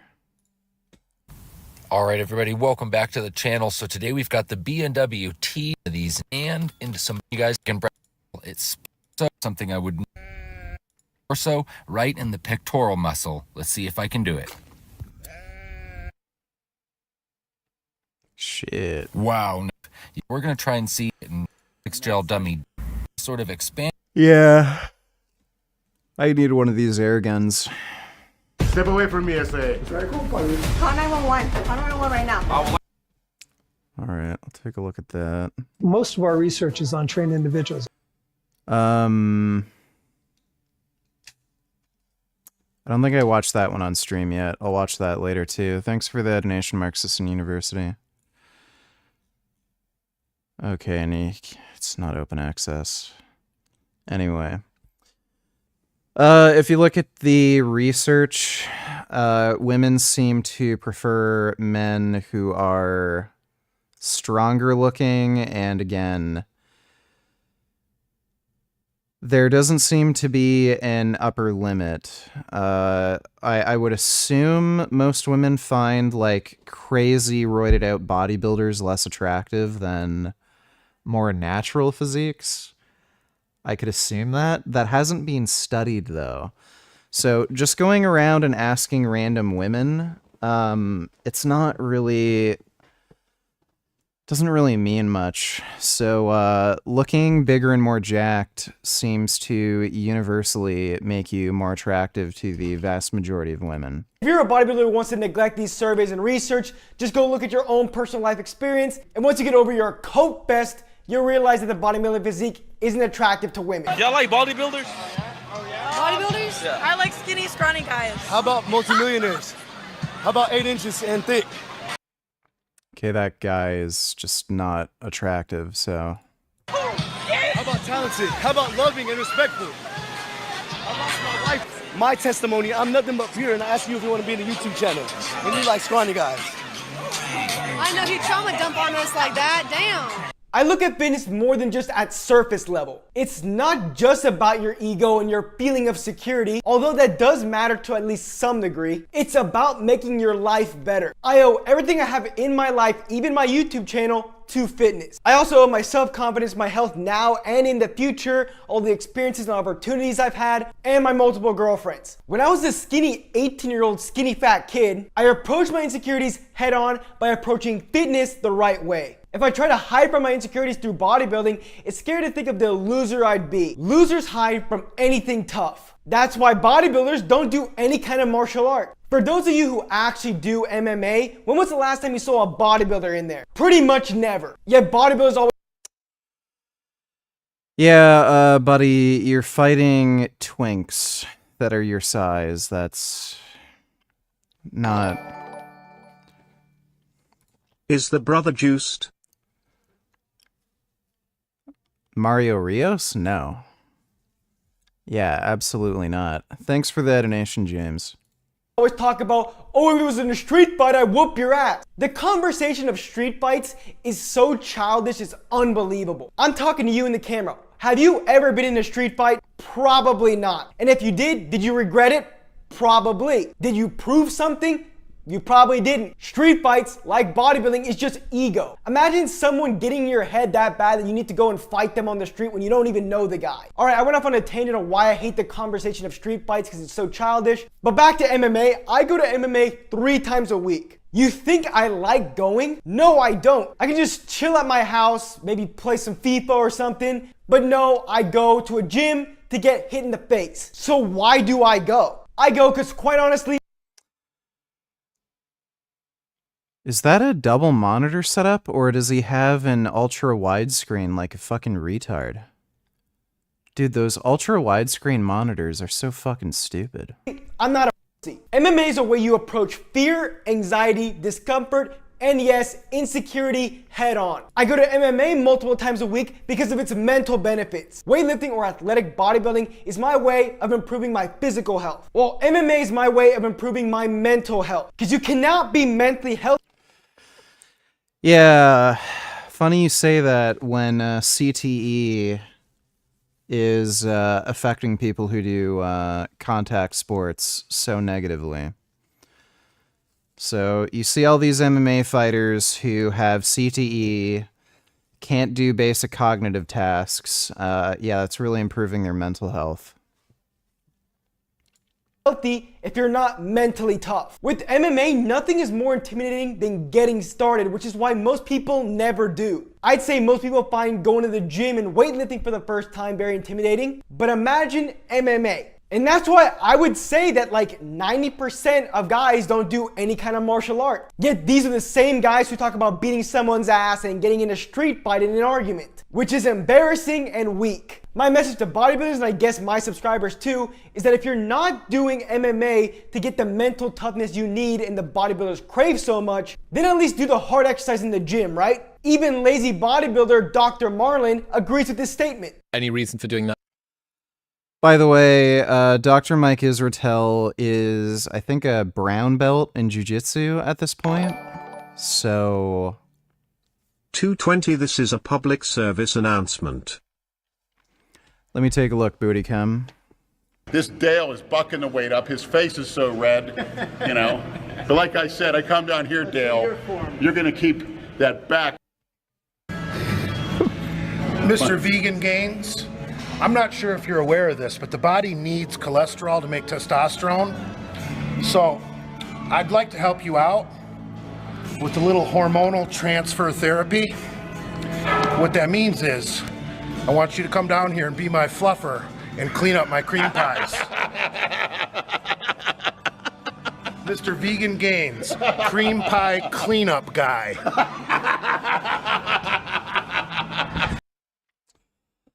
Yeah, that was weird.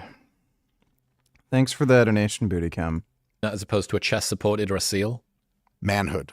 Yeah, manhood shit, like an orangutan would do. You don't see him leaning on a fucking tree branch. For these super rare occasions when I do use a machine or a seated exercise, which I want to clarify is super rare, I'll finish up my set and put my timer on and make sure I'm resting long enough. But after like 5 or 10 seconds of rest, I'm like, I could go now if I wanted to. This is just so easy. So just go on my...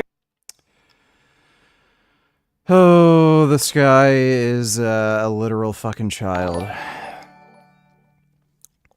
The one where the tall woman looks at the male BB on the beach. Also, he has no idea what real violence is. Also, I study violence to avoid it. Too many people let their mouths talk them into their trouble.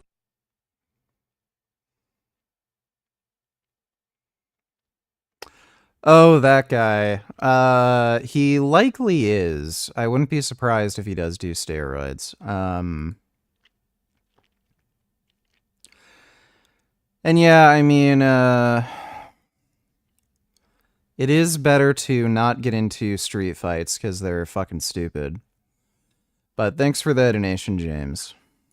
My phone and look at some stupid stuff until however long I need to rest, and then I'll just jump back into my next set. Well, on the flip side, after I've done a heavy deadlift, I'm literally sitting down after my set contemplating life. And the timer's going down, and I wish I had even longer to rest. That's the difference. That's the goddamn difference. Bodybuilders will cope and say that machines and seated exercises are better for muscle growth. Although we're having mounting evidence that this isn't true, but even if it is, that muscle growth is very minimal. But bodybuilders won't do the barbell squat, aka the free weights, because again, they avoid anything that's tough. They are so soft, in fact, they So again, Dr. Mike does free weight squats, and he's also either a purple belt or a brown belt in jiu-jitsu, so he doesn't even know what he's fucking talking about. will rest in the What's the deal with skinny twats who can't lift comparing bodybuilders to fighters?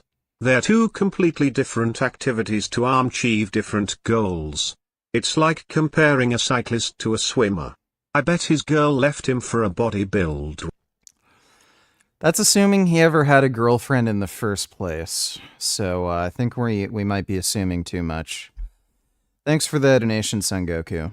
recommended strength rest times, which is 2 to 5 minutes, for an isolation exercise like a leg extension. Yeah, a leg extension. And when bodybuilders do the men exercises, like Dr. Marlin said, they use ton of equipment to make the exercise easier when they're not lifting anywhere near their 1 rep max. Or they'll use it on something like a bench press where you're not even loading the spine. Yeah, so this guy probably can't even bench 250, and he's calling this dude an idiot because he's wearing a belt while benching. Right, okay. Yeah, that's great. The spine. Training like an aesthetic, healthy athlete in the gym isn't really about testing your physical toughness, although it's obviously a part. It's about testing your mental toughness. And that's all bodybuilders have ever wanted, And he has a degree in exercise physiology. I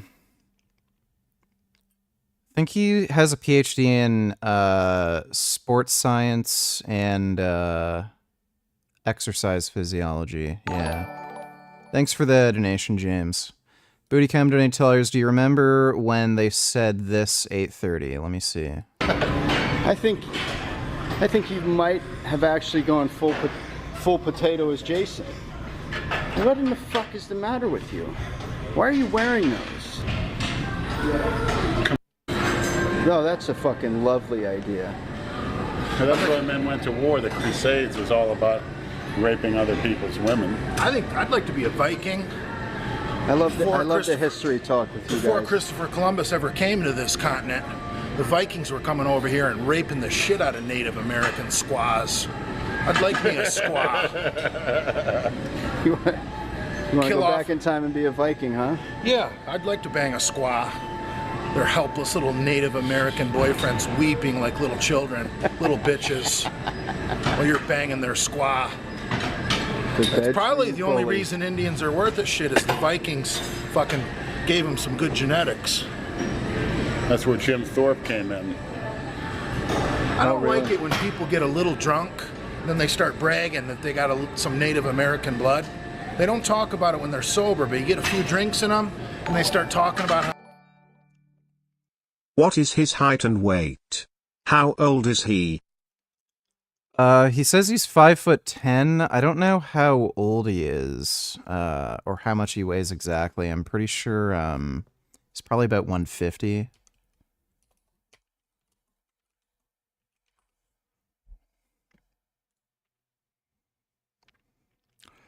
Apparently he's 25.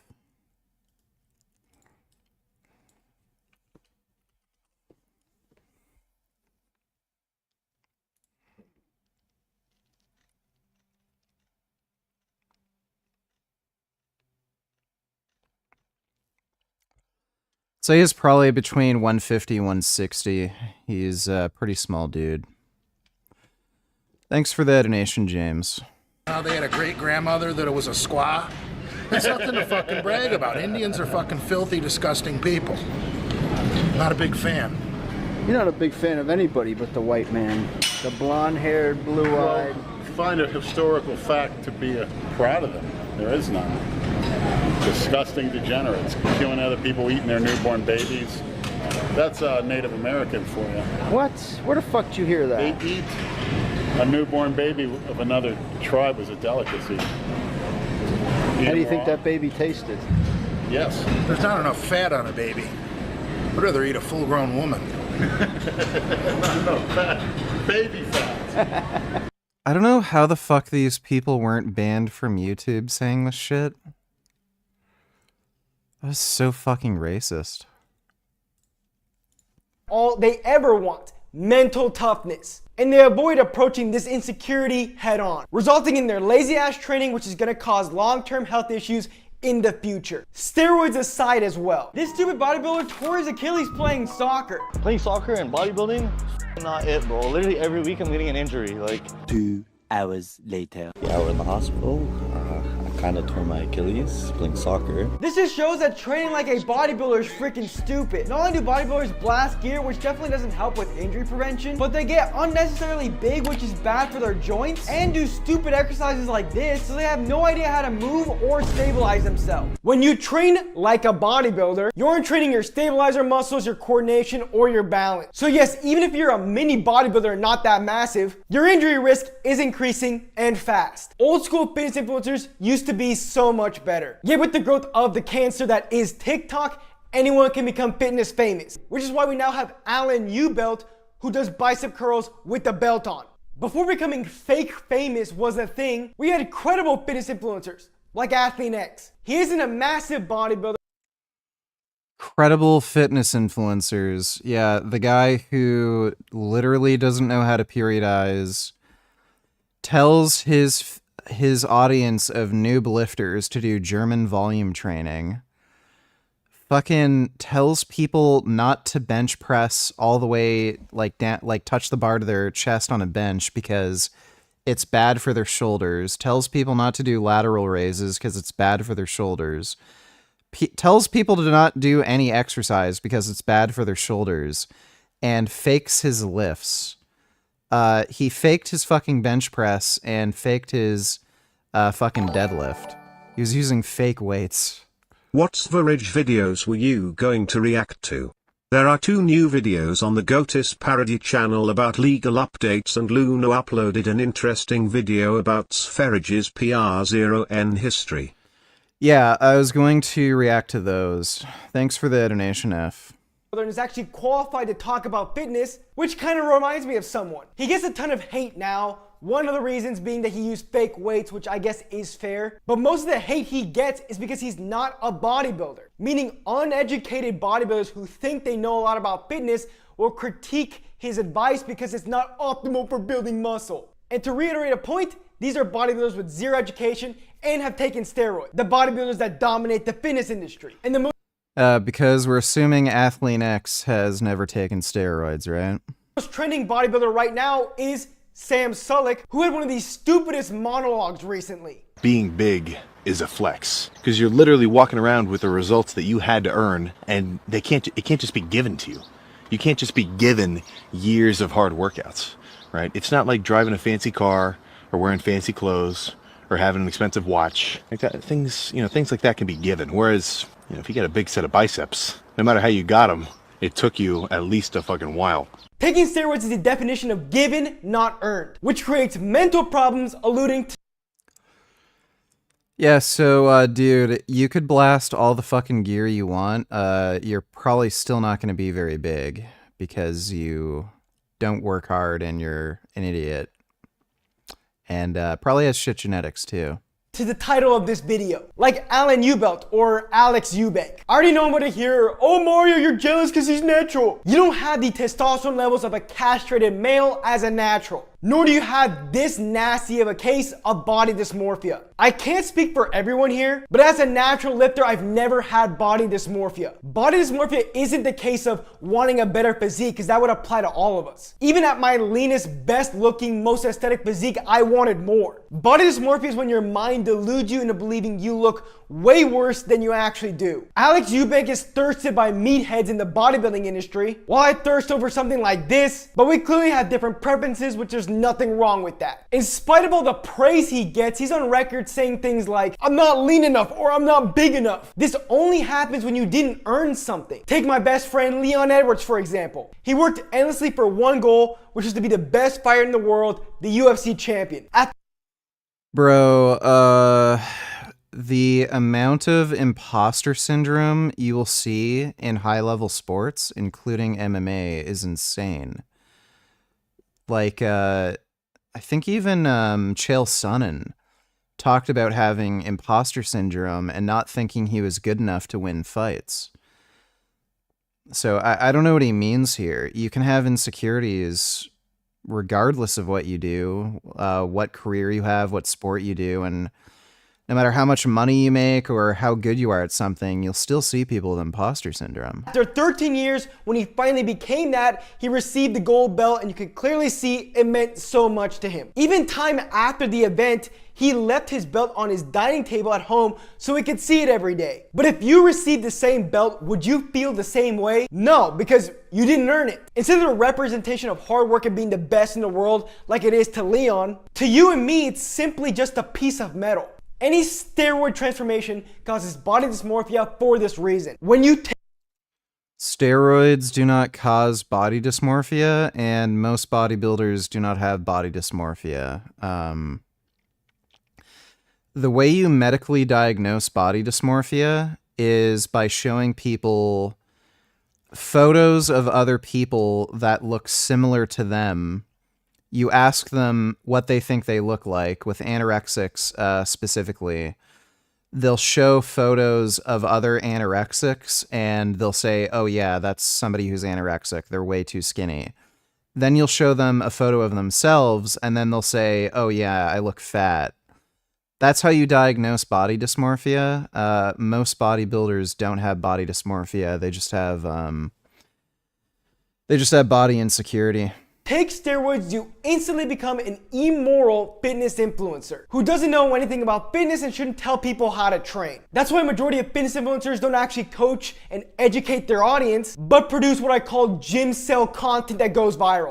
I'll give you $100 if you beat me at any lift of your choice. Or asking bodybuilders stupid ass questions in the gym, explaining why these bodybuilders don't actually coach as a...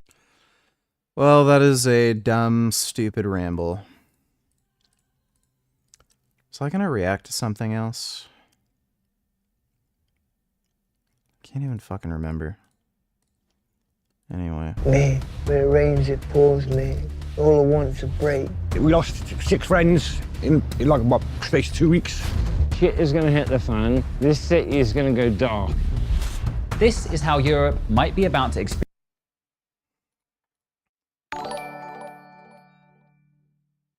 On that video you missed the bit when he said if you clicked 8:31 instead of 8:30, but doesn't matter. Got the message? It's crazy how that is still up on YouTube. Also, when are you going to bed? I clicked at 8:30. I'd like to go on a time machine and just rape. No, that's a fucking lovely idea. Yeah, I don't know how they still have their channel. Thanks for the donation, Bootycam. Experience its own deadly opioid crisis. How this I don't know shift when has I'm been gonna go to driven bed. We'll see. By bad drug policy at home and by wars thousands of miles away.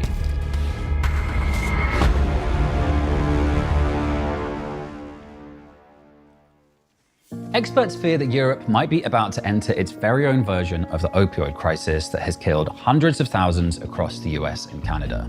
In late 2023, the UK saw a spike in overdose deaths attributed to nitazines, synthetic opioids that can be up to 300 times stronger than heroin. As we progressed into 2024, these deaths have continued, with nitazines increasingly finding their way into the UK's drug supply.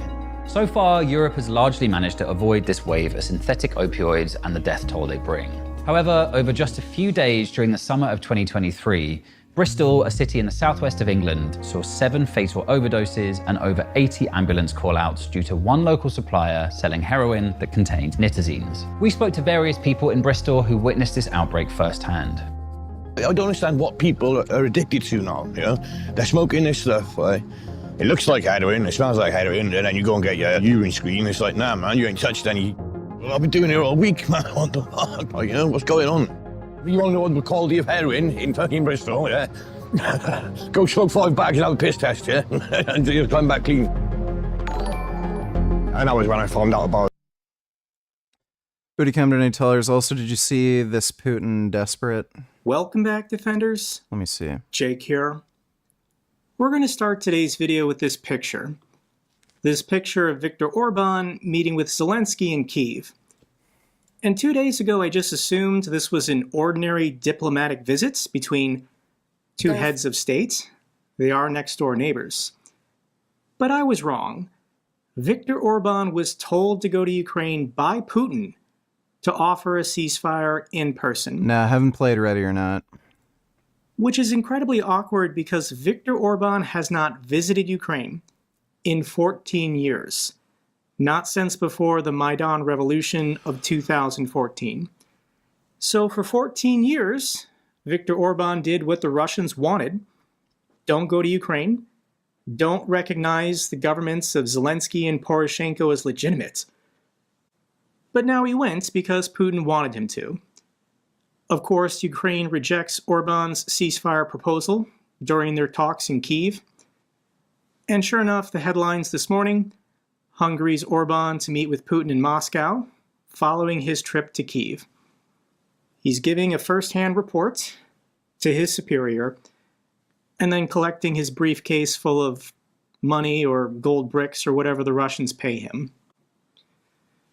So Russia is really amping up the rhetoric, the propaganda, asking for a ceasefire. It's the Russians begging for a ceasefire, trying to trick the Ukrainians or make it look like the Ukrainians don't want peace. But it's the Russians who are panicking. Russia's resource base for waging such a large-scale war in Ukraine has its limits. It's not unlimited. And Putin knows this. Thus, all that we could have peace in Istanbul complaining, as well as his absurd and inadequate ultimatums to Ukraine and the West that are barely consistent with Putin's actual situation on the ground. Moscow is investing major efforts in pushing this narrative. Ukraine can't win. Russia is winning. So Ukraine better sue for peace before it's too late. This is Ukraine's last chance. When in reality, Ukraine has facts. Just look at the map. Here is where the Russians started 2.5 years ago. And in 2.5 years of war, they've gone from here to here. 25 kilometers. Hundreds of thousands of people dead. Russia's on the verge of bankruptcy. And their military has advanced 25 kilometers towards their stated objective, getting the entirety of the Donetsk Oblast. At the rate the Russians are advancing, it's going to take them another 12 or 15 years to get to the territorial boundary of the Donetsk Oblast. This is absurd. So here's President Zelensky's argument why all this talk of a ceasefire coming from the Russians is nonsense to Ukraine. So first and foremost, the ceasefire is an important element in any plan to finish the war. A ceasefire is not finishing the war. We've been there. It would just be a frozen conflict. And it would be a frozen conflict for the aggressor. It would be frozen on our territory, and our people would be under their occupation. This gives a clear advantage to one side. It's easy to offer different proposals of ceasefires, but what's important? It's important to find an answer to what would come after. It's a matter of not just the victory. There are many people talking about ceasefires, and it's fine that people are talking, but what would happen next? That is the question. For example, what's the next step? What's the third step? What would be the step when Putin breaks the ceasefire? Because Putin has broken every ceasefire he's agreed to in the Donbass region the last 10 years. After the ceasefire, a month after the ceasefire, will he pull the troops out of Ukraine? Who guarantees that he will pull the troops out of the occupied territories? And all of a sudden, there's silence. Nobody has an answer. I'm not accusing. I just want to explain that we're at war, and we, the Ukrainians, understand this. So there's two groups of people. There's the people who have always supported Russia or been sympathetic to Russia, and they're universally all on the same page now, calling for a ceasefire. And then there's the people who actually know Russia, Russia's neighbors. Is Finland calling for a ceasefire? Is Estonia calling for a ceasefire? Is Poland calling for a ceasefire? Of course not, because they actually know and understand the Russians, and there's no ceasefire you can get from Putin that he won't immediately violate as soon as it benefits him. And kudos to the German Chancellor. German Chancellor Scholz rejects any ceasefire proposals that would lead to Ukraine's capitulation. Here's the clip from Ukraine territories to end the war according to Political. Trump's plan likely involves reducing the US role in NATO, that's what Russia wants, barring Ukraine's entry into the defensive alliance, which is what Russia wants, and pressuring Ukraine to give up land to Russia, which is what Russia wants.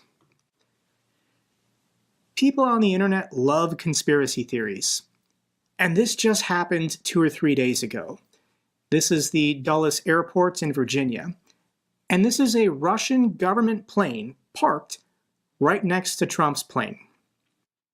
Now you might be saying, could be a coincidence, but how many Russian government planes were in the United States at this time and date? 1. The probability of Trump's plane showing up at the exact near impossible. If you're a conspiracy theorist, get on this, because all peace proposals for Ukraine include taking something from Ukraine and giving something to Russia from now.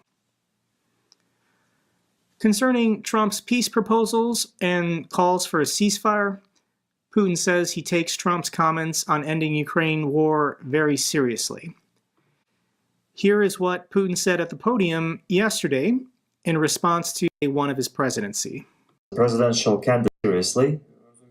Well, I haven't seen his ideas on how exactly he's going to do that, and that Donetsk Oblast. Check out the latest vids from Vegan Power Lab.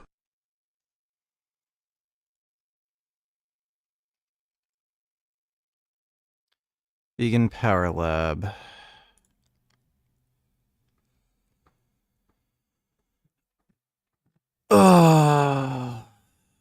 If we don't kill them and do all those processes, then we wouldn't have anything to basically like eat, like any protein or anything. One of the purpose of them is to eat them, as we've done. Opresión. Opresión.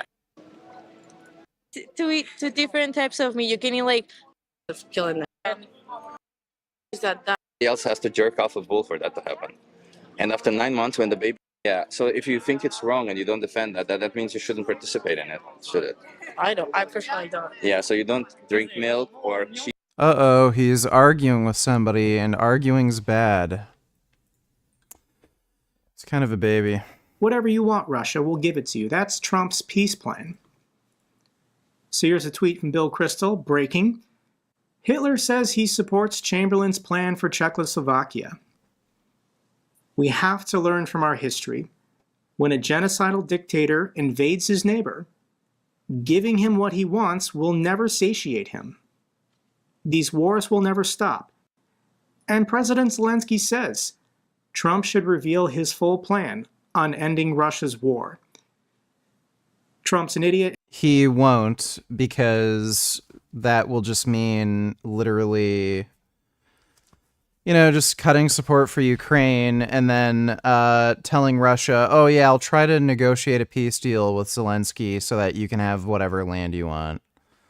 That's what Trump's going to do. And he knows that's not a politically popular opinion. He knows it's going to make him look like a fucking idiot and an appeasement pussy like fucking Chamberlain. So he's just going to say, oh, I'll end the war. The war wouldn't even happen if I was president. But he'll never tell you. And he's a liar, and he's about Trump every day because it's so asking him real questions. So this is on the agenda. Yeah. They really want to fucking ceasefire and the stupid peace deal because they're fucked.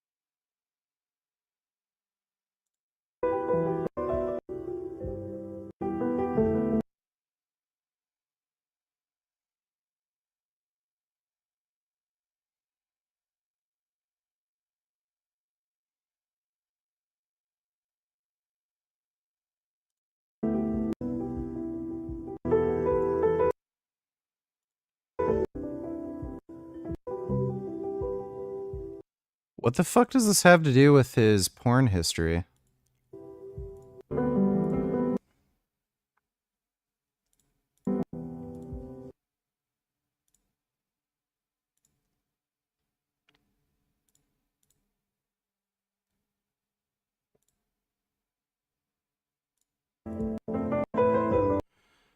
Yeah, why did she say Goatis' porn history in the title, and then this had nothing to do with his fucking porn history?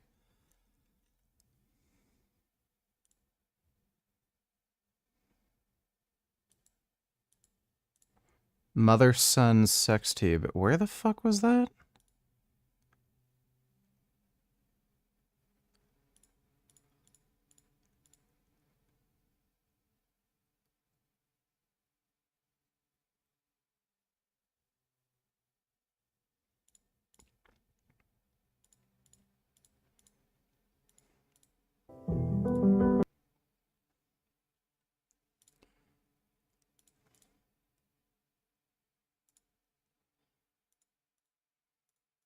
Yeah, I don't know where the yeah, that was weird. The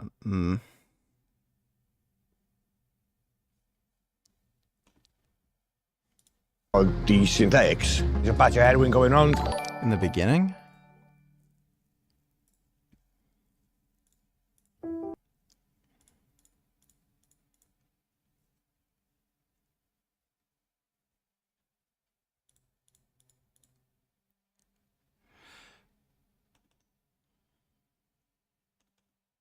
Oh, I see.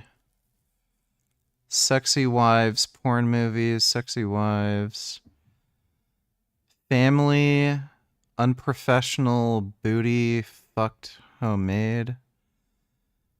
Family, unprofessional booty fucked. Mature mom videos, and mother-son sex tube. Oh, I see. Yeah, given that he's into incest and he wants to have sex with children, it's pretty fucked. James White donated $2. How do we talk about people who have committed the sin of abortion? Some people would say, well, you got to be sensitive, you've got to be thoughtful, you've got to be nice. The baby was in it. On the other hand, when you're asking questions about how we are to speak, I think to be identified for exactly standing outside of an abortion. Boring video. Thanks for the donation, dude. He's grey, and he's killing people instantly. If you get this grey batch, be very careful. So my friend was like, look, he's like, I'm a regular user, yeah, you know how much I use. I was like, yep. He said, I went over off a fucking quarter of a bag. He said, I woke up with fucking naloxone and paramedics all over me. Off a quarter of a bag. Lost 6 friends in like about space of 2 weeks. It sort of scared me into not using. I bought from the guy. He knew very well he was cut, but he didn't say nothing to me.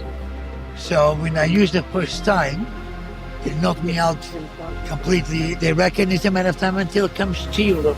And if it comes over here, it'll be an epidemic in biblical proportions. Across North America, the so-called opioid crisis has been raging since about 2010, and it's only getting worse. Last year, over 110,000 Americans died of drug overdoses. That's more than double the number of American soldiers killed throughout the Vietnam War. What's driven this crisis more than anything else has been the introduction of synthetic opioids into the drug supply. In particular, fentanyl, an opioid that can be up to 50 times stronger than heroin. 0.5 to 1% of fentanyl users will die.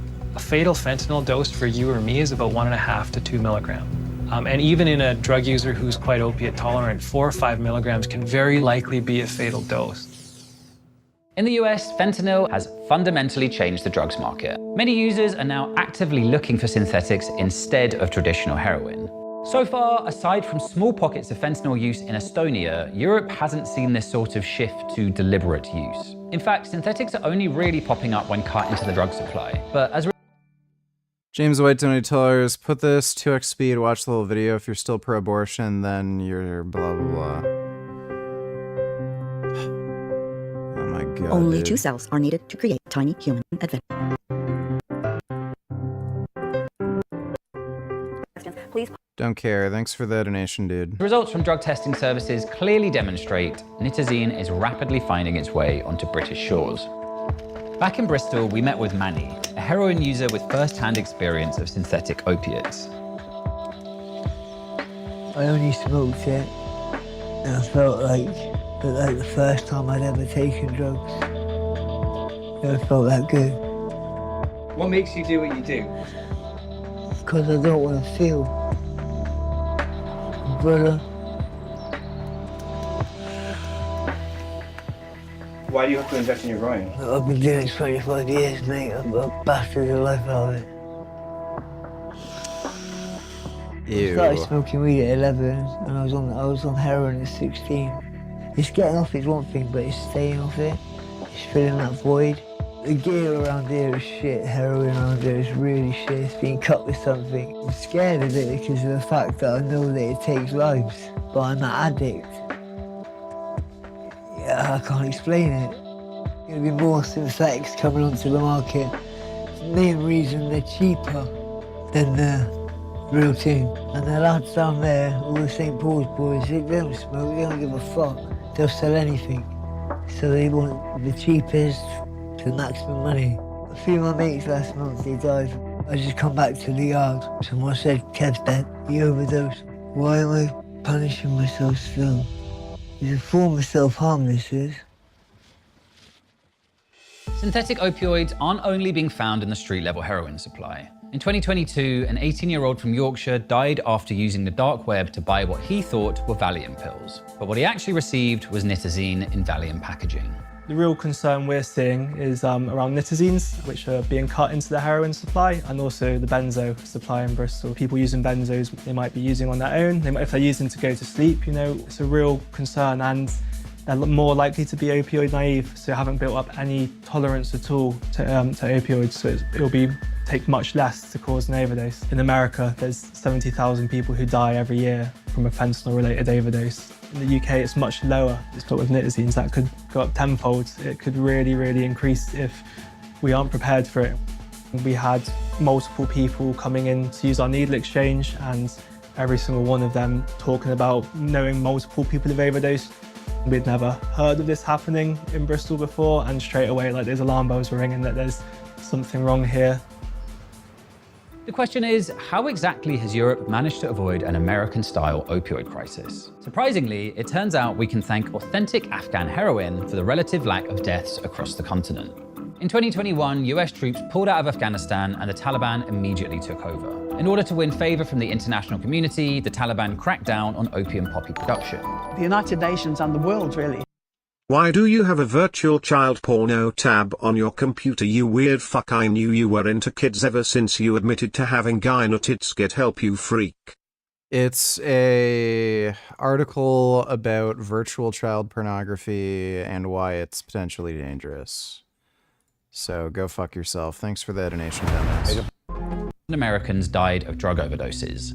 That's more than double the number of American soldiers killed throughout the Vietnam War. What's driven this crisis more than anything else has been the introduction of synthetic opioids into the drug supply. In particular, fentanyl, an opioid that can be up to 50 times stronger than heroin. 0.5 to 1% of fentanyl users will die. A fatal fentanyl dose for you or me is about 1.5 to 2 milligrams. And even in a drug user who's quite opiate tolerant, 4 or 5 milligrams can very likely be a fatal dose. In the US, fentanyl has fundamentally changed the drugs market. Many users are now actively looking for synthetics instead of traditional heroin.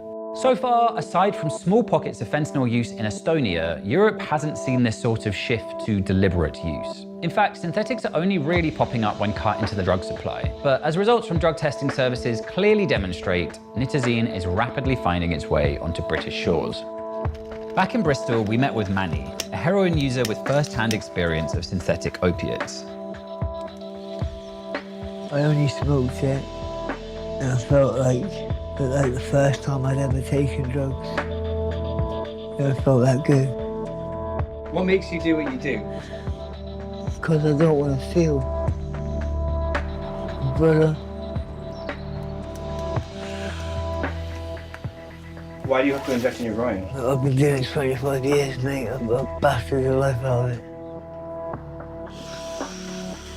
I started smoking weed at 11, and I was on heroin at 16. Up any tolerance. The Taliban immediately took over. In order to win favor from the international community, the Taliban cracked down on opium poppy production. The United Nations and the world really has been asking Afghanistan to stop growing poppies, which is the source of heroin.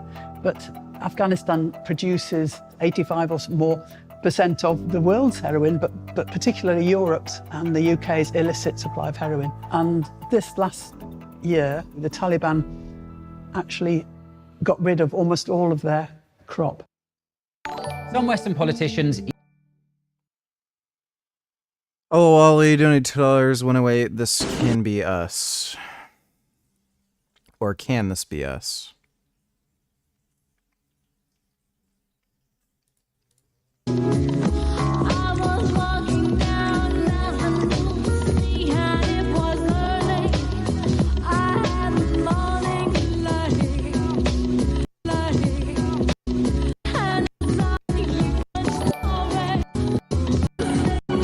My absolute Spielberg, do you know what that means? No, not really. I'll take a look at that in a second. Thanks for the donation, dude.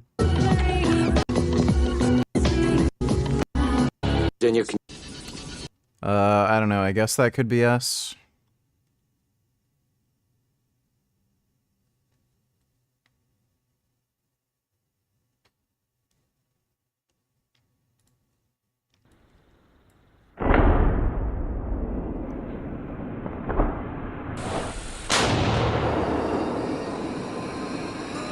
Now we're going to test 130 grams and 300 bars.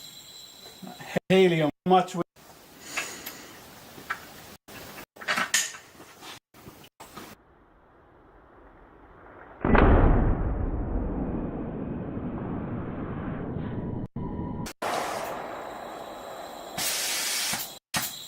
7 grams.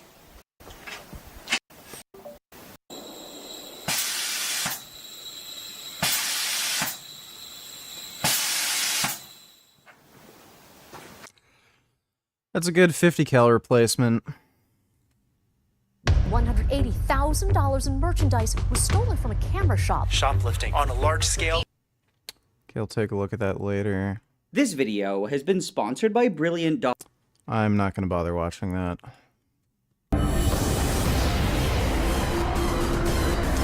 I'm not going to bother watching that.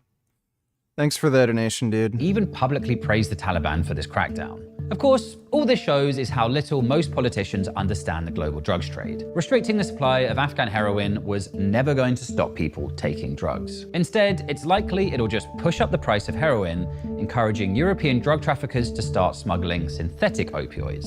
The people who sell heroin in the... Oh, Wally, donate $2. This is us. Hello. Hi. Why is your shirt inside out? Well, it's supposed to be this way. Are you serious?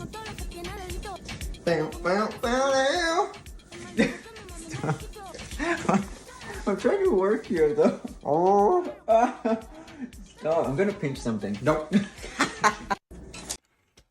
I don't think that's us, but thanks for the donation, Alawali. The UK and across Europe have got a long-established supply chain which leads back to Afghanistan. There's families that have been doing it now for a couple of generations, certainly 30, 40 years, and it works for them. And this is a product which they're used to selling.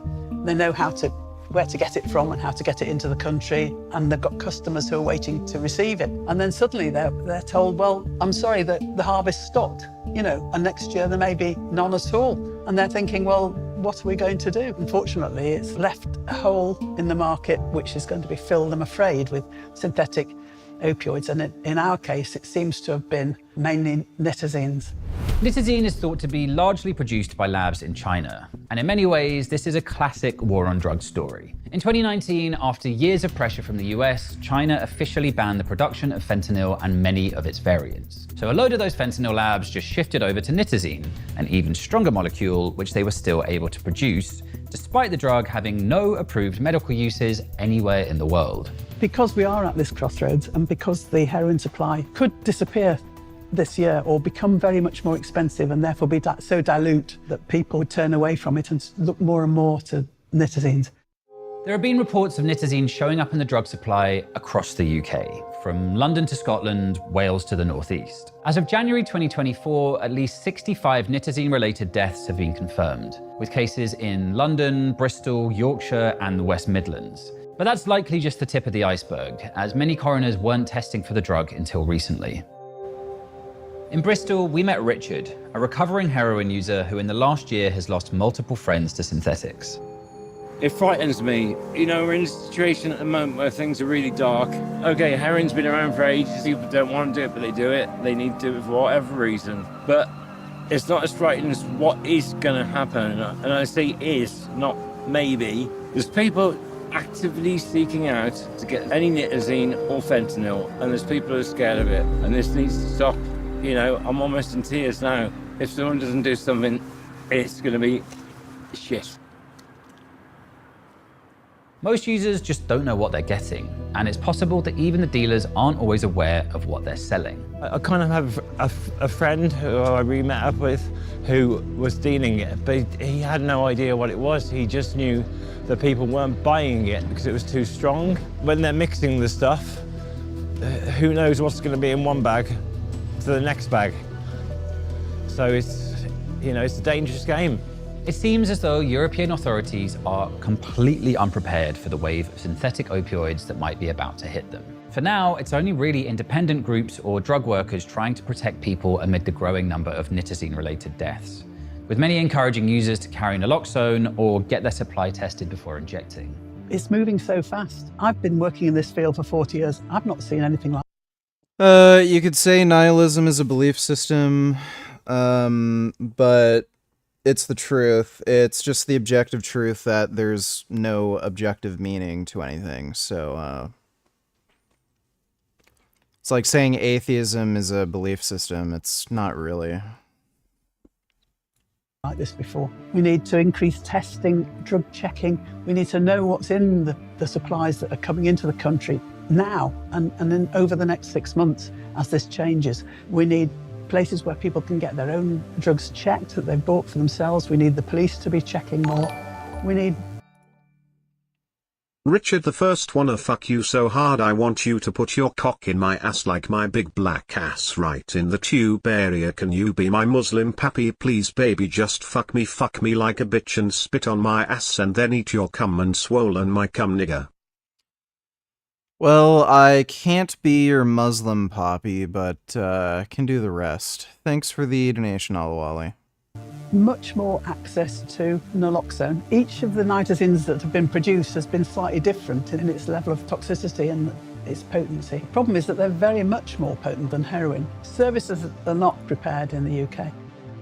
I hope we're not walking into a crisis, but there is a crisis there. There's an emerging threat, and we need to step up to prevent otherwise thousands of young people dying in 2024. When it comes to drug policy, you can never underestimate the ability of politicians to ignore evidence and disregard warnings from experts. But looking at the wave of synthetic opioid deaths that has swept across North America, this may be Europe's last chance to change tack and avoid a similarly catastrophic tragedy. We'd like to. I don't know why the government just doesn't sell fucking drugs and undercuts dealers. It's so retarded. Breaking into cars in broad daylight. So there's a city out there that lets you steal anything for $1,000, and it's disrupting citizens, businesses, and the idea of law and order. That's crazy. There is nothing you can do. The police are doing nothing, and thieves are taking advantage. And so I wanted to explore the nuance on how society should respond to crime. But again, is this just the case of They don't want to raise kids. Yeah, I've seen shit like this before. Just San Francisco's cucked. Nothing new. Here we go.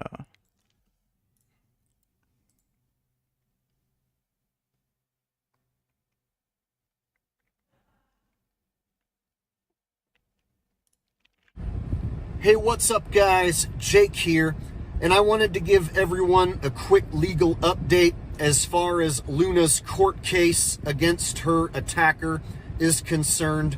So, last week there was a court date all set up, but there was a snag in the process because they didn't have a German interpreter on hand.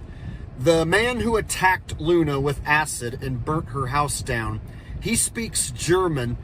So in order for the prosecution to do their job, they needed to have this German interpreter on hand because the court case is happening in the Netherlands and the attacker speaks German. So they have to have someone who can translate from German to Dutch, or Dutch to German. And so since they didn't have that, they had to postpone the court date, which is a drag. So it's postponed until late August, and that's basically the extent of what I know about that court case. And there's also some really unfortunate news. Apparently, the 15-year-old girl, Belle's daughter, who assisted Ilias, the hitman attacker, she was let off basically scot-free. And so that is a shame, but apparently since she is considered a child and a minor, she was basically let off without any consequences. So that really... Well, that's Europe for you. They're not particularly hard on crime. is unfortunate, but they have all the evidence and everything set up to prosecute the attacker, Ilias. So hopefully, he doesn't weasel his way out of this. And I'm hoping he gets an extremely stiff sentence and gets prosecuted to the full extent of the law. But that is the extent of what I know. And if you'd like to hear more details, I suggest you go over. Nihilus Burgess donated $2. Nihilus Burgess, Nihilus Burgess, Nihilus Burgess, Nihilus Burgess, Nihilus Burgess. You are the Germans. Okay, thanks for the donation, Nihilus Burgess. Over to the Primal Bell parody channel, Mary Eichel Abdullah, and I'll leave a link for her channel. She has a lot more information and details than I do. Also, you can find more information and details on the Kiwi Farms site. So yeah, quick legal update, guys. And I'm doing this video on the road. I'm out of town and it's really hot outside. So that's why I'm doing this video out of my van right now. I'm running the air conditioner. So yeah, sorry for the video out of my van, but I wanted to give everyone a quick legal update for anyone who hasn't heard the news yet. And Luna does have a Patreon where you can support her and a man locked up behind bars with a super stiff sentence. And also, hopefully, they catch Goatis soon. Goatis is still a wanted criminal on the run, and I would say he's more dangerous now than ever. he might try and finish the job on Luna. And so the quicker he gets caught and locked up, the better. But of course, he's hiding out somewhere, possibly in the Middle East, possibly in Asia. I really don't know. I don't have a clue what country he's in. There's a lot of rumors circulating. So some of the evidence against Goatis is that he won't tell anyone where he's at. He's being extremely secretive about his location, whereas he used to tell everyone where he was at. He used to brag about his location. He used to be like, oh, I'm hanging out in Macedonia. Me and Kathy are here in the Macedonia, and we are thinking of going to France next. So he's always talking about where he was going to go, or at least he used to in the past.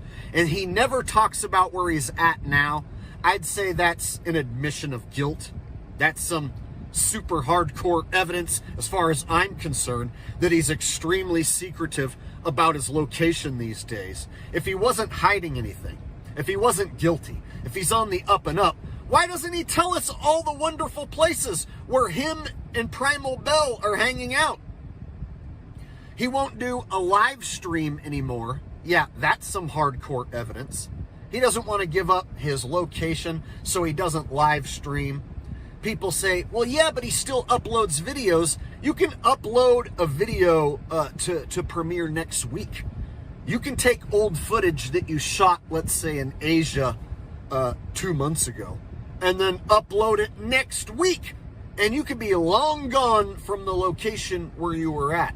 You see, so it's a lot easier to fool people about your location when you're just uploading videos that could be old. And so, and you can upload videos to Premiere in the future. So you can't really track someone down as easily as you would think by just...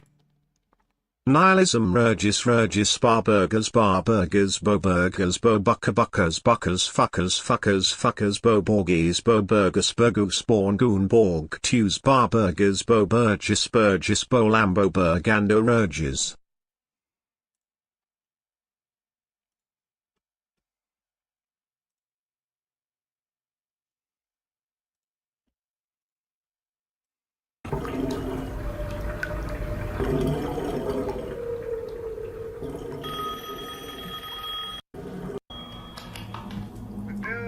Not in. Leave a message after the beep. Text message. Mr. Lebowski, this is Duty Officer Rollbach of the LAPD. We've recovered your automobile. It can be claimed at the North Hollywood Auto Circus there on Victory. For fucking out!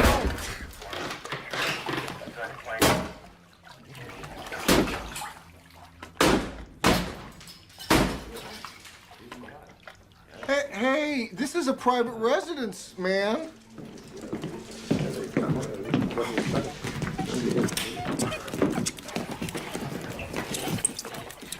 Oh, nice marmot.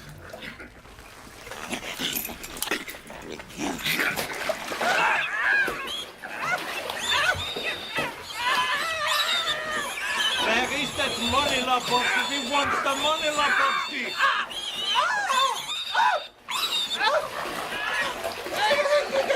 You think we are kidding or taking with the funny stuff? Because you think you haven't dreamed of, Lebowski. Yeah, we believe in nothing. We believe in nothing, Lebowski, nothing. And tomorrow we come back and we cut off your Johnson. Excuse me? I said we cut off your Johnson! Just think about that, Lebowski. Ah, you big little penis, Lebowski. Maybe we stomp on it ins Gewissen. Ja, Lebowski.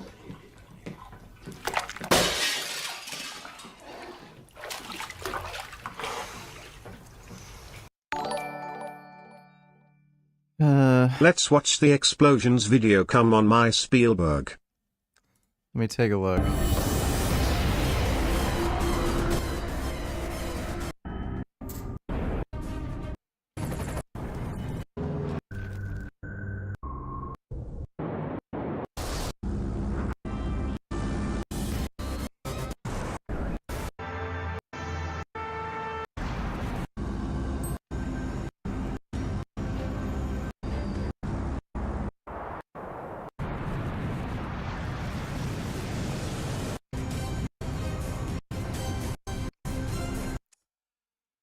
Okay.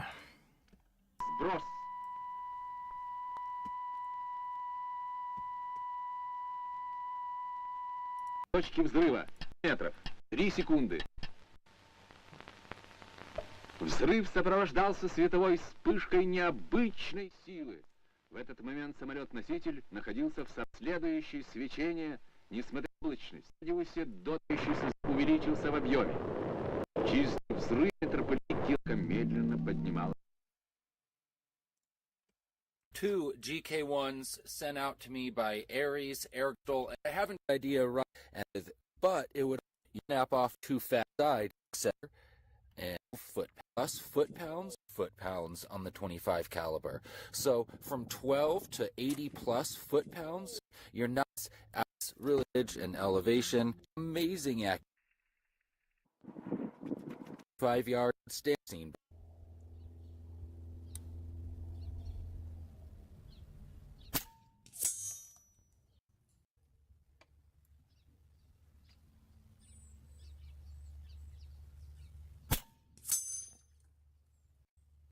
Removable. What enough for making it.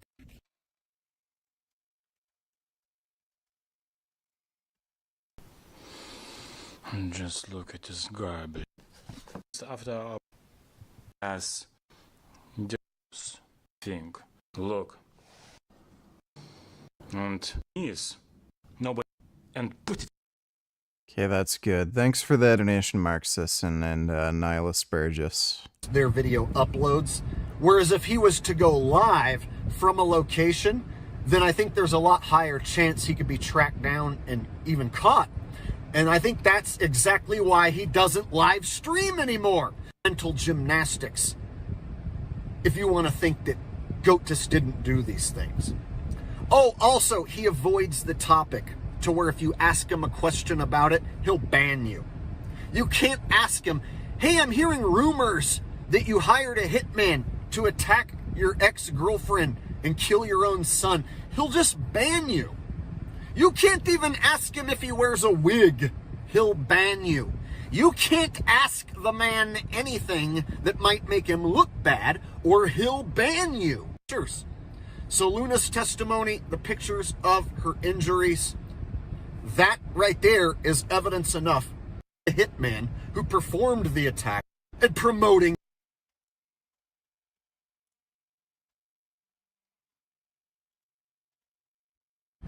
Hey, what's up, guys?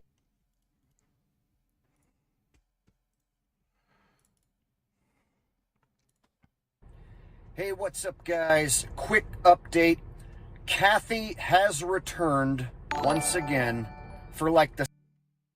I just want you all to know that I am going over to a hot Asian tranny's house tonight. We are going to have lots of crazy sex and create fireworks of our own. Then there will be the grand finale where we shoot our goo all over each other. Happy 4th. Well, that sounds like fun.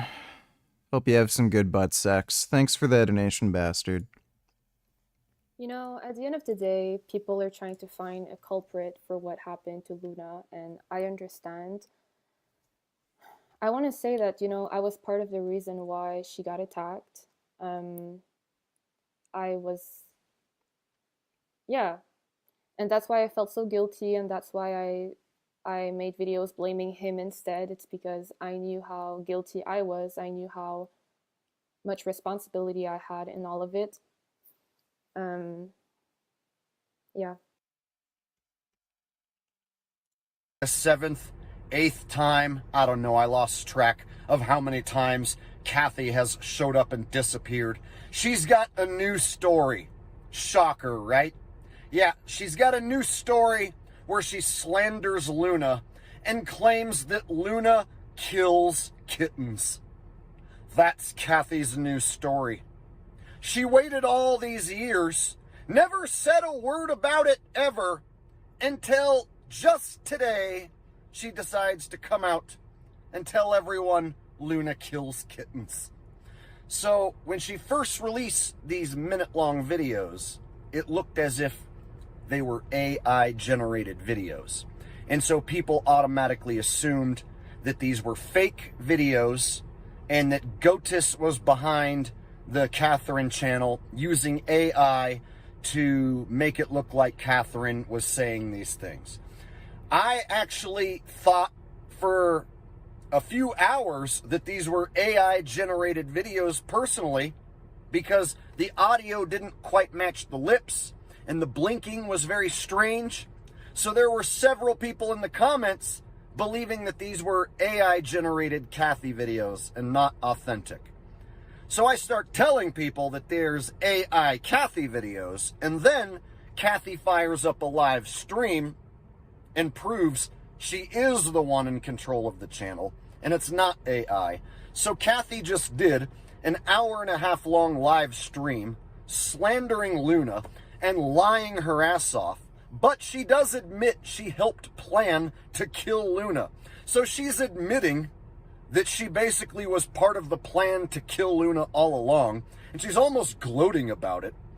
And she's also partially defending Goatis while saying that she doesn't I've seen some of Sv3rige's leaked Telegram videos. condone violence, and she doesn't condone attacking anyone, but she says she still forgives Goatis and she has empathy for Goatis.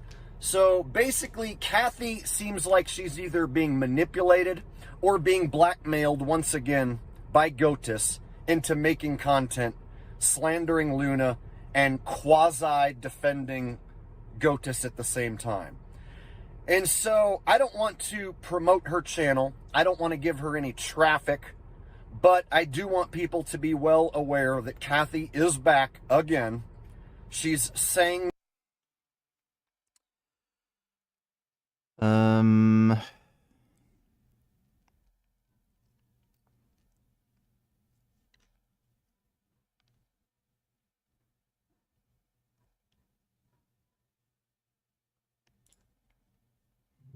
So I only touched briefly in the other video about the TCO, or the Terroristic Content Online Regulation that they have in Europe. And I found that entire regulation in grave detail, and especially Article 114 will be really important because it covers how you handle if, for instance, the social media company is based out of the United States, but the person being terrorized is a European, and the person doing it is in Europe as well, that kind of thing. And I also found a really invaluable site with all kinds of contact points, including different ones for the United States for when this kind of crime occurs. The kind of bodies that you would want looking at it that would be contacting the social media company about the crime, besides just somebody like a layperson contacting them. That would have a bigger effect, I would think. And they have contact points for people from all over the world. So that should prove pretty useful. And another thing we have are contact points regarding child sex abuse material and online terrorist. Bootycam donating $2. When I was at the hostile booth, I sort of recognized a face. It was a dad and his son. I've seen this guy before. You would not believe it. Any fellow misfits out there. It was the infamous Dale Chuck E. Cheese Chance. He rolled up. There you go, Lee. How about that? I was dying to see him and Brad. You really like to get farted in your face? And Lenny. Everybody. But it was just him. But no, that's fucking surreal. Anybody who knows about that, you know that that was a real fucking honor. We were doing a calf check and everything. Ripping into Lenny. Like, let's see Lenny with these calves. What do you think about that, Dale? That's really cool, though. Yeah, he's a piss trooper. Thanks for the donation, Bootycam. Content from Article 12 in the Netherlands, as well as in Germany, and as well as in Latvia, because they have their former school stabber continuing to terrorize people. So you never know, maybe somebody will find that interesting and want to assist. All it takes is one person from any one of these places to get super interested in this case.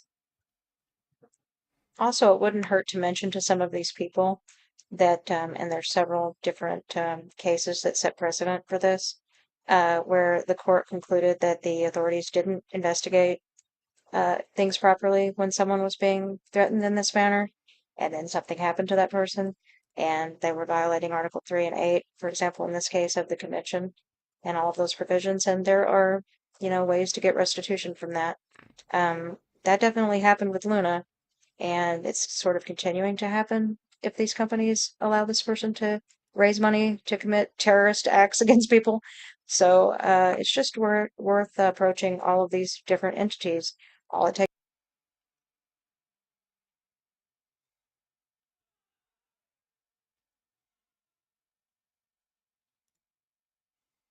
Today, I want to share with you some information about the new Kathy channel. I thinking that either it's Kathy and she being manipulated. I don't know how he do it because I super long. Today, I'm going to tell you about the toxic feminism that my man complaining about.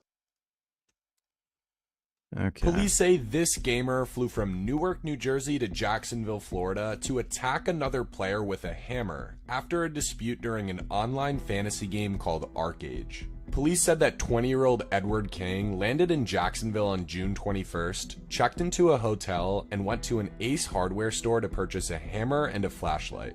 Then, on June 23rd, wearing all black clothing, gloves, and a mask, King allegedly entered the victim's home and attacked him. Police said the victim's stepfather was awakened by his stepson's screams for help and called 911. He told police he found his stepson on the floor struggling with King. Deputies said they found a significant amount of blood in the entryway of the home and in the victim's bedroom. Both Kang and the victim were taken to a hospital. Police said the victim sustained severe head wounds, but they were not life-threatening. After King was released from the hospital, he allegedly told a deputy that the victim is a bad person online and asked how much time in jail he might serve for breaking, entering, and assault. Jail records show King has been charged with attempted second-degree murder along with armed burglary. Yeah. Thank you so much. Hammer, and this was all because of a dispute. King stood before a judge in a Zoom call from the Nassau County Jail in a bond hearing for his second-degree attempted murder and armed burglary charges. His mother joined the Zoom call from New Jersey as Kang's defense attorney made the case to release his client from custody. My client, as I understand it, has no prior criminal record of any kind, not as an adult, not as a juvenile, has never had any contact whatsoever with the criminal justice system. Prosecutors didn't care about his past before Sunday morning. He has no ties to the community. He traveled here from New York with the express purpose of committing a crime in Florida, in our community here. Kang was arrested on Sunday. The Nassau County Sheriff's Office says he flew from New Jersey to Jacksonville on Friday to carry out his crimes. This is a picture of the hammer Kang is accused of using in this attack. Store employees at the Ace Hardware on South 8th Street in Fernandina Beach confirmed to First Coast News that Kang bought a hammer at their store this weekend. Employees at the Ocean Coast Hotel also confirmed to First Coast News the same day as the attack. Kang could be seen wiping away tears multiple times while the prosecution made its case to the judge. It's just a fucking video game, dude. This guy is unfucking hinged. Attempted murder with a weapon is a first-degree felony punishable by life, and we're asking that you detain him without bond. As Kang continued to wipe away tears, the judge issued his ruling. I must order pretrial. Derek Donatillers, what do you think of people who call you rude for refusing to eat their food? Are they on point or just entitled dickheads? You don't need to do shit. You don't need to do shit for anybody, so they can go fuck themselves. Thanks for the donation, Derek. Attention. I believe that no conditions of release or bail will reasonably protect the community from risk of physical harm. Edward Kang was denied bond and remains here in the Nassau County from risk of. Wow, it's almost as if he regrets doing that. Bring a piece of bread. Nick doesn't ask, but I can tell that he's hungry. I'm gonna hurt you for it, bro. Let me get it. Because if they try to put me in the nose, the only way I'm gonna defend myself. Nah, chip. Come in. You understand that? You understand that? That's something we don't do. The way he had to do. But I'm not.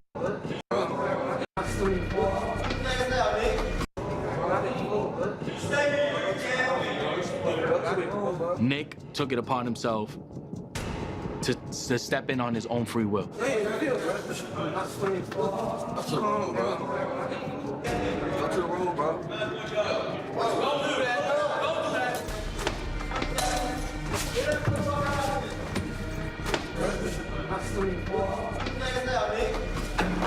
that.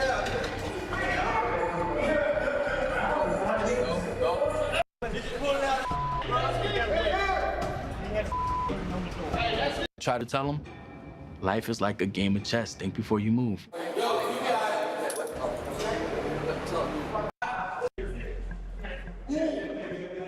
You owe some cookies?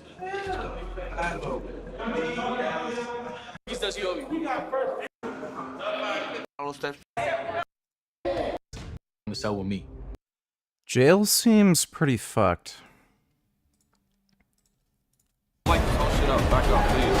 What's your name? Liver King. What is your name? Liver King. Liver King? You know me. Good morning, Primal. We will earn tonight's feast. Good morning, Primal. The key to having healthy teeth is to eat raw meat. Are you Dr. Kurbatov? No. Can I have a word with Mr. Kurbatov? Look, go on, please. You have to try the... Are you waiting in line to see the dentist? Yes, at some point. Because for years, they have been telling you to brush your teeth, floss your teeth. Carnivore, then why are you at this crook's office? I don't need all this. I hate to waste your good teeth. You just need a piece. Okay, yeah. Okay, how long does it take? For what? For the tooth to get fixed? It should be fixed already, Primal. Look at this Primal right here. He looks like his life is miserable. What he needs to fix his life is raw meat. Step away from me, please. What? I'm serious to say, step away from me. I'm serious too, Primal. For years. I say, step away from me. For years. So you, would have been alive. Yeah, it's just gross. Cybertruck reviews have been all over the spectrum, from classic futuristic design. And, well, for a long time, when Teslas were new, it actually worked pretty good. People got in here and thought, whoa, I'm in a spaceship. But times change, even for Tesla. Go get in their cheapest Model 3, the new Highland Refresh, at any Tesla showroom, and you'll find that it is actually really nice. There's stitching and leather and piping everywhere. It seems comparable to the 3 Series BMW and C-Class Mercedes that it's competing with. So I thought, oh, the Cybertruck, it's twice as much as the new Model 3. It's brand new. It's gonna be fancy. What is this? Why does everything feel this way? It feels so cheap. From the Model S and Model X, cars still less expensive than this Cybertruck. It's just not present here. Auto opening and closing doors? That's not a thing. The dash display for you to be able to see your speed?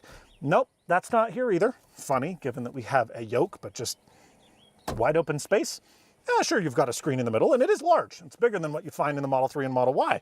The resolution is nice, given that this rear view mirror, no, it's useless. If the tonneau is closed, which is how Tesla recommends you drive the vehicle to get maximum range, your rear view mirror is completely blocked. This is useless. It's just a piece of glass. And so, well, then how do you see out of the back of your car? Well, the reverse camera. Yep, just that. If your liftgate's down, you're staring at pavement. And if it's not, well, you just don't have a very good high quality feed. You have to put it over here where it's larger but kind of far away, or put it right here where it's tiny and not very nice at all. Oh, and I hope there's no rain while you're driving down the road, because there is no rear camera washer. And that liftgate just blasts it with dirt. So yeah, there have been moments where I can't see out of the back of my $100,000 truck. It's just nothing in here feels befitting its price. It creaks, it squeaks, but not everybody does. And that's why today's accident truck. Let's start here. These rear doors open up to 90 degrees. This in conjunction with the rear seat bench that folds up flat, and you've got a ton of weather-sealed storage space that you don't need to use tie-downs for. Pretty dang cool. But let's say you need a little bit more room. We all do. You got a truck bed, tons of space, 6 feet. And what's great about this is, like the cabin, this pretty much entirely keeps water out, even through car washes. And it supports up to 300 pounds, so you can walk on it or sunbathe. I don't know. The liftgate is easily deployed, and you will find that there are tie-down points everywhere, not just here on the bed walls front, but this, whatever you can think of, appreciate. Also choose to pump the audio through headphones. Bluetooth much is ridiculous. I've literally had to hold the car like this, which is insane. Just put a handle in. Come on. The sun visor is also equally awful. You might be able to tell here that there is actually space in between the sun visor itself and the headliner. So while this quirky, oddly designed sun visor in general is already a bit strange to deal with, there are times where the sun will come in between these two pieces, blasting you in the eyes with bright light, and a bit sloppy. Say what you will about the exterior appearance, it does look better in person, though I'm generally still not a fan. These doors, because they're stainless steel, are rugged. You can kick them, slap them, close them shut, and there's going to be no damage at all, which is pretty darn cool. But the cool exterior features don't stop there. The tailgate is so softly sprung that you can shut it with a single finger, and it's soft close too. The front of wiper blade, it is absurd, but it bug guts and water at 6'4", but I am slouched over because if I were to sit up properly, my head would go through the roof. I think anyone over about 6'2" is gonna have their head touching the ceiling. And if you're over 5'10", 5'11", and you're on a bumpy road, you're gonna have a bad time. What's also a bad time? The noise that comes out of this ridiculous thing. So this center seat folds down. You have to use both hands in order to do it. Questionable design. And when it gets down, yes, you have two cup holders, but you also have this headrest that doesn't lock into position. It just sits there. And mine is squeaky. Okay, not all are going to be squeaky. Hearing this. That's an odd size. It will actually permanently change the shape of them. It dents the leather. Material is a nightmare. In theory, there's an app that's super easy. You walk through it, you never enter. One of the craziest things that you'll first notice getting inside the Cybertruck, I am doing a U-turn left right now. That's as far as the wheel goes. Now check this out. I've done it in the other direction, U-turn again. This is as far as the wheel can possibly go, 360 degrees. And not only is the ratio much tighter, it's variable. So at these slow speeds, I get a fairly large output for the amount of input that I put to larger outputs. What I think is much more frustrating, and I don't know if it's a me problem or something that might be able to be fixed by software, but check this out.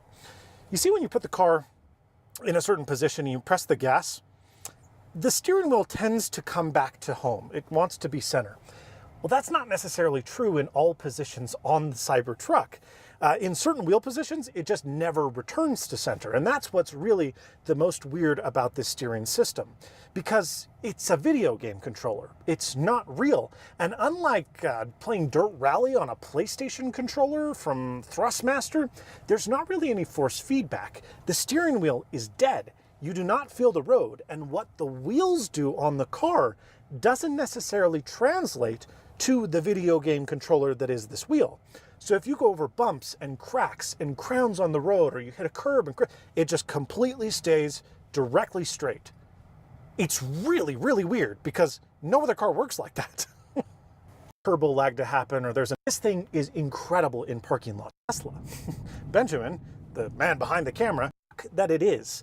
The air suspension and dampers, it didn't feel wild at all. It felt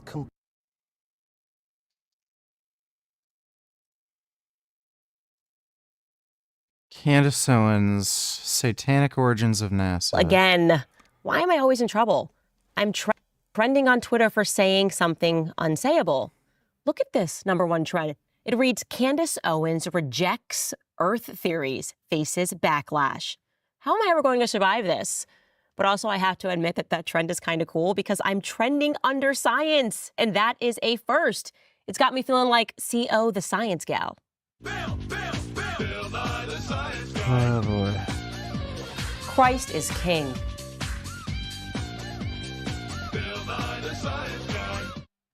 I'm sorry, ladies and gentlemen. I know I'm having way too much fun. I have to stop.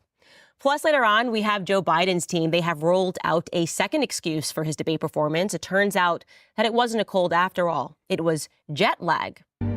All right, so whenever I'm trending over something that's just not that big of a deal, I know that there's something the establishment wants to hide. It's called a media overreaction, and that always means that there's something that you've accidentally landed upon that they don't really want to be exposed. And this is sort of what happened when on Monday, I did this whole long episode about why I am now rejecting the cult of science. So many things that they lied to us about, vaccines, birth control, people that are being injured, and we just accept everything the experts say. And we're sacrificing our own bodies. It just feels strange. It feels wrong. When you look further in the history, they just keep lying and getting away with it. What I said was that science has become a pagan faith. Yes, that's what I actually believe. And I said, if I don't get it from the Bible and I can't observe it with my own eyes, I don't stand it as the truth. Another example of a recent media overreaction, of course, was when Tucker sat down with Joe Rogan and he started talking about World War II and how we shouldn't have dropped nukes on, praying Christians. And they freaked out, like questioning the nuke thing is not allowed. And again, I thought, Tucker must be landing on some truth that they don't want exposed. And lately we are learning that they've lied to us about virtually everything pertaining to World War II. But it is this piece of the Tucker conversation with Joe Rogan that I keep insisting that you guys commit to memory. So take a listen one more time. There is a whole world that we can't see that acts on people, a supernatural world. It's acting on us all the time for good and bad. Every society has thought this before ours. In fact, every society in all recorded history has thought that until, I'll be specific, August 1945 when we dropped the atom bombs on Hiroshima and Nagasaki. And all of a sudden the West is just officially secular. We're God. There is no God but us. And that's the world that we have grown up in, but that's an anomaly. Like, no one else has ever thought that.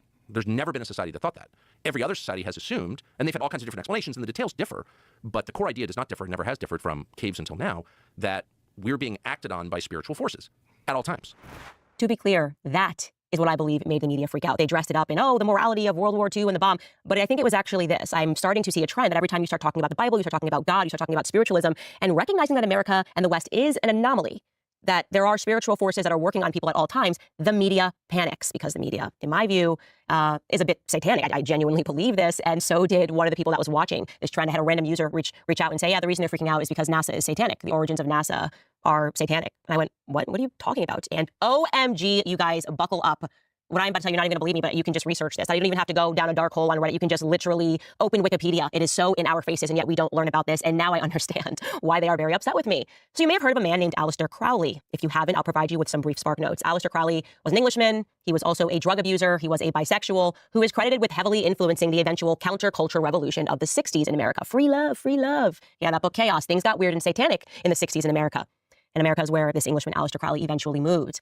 But what he is most famous for is black magic. He was an occultist who pledged his allegiance to demons. He believed that he could summon demons, okay? The story goes that when he was 13 years old, he read the book of Revelation in the Bible, and he became inspired, not by Jesus Christ, but by the seven-headed beast that is ridden by the whore of Babylon. So in case you are somebody that's not familiar with the Bible and Revelations, they talk about this seven-headed beast that rules over every tribe and people and tongue and nation, okay? So it's satanic. It's a satanic beast. When Aleister got older, he started a religious cult, a satanic cult known as the Lima. Crowley believed that the number of the beast, 666, was significant. He believed that humanity was entering in a new eon and that his religious motto, which was do what thou wilt, would rule it, right? He believed that actually he could create this beast and rule over nations by practicing rituals. He routinely practiced sex rituals. He believed in masochistic and sadistic sex, believed in free love, and he was very much connected to the elite in America. He was just openly publishing articles for Vanity Fair because he was best friends with their editor, and many of the elite in our society were his followers and believers. A Satanist. This is a fact. You can look this up.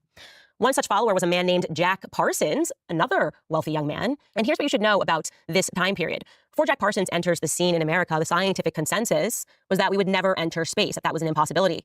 But this rich kid, who also happens to be an occultist and who also would perform sex rituals and blood sacrifice to summon demons, well, no, he expressed the belief that they could fundamentally alter humanity, and he had a vision. He said, no, we can make this work. We can get to space.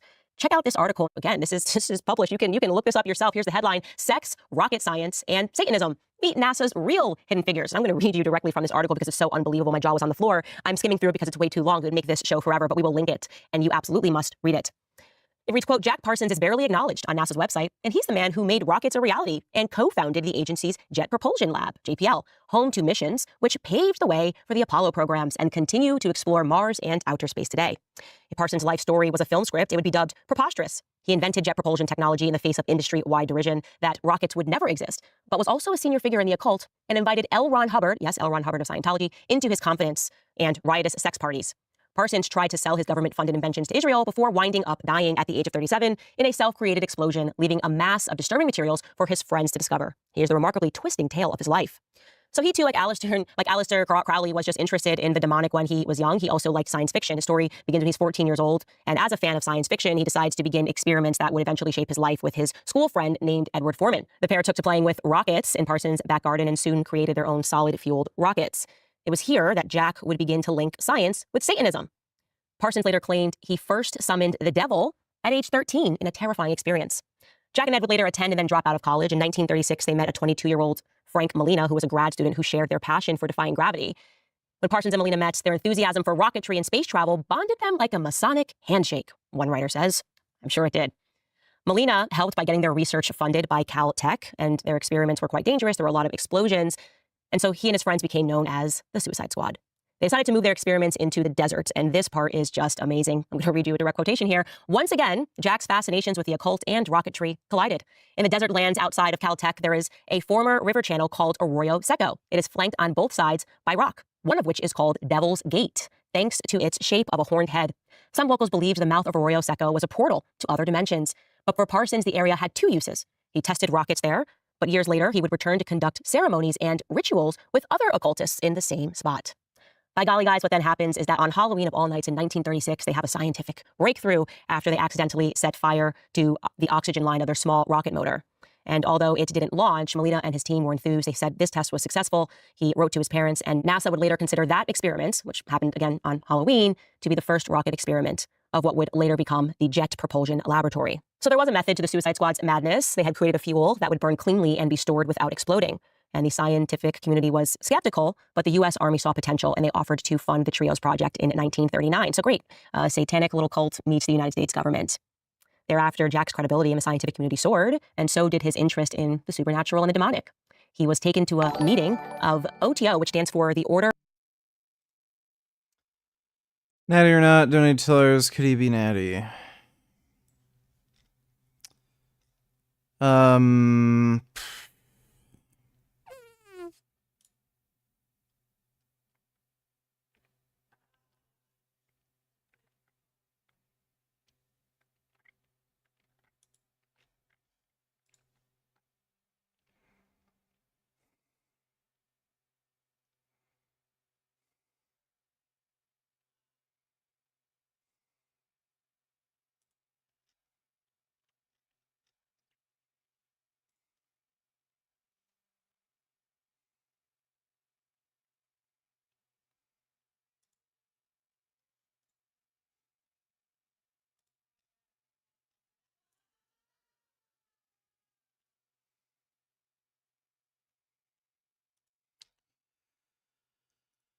So, I would say no. Yeah, he's like almost benching 405 on the incline. I'd say no. Yeah, this guy's probably on gear. Like, almost guaranteed.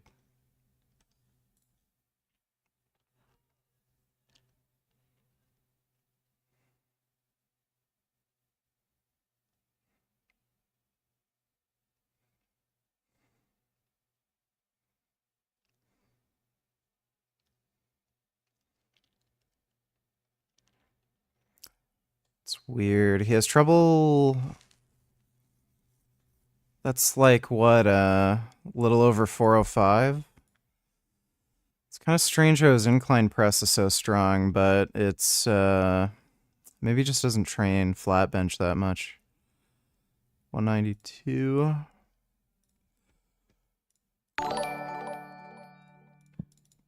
Would you and James Wade like to shoot a scene for us sometime? Maybe. Thanks for the donation, my family pies.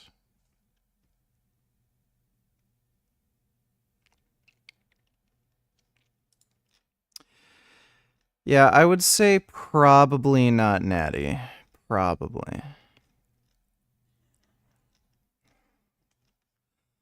Thanks for the donation, natty or not. Of Templi Orientis, an occult society in Los Angeles in 1939, and he became fully engrossed. If you're wondering what OTO is, it was a group that was formed by and 40s. Okay, this video is just fucking stupid and boring. Alright, I am too tired to continue. I'm gonna go to bed now.